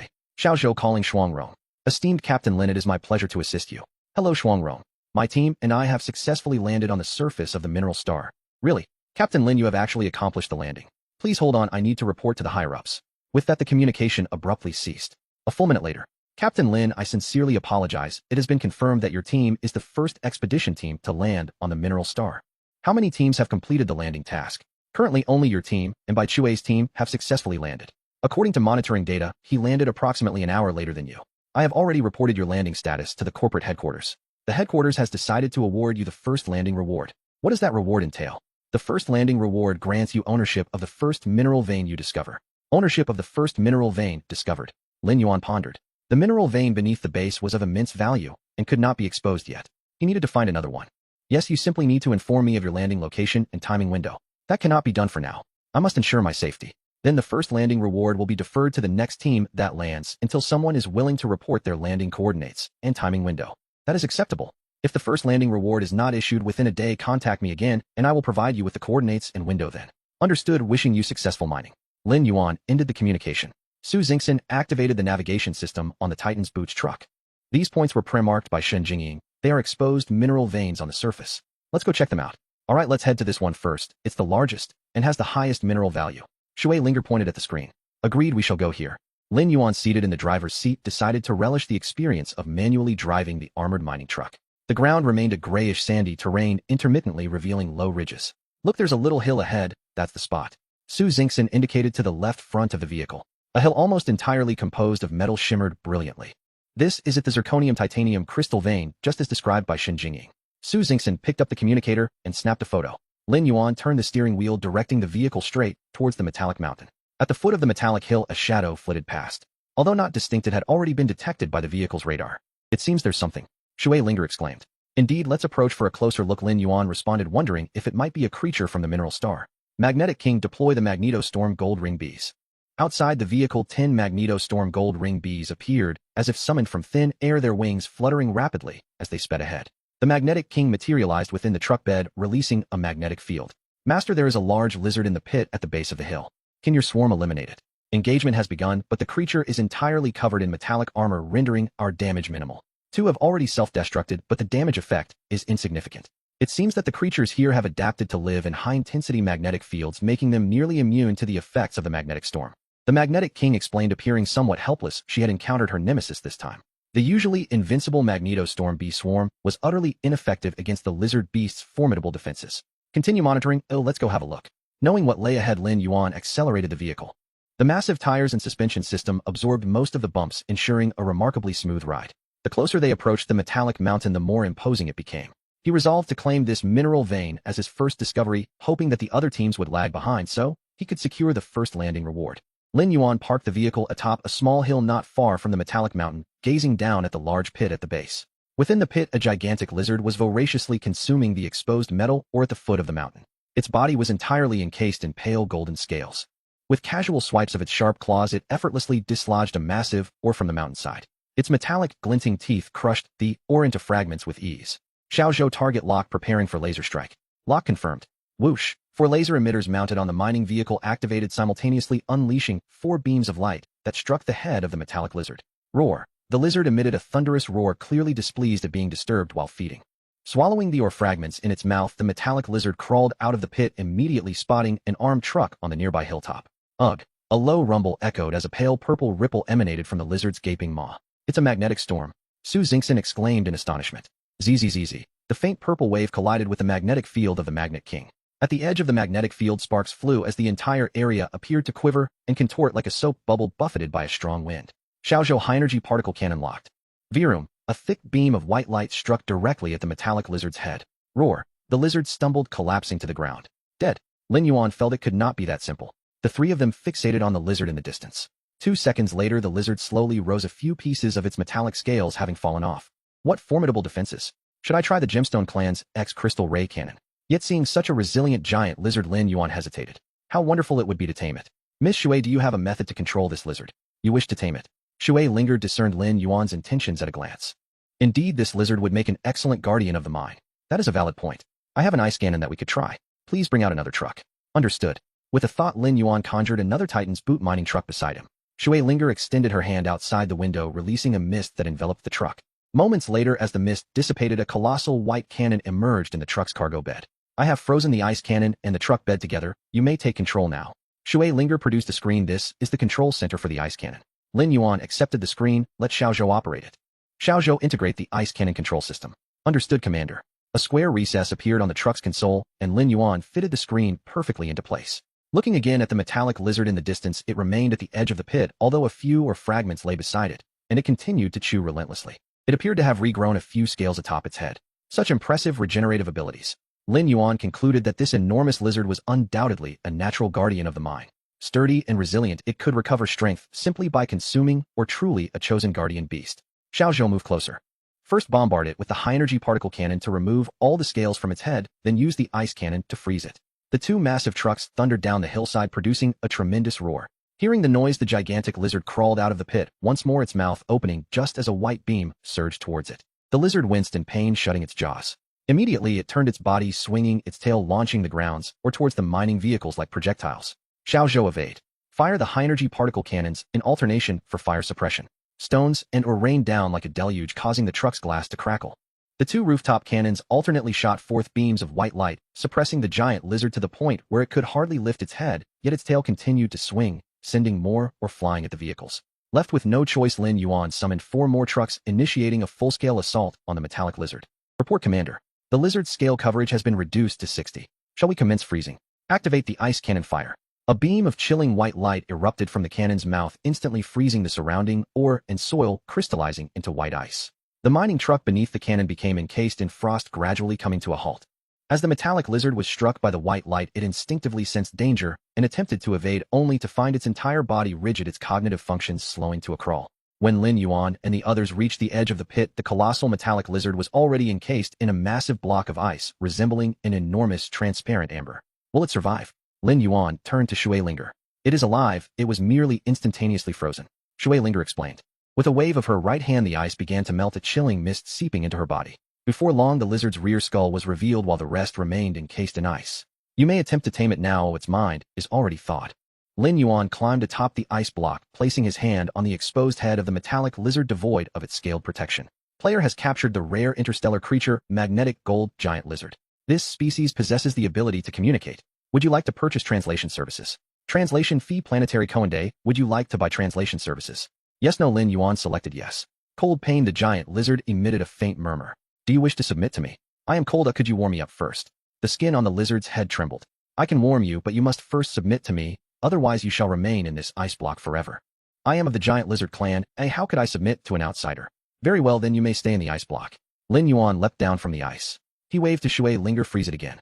With a flick of her right hand, a mist of ice erupted, and the massive ice block returned to its original state. Let us proceed to explore this metallic mountain. Lin Yuan mounted the armed mining truck, drawing the other trucks into his badge space. The small mountain stood approximately 0 meters high, and Lin Yuan drilled a few exploratory holes on its summit. Just 2 to 3 meters beneath the blue-gray sandy soil lay Zchron titanium crystal, or which was quite easy to extract. Xiaozhou marked the coordinates, and let us continue to the next mining site. At the peak, Lin Yuan drilled a hole and inserted a large flag into it. The deep blue flag bore the silhouette of a silver-white Shenzhou spaceship. Driving the truck down from the peak to the base of the mountain, Lin Yuan cast a glance back at the magnetic gold giant lizard encased in ice and continued on his way. The ice block won't melt in the short term, will it? Lin Yuan asked Shui Linger. Rest assured that ice is composed of the elements from the ice cannon. Without my assistance in thawing or neutralization by fire elements, it will never dissolve. Hiss! Lin Yuan gasped in surprise. The elemental manipulation talent of the elemental clan was indeed formidable. No wonder even veterans like Bai Chue and Bai Axe showed respect towards Shui Linger based solely on their conjectures. Commander Shen Jingying is requesting a communication. Connect. Commander, the mineral structure within a 10-kilometer radius beneath the surface has been thoroughly mapped. The density of this mining planet increases significantly as one descends, and an abundance of ores obstructs my ability to perceive. Therefore, I intend to pilot the subterranean drilling machine to delve deeper, while simultaneously excavating and exploring. Time is of the essence. We have arranged with Bai Chue and his team to meet in 12 hours. We must discover and extract as much Xinjing ore as possible within this time frame, but safety must remain our priority, Lin Yuan instructed. Understood, Commander. Mining is my forte, you can count on me, Shen Jingying affirmed. With that, she stepped into the cockpit of the drilling machine, pulled the hatch closed, and secured the lock. Rumble. The drill head at the front of the machine whirled rapidly as the entire apparatus burrowed into the grayish earth. Within the cavern, Shen Jingying quickly descended along the mineral vein, her excavation speed remarkable as the lithium, titanium, phosphor ores and gravel were collected into her badge space. On the surface of the mining planet, a massive armed mining truck sped forward. Mr. Lin, let us proceed to this location. Su Xingxin pointed at the screen. Although it is somewhat distant, Shen Jingying mentioned that this area contains helium-3 crystal, or second in value only to the zirconium titanium crystal, or we just encountered. The price per unit weight is even higher than that of the zirconium titanium crystals, though this vein has a smaller reserve. Very well, Xiaozhou, let us set off in search of the helium-3 crystal, or Lin Yuan said, his spirits lifted. With Shen Jingying's pre-marked exploration map, it felt as though they had unlocked the entire map in a game. Other mining teams would need to ascertain the presence of minerals based on geological structures and soil composition. However, they merely needed to reach designated locations and drill to verify Shun Jingying's assessments, significantly enhancing their efficiency. Lin Yuan observed the landscape transitioning from a grayish gravel wasteland to a brownish sandy terrain. The dust kicked up by the mining truck left a lasting trail behind. Shui Linger glanced at the small animals peeking from the roadside in the distance. Despite such a harsh environment, it is remarkable that animals can survive here. Indeed, I heard Shin Jingying mention that the creatures on mineral planets primarily feed on minerals. They often dwell in burrows, giving rise to many formidable species. However, these species are limited by their food sources and typically only thrive on their native mineral planets, Su Xingxin replied, watching a small creature dart away. The helium-3 crystal ore emits high-energy radiation and is highly valuable. We must secure this vein, Shui Linger stated, looking at Lin Yuan. Indeed, we must acquire it, though I am curious about the types of creatures that inhabit that area. Lin Yuan felt a mild trepidation regarding the organisms on the mining planet. Animals that consume minerals are generally tough and resilient, making extermination or taming quite challenging. As the vehicle continued onward, scattered plants began to emerge on the dark brown sandy soil on either side. Red branches, red leaves, and clusters of pale green flowers appeared low and unassuming. The colors of the plants were not mere reflections of light, rather they emanated a soft red and green luminescence from their stems and blossoms. It resembled clusters of luminescent grass electrified with energy. SKRT. The truck came to a halt. A bright red figure leaped from the truck. Approaching a cluster of softly glowing plants, the figure squatted down. Congratulations, player, you have discovered a rare plant, Huiguanko. Would you like to use the Bloodline skill Linko identification? Remaining uses use. Huiguanko identification description: a unique plant that thrives in high radiation areas, often serving as an indicator of high-energy radiation ores. Its roots typically generate high-purity mineral crystals and possess significant radioactivity. The fruits are small and scarce, but the seeds are edible and can enhance radiation resistance when consumed. Item type: plant rarity. Rare function: consumption of the seeds increases radiation resistance. Evaluation: if conditions permit, plant some in your home for a festive, illuminated atmosphere. Su Xingxin retrieved a mining shovel and carefully unearthed a cluster, placing it in a bag to bring back to the truck. Is this Huiguanko? Lin Yuan asked, gazing at the softly glowing green flower in his hand. Yes, it grows and reproduces by absorbing radiation energy, Su Xingxin explained, sharing the details provided by her identification skill. We should collect more of this plant. It may be favored by the creatures inhabiting the mineral veins. Lin Yuan recalled what Hu Xiaoshan had mentioned to him. Xiao Zhou: deploy the octopus spider exploration robots to gather Huiguanko. Isolate a segment in the cultivation chamber specifically for growing Huiguanko. Understood, Commander. Dozens of octopus spiders appeared around the mining truck and rushed toward the clusters of Huiguanko. Half an hour later, every visible Huiguanko had been transported into the Shinzhou cultivation chamber. Report, Commander. We have collected 271 Huiguanko plants, all successfully transplanted into the cultivation chamber, along with 39 seeds of Huiguanko. Lin Yuan examined the seeds in his hand, each the size of a mung bean, resembling vivid green jade particles radiating a rich green luminescence. Let us move on. We should be nearing the marked coordinates. The truck kicked up a cloud of dust and sped onward. Deep within the base, Shin Jingying found herself standing in a vast cavernous space. As she continued to descend along the mineral vein, the drilling machine suddenly plummeted into the current cavern. Adjusting the drilling machine's position, she switched on the powerful lights to illuminate her surroundings. Above her, the mineral vein continued to extend along the cavern walls. On the walls where the veins intermingled with ordinary gravel, some glimmering objects caught Shin Jingying's attention. Xingjing. She grabbed a mining hammer and leaped from the drilling machine, rushing toward the shimmering rock face. After removing the surrounding ordinary stones, she carefully pried a thumb-sized transparent crystal into her hand. Congratulations, player, you have obtained a diamond Xingjing. Indeed, it was Xingjing, and of a higher grade than the golden Xingjing. It was slightly larger than the diamond-level membership badge of the commander. Shin Jingying continued searching along the mineral vein on the wall, but she could only find 3 grains of golden Xingjing. Based on her estimates, there should be more reserves, and with a heart full of curiosity, Shin Jingying closed her eyes to sense her surroundings. Suddenly her eyes flew open. She sensed a vast quantity of Xingjing or nearby, yet nothing was in sight. Turning her gaze to the irregular rock walls, she noticed a faint radiation emanating from the walls characteristic of Xingjing. Could it be that this cavern was originally a massive piece of Xingjing? The thought that suddenly surged in her mind startled Shin Jingying. She continued to maneuver the drilling machine's powerful light to scan every detail of the cavern walls. Abruptly, as the intense light swept over the hole from which the drilling machine had fallen, an almost completely transparent small figure appeared in the illuminated spot. What could that be? Shin Jingying stiffened, her right hand brushing instinctively at her waist as her body snapped backward. 3 slender shafts of white light pierced the air toward the almost transparent creature.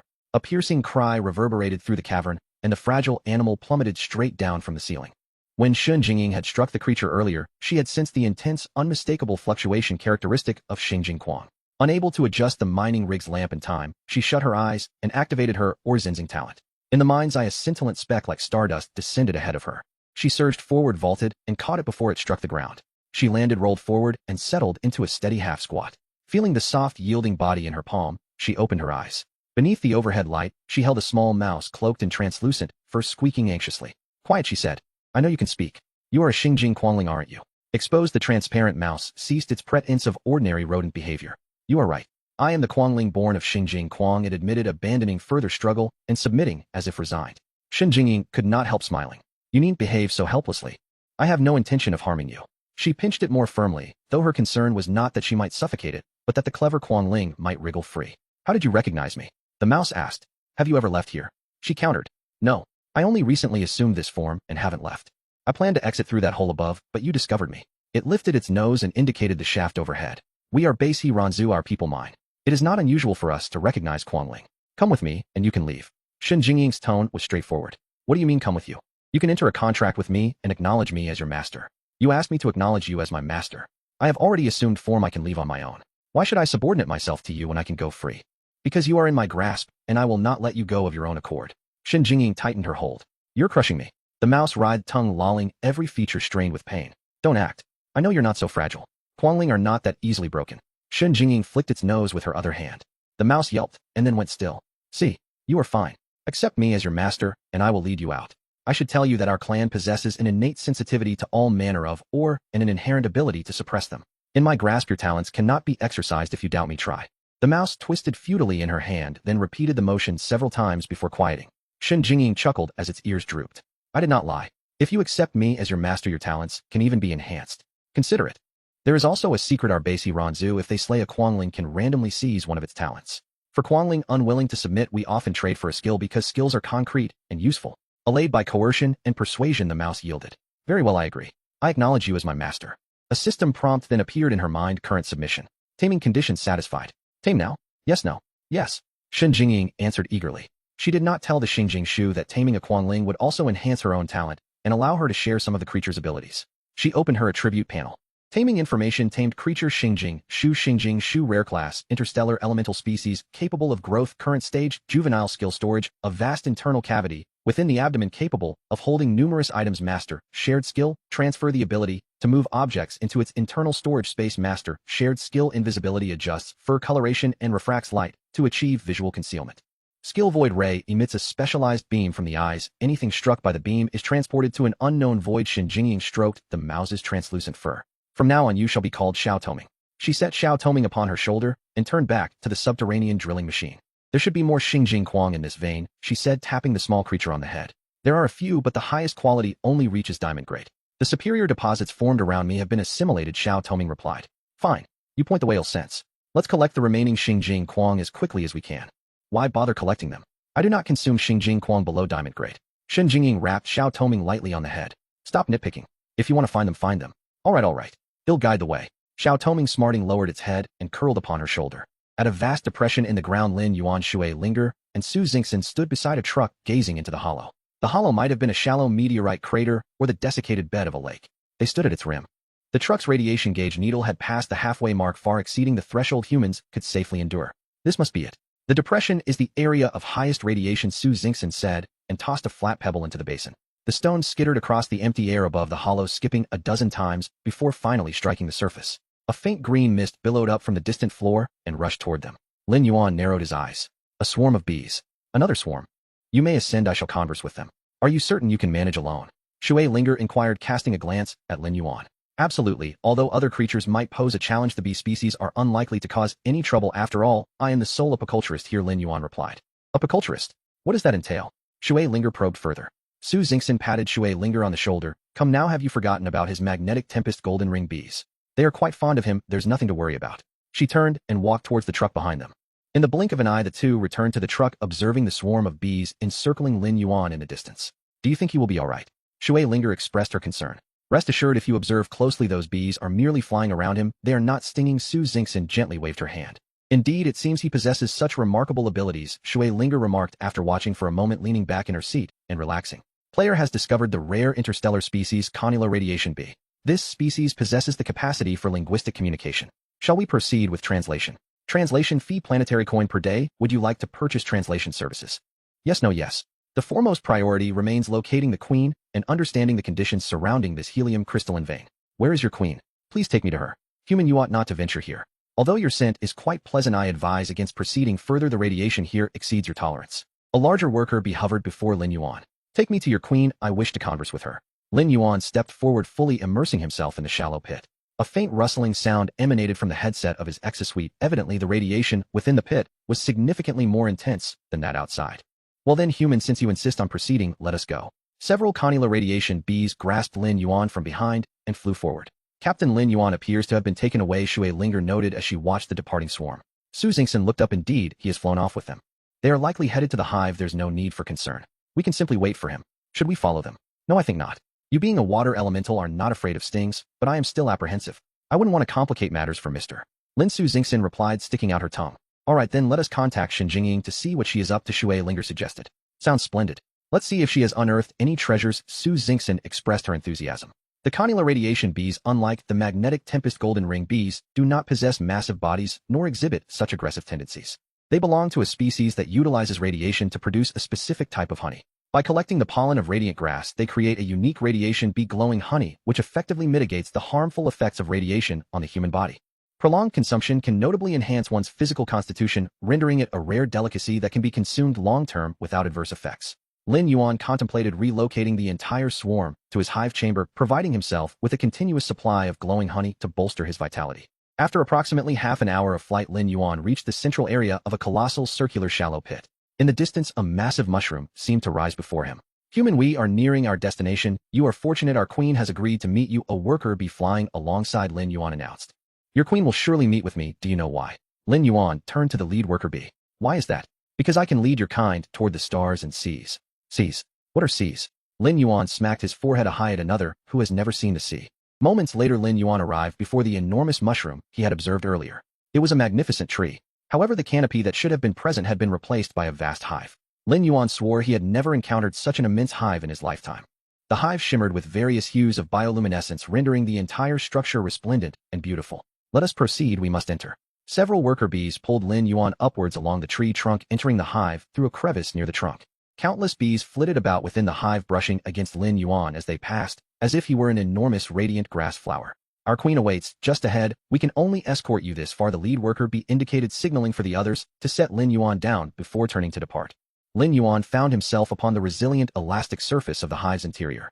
Navigating through the winding passageway, Lin Yuan beheld an enormous queen bee. Greetings, human. Greetings, conila radiation queen. Are you prepared to depart? Depart? Why should I leave? I have resided here for many years, and every facet of this mining area lies under my dominion. Is that so? In truth, this pit is on the verge of exploitation. Once the subterranean resources are extracted, the radiation will dissipate, and without radiation, neither radiant grass nor other varieties of radiation plants can thrive. Without these plants, your hive shall cease to exist. Who are you? How can you utter such words? Who I am is of little consequence. What matters is my ability to rescue your hive and guide your species toward the stars and seas. What seas? Lin Yuan slapped his forehead, nearly bursting into laughter. I comprehend your meaning, yet your mere assertion offers scant reassurance. Yes, I understand your apprehension. However, I must convey that I am among the first of my kind to arrive here, and soon many other species shall follow. While I cannot provide proof, you surely understand that when a hole appears in your hive, neglecting it will only cause it to grow larger. If you seal that hole, it will not be long before another opens elsewhere. In summary, when your hive begins to develop breaches regardless of your actions, you cannot prevent the ongoing deterioration of your hive. The conila radiation queen fell into contemplation, recalling the time when she first began constructing this hive. It had merely been a small sphere atop a tree branch, but gradually the structure expanded with more and more worker bees, transforming the once verdant tree into a colossal hive. However, one day the first small hole appeared. The queen directed the worker bees to swiftly repair it. Yet from that day forth, the task of maintaining the hive never ceased. No matter how promptly they repaired it, new holes continuously emerged, and over time patching the hive became routine. To this day, nearly a quarter of the worker bees were engaged in repairs rather than gathering nectar. Though I am unsure how you possess this knowledge, human, I can see that you have persuaded me. I choose to trust you and your wisdom. The conila radiation queen took a sip of royal jelly. Would you care to taste? Certainly. Lin Yuan retrieved a ceramic mug and scooped a cup of royal jelly from the basin beside the queen bee, savoring it slowly. The flavor is quite delightful. Are you willing to acknowledge me as your master? Lin Yuan inquired as he sat beside the queen bee. Yes, but you must take my entire hive with you. Can you manage that? The queen bee replenished Lin Yuan's cup with more royal jelly. Lin Yuan nodded. I shall endeavor to do so. Very well, let us commence. Lin Yuan activated the system panel. Will you submit to me? I will. System notification, current submission level. Conditions for subjugation met. Will you subjugate now? Yes, no, yes. Lin Yuan responded without hesitation. Congratulations, player, on subjugating the rare interstellar species Conula Radiation B. Subjugated species information. Subjugated species Conula Radiation Queen B, and her hive Conula Radiation Queen B, a rare interstellar bee species, evolvable skill breeding, breeds Conula Radiation Bees, maintains hive population skill, radiation sensitivity, exceptional ability to sense radiation skill, commands supreme control over the hive. Conula Radiation Worker Bee skill, foraging, seeks and gathers pollen and nectar from radiation plants. Skill brewing, produces unique radiation honey and royal jelly. Skill stinger, injects radiation fluid into enemies. Skill self-destruct, explodes into a mass of radiation fluid. Lin Yuan gazed at the attributes of the Conula Radiation Queen Bee and her hive. While their offensive capability was modest, their living skills were formidable. If such a vast hive could be accommodated on a spaceship, he would never exhaust the honey and royal jelly produced each day. Congratulations, player, on subjugating the second type of bee species. Exclusive Beekeeper Chamber, Hive Chamber upgrade. Hive Chamber level accommodates 2 interstellar beehives. Alright, I am prepared. You and your hive can now reside aboard my spaceship. Can my hive be brought along? Lin Yuan was taken aback. What did you say? I asked if my hive can be transported. The hive chamber is designed for habitation and does not require the hive to be brought along, Lin Yuan explained. My hive is different. If possible, I wish to take it with me. Very well, what makes it so unique? Did you not notice when you arrived? I did notice. Your hive occupies the entirety of that colossal tree. That is not a tree. Oh, not a tree. Lin Yuan distinctly recalled the tree trunk thick as a pillar and the enormous canopy above. Indeed, it is not a tree. It is a massive glowing grass. What do you mean? Lin Yuan was utterly astonished. Yes, I am not lying. It is indeed a gigantic glowing grass. I have enveloped all its branches and leaves within my hive. The flowers of this glowing grass alone are sufficient for our entire colony's foraging needs. I surmise this is a mutated glowing grass. It was originally a low-growing herbaceous plant, but due to radiation absorption, it underwent a peculiar mutation, transforming from an herbaceous to a woody plant. That seems to be as you said. When I discovered it, it was quite tall, which is why I chose it as the foundation for my hive. I surmise its roots delve deep into the mineral vein. I believe it is anchored at the core, which is the only part that can provide it with a continuous supply of radiation energy. I shall investigate, however, I must first step outside the hive. Very well, I will have my guard escort you out. A few minutes later, Lin Yuan stood once more beneath the hive tree. He took a few steps back and concentrated. The entire tree trembled slightly and vanished without a trace. Lin Yuan exhaled in relief. Fortunately, the system recognized this enormous mutated glowing grass as an integral part of the hive. Lin Yuan glanced at the location where the tree once stood. Now only a vast void remained. The chasm was unfathomably deep, emitting intense radiation akin to a bottle of sparkling wine that had its cork abruptly removed. Master, it is successful. I can now sense the spatial changes. I feel that my hive will no longer sustain damage here. A smile crept onto Lin Yuan's lips. Let us proceed. We shall explore the vast cosmos. Master, just now a worker bee informed me that the roots of the hive extend into a massive mountain of minerals. You have incorporated the core area of the mineral vein into the hive chamber. Splendid. My hive can continue foraging for nectar. Lin Yuan stumbled as he took a step forward. Did I just take the core mineral vein with me? What splendid fortune. Bringing Su Xingxin along was indeed a prudent choice. In high spirits, Lin Yuan summoned several Conula Radiation worker bees and directed them towards the armed mining vehicle. Hi Xingxin, Captain Lin Yuan has returned. Shui Linger patted Su Xingxin, who was engrossed in an animated conversation with Shun Jingying on the screen. The two pairs of eyes were fixated on the transparent little mouse perched on Shun Jingying's shoulder, unwilling to divert their gaze. Why had I not managed to acquire a cute little creature myself? Lin Yuan settled back into the armed mining vehicle. Xiaozhou, let us return to the base. Are we returning now? Aren't we exploring other mining points? Shui Linger inquired, still desiring more adventure. First we return to the base, for our meeting time with Bai Chui and Bai Fu is approaching. Once we arrive, I plan to relocate the base vehicle and send the landing coordinates to Shuangrong in exchange for our first landing rewards. Mr. Lin Shen Jingying has subjugated a small mouse. It is incredibly adorable. Su Xingxin pointed at the screen displaying Shen Jingying. Greetings, Commander. I have completed the collection of the highest value star crystal ore within the mineral vein. Is that so? That is wonderful. And the little mouse on your shoulder. This is a mineral spirit, a star crystal spirit, which I call Little Transparent. A mineral spirit. Lin Yuan was somewhat perplexed. Yes, it is a type of elemental race born from minerals, one might also refer to it as the star crystal race, Shen Jingying explained. Elemental race. Lin Yuan glanced at Shui Linger beside him. Shui Linger seemed to understand. It is quite similar to what you imagined, but our numbers far exceed those of other races. Our sphere of influence is unparalleled. Indeed, a grand race possesses an extraordinary presence with ample confidence and ample backing. Lin Yuan adjusted his posture. Shen Jingying, please gather as many minerals as possible. I intend to forego the landing point. We shall continue advancing to other locations on the surface of the mining planet. Understood, Commander. I will do my utmost. Xiaozhou chart a course, let us see if the lizard encased in ice has regained consciousness. In stark contrast to Lin Yuan's direction, Bai Chue and Bai Fu were experiencing their most significant crisis since their descent onto the mining planet. Only one all-terrain exploration vehicle remained operational. The two brothers were crammed into a single vehicle racing frantically toward Lin Yuan's base. Amidst the swirling dust behind the all-terrain vehicle, a colossal silhouette was barreling forward, occasionally letting out a roar that echoed through the sky. The massive ice block glimmered under the illumination of the metal mine. The shadow within the ice retained its form from the time it was frozen. Lin Yuan parked the vehicle beside the ice block. Captain Lin, it's merely a lizard. Why not let it disintegrate within the ice instead of expending effort to subdue it? Shui Linger expressed her impatience. After all, it is a native creature of the mining planet. Perhaps it has companions. If we manage to tame this one, we might be able to capture a whole group in the future. In that case, our mining assets on this planet would have guardians, allowing us to negotiate with those larger organizations. Otherwise, with just a few flag markers planted atop the mountain, who would acknowledge our claim? You wish to tame a group of native creatures to aid in guarding the mine. Indeed, that is the intention. Only by taming the obstinate indigenous creatures can others think twice before attempting to seize the mine or deem the cost too high to act recklessly. Your reasoning is quite pragmatic. Lin Yuan glanced at Shui Linger, reflecting on how the mindset of the great clans was indeed different. With the Shui elemental clan's flag planted on the mining veins, who would dare act with impunity? Not to mention outright plunder, even covert mining would deter any thoughts of theft. Lacking the endorsement of a powerful clan, he could only adopt the most solid and fundamental methods to protect his own mining interests step by step. With a wave of her right hand, Shui Linger exposed the entire head of the metal lizard to the air. Have you made up your mind? I will never submit to humanity.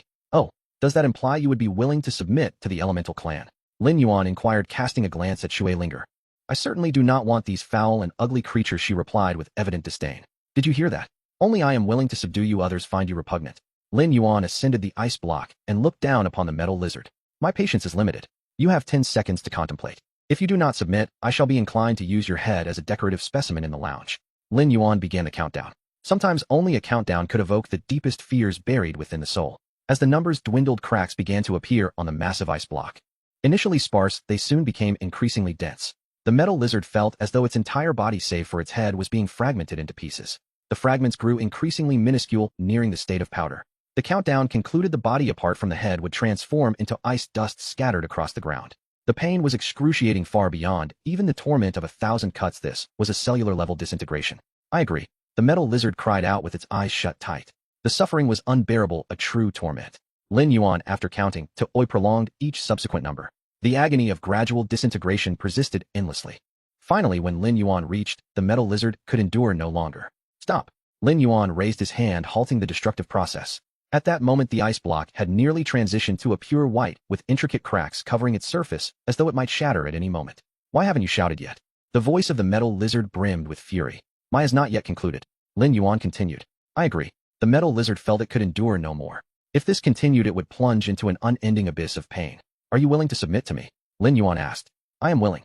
System notification, current submission level. Conditions for subjugation not met. Lin Yuan pressed on. The cracks on the ice block became increasingly dense. You are untrustworthy, the metal lizard roared. Despicable human. If you have the guts, in it quickly. Lin Yuan noted the submission level had dropped too. Lin Yuan persisted. Shameless human. Let's settle this oni on. Dream on. 15 minutes later, the voice of the metal lizard grew weaker. Lin Yuan observed the submission level at effective. 30 minutes later, he inquired, are you willing to submit to me? Lin Yuan leaned beside the head of the metal lizard. I am willing. The metal lizard seemed on the verge of losing consciousness. System notification, current submission level. Conditions for subjugation met. Would you like to subdue it now? Yes, no, yes. Congratulations, player, for subduing the rare creature Komodo metal lizard. Detected that the player's captured interstellar creature count has reached 3. Congratulations, player, for activating the unique title Interstellar Zoo Curator Hidden Privilege. Hidden Privilege, all skills of subdued creatures increase in power by evaluation. Do you love animals? I enjoy feeding animals at the zoo. Reward exclusive chamber for the title Interstellar Zoo Curator Animal Chamber. Upgradable animal chamber LV, capable of breeding 1 terrestrial animal species. Observing the unconscious Komodo metal lizard, Lin Yuan turned to Shui Linger. Will it recover? Be patient, let it freeze a little longer. Shui Linger waved her right hand. The cracks on the ice began gradually to disappear, and the entire block slowly regained its transparency. Su Xingxin watched this scene unfold, unable to shake the feeling that she had just witnessed a miracle of time reversing. Hey, wake up, stop pretending to sleep. Shui Linger directed a stream of water toward the metal lizard's head. Seeing this, Lin Yuan leapt down from the ice block. Whoosh! When the water stream met the lizard's head, it transformed into steam. The ice surrounding its neck showed signs of melting. It seemed she was using boiling water. No, not just boiling water. It was water heated beyond boiling. Clearly, it exceeded boiling temperature at the moment it touched the lizard's head. It erupted violently, turning to steam. Oh! A piercing scream resonated through the air. You're not going to cook it, are you?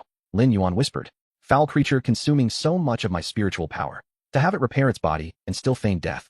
Let it play dead. Shui Linger's expression filled with rage sent a chill down Lin Yuan's spine. Fortunately, Shui Linger was on his side. Rest assured, this type of lizard has a tough head. It won't cook that easily. What's the temperature of water anyway? Indeed, water boils at merely degrees Celsius, which is trivial for interstellar beings. However, this was overboiled water controlled by the Shui elemental clan. The true temperature was known only to Shui Linger. Lin Yuan glanced at the metal lizard's head, which had already changed color from the heat. That should be enough. If the brain is cooked, all the effort will be in vain. Very well. Shui Linger retracted the water stream. With another wave of her hand, the ice gradually melted away. The liberated Komodo metal lizard quickly excavated a metal pit in the ground, burying its head within it. Metal conducts heat swiftly. It needed to cool its head promptly. Mr. Lin, are you planning to take it back to the base with you? Su Xingxin inquired. Let us proceed. I wish to inquire about his kin along the way. Lin Yuan felt that such a mining guardian species was indeed a rare find. Lin Yuan opened the panel for the subjugated life form.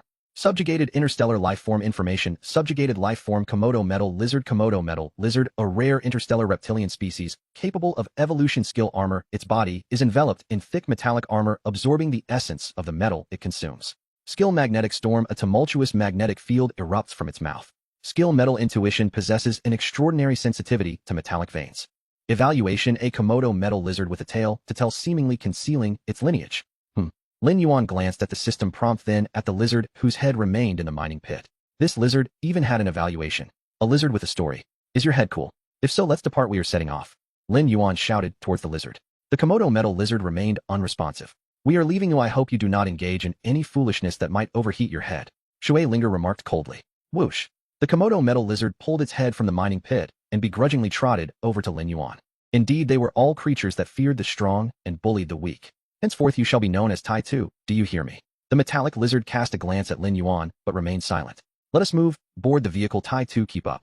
I know you have stories to share. I trust your memories haven't been boiled away, have they? Lin Yuan glanced at Shui Linger, who had a droplet of water coalescing at the tip of her right finger.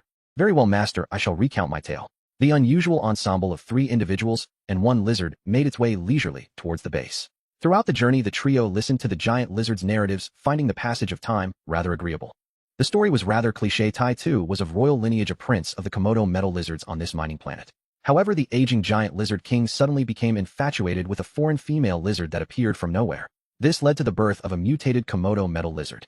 This lizard was larger and more robust, capturing the old king's affection. As a consequence, Tai Tu was banished while the mutated lizard ascended to the status of a prospective prince. Yet at that moment, the elderly king's life came to an end.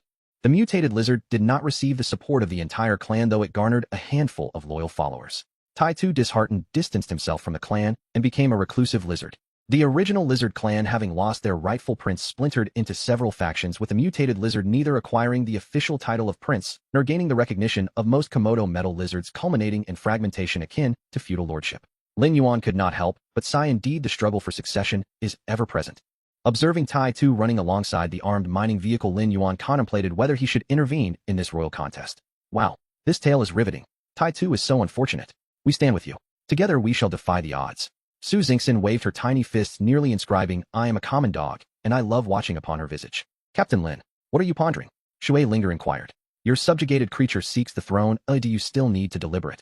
Naturally, it's an Allen endeavor. Indeed, previously dismissive of the lizard's appearance and odor, now captivated by the narrative, he was quite enthralled. Evidently, the spectacle of the struggle for succession and the battle for kingship always attracts an audience. Moreover, this time it was a scripted murder mystery in which they could actively participate. Very well, once we retrieve the vehicle from the base, we shall seek out the clan of the Komodo metal lizards. Lin Yuan pressed the accelerator, and the armed mining vehicle surged forward. Boom, boom, boom. In the distance, the outline of the base gradually came into view, with 2 enormous cannons relentlessly firing the thunderous sounds faintly discernible. Contact Shen Jingying and inquire about the situation surrounding the base. Su Xingxin swiftly dialed the base's communication line. Jingying, what has transpired at the base? Are we under attack by interstellar life forms? Su Xingxin asked with concern. On the screen, Shen Jingying appeared calm and collected. Report to the commander. The base is not under siege. It is by Chue and by Fu who are being pursued. No, not a siege. They are being chased by a colossal lizard. A lizard? Lin Yuan and the others exchanged glances. Could it be that the path of the king was commencing at this very moment? Bai Chue and Bai Fu somehow provoked a giant lizard and were pursued all the way to the base. Since you were absent, I did not allow them entry into the base. I merely let them circle around it. I used the giant cannons to drive back the lizard to buy them time, thinking you would return shortly, so I did not report to you. Shun Jingying spoke in one breath. Lin Yuan could easily deduce that Bai Chue and Bai Fu must have discovered some sort of mineral vein, acquiring extraordinary treasures from it, which led to the relentless pursuit by the giant lizard. Xiaozhou, connect me with Bai Chue. Yes, Commander. Communication established. The signal is somewhat unstable, but we have activated signal enhancement mode. Captain Lin, are you back? We can barely hold on. The all-terrain vehicle is on the verge of falling apart. Bai Chue exclaimed as he stared at Lin Yuan on the screen, desperate for help. What have you two stirred up? I cannot see clearly from a distance, it's terrifying. I believe it would be wiser for me to find a place to hide. Su Xingxin nearly burst into laughter upon hearing this, and quickly covered her mouth with both hands. Captain Lin, please do not depart. If we coordinate, we can surely take it down. I see that half of your vehicle has already been chewed away. Could this fearsome beast be the legendary Iron Eater? What is an Iron Eater? It is certainly not what you describe. It is merely a large lizard. Bai Fu leaned into the frame. Bang! A tremendous noise erupted from the screen. The massive roof of the vehicle was completely torn off, revealing the colossal silhouette of the lizard behind Bai Chue and Bai Fu. Visually, this giant lizard was indeed more aesthetically pleasing than Tai Tu. It too was encased in heavy armor, yet its scales were exceptionally smooth and lustrous, reflecting a kaleidoscope of colors from different angles.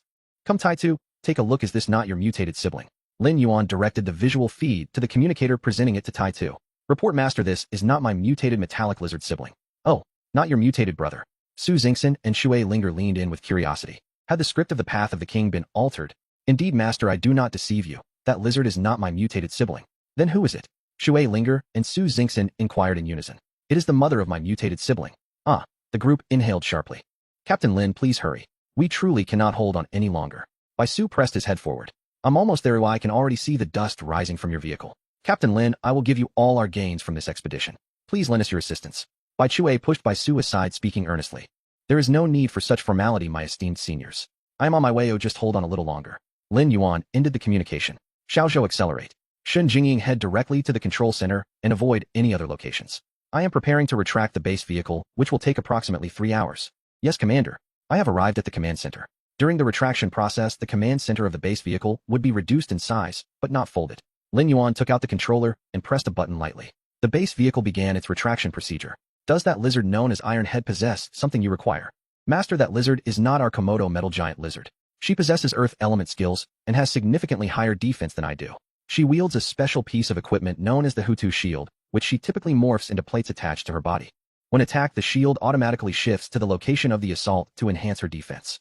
If I could obtain that shield, my defensive capabilities would double. Iron Head gazed at the battlefield, filled with a yearning for Hutu Dune. Elemental skills. Could she be an elemental creature as well? Lin Yuan questioned, casting a puzzled glance at Xue Linger. Impossible. No elemental race could ever devolve into such an ugly and foul species, Xue Linger replied bluntly. Though Iron Head was displeased, he had no means to retaliate. She may be a subordinate creature of a certain earth elemental race. Xue Linger shared her speculation. Are you suggesting that there may be an earth elemental manipulating the situation behind the Komodo metal giant lizard clan? Lin Yuan sensed a hint of conspiracy. Not just a possibility, it is certain. I have made up my mind. I shall confront that earth elemental if it dares to show itself, Xue Linger declared with pride. Lin Yuan nodded. If other elemental races had already discovered this mineral star and set their sights on it, then this potential threat must be eradicated. Very well, let us first eliminate its subordinate creatures. As he spoke, Lin Yuan's truck had already reached a 0.1 kilometer from the base. Bai Chue and Bai Su also spotted Lin Yuan's armed truck. The enormous lizard had also noticed Iron Head near Lin Yuan's mining vehicle. Seeing Lin Yuan, Bai Chue felt as if he had found a savior, and he swiftly turned the vehicle around to head in Lin Yuan's direction. The massive lizard charged after them. Jingying switched the giant cannon to rapid-fire mode and target the giant lizard's back. Boom, boom, boom, boom. Multiple high-energy shells struck the back of the giant lizard in rapid succession. Clearly taken by surprise by the cannon's continuous fire, the lizard endured several hits. Even with the passive defense of the Hutu shield, it stumbled and fell to the ground, blood seeping from its mouth, indicating it had sustained considerable injuries. Lin Yuan concentrated his thoughts, and several armed trucks materialized. Xiaozhou initiate a volley of 5 rounds for fire suppression, providing cover for Bai Chue and Bai Su to advance. Boom, boom, boom, boom. The 8 armed mining trucks unleashed their giant cannons simultaneously upon the fallen giant lizard, shrouding the scene in dust and smoke.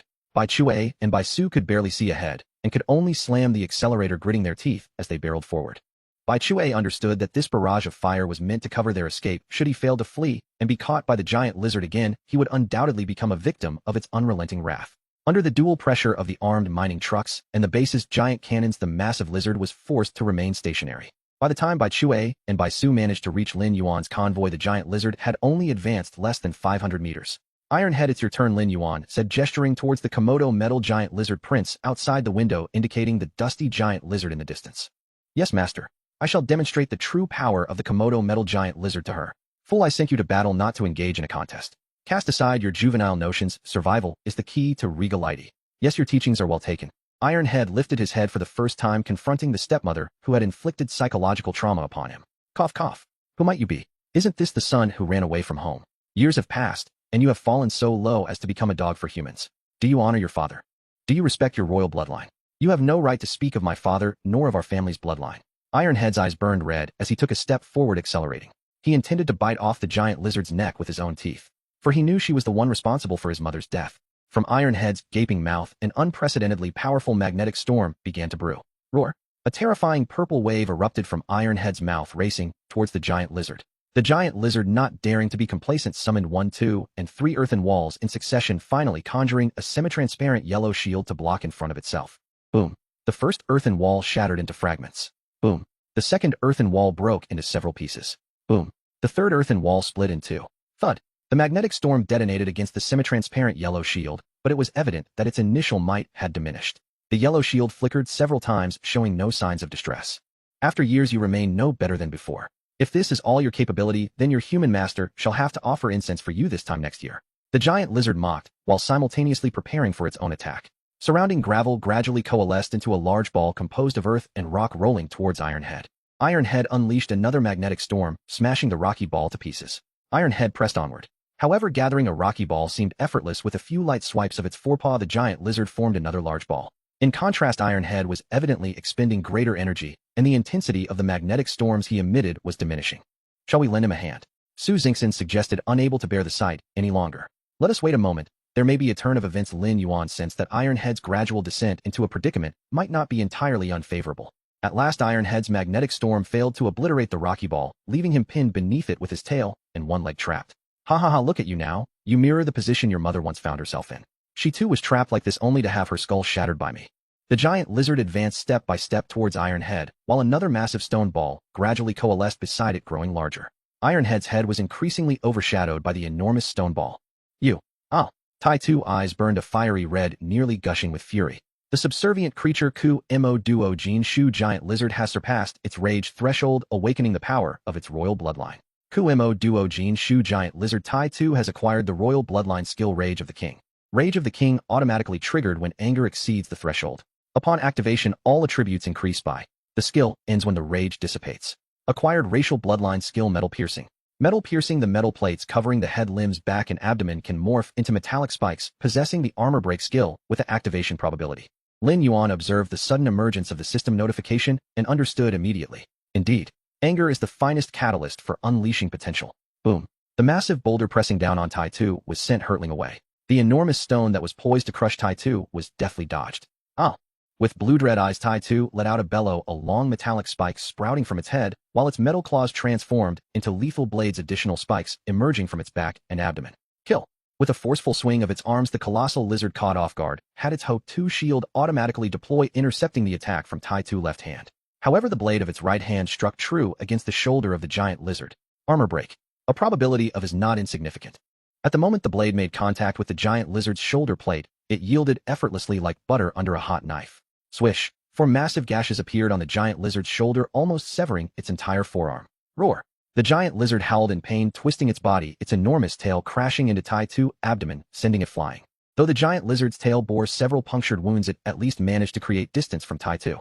The giant lizard continued to swing its forelimbs, attempting to coalesce a boulder, but perhaps due to only being able to use one forelimb, the speed of the earthball's formation was notably slower than before. Just as the earthball began to take shape, Tai Tu charged forward. Smash! The newly formed earthball was shattered instantaneously. Tai Tu seized the opportunity, preparing to close in. Smash!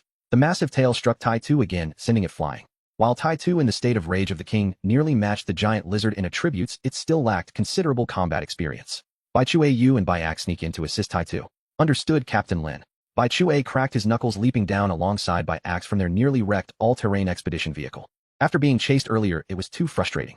Now let her witness the prowess of the Bai brothers. Bai Axe chimed in, seeking to bolster their spirits. Though Tai Tu had yet to close the distance, it had still achieved significant results. The giant lizard's tail was now reduced to mere remnants. Looking at the scattered fragments of the tail, Tai-Tu contemplated its next target for attack. Once more, Tai-Tu charged ahead, only to be met by a sudden earthen wall. This time, rather than crashing through the wall, only to be struck by a tail, he leapt over it, pouncing towards the giant lizard. The giant lizard had anticipated him breaking through the wall, but was caught off guard by the aerial assault. As expected, Tai-Tu claw pierced directly between the vertebrae and scapula of the giant lizard's back. Roar! The giant lizard emitted another anguished cry. However, this time its tail did not send Tai-Tu flying. Instead, Tai-Tu skillfully pinned it to the ground with spines erupting from its feet. "We are here to assist you, Tai-Tu." From atop the earthen wall, two white-furred apes leaped down. Though Bai Chue and Bai Axe were towering figures compared to Lin Yuan, they were dwarfed by the gigantic lizard. Drawing their alloy blades, Bai Chue and Bai Axe lunged at the giant lizard. Bang! Bang! The impacts sent their hands and blades soaring into the air. It was needless to say that it was once again the passive protective feature of the Ho-2 shield in action. Yet the shield's area was limited, and successfully blocking two alloy blades was its limit. Swish! Seizing the moment while the Ho-2 shield defended against the Bai brothers' attack, Tai-Tu Foreclaw plunged deeply into the giant lizard's neck. With a powerful slice, the thick neck was completely severed from the enormous body. The massive head of the lizard along with its stout neck tumbled to the ground. The adjacent earth wall crumbled in response. A golden small shield fell to the ground. Standing beside the giant lizard's carcass, Tai-Tu let out a deafening roar. This was a release of vengeful emotion and a proclamation of the king's return. Du Lin Yuan drove the mining vehicle alongside Tai-Tu. "Alright, let's calm down." Lin Yuan's voice resonated in Tai-Tu's mind. Moments later, the crimson hue in Tai-Tu's eyes gradually faded, its blades and spikes reverting to standard plates. Lin Yuan jumped from the vehicle, retrieving the golden shield.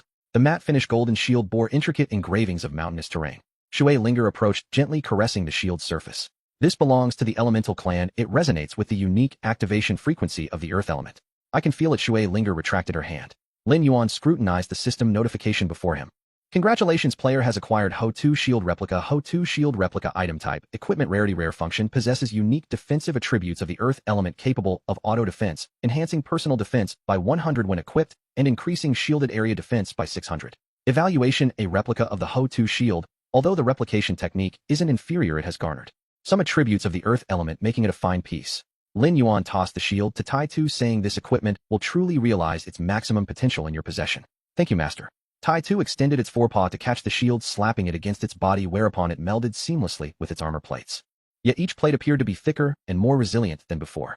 Bai Chue. Lin Yuan directed his gaze at Bai Chue, who wore an envious expression. "Why was this lizard relentlessly pursuing you?"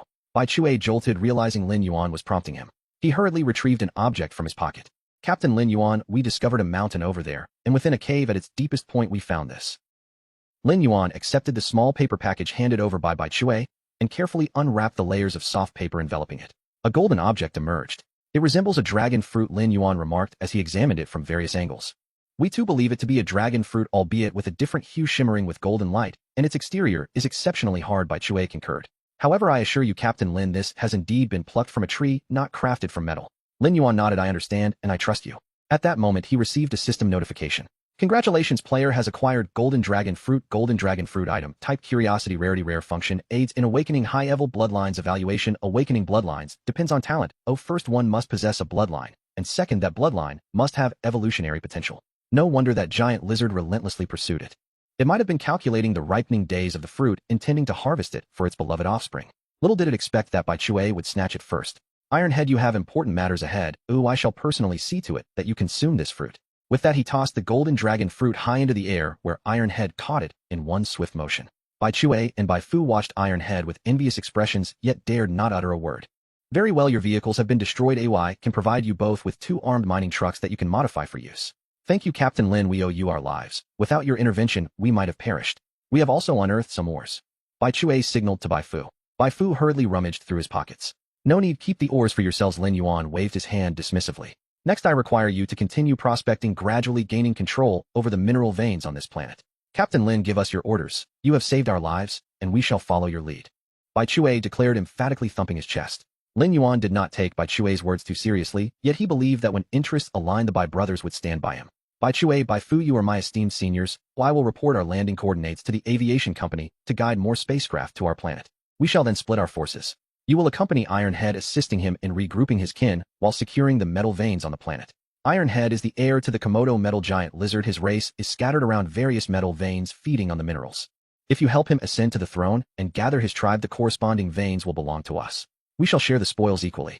We will explore the other mineral veins from a different direction, striving to ascertain the locations and reserves of all veins before other teams can do so, thereby completing our mission. Understood, Captain Lin. We will wholeheartedly assist Ironhead in claiming the throne. The Bai brothers wholeheartedly endorsed Lin Yuan's plan. According to Ironhead, this planet was home to numerous Komodo metal giant lizards, the largest and strongest species on the planet. The vast majority of mineral veins served as their feeding grounds. Anyone wishing to mine ores must obtain their consent, for the metal on this planet constituted their source of sustenance.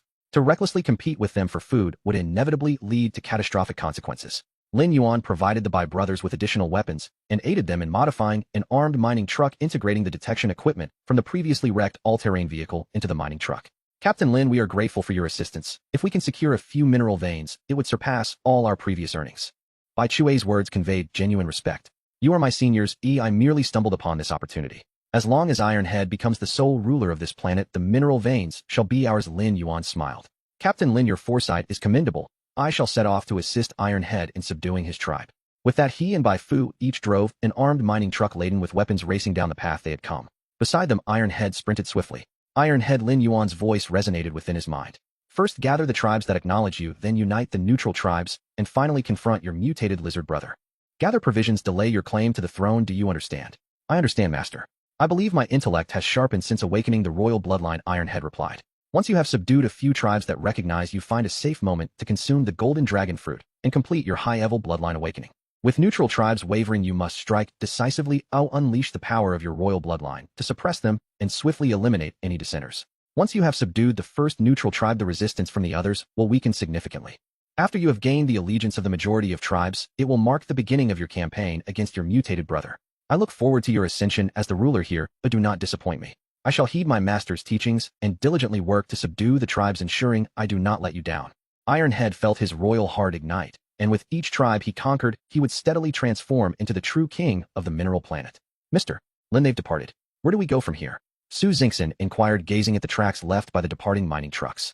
We shall set off in a different direction once the base vehicles are repaired. Bring Xin Jingying out. The sand here is too abundant. We shall wait for her in the mining truck. You all wanted to see her little mouse, did you not? Indeed, I nearly forgot about the little mouse. It is so soft and utterly adorable. The base vehicle's door opened, and Xin Jingying dashed over to the side of the mining truck.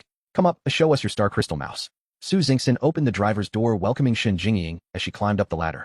Whoosh! Su Xingxin felt a gentle breeze brush against her face. Turning her head, she saw a semi-transparent little mouse perched on her shoulder. Wow, so clever and cute. Su Xingxin raised her hand, and the mouse lightly leaped into her palm. She wanted to pull something from her pocket to feed the mouse, but suddenly realized she had no idea what a star crystal mouse eats. Xin Jingying offered a few translucent mineral pieces. This little spirit is quite particular. It generally does not eat regular ores, only mineral crystals. Su Xingxin took the pieces and fed them to the star crystal mouse in her palm. Mineral crystals? Yes, mineral crystals, high purity ores. It doesn't have a preference for types, but is particular about purity. Any or with a purity lower than mineral crystals is entirely rejected. Lin Yuan approached upon hearing the sound. Commander Xin Jingying promptly reported all valuable Xingjing beneath the base has been completely collected, and we have gathered 70 of the high purity or above the mine crystals. The vacated areas left by mining have been entirely backfilled with nearby sand and gravel, leaving no traces of mining. Lin Yuan nodded. To accomplish so much in such a short time, your talent for exploration is indeed remarkable. Actually, it is all thanks to the Minling Xingjing mouse. It is essentially a transformation of a vast quantity of high-grade Xingjing possessing an innate supersized space within its belly. Anything it sees, as long as it desires, can be instantaneously transferred into its internal space, making it a veritable mining artifact. Xin Jingying pointed to several mining devices near the base vehicle in the distance. With its abilities, I did not even need to use those cumbersome mining machines. Upon hearing this, Lin Yuan nodded. It seems we can amend our plans. Shui Linger took the Xingjing mouse from Su Xingxin's hands. The soft, plush little creature always endeared itself to the girls. Lin Yuan could not help but chuckle at the Xingjing mouse quivering in Shui Linger's grasp. Indeed, the pressure of the water element remains formidable to other elemental races. We will shift our focus from mere exploration to simultaneously collecting high-quality ores. Not only will we ascertain the conditions of all the ore veins, but we will also strive to gather every high-grade mineral from each vein.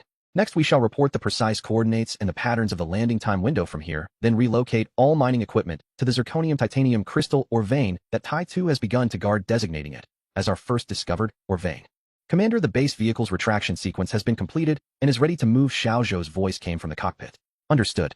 Everyone please enter the cockpit and secure the doors. We are preparing to depart. Lin Yuan started the armed mining vehicle, making a circuit around the base, stowing the base vehicle, giant cannon mining equipment, and more into his badge space. He drove the mining vehicle towards the direction of the zirconium titanium crystal mine. In another location on the mining star, a plume of black smoke stretched from the sky down to the surface of the mining star. At the end of the black smoke was a large pit. Within the pit, a dark green spaceship was billowing thick smoke. Bang! A significant hole exploded in the ship's nose, and two figures clad in dark green space suits crawled out from the gaping opening. Captain, the ship system of this Demai Chong is utterly unreliable. We have been circling the mining star for so long, and the trajectory computer nearly calculated our crash. Be grateful we managed to land safely. Oh, look at the previous mission brief. No one was able to land successfully. Our forced landing is unique. Unfortunately, all the equipment on the ship is broken, and we can't even contact the mission liaison officer. Isn't there a backup equipment cabin on the ship? Go find the backup communicator. I've already checked. Oh, what backup equipment cabin? It's empty. This Demai Chong is so stingy. They talk big about sponsoring a complete ship and gear, yet they didn't even provide a backup device. Why didn't you check the ship when you boarded? The captain's tone reflected his displeasure. Captain, don't be upset. Who would have thought a company that advertises so extensively would skimp on such minor expenses? Fortunately, I privately secured sponsorship from Jingpin Qinghe. They sent me quite a few good things. Look at this. The figure behind handed a small vial-like object to the front figure. You dare to accept sponsorship privately. Do you not wish to remain in this circle anymore? Your brother asked me to bring you, and you shouldn't jeopardize yourself. Captain, I know you and my brother have a deep bond, which is why I dare to confide in you. You cannot sell me out. Besides, Jingpin Chong is quite generous. If we risk all our fortunes on Demai Chong, lacking a backup device could doom us.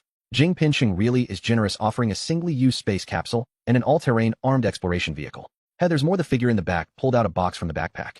A complete set of exploration vehicles and equipment, all packaged in singly-used space capsules. 10 capsules per box. I even got you a set, Captain. Are you selling me to Jingpin Chong as well? The captain halted and turned to look at the figure who had just spoken. No, am I that kind of person? I requested 2 sets with 1 set reserved as a backup. As they spoke, the two emerged from the pit created by the spaceship's crash. The captain handed the small vial-like space capsule to the team member behind him. You drive. Seeing the captain no longer mentioning the sponsorship from Jingpin Chong, the team member understood the captain had tacitly approved. He quickly took the capsule, gently rotated it, aligning the lock to open, firmly pressing the safety button atop the capsule. With a crisp sound, the team member hurled the capsule far away. Bang! The capsule erupted into a cloud of white smoke. As the smoke dissipated, a brand new all-terrain armed exploration vehicle appeared on the distant ground. The captain glanced at his teammate, and they both strode towards the exploration vehicle. Report, Commander, we have arrived at the location of the metal mountain of the zirconium titanium crystal mine. Contact the mission liaison officer Shuang Rong. They parked the vehicle at the foot of the mountain. Communication is established. After Xiao Zhou's prompt, Shuang Rong's image appeared on the display. Esteemed Captain Lin Yuan, it is a pleasure to see you again. How may I assist you? Has the first landing reward been claimed? Lin Yuan was more concerned about the reward than the formal greetings. Currently, no team has claimed the rewards. If you wish to claim it now, I can freeze the rewards for you pending verification of your submitted mining star, landing time window, and coordinates. Lin Yuan contemplated the reward pertains to the ownership of the Orvane, and whether it is issued now or after verification makes no difference to him. That works. I will send you the landing time window landing coordinates as well as the location direction and estimated reserves of the first Orvane I discovered for your verification. Esteemed Captain Lin Yuan, the Xinjia Aviation Port Group appreciates your contributions. You will forever be a friend of the aviation port. How many teams have landed on the mining star now? That is precisely what I was about to inform you. As the first team to provide key landing information, we will continuously check the number of exploration teams on the mining star's surface for you. Currently, including you, there are a total of 4 or 5 teams that have successfully landed. Is that data accurate? Lin Yuan expressed his confusion. Yes, one team has seemingly managed a forced landing, but has indeed gone silent. Until they actively contact Xiao Jing, how we cannot ascertain their survival status. Do the other landing teams not wish to claim the first landing reward? Correct. At this stage, everyone is actively engaging at their landing locations and is reluctant to disclose their positions. Therefore, just before you contacted me, the group upgraded the contents of the first landing reward. Lin Yuan ended the call with Shuangrong. It seems that the aviation port group is growing impatient. After all, witnessing more and more teams successfully land, while his mining contingent remains stalled, is undoubtedly disheartening. Thus, he decided to allocate an additional from the original share of mining rights to reward the pioneering teams. Each member of the teams receiving the Pioneer Reward would be granted lifetime elite membership privileges at Xinjia Aviation Port. With these incentives, the group believed some teams would be motivated to report their landing time windows and coordinates. After all, a small exploratory team could never exhaust the mineral resources on the mining planet, no matter how they mined. However, the group did not anticipate that the original principle of great rewards attract brave men would be unexpectedly fulfilled by Lin Yuan. Xiao Zhou planned the layout of the mining site and calibrate the mining equipment.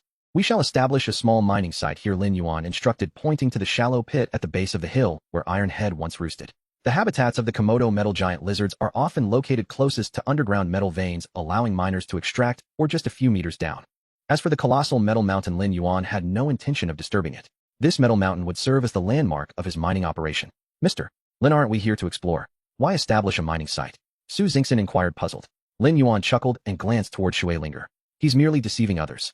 Once the mining site is established, we shall set off. Shui Linger often grasped Lin Yuan's intentions more intuitively. Aboard the Shaojing vessel, Shuangrong was reporting Lin Yuan's situation to her superiors. This is the data provided by Lin Yuan, Shuangrong stated, standing before her desk and handing a light screen to her superior.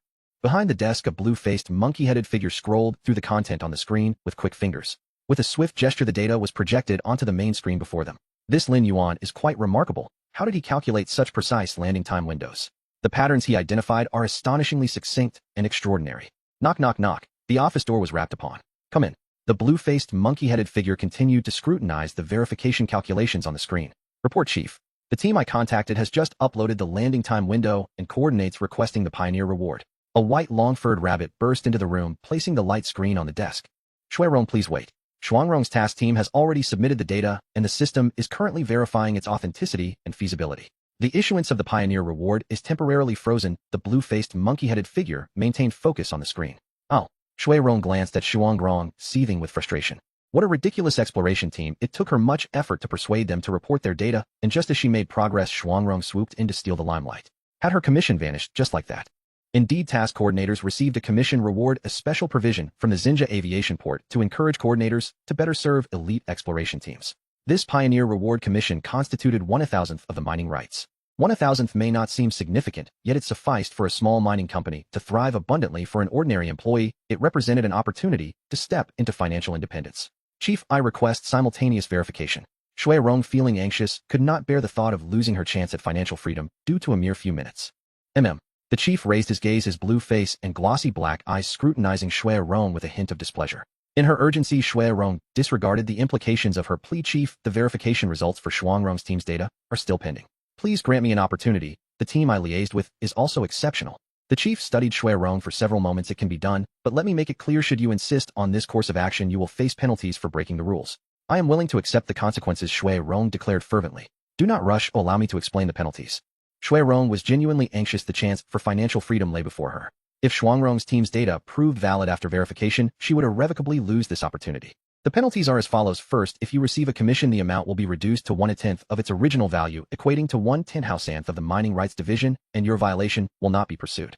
Second, if you do not receive a commission, you will forfeit all current company benefits, be demoted to the lowest employee tier within the group, and face a 10-year promotion ban. The company's regulations are stringent. Breaking them incurs a cost. Can you accept this? 1/10,000th.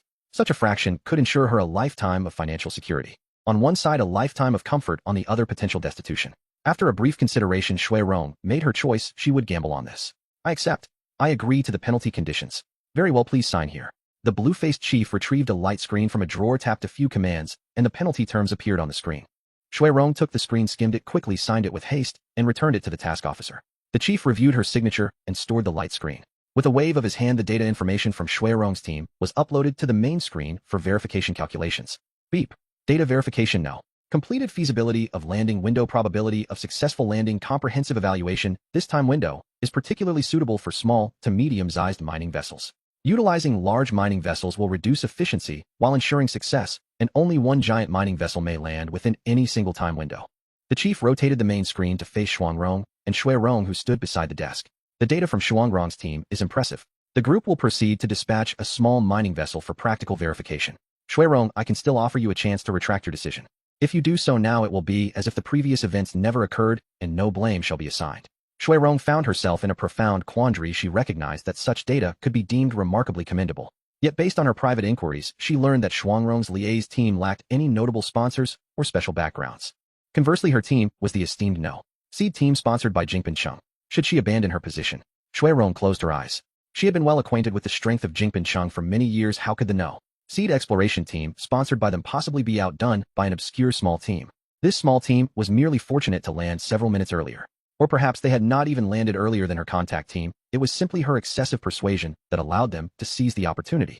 Indeed, it must be so. No, she could not concede. Shuirong opened her eyes. Chief, I will not retract my decision. I have faith in the task team I liaised with. I insist on simultaneous verification. The atmosphere within the entire office felt almost frozen, leaving only the sound of the new air system whirring. 3 minutes, 5 minutes, 10 minutes. This verification computation seemed unusually prolonged. Sweat beads continuously dripped down Shui Rong's face, her long hair dampened by her anxiety. She understood all too well that the task leader had granted her a final opportunity. If the data results did not prevail, she might remain in the periphery of Area 5 indefinitely. After 20 minutes, Shui Rong's shoes were soaked with perspiration, and she felt nearly faint. Ding! The alert signaling the completion of the verification computation resounded. The blue-faced task leader stared at the results on the screen, remaining silent for an extended period. Shui Rong was desperate to know the outcome of the verification, yet she found herself lacking the courage to inquire further. The prolonged wait had nearly drained her resolve. She even felt a twinge of regret for not having reconsidered her decision earlier. Cough, cough. The task leader cleared his throat. Shui Rong jolted upright, her gaze fixed intently on him. Regrettably, the data you submitted did not succeed. The leader's calm voice pierced Shui Rong's ears like an icy dagger. Impossible. That was the #1 expedition team, sponsored by Jingpin Chung. How could they possibly lose to an obscure group of freelancers? I refuse to believe it. Shui Rong's voice was filled with hysteria. The task leader gently turned the screen back towards them. Verification of data: 2. Complete feasibility of landing window, 87 probability of successful landing, 79 comprehensive evaluation. This time window is suitable for the landing of small mining spacecraft. Using medium to large mining spacecraft will reduce landing efficiency while ensuring a successful rate. Utilizing a giant mining spacecraft will significantly decrease efficiency, necessitating a re-evaluation of the success probability initially assessed at 51. Do you see? The results of Data 2 are significantly inferior to those of Data 1. However, the data provided by the team you contacted still holds feasibility and can serve as a backup landing plan. Upon hearing this, Shui Rong regained her composure, a flicker of hope reigniting within her. But how do you know that the team you contacted was the expedition team sponsored by Jingpin Chung? The task leader's voice instantaneously turned frigid. It was over. Inquiring about client information in secret was a grave violation of company policy. Shui Rong felt a chill surge from her heels along her spine, reaching the crown of her head. At that moment, she sensed a creeping coldness on the side of her body nearest to Shui Rong. Turning her head, she saw Shui Rong completely encased in a pale blue layer of ice, resembling a frozen statue. A jolt of panic struck Frost Rong, and she quickly covered her mouth with her hands, fearing that any sound she made would provoke the task leader's ire and transform her into ice as well. You need not fear. I have merely temporarily frozen her. She is not in any mortal danger. However, inquiring about client information in secret is a serious breach of company policy. The specifics of the punishment will require a thorough investigation by the corporate headquarters, after which a final decision will be made based on the findings. You performed admirably this time. Once the spacecraft verifies the landing plan, the team you contacted can collect the first landing reward, and your share of the commission will be dispersed as well. Furthermore, your rank within the company will be elevated by 1 level. Thank you, task leader. I am exceedingly grateful. There is no need to thank me. You should extend your gratitude to the team you contacted. They are the ones deserving of your thanks. Indeed, indeed. Thank you for your guidance, task leader. I shall express my gratitude to them at once. Go ahead. The blue-faced task leader waved his hand, and Frost Rong turned to exit the office. An obscure group of freelancers. Did the young lady's team investigate them as well? I am eager to discover whose influence reaches so far. With a gentle grip of his right hand, the icy figure of Shui Rong vanished from the desk. Report, Commander. All mining equipment has been installed and debugged. The firepower positions have been constructed and the weapon systems have been installed and tested. Lin Yuan and his companions stood atop a metallic peak, leveraging the topographical advantage. Lin Yuan had instructed Xiao Zhou to construct a defensive position complete with a massive cannon and other automated weapon systems. Another massive cannon was installed atop a platform located in the center of the mining field. The 2 firepower positions, one elevated and the other lowered, formed a 3-dimensional fire defense system capable of withstanding typical assaults. Commence operations. The mined or should be stacked nearby. Deploy the octopus spider robots to scout the perimeter. Understood, Commander. Magnetic King, leave a squad of bees inside the mountain as an emergency support team. Yes, Master. Lin Yuan watched as the machinery of the mining field rumbled below, a sense of accomplishment blossoming within him. His first mining site had finally commenced official production. Su Xingxin, I am here. Shui Linger, right here. Shen Jingying, present. Let us depart. The other landing teams should have already begun their exploratory mining work. The subsequent large-scale mining unit from the aviation port group will also land shortly. We must expedite our efforts to extract the most valuable ores before anyone else. Xiao Zhou, let's set off. The group leaped into the truck's cabin. With the roar of the engine, the truck changed direction and sped away. In a fiery red valley, several vehicles of various types were traversing the winding valley floor. Commander, has the liaison officer not yet responded? Shouted a brown-furred, wolf-headed man from the front, responsible for leading the way. Not yet. Let us wait a bit longer. Do your devices have sensing capability? Are there any nearby or veins? A black-furred, wolf-headed man in the third vehicle scrutinized the map on the dashboard, continuously checking the surrounding terrain. This mining star is merely a hunk of metal. Look at the red valley. That is the ore vein, but it consists of low-grade metal or is hardly worth anything. Then expand the search radius to locate higher-value mining points. The black-furred wolf-headed man sounded impatient. During their descent, their team successfully landed 2 of the 3 spacecraft. One had crashed, and the down vessel contained a high-precision mining vehicle piloted by his cousin. Just before the crash, his cousin had utilized the emergency escape pod to save himself, but he remained in a coma. The exploded vessel had obliterated all its contents, including the high-precision mining vehicle, scattering them into countless fragments. Everyone, activate the mining radars on your vehicles. The voice of the black-furred wolf-headed man was filled with agitation. Commander, what's the matter? Still troubled by that mining vehicle? A smooth, sweet voice echoed through everyone's headsets. Yet no one among the wolf-headed men dared to respond to that voice. The entire channel fell into an immediate silence. Do you have a solution? The black-furred wolf-headed man inquired, his tone serious. I do have one. I just wonder what price the commander is willing to pay. The voice remained sweet and alluring. Enough with the frivolities, temper your flirtation. If we fail to locate, or this time we will gain nothing and incur significant costs. You, the Mine Wolves team, losing money. What does that concern me? Do not forget the promise you made when you invited me here. The Hamao Lang to Run remained silent. The convoy's channel once again fell into silence. After a considerable pause, Hamao Lang to Rin seemed to have made a resolute decision. Very well, I shall allocate of my share to you. 20% is insufficient. Are you raising the stakes? Hamao Lang to Rin hissed in a lowered voice. It is not a matter of raising the stakes, it is a matter of monopolizing the business. Where else can you procure exploration equipment now? We cannot find a high-grade mine. This trip will not only yield no profit, but will also incur losses. Indeed, did you not just say that? Your losses are of no concern to me. Did I compel you to lose money? Or do you intend to renege? Hamao Lang to Rin's teeth ground together audibly. Very well. Not enough, I demand. Impossible. At most. Have you lost your mind? It is my provision of equipment that offers you any chance of turning this around. You currently possess nothing. What do you have to bargain with? That's my final offer. A harsh screech erupted from the tires of the penultimate vehicle. The heavily armored vehicle executed a degree drift, turning away from the convoy and heading back in the direction from which it came. Those who do not share the same path shall not conspire together. I shall take my leave. If you manage to return to Kurgang, remember to repay every last cent. Upon uttering this, the occupants of the vehicle raised their hands, displaying 5 fingers, silently counting down. Fine, I agree. Come back, we shall continue. I have another condition. Speak. Hamao Lang to Rin sounded as if his bones had been drained of strength. I shall have the first choice of all ores extracted from the mine. You. Very well. Hamao Lang to Rin's voice carried a hint of weariness. Indeed, one must have a grand vision without equipment. What is the point of being obstinate? Everyone clear the way. I require parking space number 2. With that, the vehicle once more executed a drift and rejoined the convoy. Driver of vehicle 1, the brown-haired one, sharpen your focus. The equipment will activate in 1 minute. Heed my instructions. Captain, the brown-haired one inquired cautiously. Follow her lead until we locate the mine. You shall follow her directions. Within vehicle 2, a Fox Clan woman retrieved a small capsule from her close-fitting bag. This was originally intended for solitary action. I did not expect it to prove useful so soon. 50% of Hamao Lang to Ren's share is justified at this price. She lifted the vehicle's control panel, revealing an underlying recess. Each recess was perfectly designed to accommodate a capsule. Click. The Fox Clan woman embedded the capsule into the first recess. She then lowered the panel. A prompt appeared on the screen. High-precision exploration equipment capsule detected. Release. The Fox Clan woman tapped confirm on the screen. Suddenly 4 discs sprouted from the inner sides of the vehicle's tires, bracing themselves against the inner rims, transforming the tires into what appeared to be solid structures. On the vehicle's screen, images of the surrounding terrain began to manifest, showcasing not only the topographical features, but also 3-dimensional scans of the subsurface within 100 meters. Different components were represented in distinct hues, making it exceptionally clear. Accelerate out of this valley. There are no valuable ores here, and we must not squander time. Several vehicles instantly surged forward, racing along the valley floor.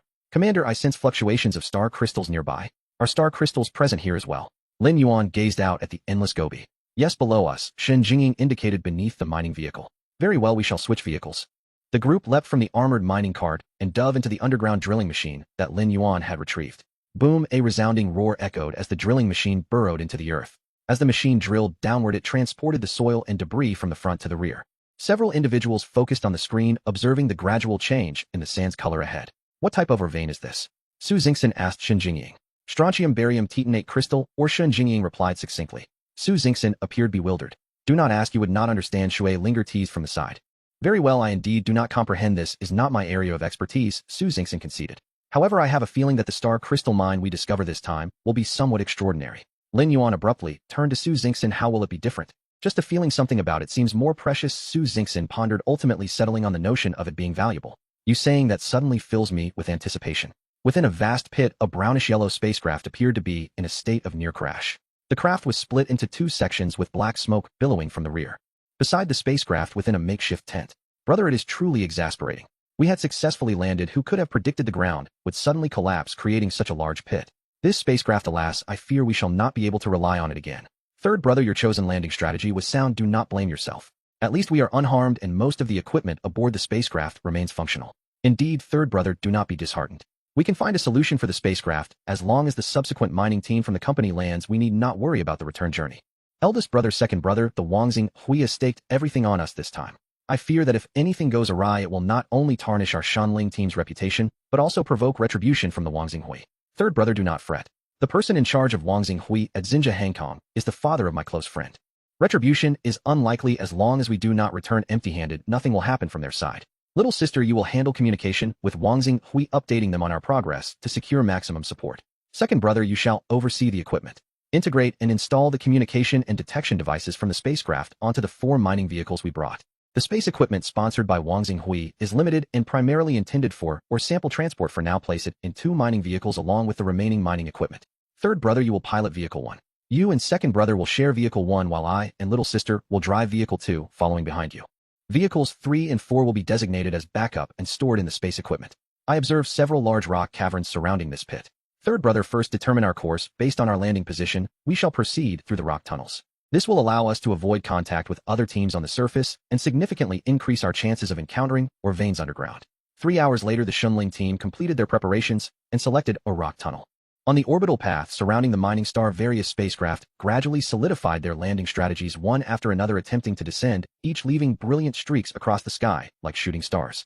Commander, the fluctuation signals ahead have changed. The Xinjing vein is not far ahead. Xinjing set her eyes closed as she attuned to the surrounding mineral signals. Lin Yuan and the others gazed at the images on the screen. The mineral structures appeared similar to those in the vicinity, revealing no apparent alterations. The signal lines on the mineral exploration device exhibited some variations, yet none but Shen Jingying could decipher their meaning. Although Shen Jingying understood the significance of the values on the exploration device, she did not require its assistance. She herself was an exceptionally advanced humanoid mineral detection apparatus with extensive detection range and high precision. Shui Linger glanced at the display for a while, finding it mundane, and stifled a yawn. Shall we have something to eat? We need our strength for mining later, she suggested. Absolutely, how can we work without some sustenance? I have some food, let's eat together. Come Jingying, join us, Su Xingxin replied as she retrieved a thermal lunchbox from beneath her seat. With a gentle tap on the control panel, the seats for the 4 of them adjusted into dining mode, and a foldable table emerged from the center. What do you think? Quite impressive, isn't it? I had Xiao Zhou enhance it. All vehicles now feature a dining mode for our culinary enjoyment. Shen Jingying opened her eyes and glanced at Lin Yuan. Jingying, stop the vehicle. Let's eat first. Everyone make sure to eat well. After all, a person is like iron and food is like steel. Su Xingxin lifted the lid of the thermal lunchbox, revealing 4 dishes of soup and 4 portions of rice. She distributed 4 sets of cutlery and cups of drink one by one. Who would have thought we could enjoy such delicacies several thousand meters underground? Su Xingxin remarked, swallowing a mouthful of rice. Indeed, camping underground has its own unique charm, Shui Linger agreed, savoring a sip of juice. Such a rarity. Back at our place, miners can only return to the surface to eat after their shifts, Shen Jingying added, relishing the flavors. Zhi. The Xinjing mouse leapt onto the table, nuzzling against Shen Jingying's arm. Does he want to eat too? Su Xingxin asked, scooping a piece of rice and offering it to the Xinjing mouse. The little creature shook its head. It says it can smell the scent of Xinjing stones and desires to consume them. Xingxin, your guess was correct. It claims that eating the Xinjing stones here might allow it to evolve. Shen Jingying's face lit up with surprise. Very well, after we finish eating, we shall continue our excavation. Little mouse, please wait a moment. It will be swift. Su Xingxin gently patted the mouse's head, unconsciously hastening her eating pace. 10 minutes later, the excavation machine resumed its operations. After advancing less than 100 meters down, the drill head began to struggle, and the digging speed noticeably decreased. We have reached the Xinjing vein. Shen Jingying issued the command to halt. She leaned down and opened a panel at the bottom of the control console. A small hole roughly centimeters in diameter was revealed. Go ahead, Shen Jingying placed the Xinjing mouse into the hole, and it vanished in the blink of an eye. This passage directly connects the control room with the drill head. The mouse can use its transfer skill from the front of the excavation machine to directly transfer the Xinjing to its internal storage space, which is significantly faster than mechanical mining, and it preserves the integrity of the ore. Oh dear, and here we were planning to mine ourselves, but the mouse has done the work for us. Su Xingxin expressed a hint of disappointment. Once Xiao Transparent has transferred the main vein, there will still be plenty of fragments around for us to experience mining, Shen Jingying reassured her quickly. Commander, I sense a peculiar space within the ore ahead. It seems empty, yet the fluctuations of the Xinjing stones are more intense than those surrounding it. I believe this is the part that Xiao Transparent wanted to devour earlier. Shun Jingying's expression remained calm, yet her eyes sparkled with excitement. What do you think it is? Lin Yuan inquired. I suspect merely a hypothesis that it could be the legendary Void Xingjing Mine. Void Xingjing Mine. Indeed, it is said to be the purest form of Xingjing, or so refined that it approaches the essence of space itself. It is rarely formed, and only the core of a substantial deposit of high-purity Xingjing might yield some, possessing a vast internal space and immense spatial energy. It is rumored to serve as a key to the mysterious void. Hiss, the others gasped. Tell the Xingjing mouse to first ensure it has enough for its evolution. After that the remainder should be stored in its internal space. For such a mineral, which bordered on the ethereal, Lin Yuan could not devise an effective method for mining and storage, thus relying on the mouse's assistance. Moreover, should the mouse evolve to possess abilities associated with the void, it would be far more beneficial than merely acquiring the void Xingjing mine. Thank you, Commander. I will contact Xiao Transparent immediately. Shen Jingying's eyes gleamed with gratitude. The void Xingjing could indeed unlock the mysterious void. Shui Linger murmured quietly. You are aware of the void Xingjing. Lin Yuan turned to Shui Linger. I am not familiar with it, but I know about void crystal. Void crystal is considered an exceedingly precious gem within our water elemental clan. Much like what Jingying mentioned, it is said to be a key to the void. However, I have never seen it. I do not know what it looks like. Shui Linger spread her hands. In fact, I have encountered another item related to the concept of the void, known as void diamond. I possess two, though they are in my possession. Have you heard of them? No. The three shook their heads, indicating they had not heard of it. At that moment, Lin Yuan felt a deep yearning for Hushao Mountain. Once this mission concluded, he resolved to attend the exchange meeting organized by the Explorers Club for further learning. While matters concerning the void remain elusive for now, perhaps we are not yet at that level. Nonetheless, we must ensure the complete extraction of this void Xingjing mine without any wastage. Yes, Commander. I will instruct Xiao Transparent to proceed with utmost caution, ensuring not a single fragment of void Xingjing escapes or vanishes. The excavation machine remained stationary for approximately 20 minutes. Reporting to the Commander, Xiao Transparent has successfully transferred the main or vein and all scattered Xingjing ores, leaving us a section for manual extraction. Very well, proceed forward. Lin Yuan resumed his seat, fastening his safety belt. After a bumpy passage, the excavation machine entered a spacious area. Shen Jingying activated all external lights of the machine, illuminating the entire space as bright as day. The walls of the space were divided into two distinct states. One half gleamed with a metallic luster, while the other half was composed of dark, coarse, grayish gravel. In one corner of the grayish gravel wall there were 2 or 3 sections glimmering with a sparkling sheen. This side is the strontium barium titanate, or vein. The area we occupy is where the Xingjing ore originally resided. Shen Jingying pointed to the gleaming wall. There are still some Xingjing ores over there. Let us go and mine together. An entire hour later, everyone returned to the drilling machine, each carrying a small ore bag. Mining is incredibly arduous. Su Xingxin exclaimed, slumping onto a chair while holding the ore bag. Indeed, it can be quite exhausting without any innate skills, Shui Linger remarked, rubbing her sore arms. The Xingjing ore is particularly hard and difficult to extract. Thankfully, other types of ore are more manageable, Shen Jingying said, as she collected the mining tools she had distributed earlier. Thanks to Little Transparent, we would never have managed in just 1 hour otherwise, Su Xingxin said, pulling out a piece from the ore bag for closer inspection. Lin Yuan was the last to enter the drilling machine. I hereby declare that the ore mined just now belongs to each of you personally and will not be considered team property. Really? Su Xingxin asked, her gaze shifting from the Xingjing ore in her hand to Lin Yuan. Of course. It is only fair that the fruits of your labor belong to you, Lin Yuan replied. With the substantial amount of Xingjing ore acquired during this task, he was essentially free from its burdens. The Xingjing mouse stood in the palm of Shen Jingying's hand, expelling a transparent gem from its mouth. Commander, this is the void Xingjing stone. Shen Jingying handed the transparent gem to Lin Yuan. Lin Yuan held the gem, feeling as though he was grasping a hollow transparent capsule. The void Xingjing is inherently an existence close to nothingness, lacking a specific form and unable to maintain its state, resembling a tightly compressed space. Therefore, Little Transparent mimicked the appearance of the void Xingjing within the ore vein and devised a method to encase it in a high-purity solid Xingjing shell, creating the illusion of a hollow gem. However, within the Xingjing shell lies the legendary void Xingjing stone. Shen Jingying elaborated. Lin Yuan examined it before passing it to Su Xingxin beside him. What a clever little creature, it has done remarkably well. Su Xingxin took a look and then handed it to Shui Linger. Subsequently, Shui Linger returned it to Shen Jingying. Are there any other high-value ore veins in this area? Lin Yuan inquired, looking at Shen Jingying. None. This metal or vein extends quite far, but there is only this one associated high-value or vein. Very well, let us prepare to depart. On to our next destination. Jingying instruct the Xingjing mouse to backfill this void. We shall leave no trace. Understood, Commander. With that, Shen Jingying piloted the drilling machine toward the surface. On the grayish-green Gobi Desert, a dark green exploration vehicle sped ahead. The detector indicates it is just ahead. There is a substantial metal or vein in front. Inside the exploration vehicle were 2 individuals who had nominally accepted sponsorship from the Great Mall, but had secretly allied themselves with Boutique City. Captain, I must say the equipment from Boutique City is indeed superior to the cheap products from Great Mall.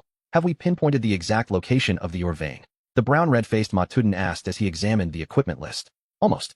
The detector has even marked the easiest spots for extraction. We are on our way there now, the black-faced Matuden replied, driving at high speed. Captain, look, it's right at the foot of that small hill ahead.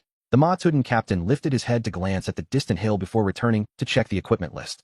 Have you contacted the mission officer? Just made contact. Because we used new communication equipment, our identity verification was recently updated. The coordinates and timing of our landing have been uploaded. Good. Given our significant losses, fulfilling all task requirements is nearly impossible. Therefore, our objective is now to utilize our limited equipment to discover as many ore veins as possible and collect valuable ores to compensate for our losses. Exactly. Captain, I believe our purpose here is to make money. Gathering information serves little purpose if it cannot be realized. We should focus on extracting valuable ores to sell. After some time, the mining teams from large companies will arrive, and we will have no connection to this place left merely to watch. Indeed, you make a valid point. The ore vein ahead appears promising. I have heard that such large veins are often accompanied by extremely rare crystal ores which are particularly valuable. Your insight is commendable, Captain. However, the scanning depth of our detecting equipment is limited. Once we arrive at the site, we can dig while scanning, and we are bound to uncover some valuable crystal ores. On the deep red canyon's sides, the color of the stones was gradually changing from deep red to light red, eventually fading to a yellowish hue. Now the yellowish rocks were beginning to take on a faint grayish-blue tinge. Have we been driving for so long without reaching the mining site? Are you sure your equipment is functioning properly? The black wolf-headed man asked, his tone somewhat impatient. I never claimed there were no ores here, merely that the ores present are not valuable. If you wish to waste time, I have no objection. I can stop at any time, but do not forget that you need to pay me, the foxwoman replied bluntly. How much farther? Not too far. A few more hours perhaps. Have you not noticed the geological changes? The black wolf-headed man gazed out at the gradually changing grayish-blue mountains, his anxious mood easing somewhat. Your chosen location hasn't been claimed by others, has it? Huh. When did you become so timid, Qian? It's just that your cousin is injured, and one less, isn't it? If someone has already staked a claim, we can simply take it back. There is nothing to negotiate here. Besides, that foolish dog of a cousin of yours caused us to lose a ship and a significant amount of resources while rendering our most crucial exploration vehicle inoperable. He has proven to be more of a liability than an asset. Mind your words. We are wolves, not dogs. Cut it out. He's unconscious, and you're still nitpicking over wolves and dogs. If he wakes up, he might yet have the chance to be a wolf. If he doesn't, he won't even qualify as a dog. The black wolf-headed man ground his teeth in frustration, but after glancing at the monitor displaying his still unconscious cousin, he let out a long sigh and fell silent. Had it not been for his cousin's ship crashing, he would not have found himself in such a passive position, being ordered around by the foxwoman. Within the deep and dark rock tunnel, beams of bright light illuminated the rock walls where specks of starlight faintly twinkled against the dull gray surface. Brother, we should be approaching the location of the ore vein. Look, metallic particles are appearing on the rock wall. Second brother, go collect some samples and analyze the composition to see if it matches the data from the detector. Understood, brother. The two vehicles came to a gradual halt. In the front vehicle, the second brother in the passenger seat opened the door and jumped out. He approached the rock wall and swung his pickaxe vigorously a few times, causing several stones to break away. He picked up a small piece and placed it into a compact or analyzer at his waist. After a brief wait of several seconds, the device completed its rapid analysis. Brother, everything checks out. The composition matches that of the detector, though the current yield is still quite low. Excellent, let's get back in and continue forward. The dark green heavy exploration vehicle came to a halt in a dip at the foot of a small hill. Captain, this is the location. The equipment's detection results indicate that if we dig down from here, we will reach the ore deposit within 100 meters. The leader of the horsehead men nodded. Have we determined the type of ore? Captain, the device shows it is a YBCO crystal, or it belongs to the category of rare metal crystals, highly valuable. The black-faced horsehead man brought the screen before the captain. Furthermore, it also indicates that such a large vein may possibly be accompanied by the exceedingly rare flash crystal, or flash crystal. You mean the type that can amplify the energy of laser weapons by over 100 times? The horsehead leader took the screen and meticulously read the detection report. Yes, it is indeed that kind of high-grade flash crystal found in advanced laser weapons, a definite strategic resource. Moreover, this flash crystal is a consumable. Once the energy within a piece has been exhausted, it must be replaced. The demand is immense, and it is in short supply on the market. Only the 4 major interstellar mining companies can guarantee supply. Other smaller firms cannot locate veins of this, or, without further ado, let us hasten to set up the equipment and commence mining right here. We will first extract YBCO crystal, ore, and delve deeper to explore. Even if we do not find the flash crystal, or gathering more YBCO will still yield profit. The horsehead leader felt a surge of excitement. Such a vein is not encountered every day. Since we have found it, we must secure it. The black-faced horsehead man retrieved his set of capsule equipment. He selected several large mining machines and positioned them before deploying them. Bang, bang, bang. As a few clouds of white smoke dispersed, the initial structure of a small mining site was completed. It is unfortunate that these capsules are single-use and cannot be reused. These devices cannot be transported once set here. Such a pity. The black-faced horsehead man observed the machines, appearing his mood somewhat mixed. You know the price of reusable capsules. They are entirely different from single-use ones. A single-use spatial capsule merely requires the spatial force to compress the object into a small container, whereas reusable capsules need to possess spatial attributes. Though they also have usage limits, they contain star crystal powder or particles. Sigh, if only we could mine star crystals. The black-faced horsehead man gazed dreamily at the sky. Stop daydreaming and focus on calibrating the equipment. If we manage to extract flash crystal, or this time, will we still worry about acquiring star crystals in the future? Indeed, Captain, you are right. I shall follow your lead. After speaking, he tossed 2 more capsules into the mining site, erecting 2 defensive cannons at critical positions. Rumble, the drilling machine, began to drill and position holes, making final preparations for excavation. In the gray-green canyon, the walls on both sides gradually grew shorter, and the valley floor widened while the terrain slowly ascended. Captain, ahead is the mouth of the canyon. The mining area is near the small hill on the Gobi Desert ahead. The brown-furred wolf-headed man reported while consulting the terrain map and driving. Good, Zonia, increase your vigilance. The closer we get to the mining area, the more cautious we must be to prevent ambush. Huichi, you also move to the front parallel to Zonia. You two will share the reconnaissance mission ahead. Understood, Captain. The third vehicle in the convoy roared as it surpassed the second vehicle driven by the Fox tribe woman, reaching the front of the formation. Huangzhua, what is the status of Hui Wei? Report, Captain. His body temperature has been steadily declining. His condition is not very good. After we stop, administer another shot of a stimulant to maintain his heart rate. Understood, Captain. Hey Qian, we are nearing the mining area. Prepare the weapons and equipment. Do not concern yourself with unnecessary matters. I was brought here to assist in mining, not to accompany you to your demise. I refuse to believe that other teams are here for charity. The Fox tribe woman's words remained sharp and unyielding. Everyone prepare your gear. Check the charge status of the vehicle-mounted weapons. Though somewhat displeased, the black-furred wolf-headed man issued the order to ready their weapons. The vehicles sped along in a formation, and as they traversed, the mountains on either side gradually receded, revealing a seemingly flat Gobi Desert with extremely poor road conditions. Captain, once we cross the small hill ahead, we will arrive. Zonia from Vehicle 1 reminded. Accelerate. He Qian commanded. They were finally close. The convoy revved up, and soon they surged up a rise. Every individual in the convoy felt exceptionally fatigued and irritable from the jarring terrain. Attention, radar detection signals are anomalous. The voice of the Fox tribe woman sounded jarringly over the convoy channel. Spread out. Combat formation. He Qian's voice resonated through the team channel. Except for the Fox tribe woman's Vehicle 2, all other vehicles immediately scattered. However, contrary to everyone's expectations, no ambush materialized, and no anomalies appeared on any vehicle's radar. Yuan, you have falsely reported. He Qian's voice was ice-cold. When did I say there was an ambush? You were the one who reacted like a startled bird. I merely mentioned an anomaly, and you assumed we were under attack. Do you not realize that my radar is for mining detection?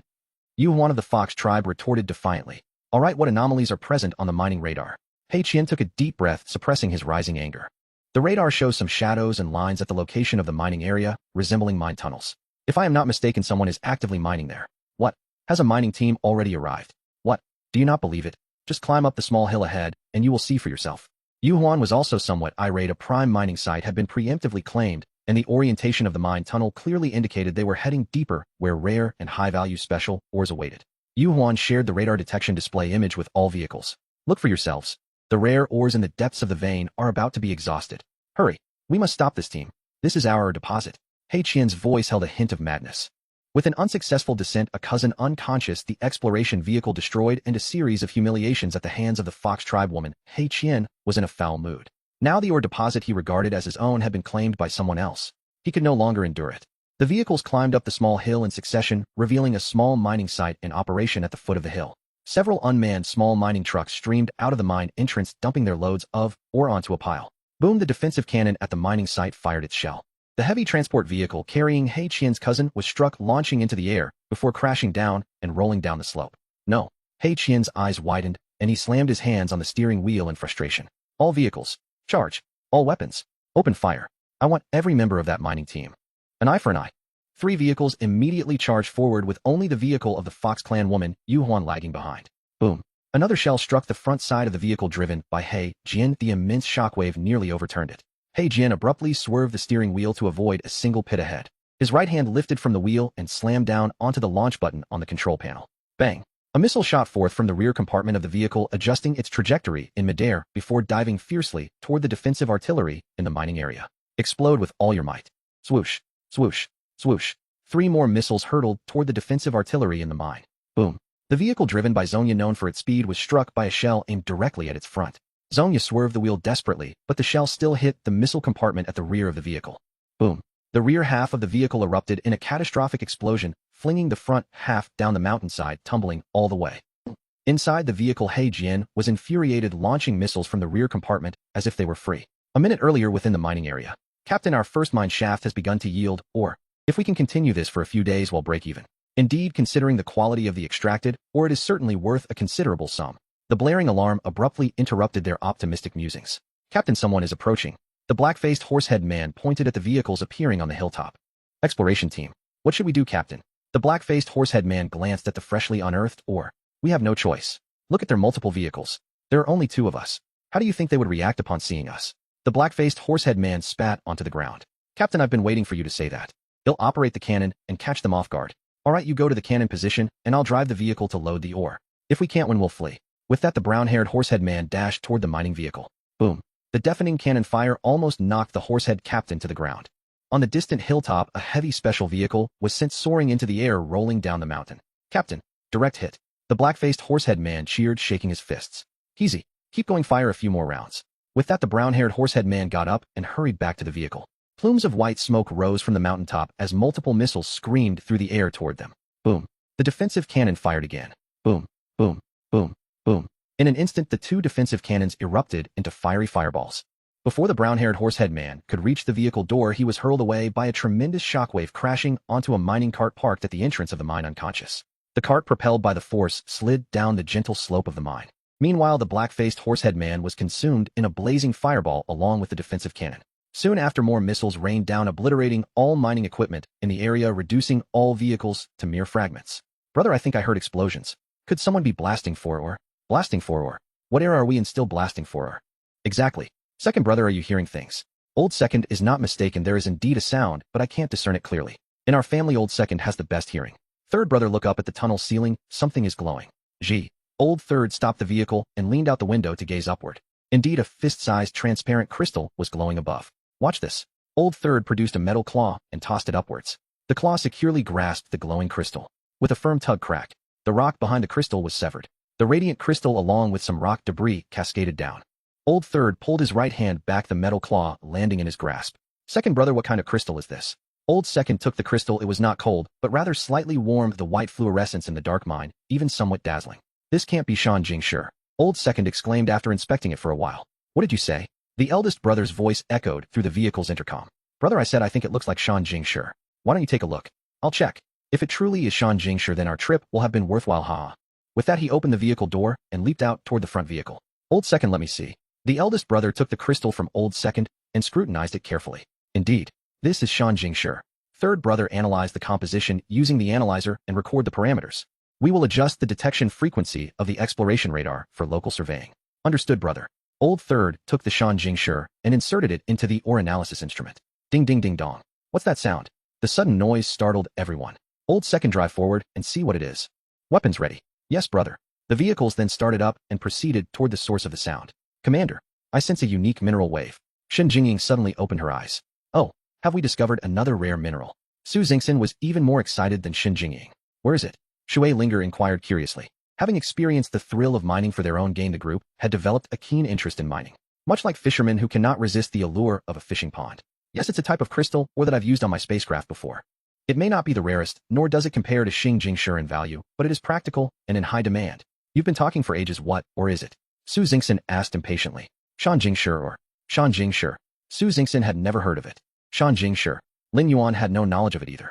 Shan Jingshu. Shui Linger seemed to have some understanding. It shouldn't be wrong, though I've used some on my spacecraft, so I am quite familiar with this wave. No doubt about it. Shen Jingying asserted confidently. Then what are we waiting for?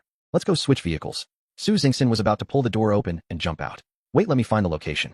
Shen Jingying closed her eyes once more. Turn left a little, drive for a bit, and see. Xiao Zhou followed Shen Jingying's instructions, deftly maneuvering the vehicle left and right.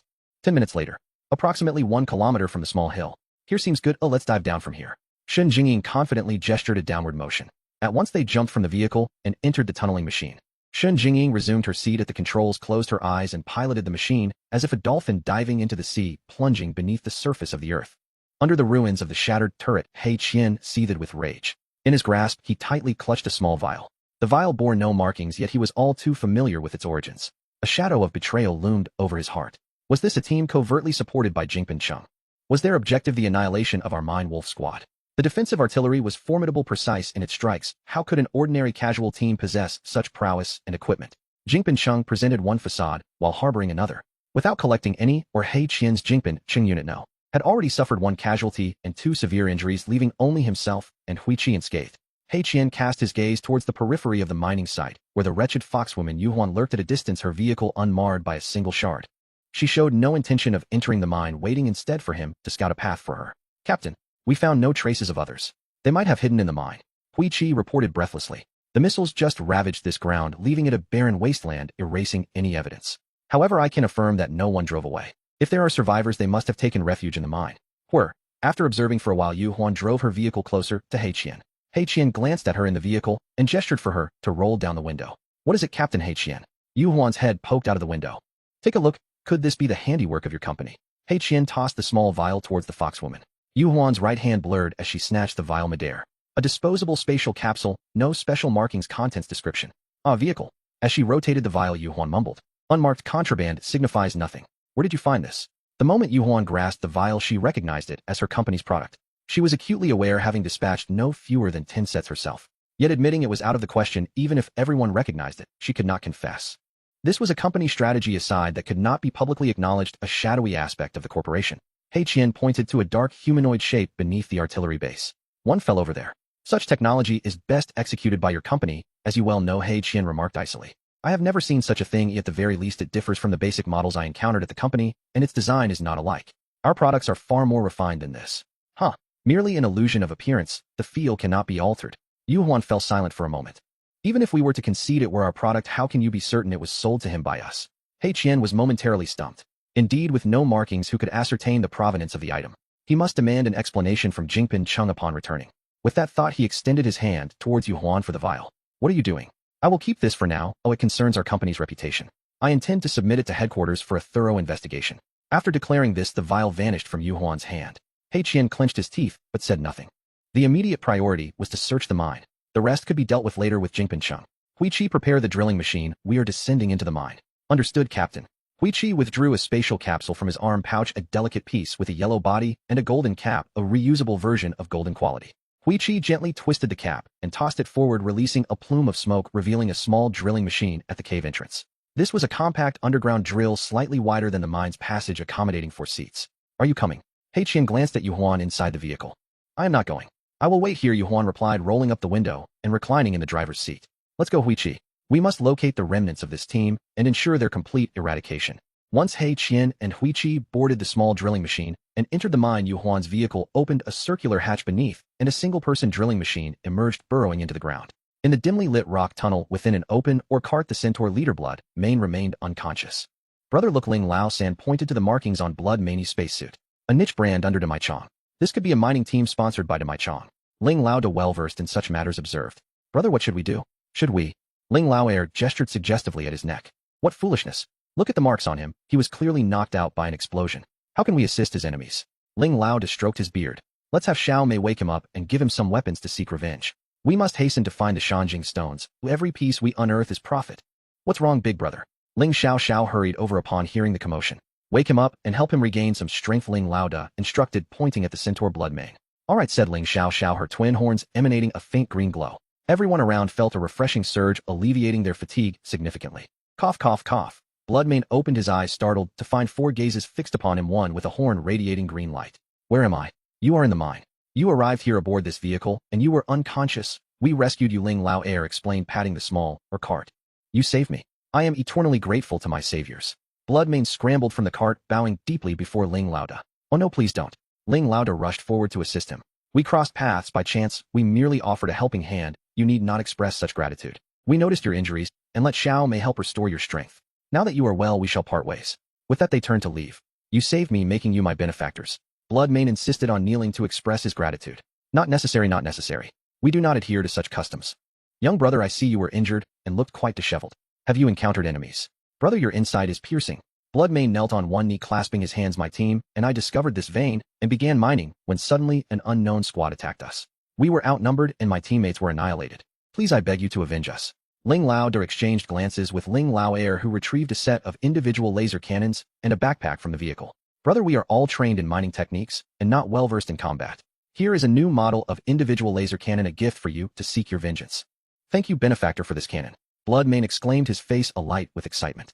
However, Benefactor, that mining team wields formidable firepower. May I accompany you to evade their wrath? Ling Lao raised an eyebrow. How could such a robust figure be so timid? Air, you go with him. Ling Lao gestured subtly towards Lao Air while carrying Shuezong on his back. Brother, I am the strongest among the three of us. I will assist you. Upon finishing his declaration, Ling Lao Air retrieved his personal weapon system from the vehicle. I truly do not wish to return. Oh, allow me to accompany you. Shuezong was well aware of Ling Lao's intentions, yet he genuinely did not desire to meet his demise. He understood that the enmity between him and the team on the ground was irreconcilable. Let us proceed. We shall ambush them in the mine and strike them unawares. Ling Lao Air, being the tallest in the group, towered over Shuezong by a head. He draped an arm over Shuezong's shoulder and began to lead him toward the tunnel. Once the two had distanced themselves, Ling Lao waved his hand quickly. Let us commence our work. We must locate the Shanjingshi mine with utmost speed. Understood, elder brother. I will increase the radar scanning power immediately. Ling Lao leaped into the vehicle and adjusted the mining radar to its maximum capacity. Onward, elder brother. The radar indicates the path ahead. Ling Lao ushered his younger sister into the back of another vehicle and continued to follow Ling Lao San. Shen Jingying had her eyes closed as the drilling machine continued its descent. Must we continue digging downwards?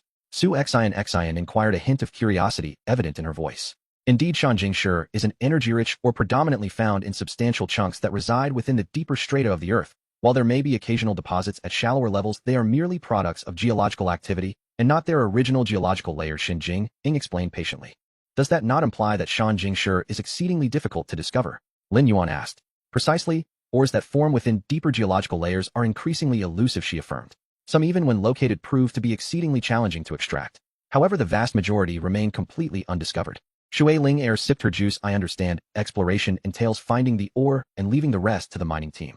Those deeper ores remain undetected, thus buried in obscurity. Miss Shui is correct. There are innumerable mining stars to explore, and hardly any mining team revisits a particular star for further exploration, Shen Jingying remarked, glancing at Su Xian, who seemed poised to ask another question. So it is no wonder that your gem clan is particularly sought after, Su Xian concluded. Indeed, if a mining team is fortunate enough to have a gem being with extraordinary talent, their exploration efficiency surpasses that of ordinary teams by at least 30, and the value of identified ores also increases by at least 30. Captain Lin, you have struck gold. Shui Ling Air exclaimed with a smile.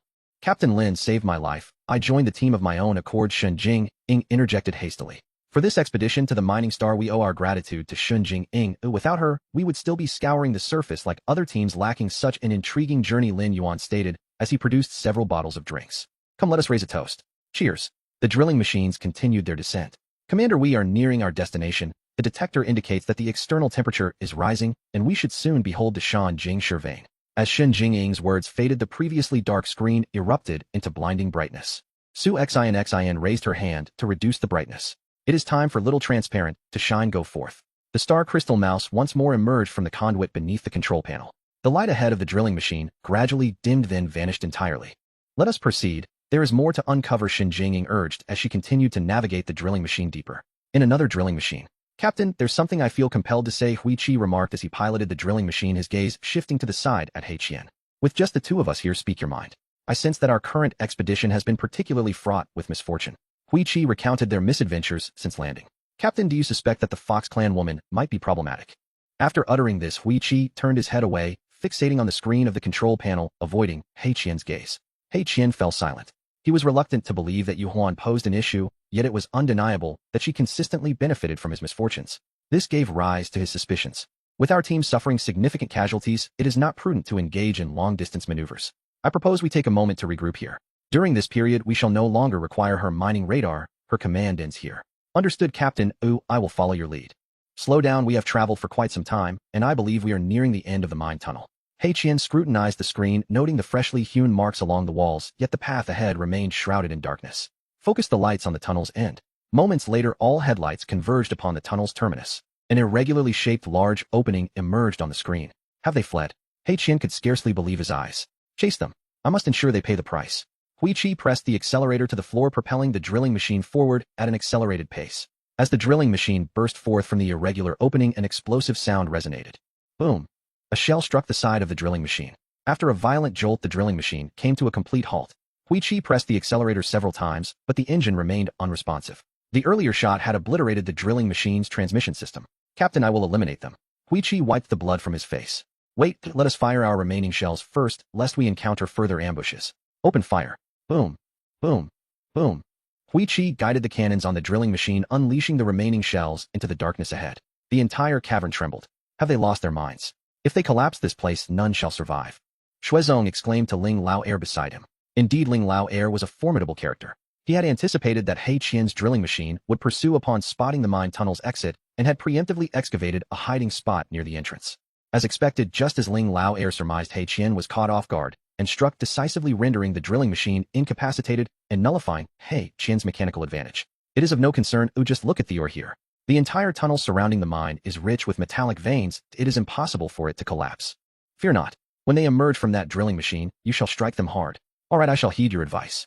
Shuezong recognized that Ling Lao Air possessed genuine skill, both brave and cunning, though regrettably not part of his own team. After a barrage of shells, the mine fell into silence. As Shuezong prepared to venture out, Ling Lao Air seized him by the arm. Wait, they might be probing. If you go out now, you can be certain they will hit you hard. Indeed, 10 minutes later, another round of artillery fire echoed through the cavern. Go now. At this time, they have truly expended their ammunition. Bloodmane heft the single-person high-energy particle cannon and charged forth. Seizing the moment of his vulnerability, he aimed to take his life. The enmity had been established. What need was there for any semblance of decorum? It was time to act decisively. Bang! The deformed hatch was completely obliterated. Greytooth was the first to leap through the opening. Boom! As anticipated, Greytooth was sent flying by a blast, his fate uncertain. Clang! Boom! A dazzling explosive shell detonated directly. Bloodmane was momentarily blinded, his vision lost amidst the overwhelming blast, while the deafening sound rendered him hearing impaired. Oh, I can't see. Bloodmane instinctively stumbled backward. As he felt a wave of heat surge past his face. The visor of his helmet was nearly melted. The intense heat singed the hair from his face. As he hit the ground, he quickly rolled over and began to crawl backward. However, Black Spear did not afford him much time. Another flash of light pierced through, striking Bloodmane's back directly. His spacesuit was seared, leaving a massive hole, exposing charred flesh beneath. In less than a second, Bloodmane found himself teetering on the precipice of death. Save me. In that moment, he realized that only Ling Lao Air could offer salvation. Ling Lao Air regarded the steadfast Black Spear on the side of the spacecraft and gently squeezed the trigger. A beam of long-charged high-energy laser shot toward Black Spear's face. Simultaneously, a blue shield rapidly materialized before Black Spear, and the laser collided violently with the shield, unleashing a cascade of high-energy particles that illuminated the scene in vibrant hues. Trouble. He possesses active personal defense equipment. Ling Lao Air glanced at Bloodmane, who lay on the ground nearly devoid of combat capability. With a resigned shake of his head, he realized that Bloodmane's injuries likely surpassed the healing limits of his sister. Having failed in his ambush, his position was now compromised. After deploying several automated mines, Ling Lao Air picked up his personal laser weapon and sprinted deeper into the mine. Is there another comrade? Black Spear approached Bloodmane's side. Your comrades have forsaken you. Black Spear ground his foot into the charred surface of Bloodmane's back. Speak. I grant you a final opportunity to reveal your team's name and the corporation you serve. If you promise to spare my life, I shall tell you. Spare you? Huh. What a delightful jest. With that, he drew a long knife from his waist and brutally plunged it into the center of Bloodmane's spine, severing it cleanly in two. Rest easy here while I deal with your comrades. You shall serve as a sacrifice for my cousin. Black Spear stomped down forcefully on Bloodmane once more before striding forward in pursuit. Commander, we have collected all the flash crystal ore from the depths. There are still some above, and I sense they are being mined. Should we proceed? Shen Jingying inquired. Of course we must go. It is time to meet the local elite team. The excavator turned around and began to burrow into the rock face. Elder brother, second brother, said he is on his way back now. Have the hostile forces of the Ma Tu Rin been eliminated? Ling Lao activated communication. No, there is still one left, possibly their captain. He possesses formidable individual combat skills and has an active defensive shield. Ling Lao Air replied as he ran. What about the Ma Tu Rin? He was hit and is unlikely to survive. I left him behind as he was too slow to escape with. Just one person. We should be able to handle him if we set up properly. Ling Lao pondered for a moment, reluctant to forfeit the potential flash crystal vein hidden within the vast mine. Discovering the vein could bring them substantial wealth, whether through personal extraction or sale to major corporations.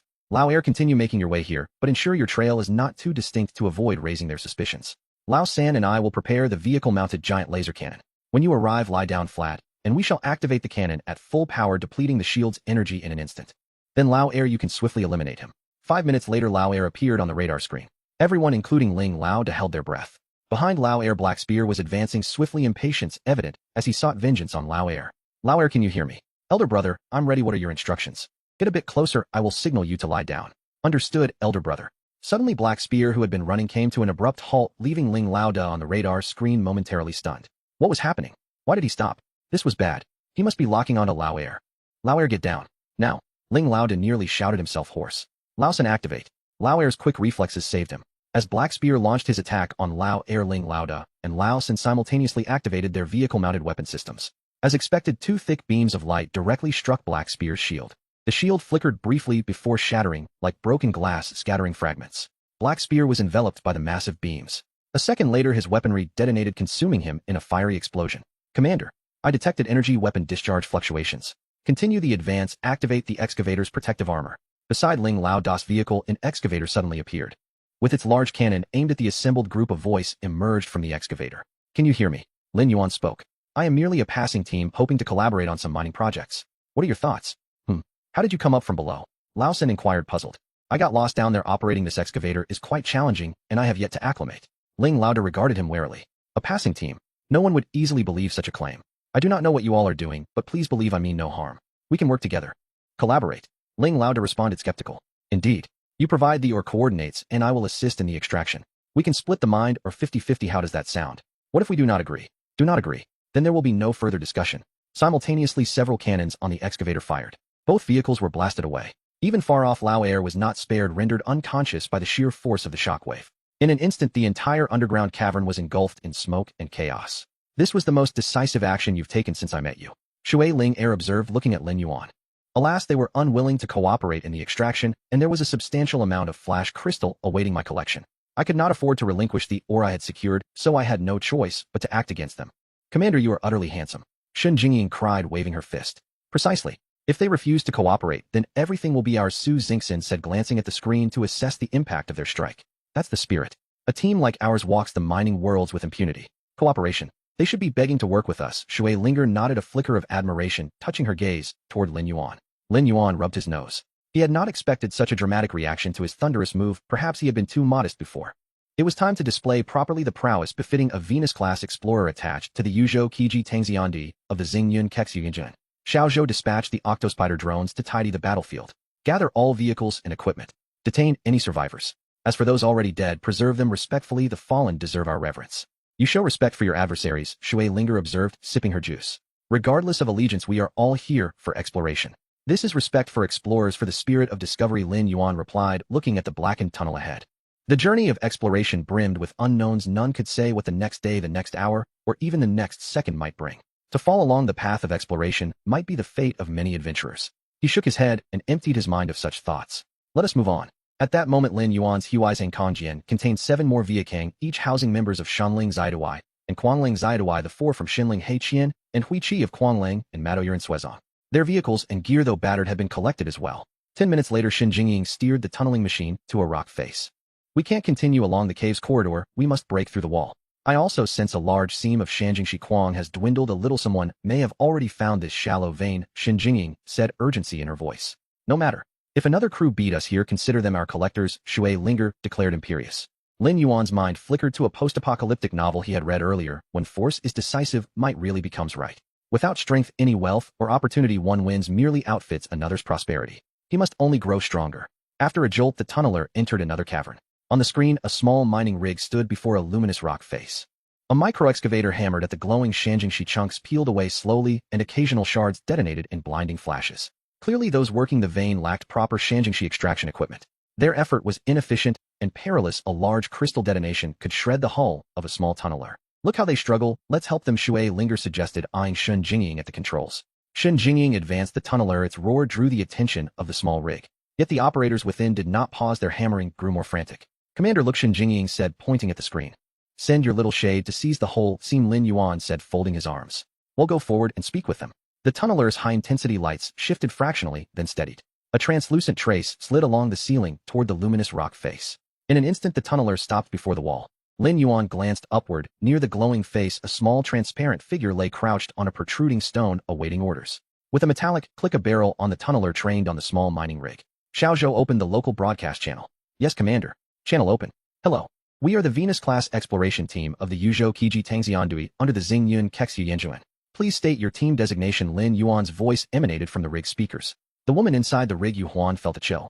If this had been another company's crew, she would not have been so intimidated. She could have brandished the Jingpin Chung credentials and negotiated divisions of the seam. But the Xingyuan Yinjiuan's researchers were frequent guests of Jingpin Chingan researchers. Findings might well shape an entire product line. Challenging an institute's exploration team was a risk she could not take. Nevertheless, she could not simply surrender such a large seam. She decided to accelerate her rig while stalling and negotiating with the institute's team to buy time and advantage. Explorer, I am Yu Huan of the Quanlang prospecting team, she replied on the open channel. Should He Qian's or cart be nearby, he would overhear, and more allies might arrive, strengthening her position. She did not know that He Qian and Hui Qi already lay sealed within Viakang's and Lin Yuan's Huaizhang Kongjian. Quanlang, you are an independent prospecting team. We are a professional independent prospecting outfit. Who contracted you? We are employed by Jingpin Chung, Yu Huan admitted after a pause. Although nominally confidential, such affiliations were easy to discover for those in the trade and would be made public after the survey. Since you are not a freelance team, I must formally inform you that the seam you are exploiting belongs to the Xingyuan Kexu Yanjuan. Cease extraction at once and return the or already taken. If you comply, we will refrain from pressing charges for theft for now, Lin Yuan said, his tone cool and unequivocal. What? I discovered this first. It is well known that discovery confers primary rights to exploitation. Even as researchers, you cannot flout the most basic rules. Inside the tunneling machine, Shui Linger had her fingers poised over the launch button. A gentle press would instantaneously reduce the small tunneling device at the muzzle to mere fragments. Lin Yuan waved his hand to Shui Linger, gently easing her fingers away from the button. This mine was indeed discovered by us first. You need not question this fact. Our exploration equipment is the most advanced developed by the Research Institute. If you harbor doubts upon returning to the airport, you may request a radar tracking record inquiry from Jingpin Chung. What? Jingpin Chung inquiring about the radar detection records of the Xingyuan research team. Although Yu Huan was audacious, she was far from foolish. If she dared to return and challenge the researchers, she would be the first to vanish. That won't be necessary. I am aware of the Research Institute's detection equipment. How could she not be? The device installed on her exploration vehicle was precisely the latest detection equipment just authorized for Jingpin Chung to begin small-scale production. As a distinguished golden-level explorer, a mere hint from you would suffice to sustain us ordinary exploration team members for a lifetime. I implore you to show mercy. Seeing that reason would not serve her, Yu Huan shifted her strategy to appeal for sympathy. Ordinary exploration team members. If my memory serves me correctly, the Mine Wolf team is an elite exploration squad, hardly an ordinary one. Moreover, if I'm not mistaken, the Mine Wolf team comprises only male werewolves. How is it that your voice is distinctly feminine?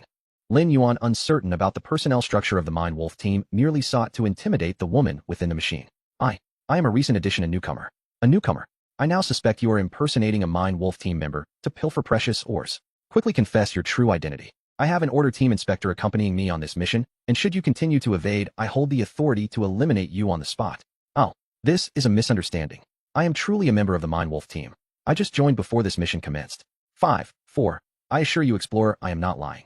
3, 2. Please believe me. 1. Boom. Shui Linger's hand crashed down on the launch button. What a ruckus. Lin Yuan noted that Shui Linger had a particular fondness for launching physical projectiles, perhaps due to the visceral impact and destructive force they conveyed. As the smoke cleared, the small tunneling machine lay in scattered ruins. However, where it once stood, a diminutive mecha now appeared. I am the order team inspector. Is it standard for an exploration team to possess a mecha? Shui Linger's voice was as frigid as ice shards in the depths of a glacial abyss. Thud. The humanoid mecha unexpectedly knelt. Yu Huan was now devoid of any other thoughts, for she understood the implications of the mecha's appearance. Report, Inspector. I did not lie. I truly am a member of the Mine Wolf team, but I also serve as a special representative stationed at Xinjia Airport from Jingpin Chung. Special representative. Yes, a special representative. Who is your father? Shui Linger inquired. Hearing Shui Linger's perplexing question, both women inside the tunneling machine exchanged odd glances. Lin Yuan, however, nodded thoughtfully. Lin Yuan turned to Shin Jingying. Jingying, let Little Transparent collect the Shanjing stone mine. Without warning, the luminous rock face vanished. The foxwoman inside the kneeling mecha now felt as though she had plunged into an icy abyss. If she had previously worried about the exposure of the mecha, the weight of fear now consumed her upon hearing that question. A significant figure. Such inquiries could only come from someone of great stature. To be able to collect such a large Shanjing stone mine in an instant was an inconceivable feat. It is known that ordinary spatial equipment can only collect individual items, and crystals like Shanjing stone embedded within or cannot exist independently as items. To extract them requires either exceptional spatial manipulation skills or high-grade spatial equipment, both of which are not typically possessed by common individuals. To report, my father works at the headquarters of Jingpin Chung, but I cannot disclose his name. I apologize, but I can only say this much. If I reveal more, I will perish. Do you wish to live? Please save me. Upon uttering this, the mecha began to frantically bang its head against the floor of the tunneling machine. Sparks flew from the hard mineral surface as the mecha crashed down. Inside the mecha, the foxwoman was drenched in cold sweat, her terror pushing her to the brink of madness. Enough. Shui Linger's voice resounded a sound akin to divine mercy in the ears of the foxwoman. With that, Shui Linger terminated the communication and turned to Lin Yuan. Shall we spare her life? Her crimes do not warrant death, oh let her live. Shui Linger pivoted, reactivating the broadcast communication. If you wish to survive, I offer you a chance. Sign this servant agreement. Upon signing, you will become my servant, and I shall spare your life. Before the mecha, a thin sheet of ice rapidly formed. Translucent letters began to emerge upon the surface of the ice. Without hesitation, Yu Huan shed the mecha and extended her hand towards the ice. Suddenly an ice spike shot forth, piercing her right index finger and swiftly melting. Blood flowed profusely from the punctured finger. Clenching her teeth against the searing pain, Yu Huan inscribed her name upon the icy surface. The moment the name was completed, the ice melted into a droplet of transparent liquid tinged with a hint of crimson. The droplet ascended, rising to the height of Yu Huan's eyes. Whoosh! The droplet vanished into her brow. In the center of her forehead, a snowflake mark slowly emerged and then gradually faded. You shall henceforth be known as Shuang, though in public, you will still be Yu Huan. Yes, master. Shuang understands. Thank you for granting Shuang a new lease on life. Now retract your mecha and enter the tunneling machine. I have questions for you. Yes, master. Shuang rose from the ground, adjusted her attire, and positioned herself before the entrance of the tunneling machine. Bang! The hatch opened, and Shuang stepped inside. Upon seeing the 4 individuals within the tunneling machine, Shuang was slightly taken aback. There were indeed 4 people, including her master. Moreover, her master was not the captain. The captain was the man who had initiated communication with her. Speak. Tell us about Jingpin Cheng's plan this time. Do not concern yourself with anything else. 2 wolf leaders have already fallen into our hands. You need not fear suspicion. Shuang glanced around at the few people present, as if having made a resolute decision. Master, you should have already guessed my identity. You are correct. I am the illegitimate daughter of one of the rulers of Jingpin Cheng. As soon as these words were spoken, Su Xingxin and Shen Jingying widened their eyes, gasping in astonishment. Despite my relentless efforts, my background predestines me to remain forever outside the family's purview, let alone gain recognition and substantial support from them. My father holds a favorable view of me, yet due to immense pressure, he cannot even acknowledge my existence. We are indeed strangers. What he can offer me is merely an opportunity to work at the most remote branch of Jingpin Cheng. Everything else depends solely on my own capabilities. So you became a special representative? Su Xingxin inquired with curiosity. It is not that simple. Initially, I worked in the asteroid belt, and due to my outstanding performance, I was selected for training at the headquarters of the branch before being appointed as a special representative at Xinjia Hangkonggang. The title of special representative signifies my father's first acknowledgement of my professional identity. Shui Linger nodded. Your father is quite commendable. The title of special representative is typically conferred upon core descendants or potential heirs of major corporations. His granting it to you indicates that he has in his heart recognized your capabilities. Shuang's eyes became teary, but I have completely botched this mission. Please elaborate, Lin Yuan said, producing a bottle of beverage for Shui Linger to hand to Shuang. Shuang accepted the drink and raised her gaze to Shui Linger. Drink up, this is juice. Speak while you sip. Yes, master. The emergence of this mineral star was entirely serendipitous, and its location is exceptionally unique. It can be said that for the Xinjia Hangkonggang group, it possesses both the opportune timing and advantageous geography, yet it is lacking in manpower. The Xinjia Hangkonggang group specializes in port operations, focusing on the service industry, and has no involvement in heavy industries like mining. Although it holds ownership of the mineral star, it cannot independently conduct mining operations there. Directly selling the mineral star to several major mining corporations is something the internal management is reluctant to concede, fearing that it would result in undervaluing the asset.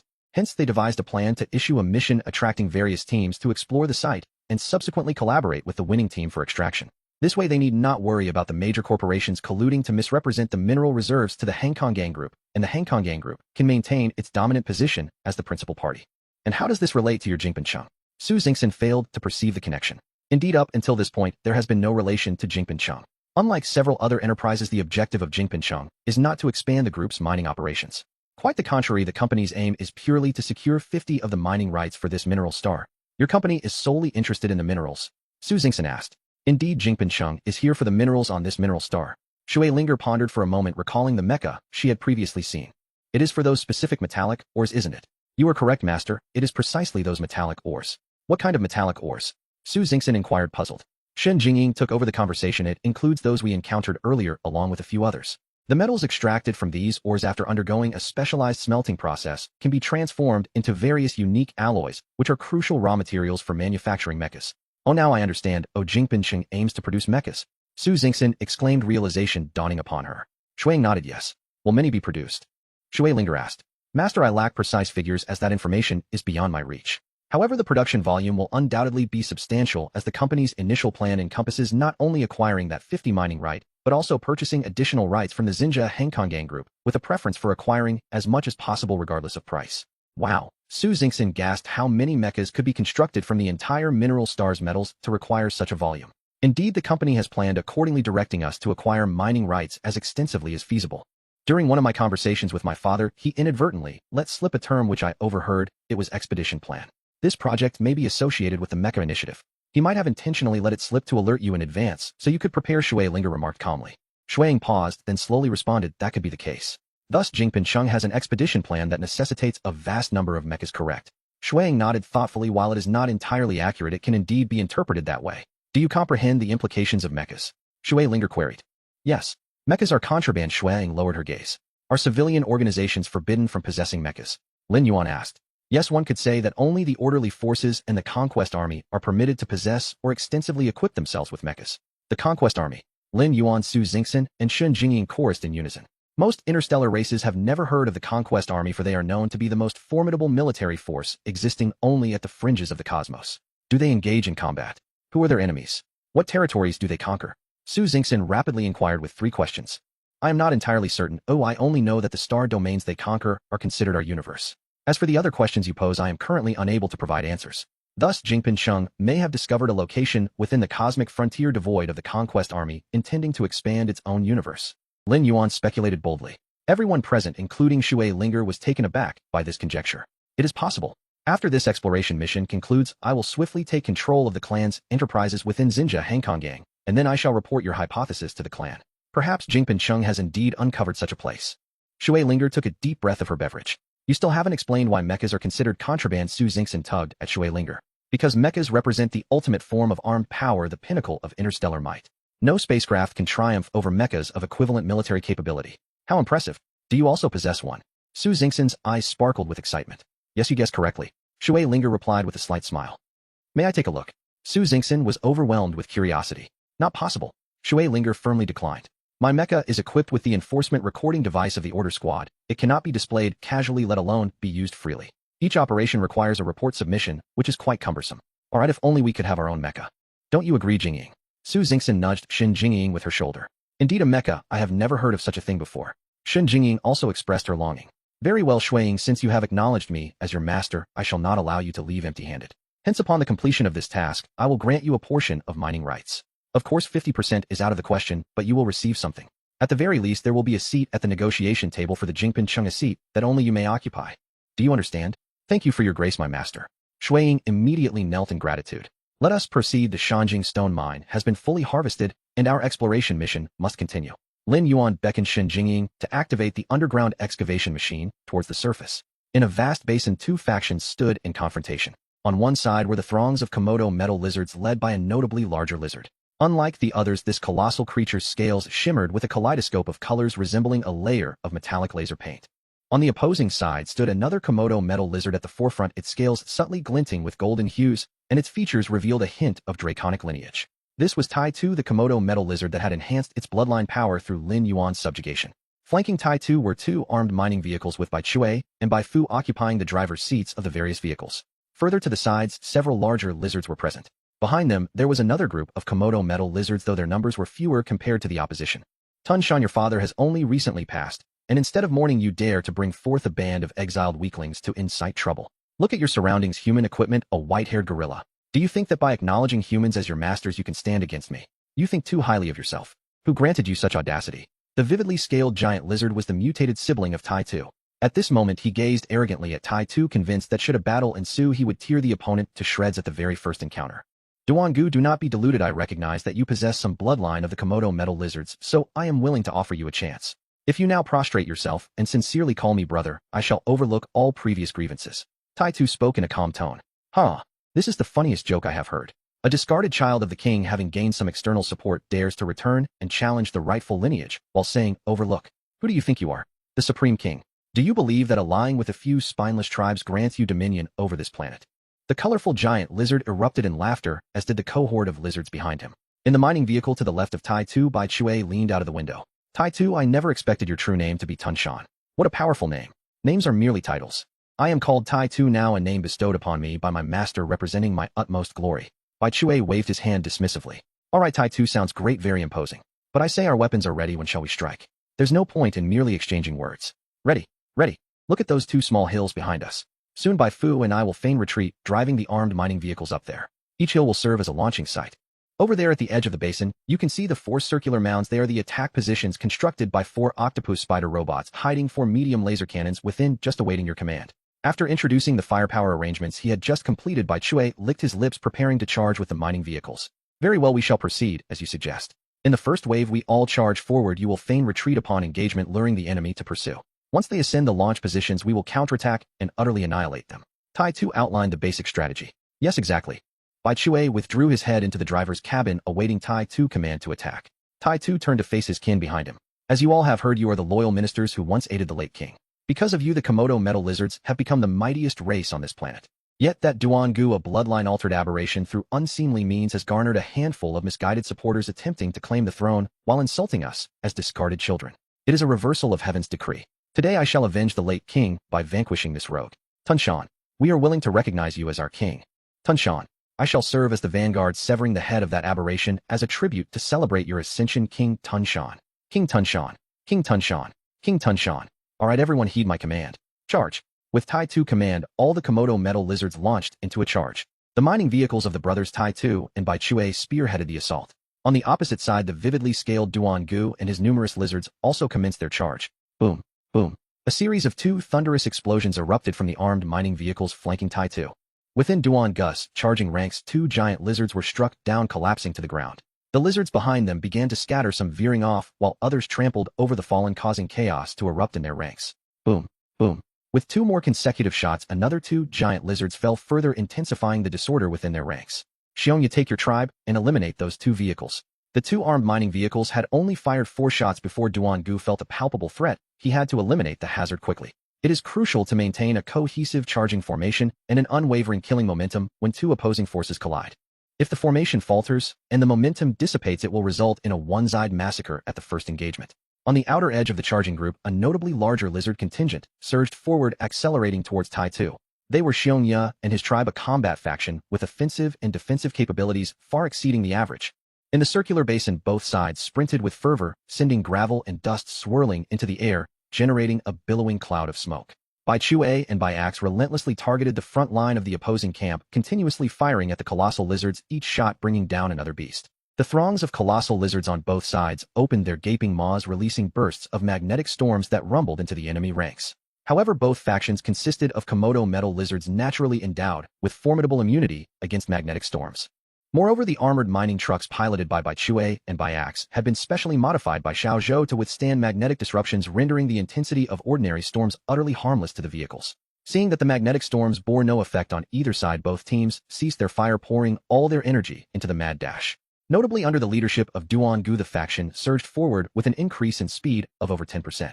Bai Axe, after a few more shots, we shall retreat. Though our mining trucks boast decent defenses, they cannot escape being crushed amidst the metal lizard horde. Understood, brother. That massive lizard is exceptionally swift. I believe it is heading directly for us. Allow me to take a shot at it. As soon as the words left his mouth, a shell shot forth, blazing towards Xiongya. Got it. Bai Axe exclaimed, intently tracking the shell's path on the monitor. Boom. Xiongya had only just managed to turn his head slightly when the shell detonated against his left cheek. In an instant, a fireball enveloped Xiongya's head. Direct hit. Bai Axe shouted with exhilaration. Wait, he is still alive. Bai Chue's voice swiftly extinguished Bai Axe's jubilation. As the flames subsided, the scales on one side of Xiongya's head were nearly obliterated. One eye hung precariously from its socket, and a gash marred his cheek, exposing rows of sharp teeth that jutted from the opening. Still alive. What formidable defenses. Prepare to retreat. Bai Chue commanded. Tai Tu turned to Bai Chue, who signaled a retreat. Wu Shu Chi Shu shift formations. The 2 colossal metal lizards veered to the sides, prompting the teams behind them to follow suit. What was once a unified charge transformed into 3 independent groups, creating a gap that led directly to the rear. Retreat. Bai Chue shouted. The mining truck, executing a swift degree, turned towards the opening. Bai Axe followed suit, steering his vehicle into the gap created by the other team. Leader, the 2 vehicles have vanished. An officer behind Xiongya alerted. Xiongya had witnessed everything clearly. Those 2 relentless foes had indeed fled. In the blink of an eye, the 2 vehicles had disappeared into the swirling haze. If the vehicles are gone, let us seize Tun Shan. We must secure the victory. The enemy has fled. Oh, we are on the brink of victory. Charge. The officer rallied the troops. Instantly, the entire assault force erupted in fervor, their speed increasing yet again. After a few breaths, the 2 factions finally collided. Wrath of the King. Tai Tu's eyes blazed crimson, and his attributes surged exponentially. The skill metal piercing activated simultaneously, his entire form transforming as his scales morphed into metallic spikes. The spikes, now enhanced by his bloodline, grew thicker, longer, and sharper, with a probability of triggering armor break. Huh. Tai-Tu roared, his gigantic claws crashing down upon the oncoming Xiongya. In an instant, the already shattered face of Xiongya split, further scattering several of his teeth. Xiongya's gaze became unfocused as he could scarcely comprehend how, as the first warrior of the Komodo lizard clan, he was struck so easily, without even the thought of evasion. Bang! Smash! Thud! The colossal lizards engaged in brutal close combat, blood and flesh flying, scales scattering. The scene was utterly gruesome. Duangu stood at the rear, unleashing beams of light from his mouth. Indeed, Duangu, a mutated metal lizard, was not emitting magnetic storms, but rather elemental light beams. Among the various elemental beams, the earth element inherited from his mother proved to be the most potent. Each beam of earth elemental light struck the colossal lizards like a 1,000-ton pillar, fracturing bones, or causing internal organs to rupture, leaving many lifeless on the ground. One by one, more and more lizards collapsed beneath Duangu's onslaught, and Tai-Tu faction began to falter. Oh! With a furious shout, Tai-Tu knocked Xiongya to the ground once more. Then, with a swift turn, he drove his spiked tail forcefully into Xiongya's skull, pinning the once mighty first warrior to the earth. Tai-Tu turned to gaze at Duangu in the distance, then surveyed the fallen lizards around him. Follow my command, retreat 100 meters, regroup, and we shall return to battle. With that, a surge of high-level bloodline energy erupted, paralyzing the enemy lizards in their tracks. The lizards of Tai-Tu faction hastily withdrew. Chase them down. Do not allow them a moment's respite. Duangu's furious roar invigorated the stunned lizards, prompting them to charge after the retreating foes. Through the dense smoke, Tai-Tu spotted two armed mining trucks on the distant hills, their legs firmly positioned. In the truck beds, colossal cannons had extended their long, thick barrels. Indeed, Xiao Zhou had modified the two massive cannons and installed them into the trucks. Tai-Tu team raced ahead, while Duangu's team pursued closely behind. The swirling dust enveloped Duangu's team, entirely concealing the two enormous cannons that had now been raised. Meters, meters, meters, meters. As Tai-Tu neared the meter mark, he inhaled deeply and bellowed, halt. The high-level bloodline energy erupted once more, causing all Komodo metal lizards to come to an abrupt stop. Tai-Tu's own team was prepared and maintained their composure, while Duangu's squad was forcibly halted by the press of bloodline power. In that instant, each colossal lizard lost its balance, crashing to the ground. Simultaneously, Bai Chue and Bai Axe received the command, and the rapid-fire cannons began to unleash a barrage upon the staggering Duangu team. Tun Shan, you despicable scoundrel, how dare you resort to such underhanded tactics against us? Duangu seethed with rage, but before he could voice another word, the relentless barrage of shells rendered him unable to raise his head. After a frenzied barrage lasting over 20 seconds, the munitions of Bai Chue and Bai Su were nearly depleted, each retaining only a dozen rounds for emergencies. At this moment, the forces of Duangu had been almost entirely decimated. The ground was strewn with dismembered limbs and fragments, while the less fortified giant lizards were mercilessly obliterated by the colossal artillery shells. Even those with stronger defenses were left bloodied and maimed. Only a few of the mightiest, including Duangu, sustained minor injuries, their scales having shed significantly, and although blood flowed from various wounds, their combat prowess remained relatively intact. On the side of Tai-Tu, after a brief respite of over 20 seconds, many giant lizards had somewhat recovered from their earlier fatigue. Witnessing the plight of their adversaries under the assault of the mysterious cannon, a fierce desire to vanquish every opposing giant lizard surged within them. Tai-Tu claws were raised high. Charge! With a rapid descent of his claws, the entire metallic giant lizard battalion surged forward once more. Although this charge covered a much shorter distance of approximately 100 meters, only Tai-Tu's side was advancing. Conversely, Duangu's side was filled with wounded, unable to muster a coherent defense. The distance of 100 meters was traversed in the blink of an eye. The scene unfolded as a one-sided slaughter. Several, even dozens of giant lizards besieged a single opponent. No matter how high the defenses or how robust the stamina, they could not withstand the onslaught of many. Duangu's colorful scales had shed a portion, revealing pale skin seeping with blood. Observing his surrounded kin, he rose rapidly, channeling elemental energy. Bang! A shell struck fiercely against Duangu's cheek, exploding upon impact. The shockwave from the explosion violently jostled Duangu's head, nearly wrenching his neck. The earth element he had been concentrating dissipated and struck the eye socket of a nearby giant lizard, instantly deforming its face, leaving it limp and lifeless on the ground. Duangu, since you remain obstinate, let your blood appease the spirits of our fallen kings. With that, Tai-Tu roared again, his rage manifesting visibly as a faint red mist began to rise from his body, enhancing his attributes exponentially. The dark golden spikes on him also shimmered with a flow of red light, raising the probability of armor penetration to With a powerful leap, Tai-Tu vanished, leaving only an afterimage. In the next moment, a massive claw swept across Duangu's neck, inflicting 4 deep gashes that severed the trachea, esophagus, and blood vessels. Yet in a flash, the vibrant light from the wounds glimmered, perfectly healing, as if they had never been cut. Tun Shan, do you think mere brute force can defeat me? Did you see? A thread of undying power has coalesced within my bloodline. With you. You cannot slay me. Duan tilted his head back, gathering a pale blue elemental force in his mouth. Learning from his previous experience, Duan expelled the elemental energy towards Tai-Tu before it could fully coalesce. A beam of pale blue light surged forth and Tai-Tu raised a foreclaw to defend. The paw struck by the beam was instantly encased in solid ice, rendering it numb. "Ah!" Tai-Tu bellowed, once more fully unleashing the power within his veins.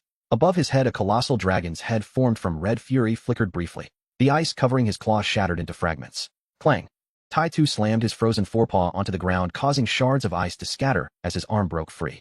"Undying power, you say? I shall see just how long this thread can sustain you." With that, Tai-Tu lunged forward. Swish, swish, swish. In a flurry of 3 strikes, 2 triggered the armor penetration capability, resulting in 8 grievous wounds exposing bone on Duan-Gu's neck. The vibrant light flickered again, and the 8 wounds healed anew. Before Duan-Gu could make a counteraction, Tai-Tu, leveraging his superior physical attributes, forcefully pinned Duan-Gu beneath him. His foreclaws and hindclaws struck with rapidity, and under the armor penetration bonus, vital areas of Duan-Gu were repeatedly assaulted, resulting in continuous deep wounds that exposed bone. Duan-Gu's entire form shimmered with the radiant glow of healing light. 5 minutes elapsed, and the healing rate noticeably slowed. 10 minutes passed, and a wound on his neck remained unhealed.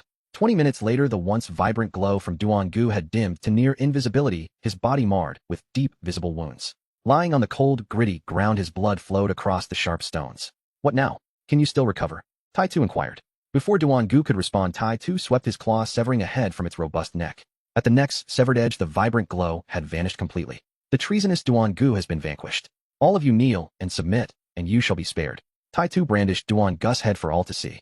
"Bow to King Tun-Shan." A giant lizard was the first to kneel in submission. "Bow to King Tun-Shan. Bow to King Tun-Shan." One by one, the giant lizards fell into worship around Tai-Tu.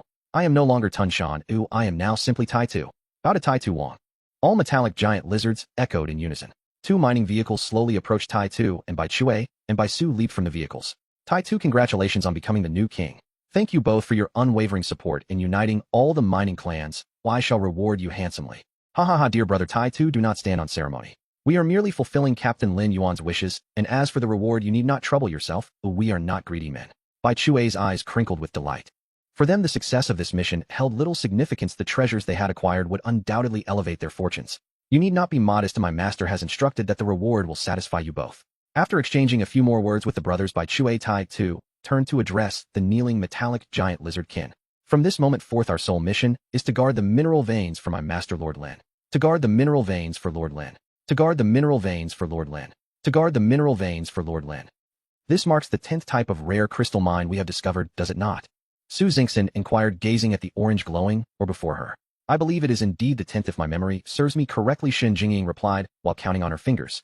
"One would never have imagined that this metallic celestial body harbors such an abundance of crystalline mineral resources," Shui Linger exclaimed in astonishment. Even someone as well-versed as she, a descendant of a prominent clan, had never encountered such a diverse array of rare crystals on a single mining planet. During this period, we have practically completed the deep exploration of this planet's crust. The precise distribution map of the mineral veins has been finalized, and one could say our mission is accomplished. "Do you have any thoughts on what to do next?" Lin Yuan inquired, surveying the crew within the drilling machine's cockpit. Among them, the most astonished was the Fox clan's female member Shuaying. Initially, she believed her prowess positioned her among the elite teams of interstellar mining. Even without the assistance of the Mining Wolf Squad, she felt confident she could grasp the general distribution of the mineral veins on the planet. However, her time with Lin Yuan's exploration team revealed to her the concept of dimensionality reduction in combat. This team seemed to have an innate understanding of the locations of all high-value mineral veins. They began by locating and digging from the surface to uncover crystal mines, later progressing to traverse directly underground, crossing multiple ordinary metal veins to reach another crystal vein. Subsequently, a small rodent would be deployed, and the entire crystal vein would vanish in an instant. Throughout this period, the planet's high-value crystal mines were entirely depleted, while also collecting samples from all ordinary and rare mineral veins. Such precision and efficiency utterly shattered the once lofty confidence of this Fox clan female. If her initial allegiance to Shui Linger had been driven by survival, she now found herself genuinely impressed by the comprehensive capabilities of Lin Yuan's exploration team. "Shall we consider returning after completing our mission?" Su Xingxin whispered. Truth be told, she was not quite ready to leave. Although this mining expedition was devoid of sunlight and seemed to lack challenges, every vein uncovered represented wealth. Moreover, who could resist the allure of exploring for crystals that were not only valuable, but also aesthetically pleasing? However, according to Shun Jingying's sensing abilities, they had already collected all the crystal veins available here, and staying longer seemed unlikely to yield new discoveries. "What are your thoughts?" Lin Yuan turned to Shui Linger and Shun Jingying. If there are no other valuable minerals, we might as well return. Shui Linger pondered her plans upon returning to Xinjia Airport. Commander, if you agree, we could further explore the depths. Deeper. The mantle. It should consist of molten magma, thus not forming any mineral veins. Indeed, that is usually the case, yet this planet may differ slightly. Moreover, I am not suggesting we go to the mantle, but rather to the core, to the planet's stellar nucleus. To the stellar nucleus? Shui Linger was taken aback. She had not anticipated Shen Jingying's audacious proposal. What's wrong with going to the stellar nucleus? Su Xingxin asked, puzzled. Typically, the core of a mining planet contains one or several extremely exceptional minerals, all of which are notably hard and high-energy types. This results in their rarity and high valuation. Generally, the core of a mining planet can account for 30 to 40 of the planet's total value, and in extreme cases, it could even reach 60. Su Xingxin's jaw dropped. So, if we were to extract the core, it would equate to taking away over 30 of the planet's resources. Yes, theoretically that is correct, however we cannot actually do that. First, can the Xinjing mouse consume the entire stellar nucleus? Second, even if it could, we would not be able to take it all. Without the stellar nucleus, the entire surface would collapse, leading to the disintegration of the planet, ultimately drawing it into a neutron star. While the consequences sound severe, so perhaps we should avoid the stellar nucleus. On the contrary, how could we forego such a valuable location? Shui Linger pointed at the three-dimensional structure of the planet displayed on the screen. Then why did you say so much? I thought you were against going. Su Xingxin pouted. As long as we manage the extraction rate, there should be no issues, right, Jingying? Shui Linger patted Shen Jingying on the shoulder. Indeed, extracting a portion would not compromise the structure of the core, nor affect the planet. Commander, what do you think? Agreed, I consent. If that is the case, we will need to modify the drilling machine, as its design did not account for traversing the mantle and reaching the core, Shen Jingying suggested thoughtfully. Beside them, Shui Ying remained silent, once again astonished by the team's ideas and strategies. A four-person exploration team, with her included, was about to venture to extract the stellar nucleus. This was typically the domain of large interstellar mining companies, only considered after thoroughly depleting all veins on a planet, followed by repeated validations and confirmations before implementation. For a mining exploration team, having just arrived on the planet to aim for the extraction of the stellar nucleus was utterly unbelievable. Moreover, they were not merely discussing it, they intended to act immediately. I need to consult Xiao Zhou to see if modifications can be made, Lin Yuan stated as he turned to discuss the alteration plans with Xiao Zhou, while Shui Linger remained nearby awaiting instructions. After all, traversing through the high-temperature molten mantle would require her innate abilities to be of service. An hour later, a newly modified drilling machine was completed. The modified drilling machine was equipped with a barrier device installation capable of accommodating Shui Linger's water elemental affinity and several freshly mined crystals, significantly enhancing its overall capabilities. Let us proceed and discover what surprises the stellar nucleus of this mining planet may hold for us. Lin Yuan commanded, and everyone in the cockpit straightened in their seats, clearly filled with curiosity for this stellar nucleus adventure. Jingying, you will pilot the drilling machine. The mantle's geological conditions are complex, please exercise caution. Understood, Commander. With Xiao Zhou assisting with control, there are no concerns, you may rest assured. Virum. The drilling machine powered up, plunging deeper into the mining planet. On the display screen, the previously dark image gradually illuminated with a faint orange glow, which intensified until the entire screen radiated a dazzling crimson hue. Within the cockpit, as the colors changed, the temperature steadily rose. Shui Linger pressed the newly added blue button on the control panel, prompting the crystals in the isolation layer to release her pressured ice elements, gradually restoring the temperature within the cockpit to normal. Outside, the drilling machine, torrents of lava enveloped its shell, and the immense pressure threatened to compress the entire machine into a mere sheet. Nevertheless, the modified drilling machine adeptly spread a barrier across its surface, not only shielding the shell from the lava's corrosive effects, but also bearing the pressure. Maintaining such a barrier required a considerable amount of energy, yet for Lin Yuan, who possessed an abundance of high-energy crystals, energy was the least of his concerns. The drilling machine continued its rapid descent towards the stellar nucleus. Deep within the mantle, an eye slowly opened its pupil, slightly moving, as if sensing something, before gently closing once more. As the drilling machine approached the core of the star, the surrounding lava became increasingly viscous, causing a gradual decrease in the machine's speed. On the monitor, the external orange-red hue of the magma grew ever brighter, nearing a near-white brilliance. The extreme temperatures and pressures relentlessly tested the structural integrity of the drilling machine, and Lin Yuan had already depleted several energy crystals. At last, the drilling machine made contact with the exceptionally hard core layer. Though still composed of glowing high-temperature rocks, this layer was significantly denser and more solid compared to the lava of the mantle. With no other options available, despite the presence of various crystal and metal mines, there were no conditions suitable for smelting specialized drill bits, compelling them to rely on the abilities of the Xinjing mouse. Fortunately, the Xinjing mouse had evolved after consuming a sufficient amount of Sukong Xinjing stone. Now the little transparent was truly approaching a state of transparency. Not only was its body nearly invisible, but it could also conceal itself within the void, as if entering another spatial dimension. Even when it manifested, one could not physically grasp it. After consuming a piece of Sukong Xinjing stone provided by Lin Yuan, the Xinjing mouse set to work. It transferred the star core rocks in front of the drilling machine into its belly, and after the machine advanced a short distance returned the rocks behind it. With Shun Jingying skillfully maneuvering the machine while coordinating with the Xingjing mouse, their teamwork was seamless, enabling the drilling machine to move even faster than it had in the mantle. We're almost there. I can sense increasingly intense fluctuations from the crystal mines. While I cannot yet determine their nature, they are undoubtedly high energy and exceedingly rare.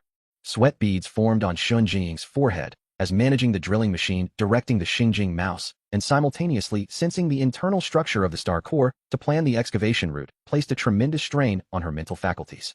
Here, have one of these. Lin Yuan produced a golden lotus seed and offered it to Shun Jingying. While it won't replenish your mental energy, it will enhance your cognitive function, reducing mental fatigue. Thank you, Commander. Shun Jingying took the lotus seed and swallowed it instantly. Her mind became extraordinarily clear, erasing the previous fatigue and allowing countless superior exploration plans to emerge in her thoughts. You have such delightful items. Shui Linger remarked. What? Would you like to try one? Lin Yuan produced another seed. Never mind, this is not something just anyone can enjoy. They are exceedingly rare. I received this as a gift from a friend, and I still have some. You should try it. Shui Linger accepted one, saying, I won't taste it. As an elemental clan member, it won't affect me. I want to see if I can cultivate a plant from it. This flower is said to be exceptionally beautiful. It is indeed beautiful, a truly unique flower. Lin Yuan recalled the moment he first encountered the Xingyu Linglian at Tiger Roar Mountain. Commander, we have arrived. The group turned to the display screen where a blinding light obscured all discernible details, though it faintly suggested that the area directly in front of the drilling machine was even brighter. Shun Jingying opened her eyes. It aligns with our expectations. The core of this mining star consists of a massive singular crystal mine. If my judgment is correct, it should be an exceedingly rare elemental diamond mine. Elemental diamond. Shui Linger gasped in astonishment. Indeed, elemental diamond. Shun Jingying affirmed with conviction. I intend to secure the entire star core. Shui Linger declared, leaning forward on the control panel, her gaze fixated on the blinding screen. Huh, did you not say the star core could not be removed? Su Xingxin was startled by Shui Linger's reaction. This is an elemental diamond mine, one of the most valued resources by the elemental clan. Shun Jingying explained to Su Xingxin. I never said we would take it now. I meant to inform my clan afterward that we, the water element clan, are willing to purchase this star core at a high price, Shui Linger clarified. Is elemental diamond really that significant? Su Xingxin inquired. Yes, while I am not entirely sure of its specific applications, I know that elemental diamond possesses immense allure for all elemental clans. This allure stems from the fact that elemental diamonds often exist under stringent conditions. Just like this star core with its high temperatures, pressures, and energies, the stones formed in such environments typically possess unique abilities. I only know that one ability of the elemental diamond is to transform into any elemental diamond, albeit each diamond can only undergo this transformation once. What do you mean? Are you saying the current elemental diamond lacks attribute distinctions? For instance, if Shui Linger, a water element, possesses it, she could transform it into a water elemental diamond. If a fire element were to acquire it, could it transform into a fire elemental diamond? Essentially, that's the concept. However, the details of the transformation are known only to the elemental clans, and I am not privy to them. I also lack knowledge regarding the utility post-transformation. Shun Jingying concluded, glancing at Shui Linger. There is nothing to keep secret. Elemental diamonds represent a pivotal opportunity for all elemental clans. Pivotal opportunity. Su Xingxin seemed perplexed. Yes, a pivotal opportunity. Elemental diamonds can indeed change attributes once. This transformation consumes a substantial amount of internal energy, but does not result in a wasteful loss. Instead, it generates a corresponding opportunity based on the transformer's characteristics. If the elemental clan member can recognize and comprehend this opportunity, they may evolve to a higher level. However, without this opportunity, evolution becomes exceedingly challenging. Moreover, attributeless elemental diamonds can be utilized by all elemental clans to replenish elemental energy, enhance elemental strength, and refine elemental talents, making them highly versatile and valuable. Wow. If you acquire this star core, wouldn't you ascend to unparalleled heights within the water element? Su Xingxin's eyes widened in astonishment. Lin Yuan stroked his chin deep in thought. That is not feasible. A deposit of elemental diamond of such magnitude cannot be claimed by a single individual. Only the top figures of the clan hold such power. I presently lack the strength to do so, and must report back to the clan. Shui Linger turned to Lin Yuan. Captain Lin, I hope you can maintain confidentiality. If our water element clan secures this star core, we will certainly provide you with appropriate compensation. Lin Yuan pondered and responded, the star core is indeed immense. If extracted entirely, it could lead to endless consequences. However, how much can you secure after reporting to the clan? Shui Linger faltered at this question, unable to provide an answer.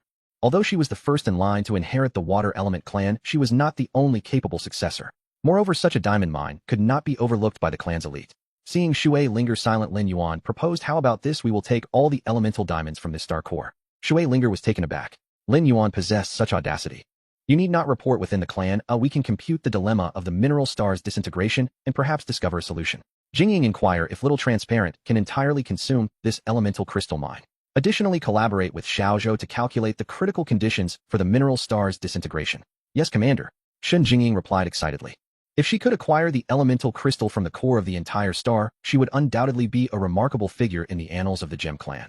Indeed, since our race possesses this mineral, how much can you possibly share? It would be wiser to take it all for oneself. If there's an excess, one could exchange some with the clan for other resources. That is the prudent approach. Su Xingxin concurred with Lin Yuan's sentiment. After all, there were only 4 members in their team, meaning each would receive a mere quarter of the share. Agreed. We shall proceed as you suggest. Shui Linger nodded. If they could resolve the issue of the planet's disintegration, taking everything would undoubtedly be the optimal choice. With such a substantial volume of elemental crystals, her next evolution would have a solid foundation.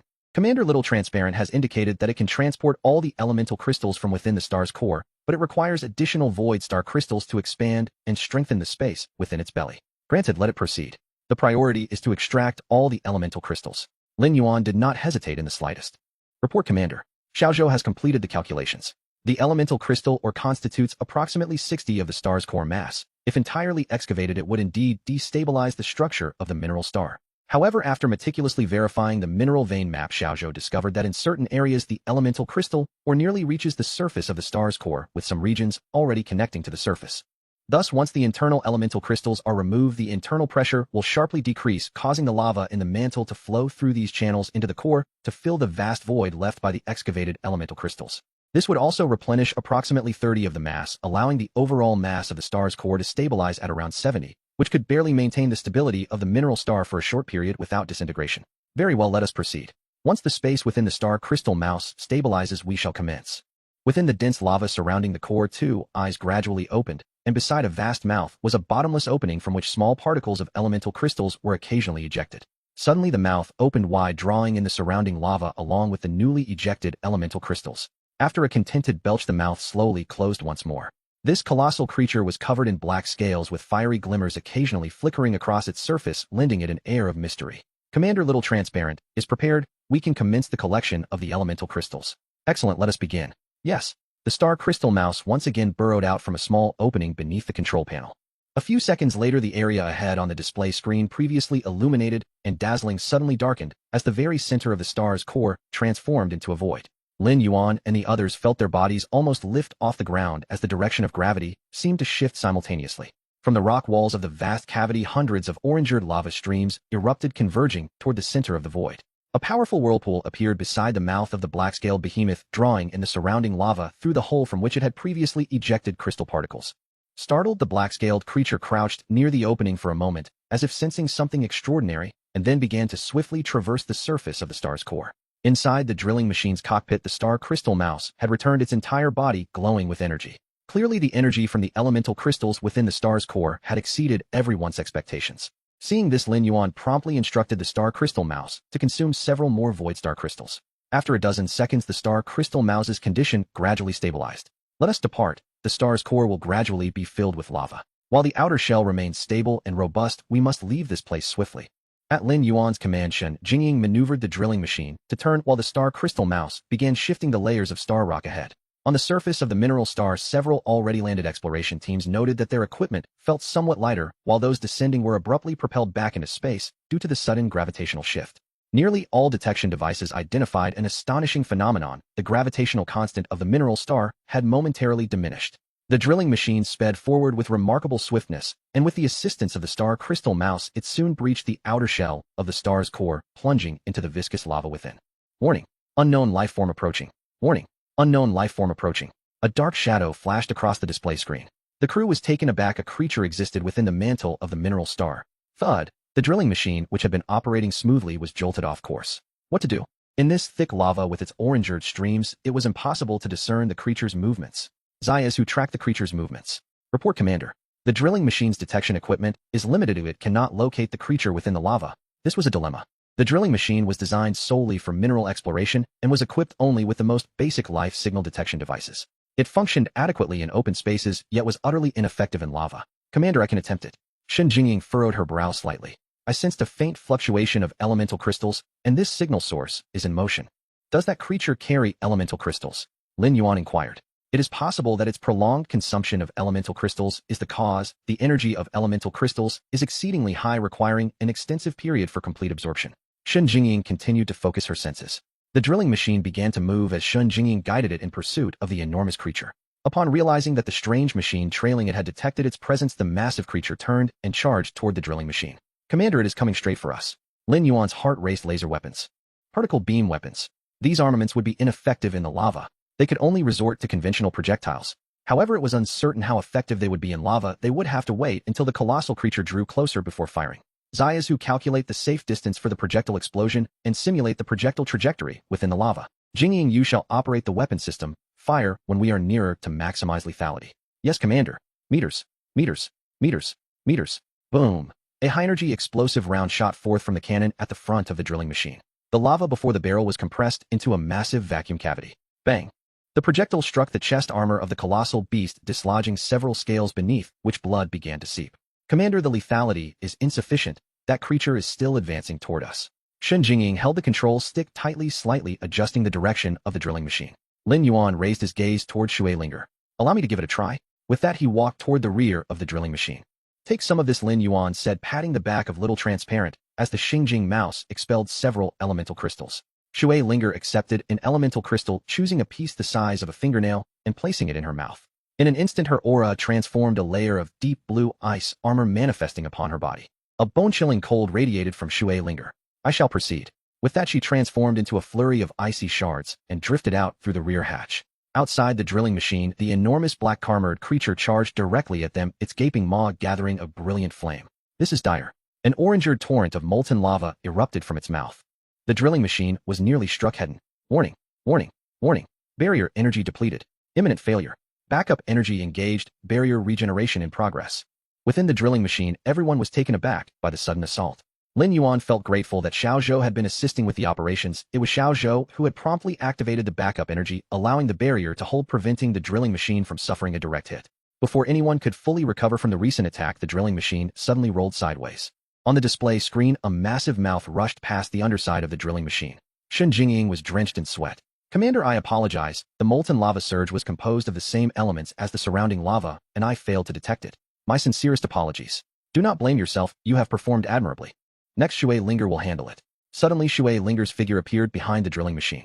A colossal aura of ice manifested into a giant hand that reached out toward the enormous creature, instantly cooling the lava along its path into solid black rock. The black giant sensed the chilling presence approaching from behind, flicked its tail violently, and turned around, unleashing another molten lava surge. Before Shui Linger, an ice wall materialized instantaneously, and as the molten surge struck the ice wall, rather than shattering it, the lava was rapidly cooled, forming a black stone wall on the outer side of the ice. Seeing the lava surge easily neutralize, the black giant felt a twinge of fear. Its eyes flickered before it opened its mouth once more. This time it expelled a stream of intensely hot fire elemental energy. This creature has comprehended elemental attacks. Shui Linger was taken aback. In her perception, the colossal creature ahead was not an innate elemental being like the Shinkong mouse, rather it resembled a native creature of this mineral star akin to the Komodo metal giant lizard found on the planet's surface. For such a creature to master elemental attacks indicated it had completed the initial stages of evolution from a regular to an elemental being.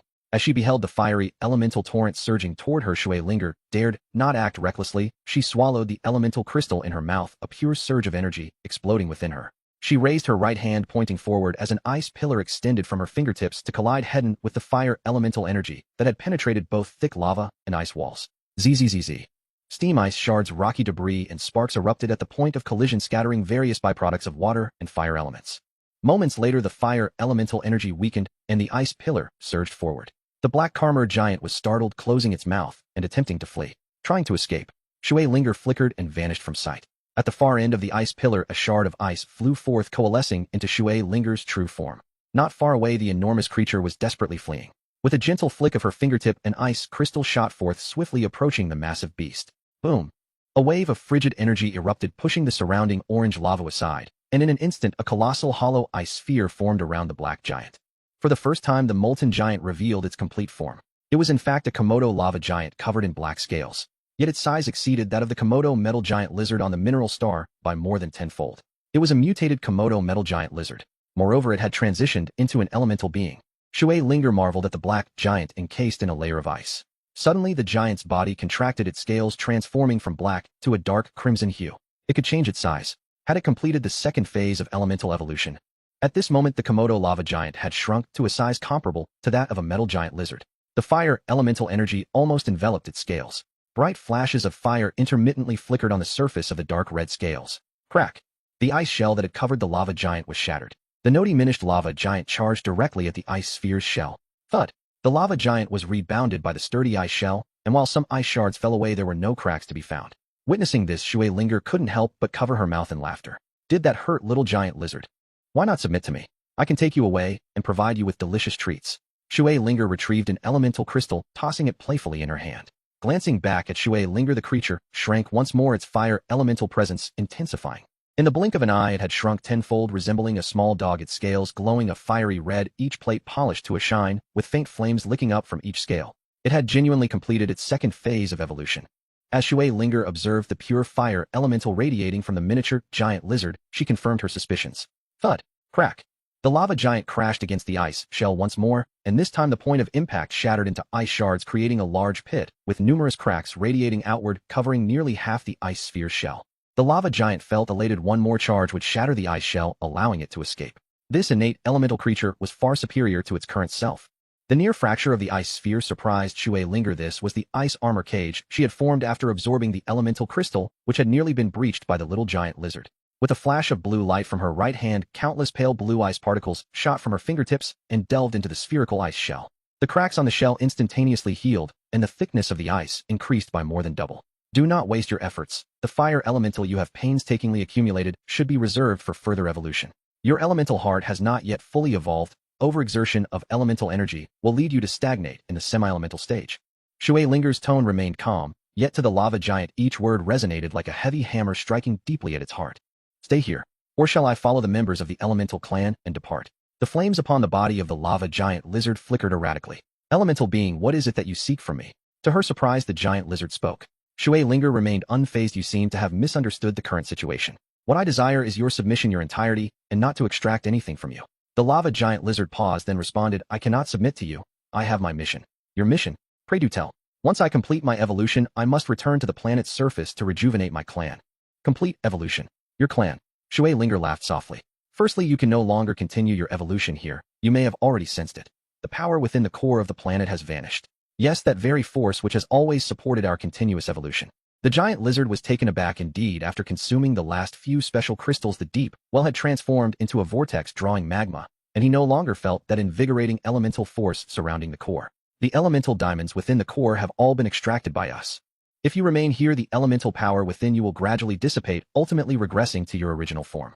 Secondly, when you speak of rejuvenating your clan, do you mean to evolve them into elemental beings, as you have? As previously stated, the resources for evolution have vanished, and any opportunity for clan evolution is now out of the question. Furthermore, there is one more matter. There should now be a new ruler among the Komodo metal giant lizards on the planet's surface who will lead the clan to new heights. Although I am not entirely aware of your status within the lizard clan, the monumental task of restructuring your race no longer rests upon your shoulders. Is that so? A new ruler for the clan. Have the various tribes unified once more? The lava giant lizard's voice trembled slightly. The tribes have likely not unified as of yet, but the new ruler should be capable of fulfilling that mission. Very well, your strength is formidable, and I presume your status is likewise exceptional. I shall temporarily believe what you say, yet I fear I cannot submit to you. Oh, and why is that? My path of elemental evolution requires me to maintain an indomitable spirit. Shui Linger pondered. The opportunity for evolution varies greatly, and perhaps this giant lizard's heart for evolution is indeed one of indomitability. How about this? Once you have fully completed your evolution, you may then submit to me. However, for now you must remain by my side, for otherwise your indomitability will come to an end today, rendering it meaningless. Shui Linger's tone brooked no dissent. Very well, I agree. What must I do? That's more like it. Here, swallow this. A droplet of crystal clear water coalesced at the tip of Shui Linger's right finger. With a gentle flick, the droplet shot towards the lava giant lizard. As the droplet flew towards him, the giant lizard, though still internally conflicted, opened his mouth wide and allowed the droplet to enter, swallowing it whole. Sizzle! A cloud of white mist erupted from the surface of the lava giant lizard. Although its scales still gleamed a fiery red, the flames had been extinguished, leaving only a metallic sheen. Fear not, I have merely sealed your fire elemental talent temporarily. From now on, you must seek my permission to wield your abilities. Additionally, the water element has infiltrated your elemental heart. You may maintain your indomitability, but should you harbor any ulterior motives, your elemental heart will be the first to explode. Follow me. You may remain indomitable, but to escape my control you must continually grow stronger and evolve. How does that sound? Is it not more meaningful than mere stubbornness? The black-scaled lava giant lizard's teeth ground together, yet he dared not entertain any other thoughts, fixating solely on the mantra of I must become stronger. Come now, follow me. I shall assist you in completing the final steps toward evolving into an elemental being. The black-scaled lava giant lizard nodded and trailed behind Shui Linger towards the drilling machine. By the way, from now on you shall be called Xiaohuo Miao. Did you hear that? I heard you. I shall henceforth be known as Xiaohuo Miao. Inside the drilling machine, Lin Yuan observed the miniature giant lizard following Shui Linger. Can ordinary beings truly evolve into elemental beings? After hearing Shui Linger's explanation, Lin Yuan felt as if his horizons had been dramatically expanded. The situation is rather exceptional. For the vast majority of beings, it is exceedingly difficult and lacks replicability. Lin Yuan was still contemplating evolving his swarm into elemental bees. If only he could transform the magnetic storm golden ring bees into electromagnetic elemental beings, their power might elevate to new heights. Jing Ying returned to the planet's surface. We are preparing to leave the mining star. Xiao Zhou begins searching for the spacecraft. Prepare for departure upon reaching the planet's surface. Within a metallic mine, the lights shone brilliantly. Tai Tu stood upon a high platform surrounded by dozens of Komodo metal giant lizards. These lizards varied slightly in color, some adorned with various mineral decorations. Some of you are my elders, while others are esteemed guests from distant tribes. Today I have gathered you all to announce several important matters. Tai Tu surveyed the lizards below. Each represented a clan, with each clan controlling at least one metal vein. The leaders present in this hall collectively commanded at least of the metal veins on this mining star. If he could subdue the clans gathered here today along with those already allied with him, he would control of the metal resources on the entire star. Firstly, from this day forth, in the presence of the sacred ancient giant lizard, Tai Tu pointed at a rough stone carving of a giant lizard on the rock wall. Behind him, I declare myself the king of the giant lizard star, and all clans of giant lizards on this planet shall be unified under my command. Secondly, from this day forth, in the presence of the sacred ancient giant lizard, all metal veins on giant lizard star shall belong to all Komodo metal giant lizards.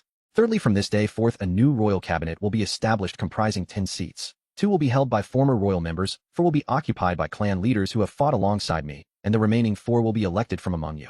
Very well, you have 5 minutes. I shall return in 5 minutes, and by then I hope to see the 4 representatives you have selected standing in the front row. With that, Tai Tu exited through the passage beside the stone carving. Immediately, the entire hall was surrounded by hundreds of robust metal giant lizards. What are you trying to do? I object. With so many tribes, we are only allocated 4 positions. That is far too few. I disagree. The mine was discovered by my ancestors, and we have occupied it for over a century. How can it be shared among everyone? Tunshin child, you are resorting to plunder. The cavernous hall was filled with a cacophony of voices. 5 minutes later, Tai Tu returned to the high platform, and the chaos below remained unchanged. Silence. Under the intimidating presence of hundreds of giant lizards, the crowd gradually quieted. I am quite disappointed in you all. Tai Tu shook his head. Next, I will grant you 3 more minutes. I hope you seize this opportunity.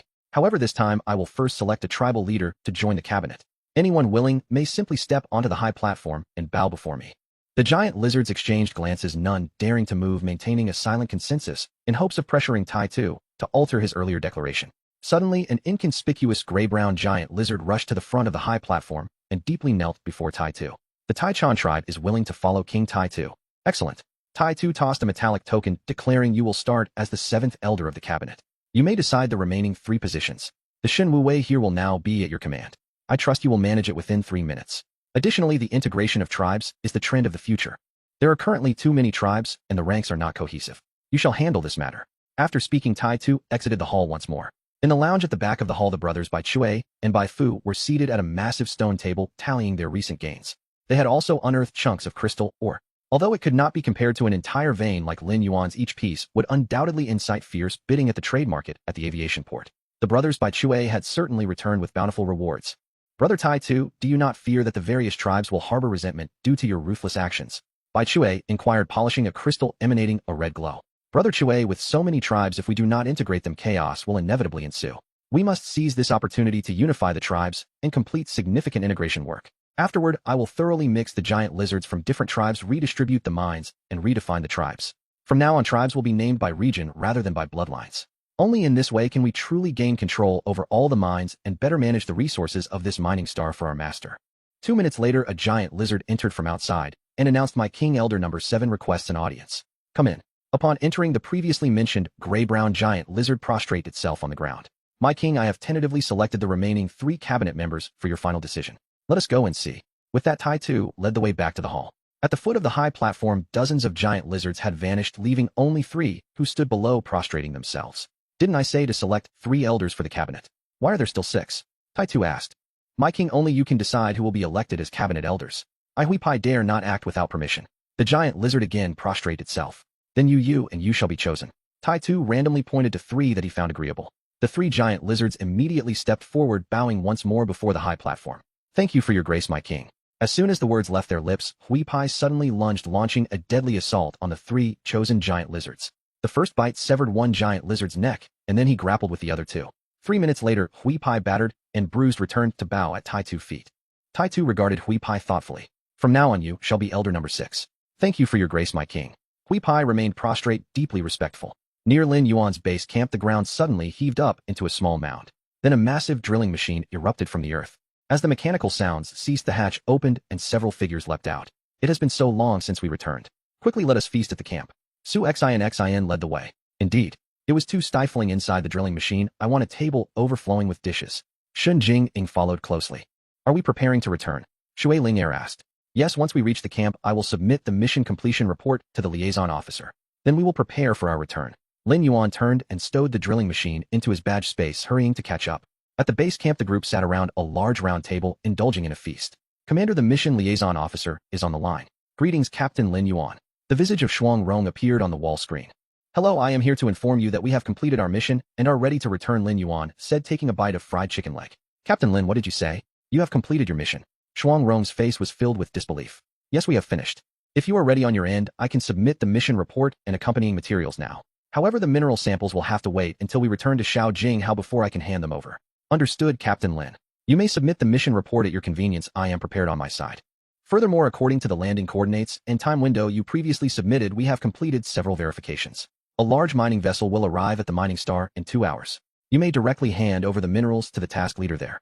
We will preliminarily verify your submitted report. Once verified, we will issue you a certificate of mission completion.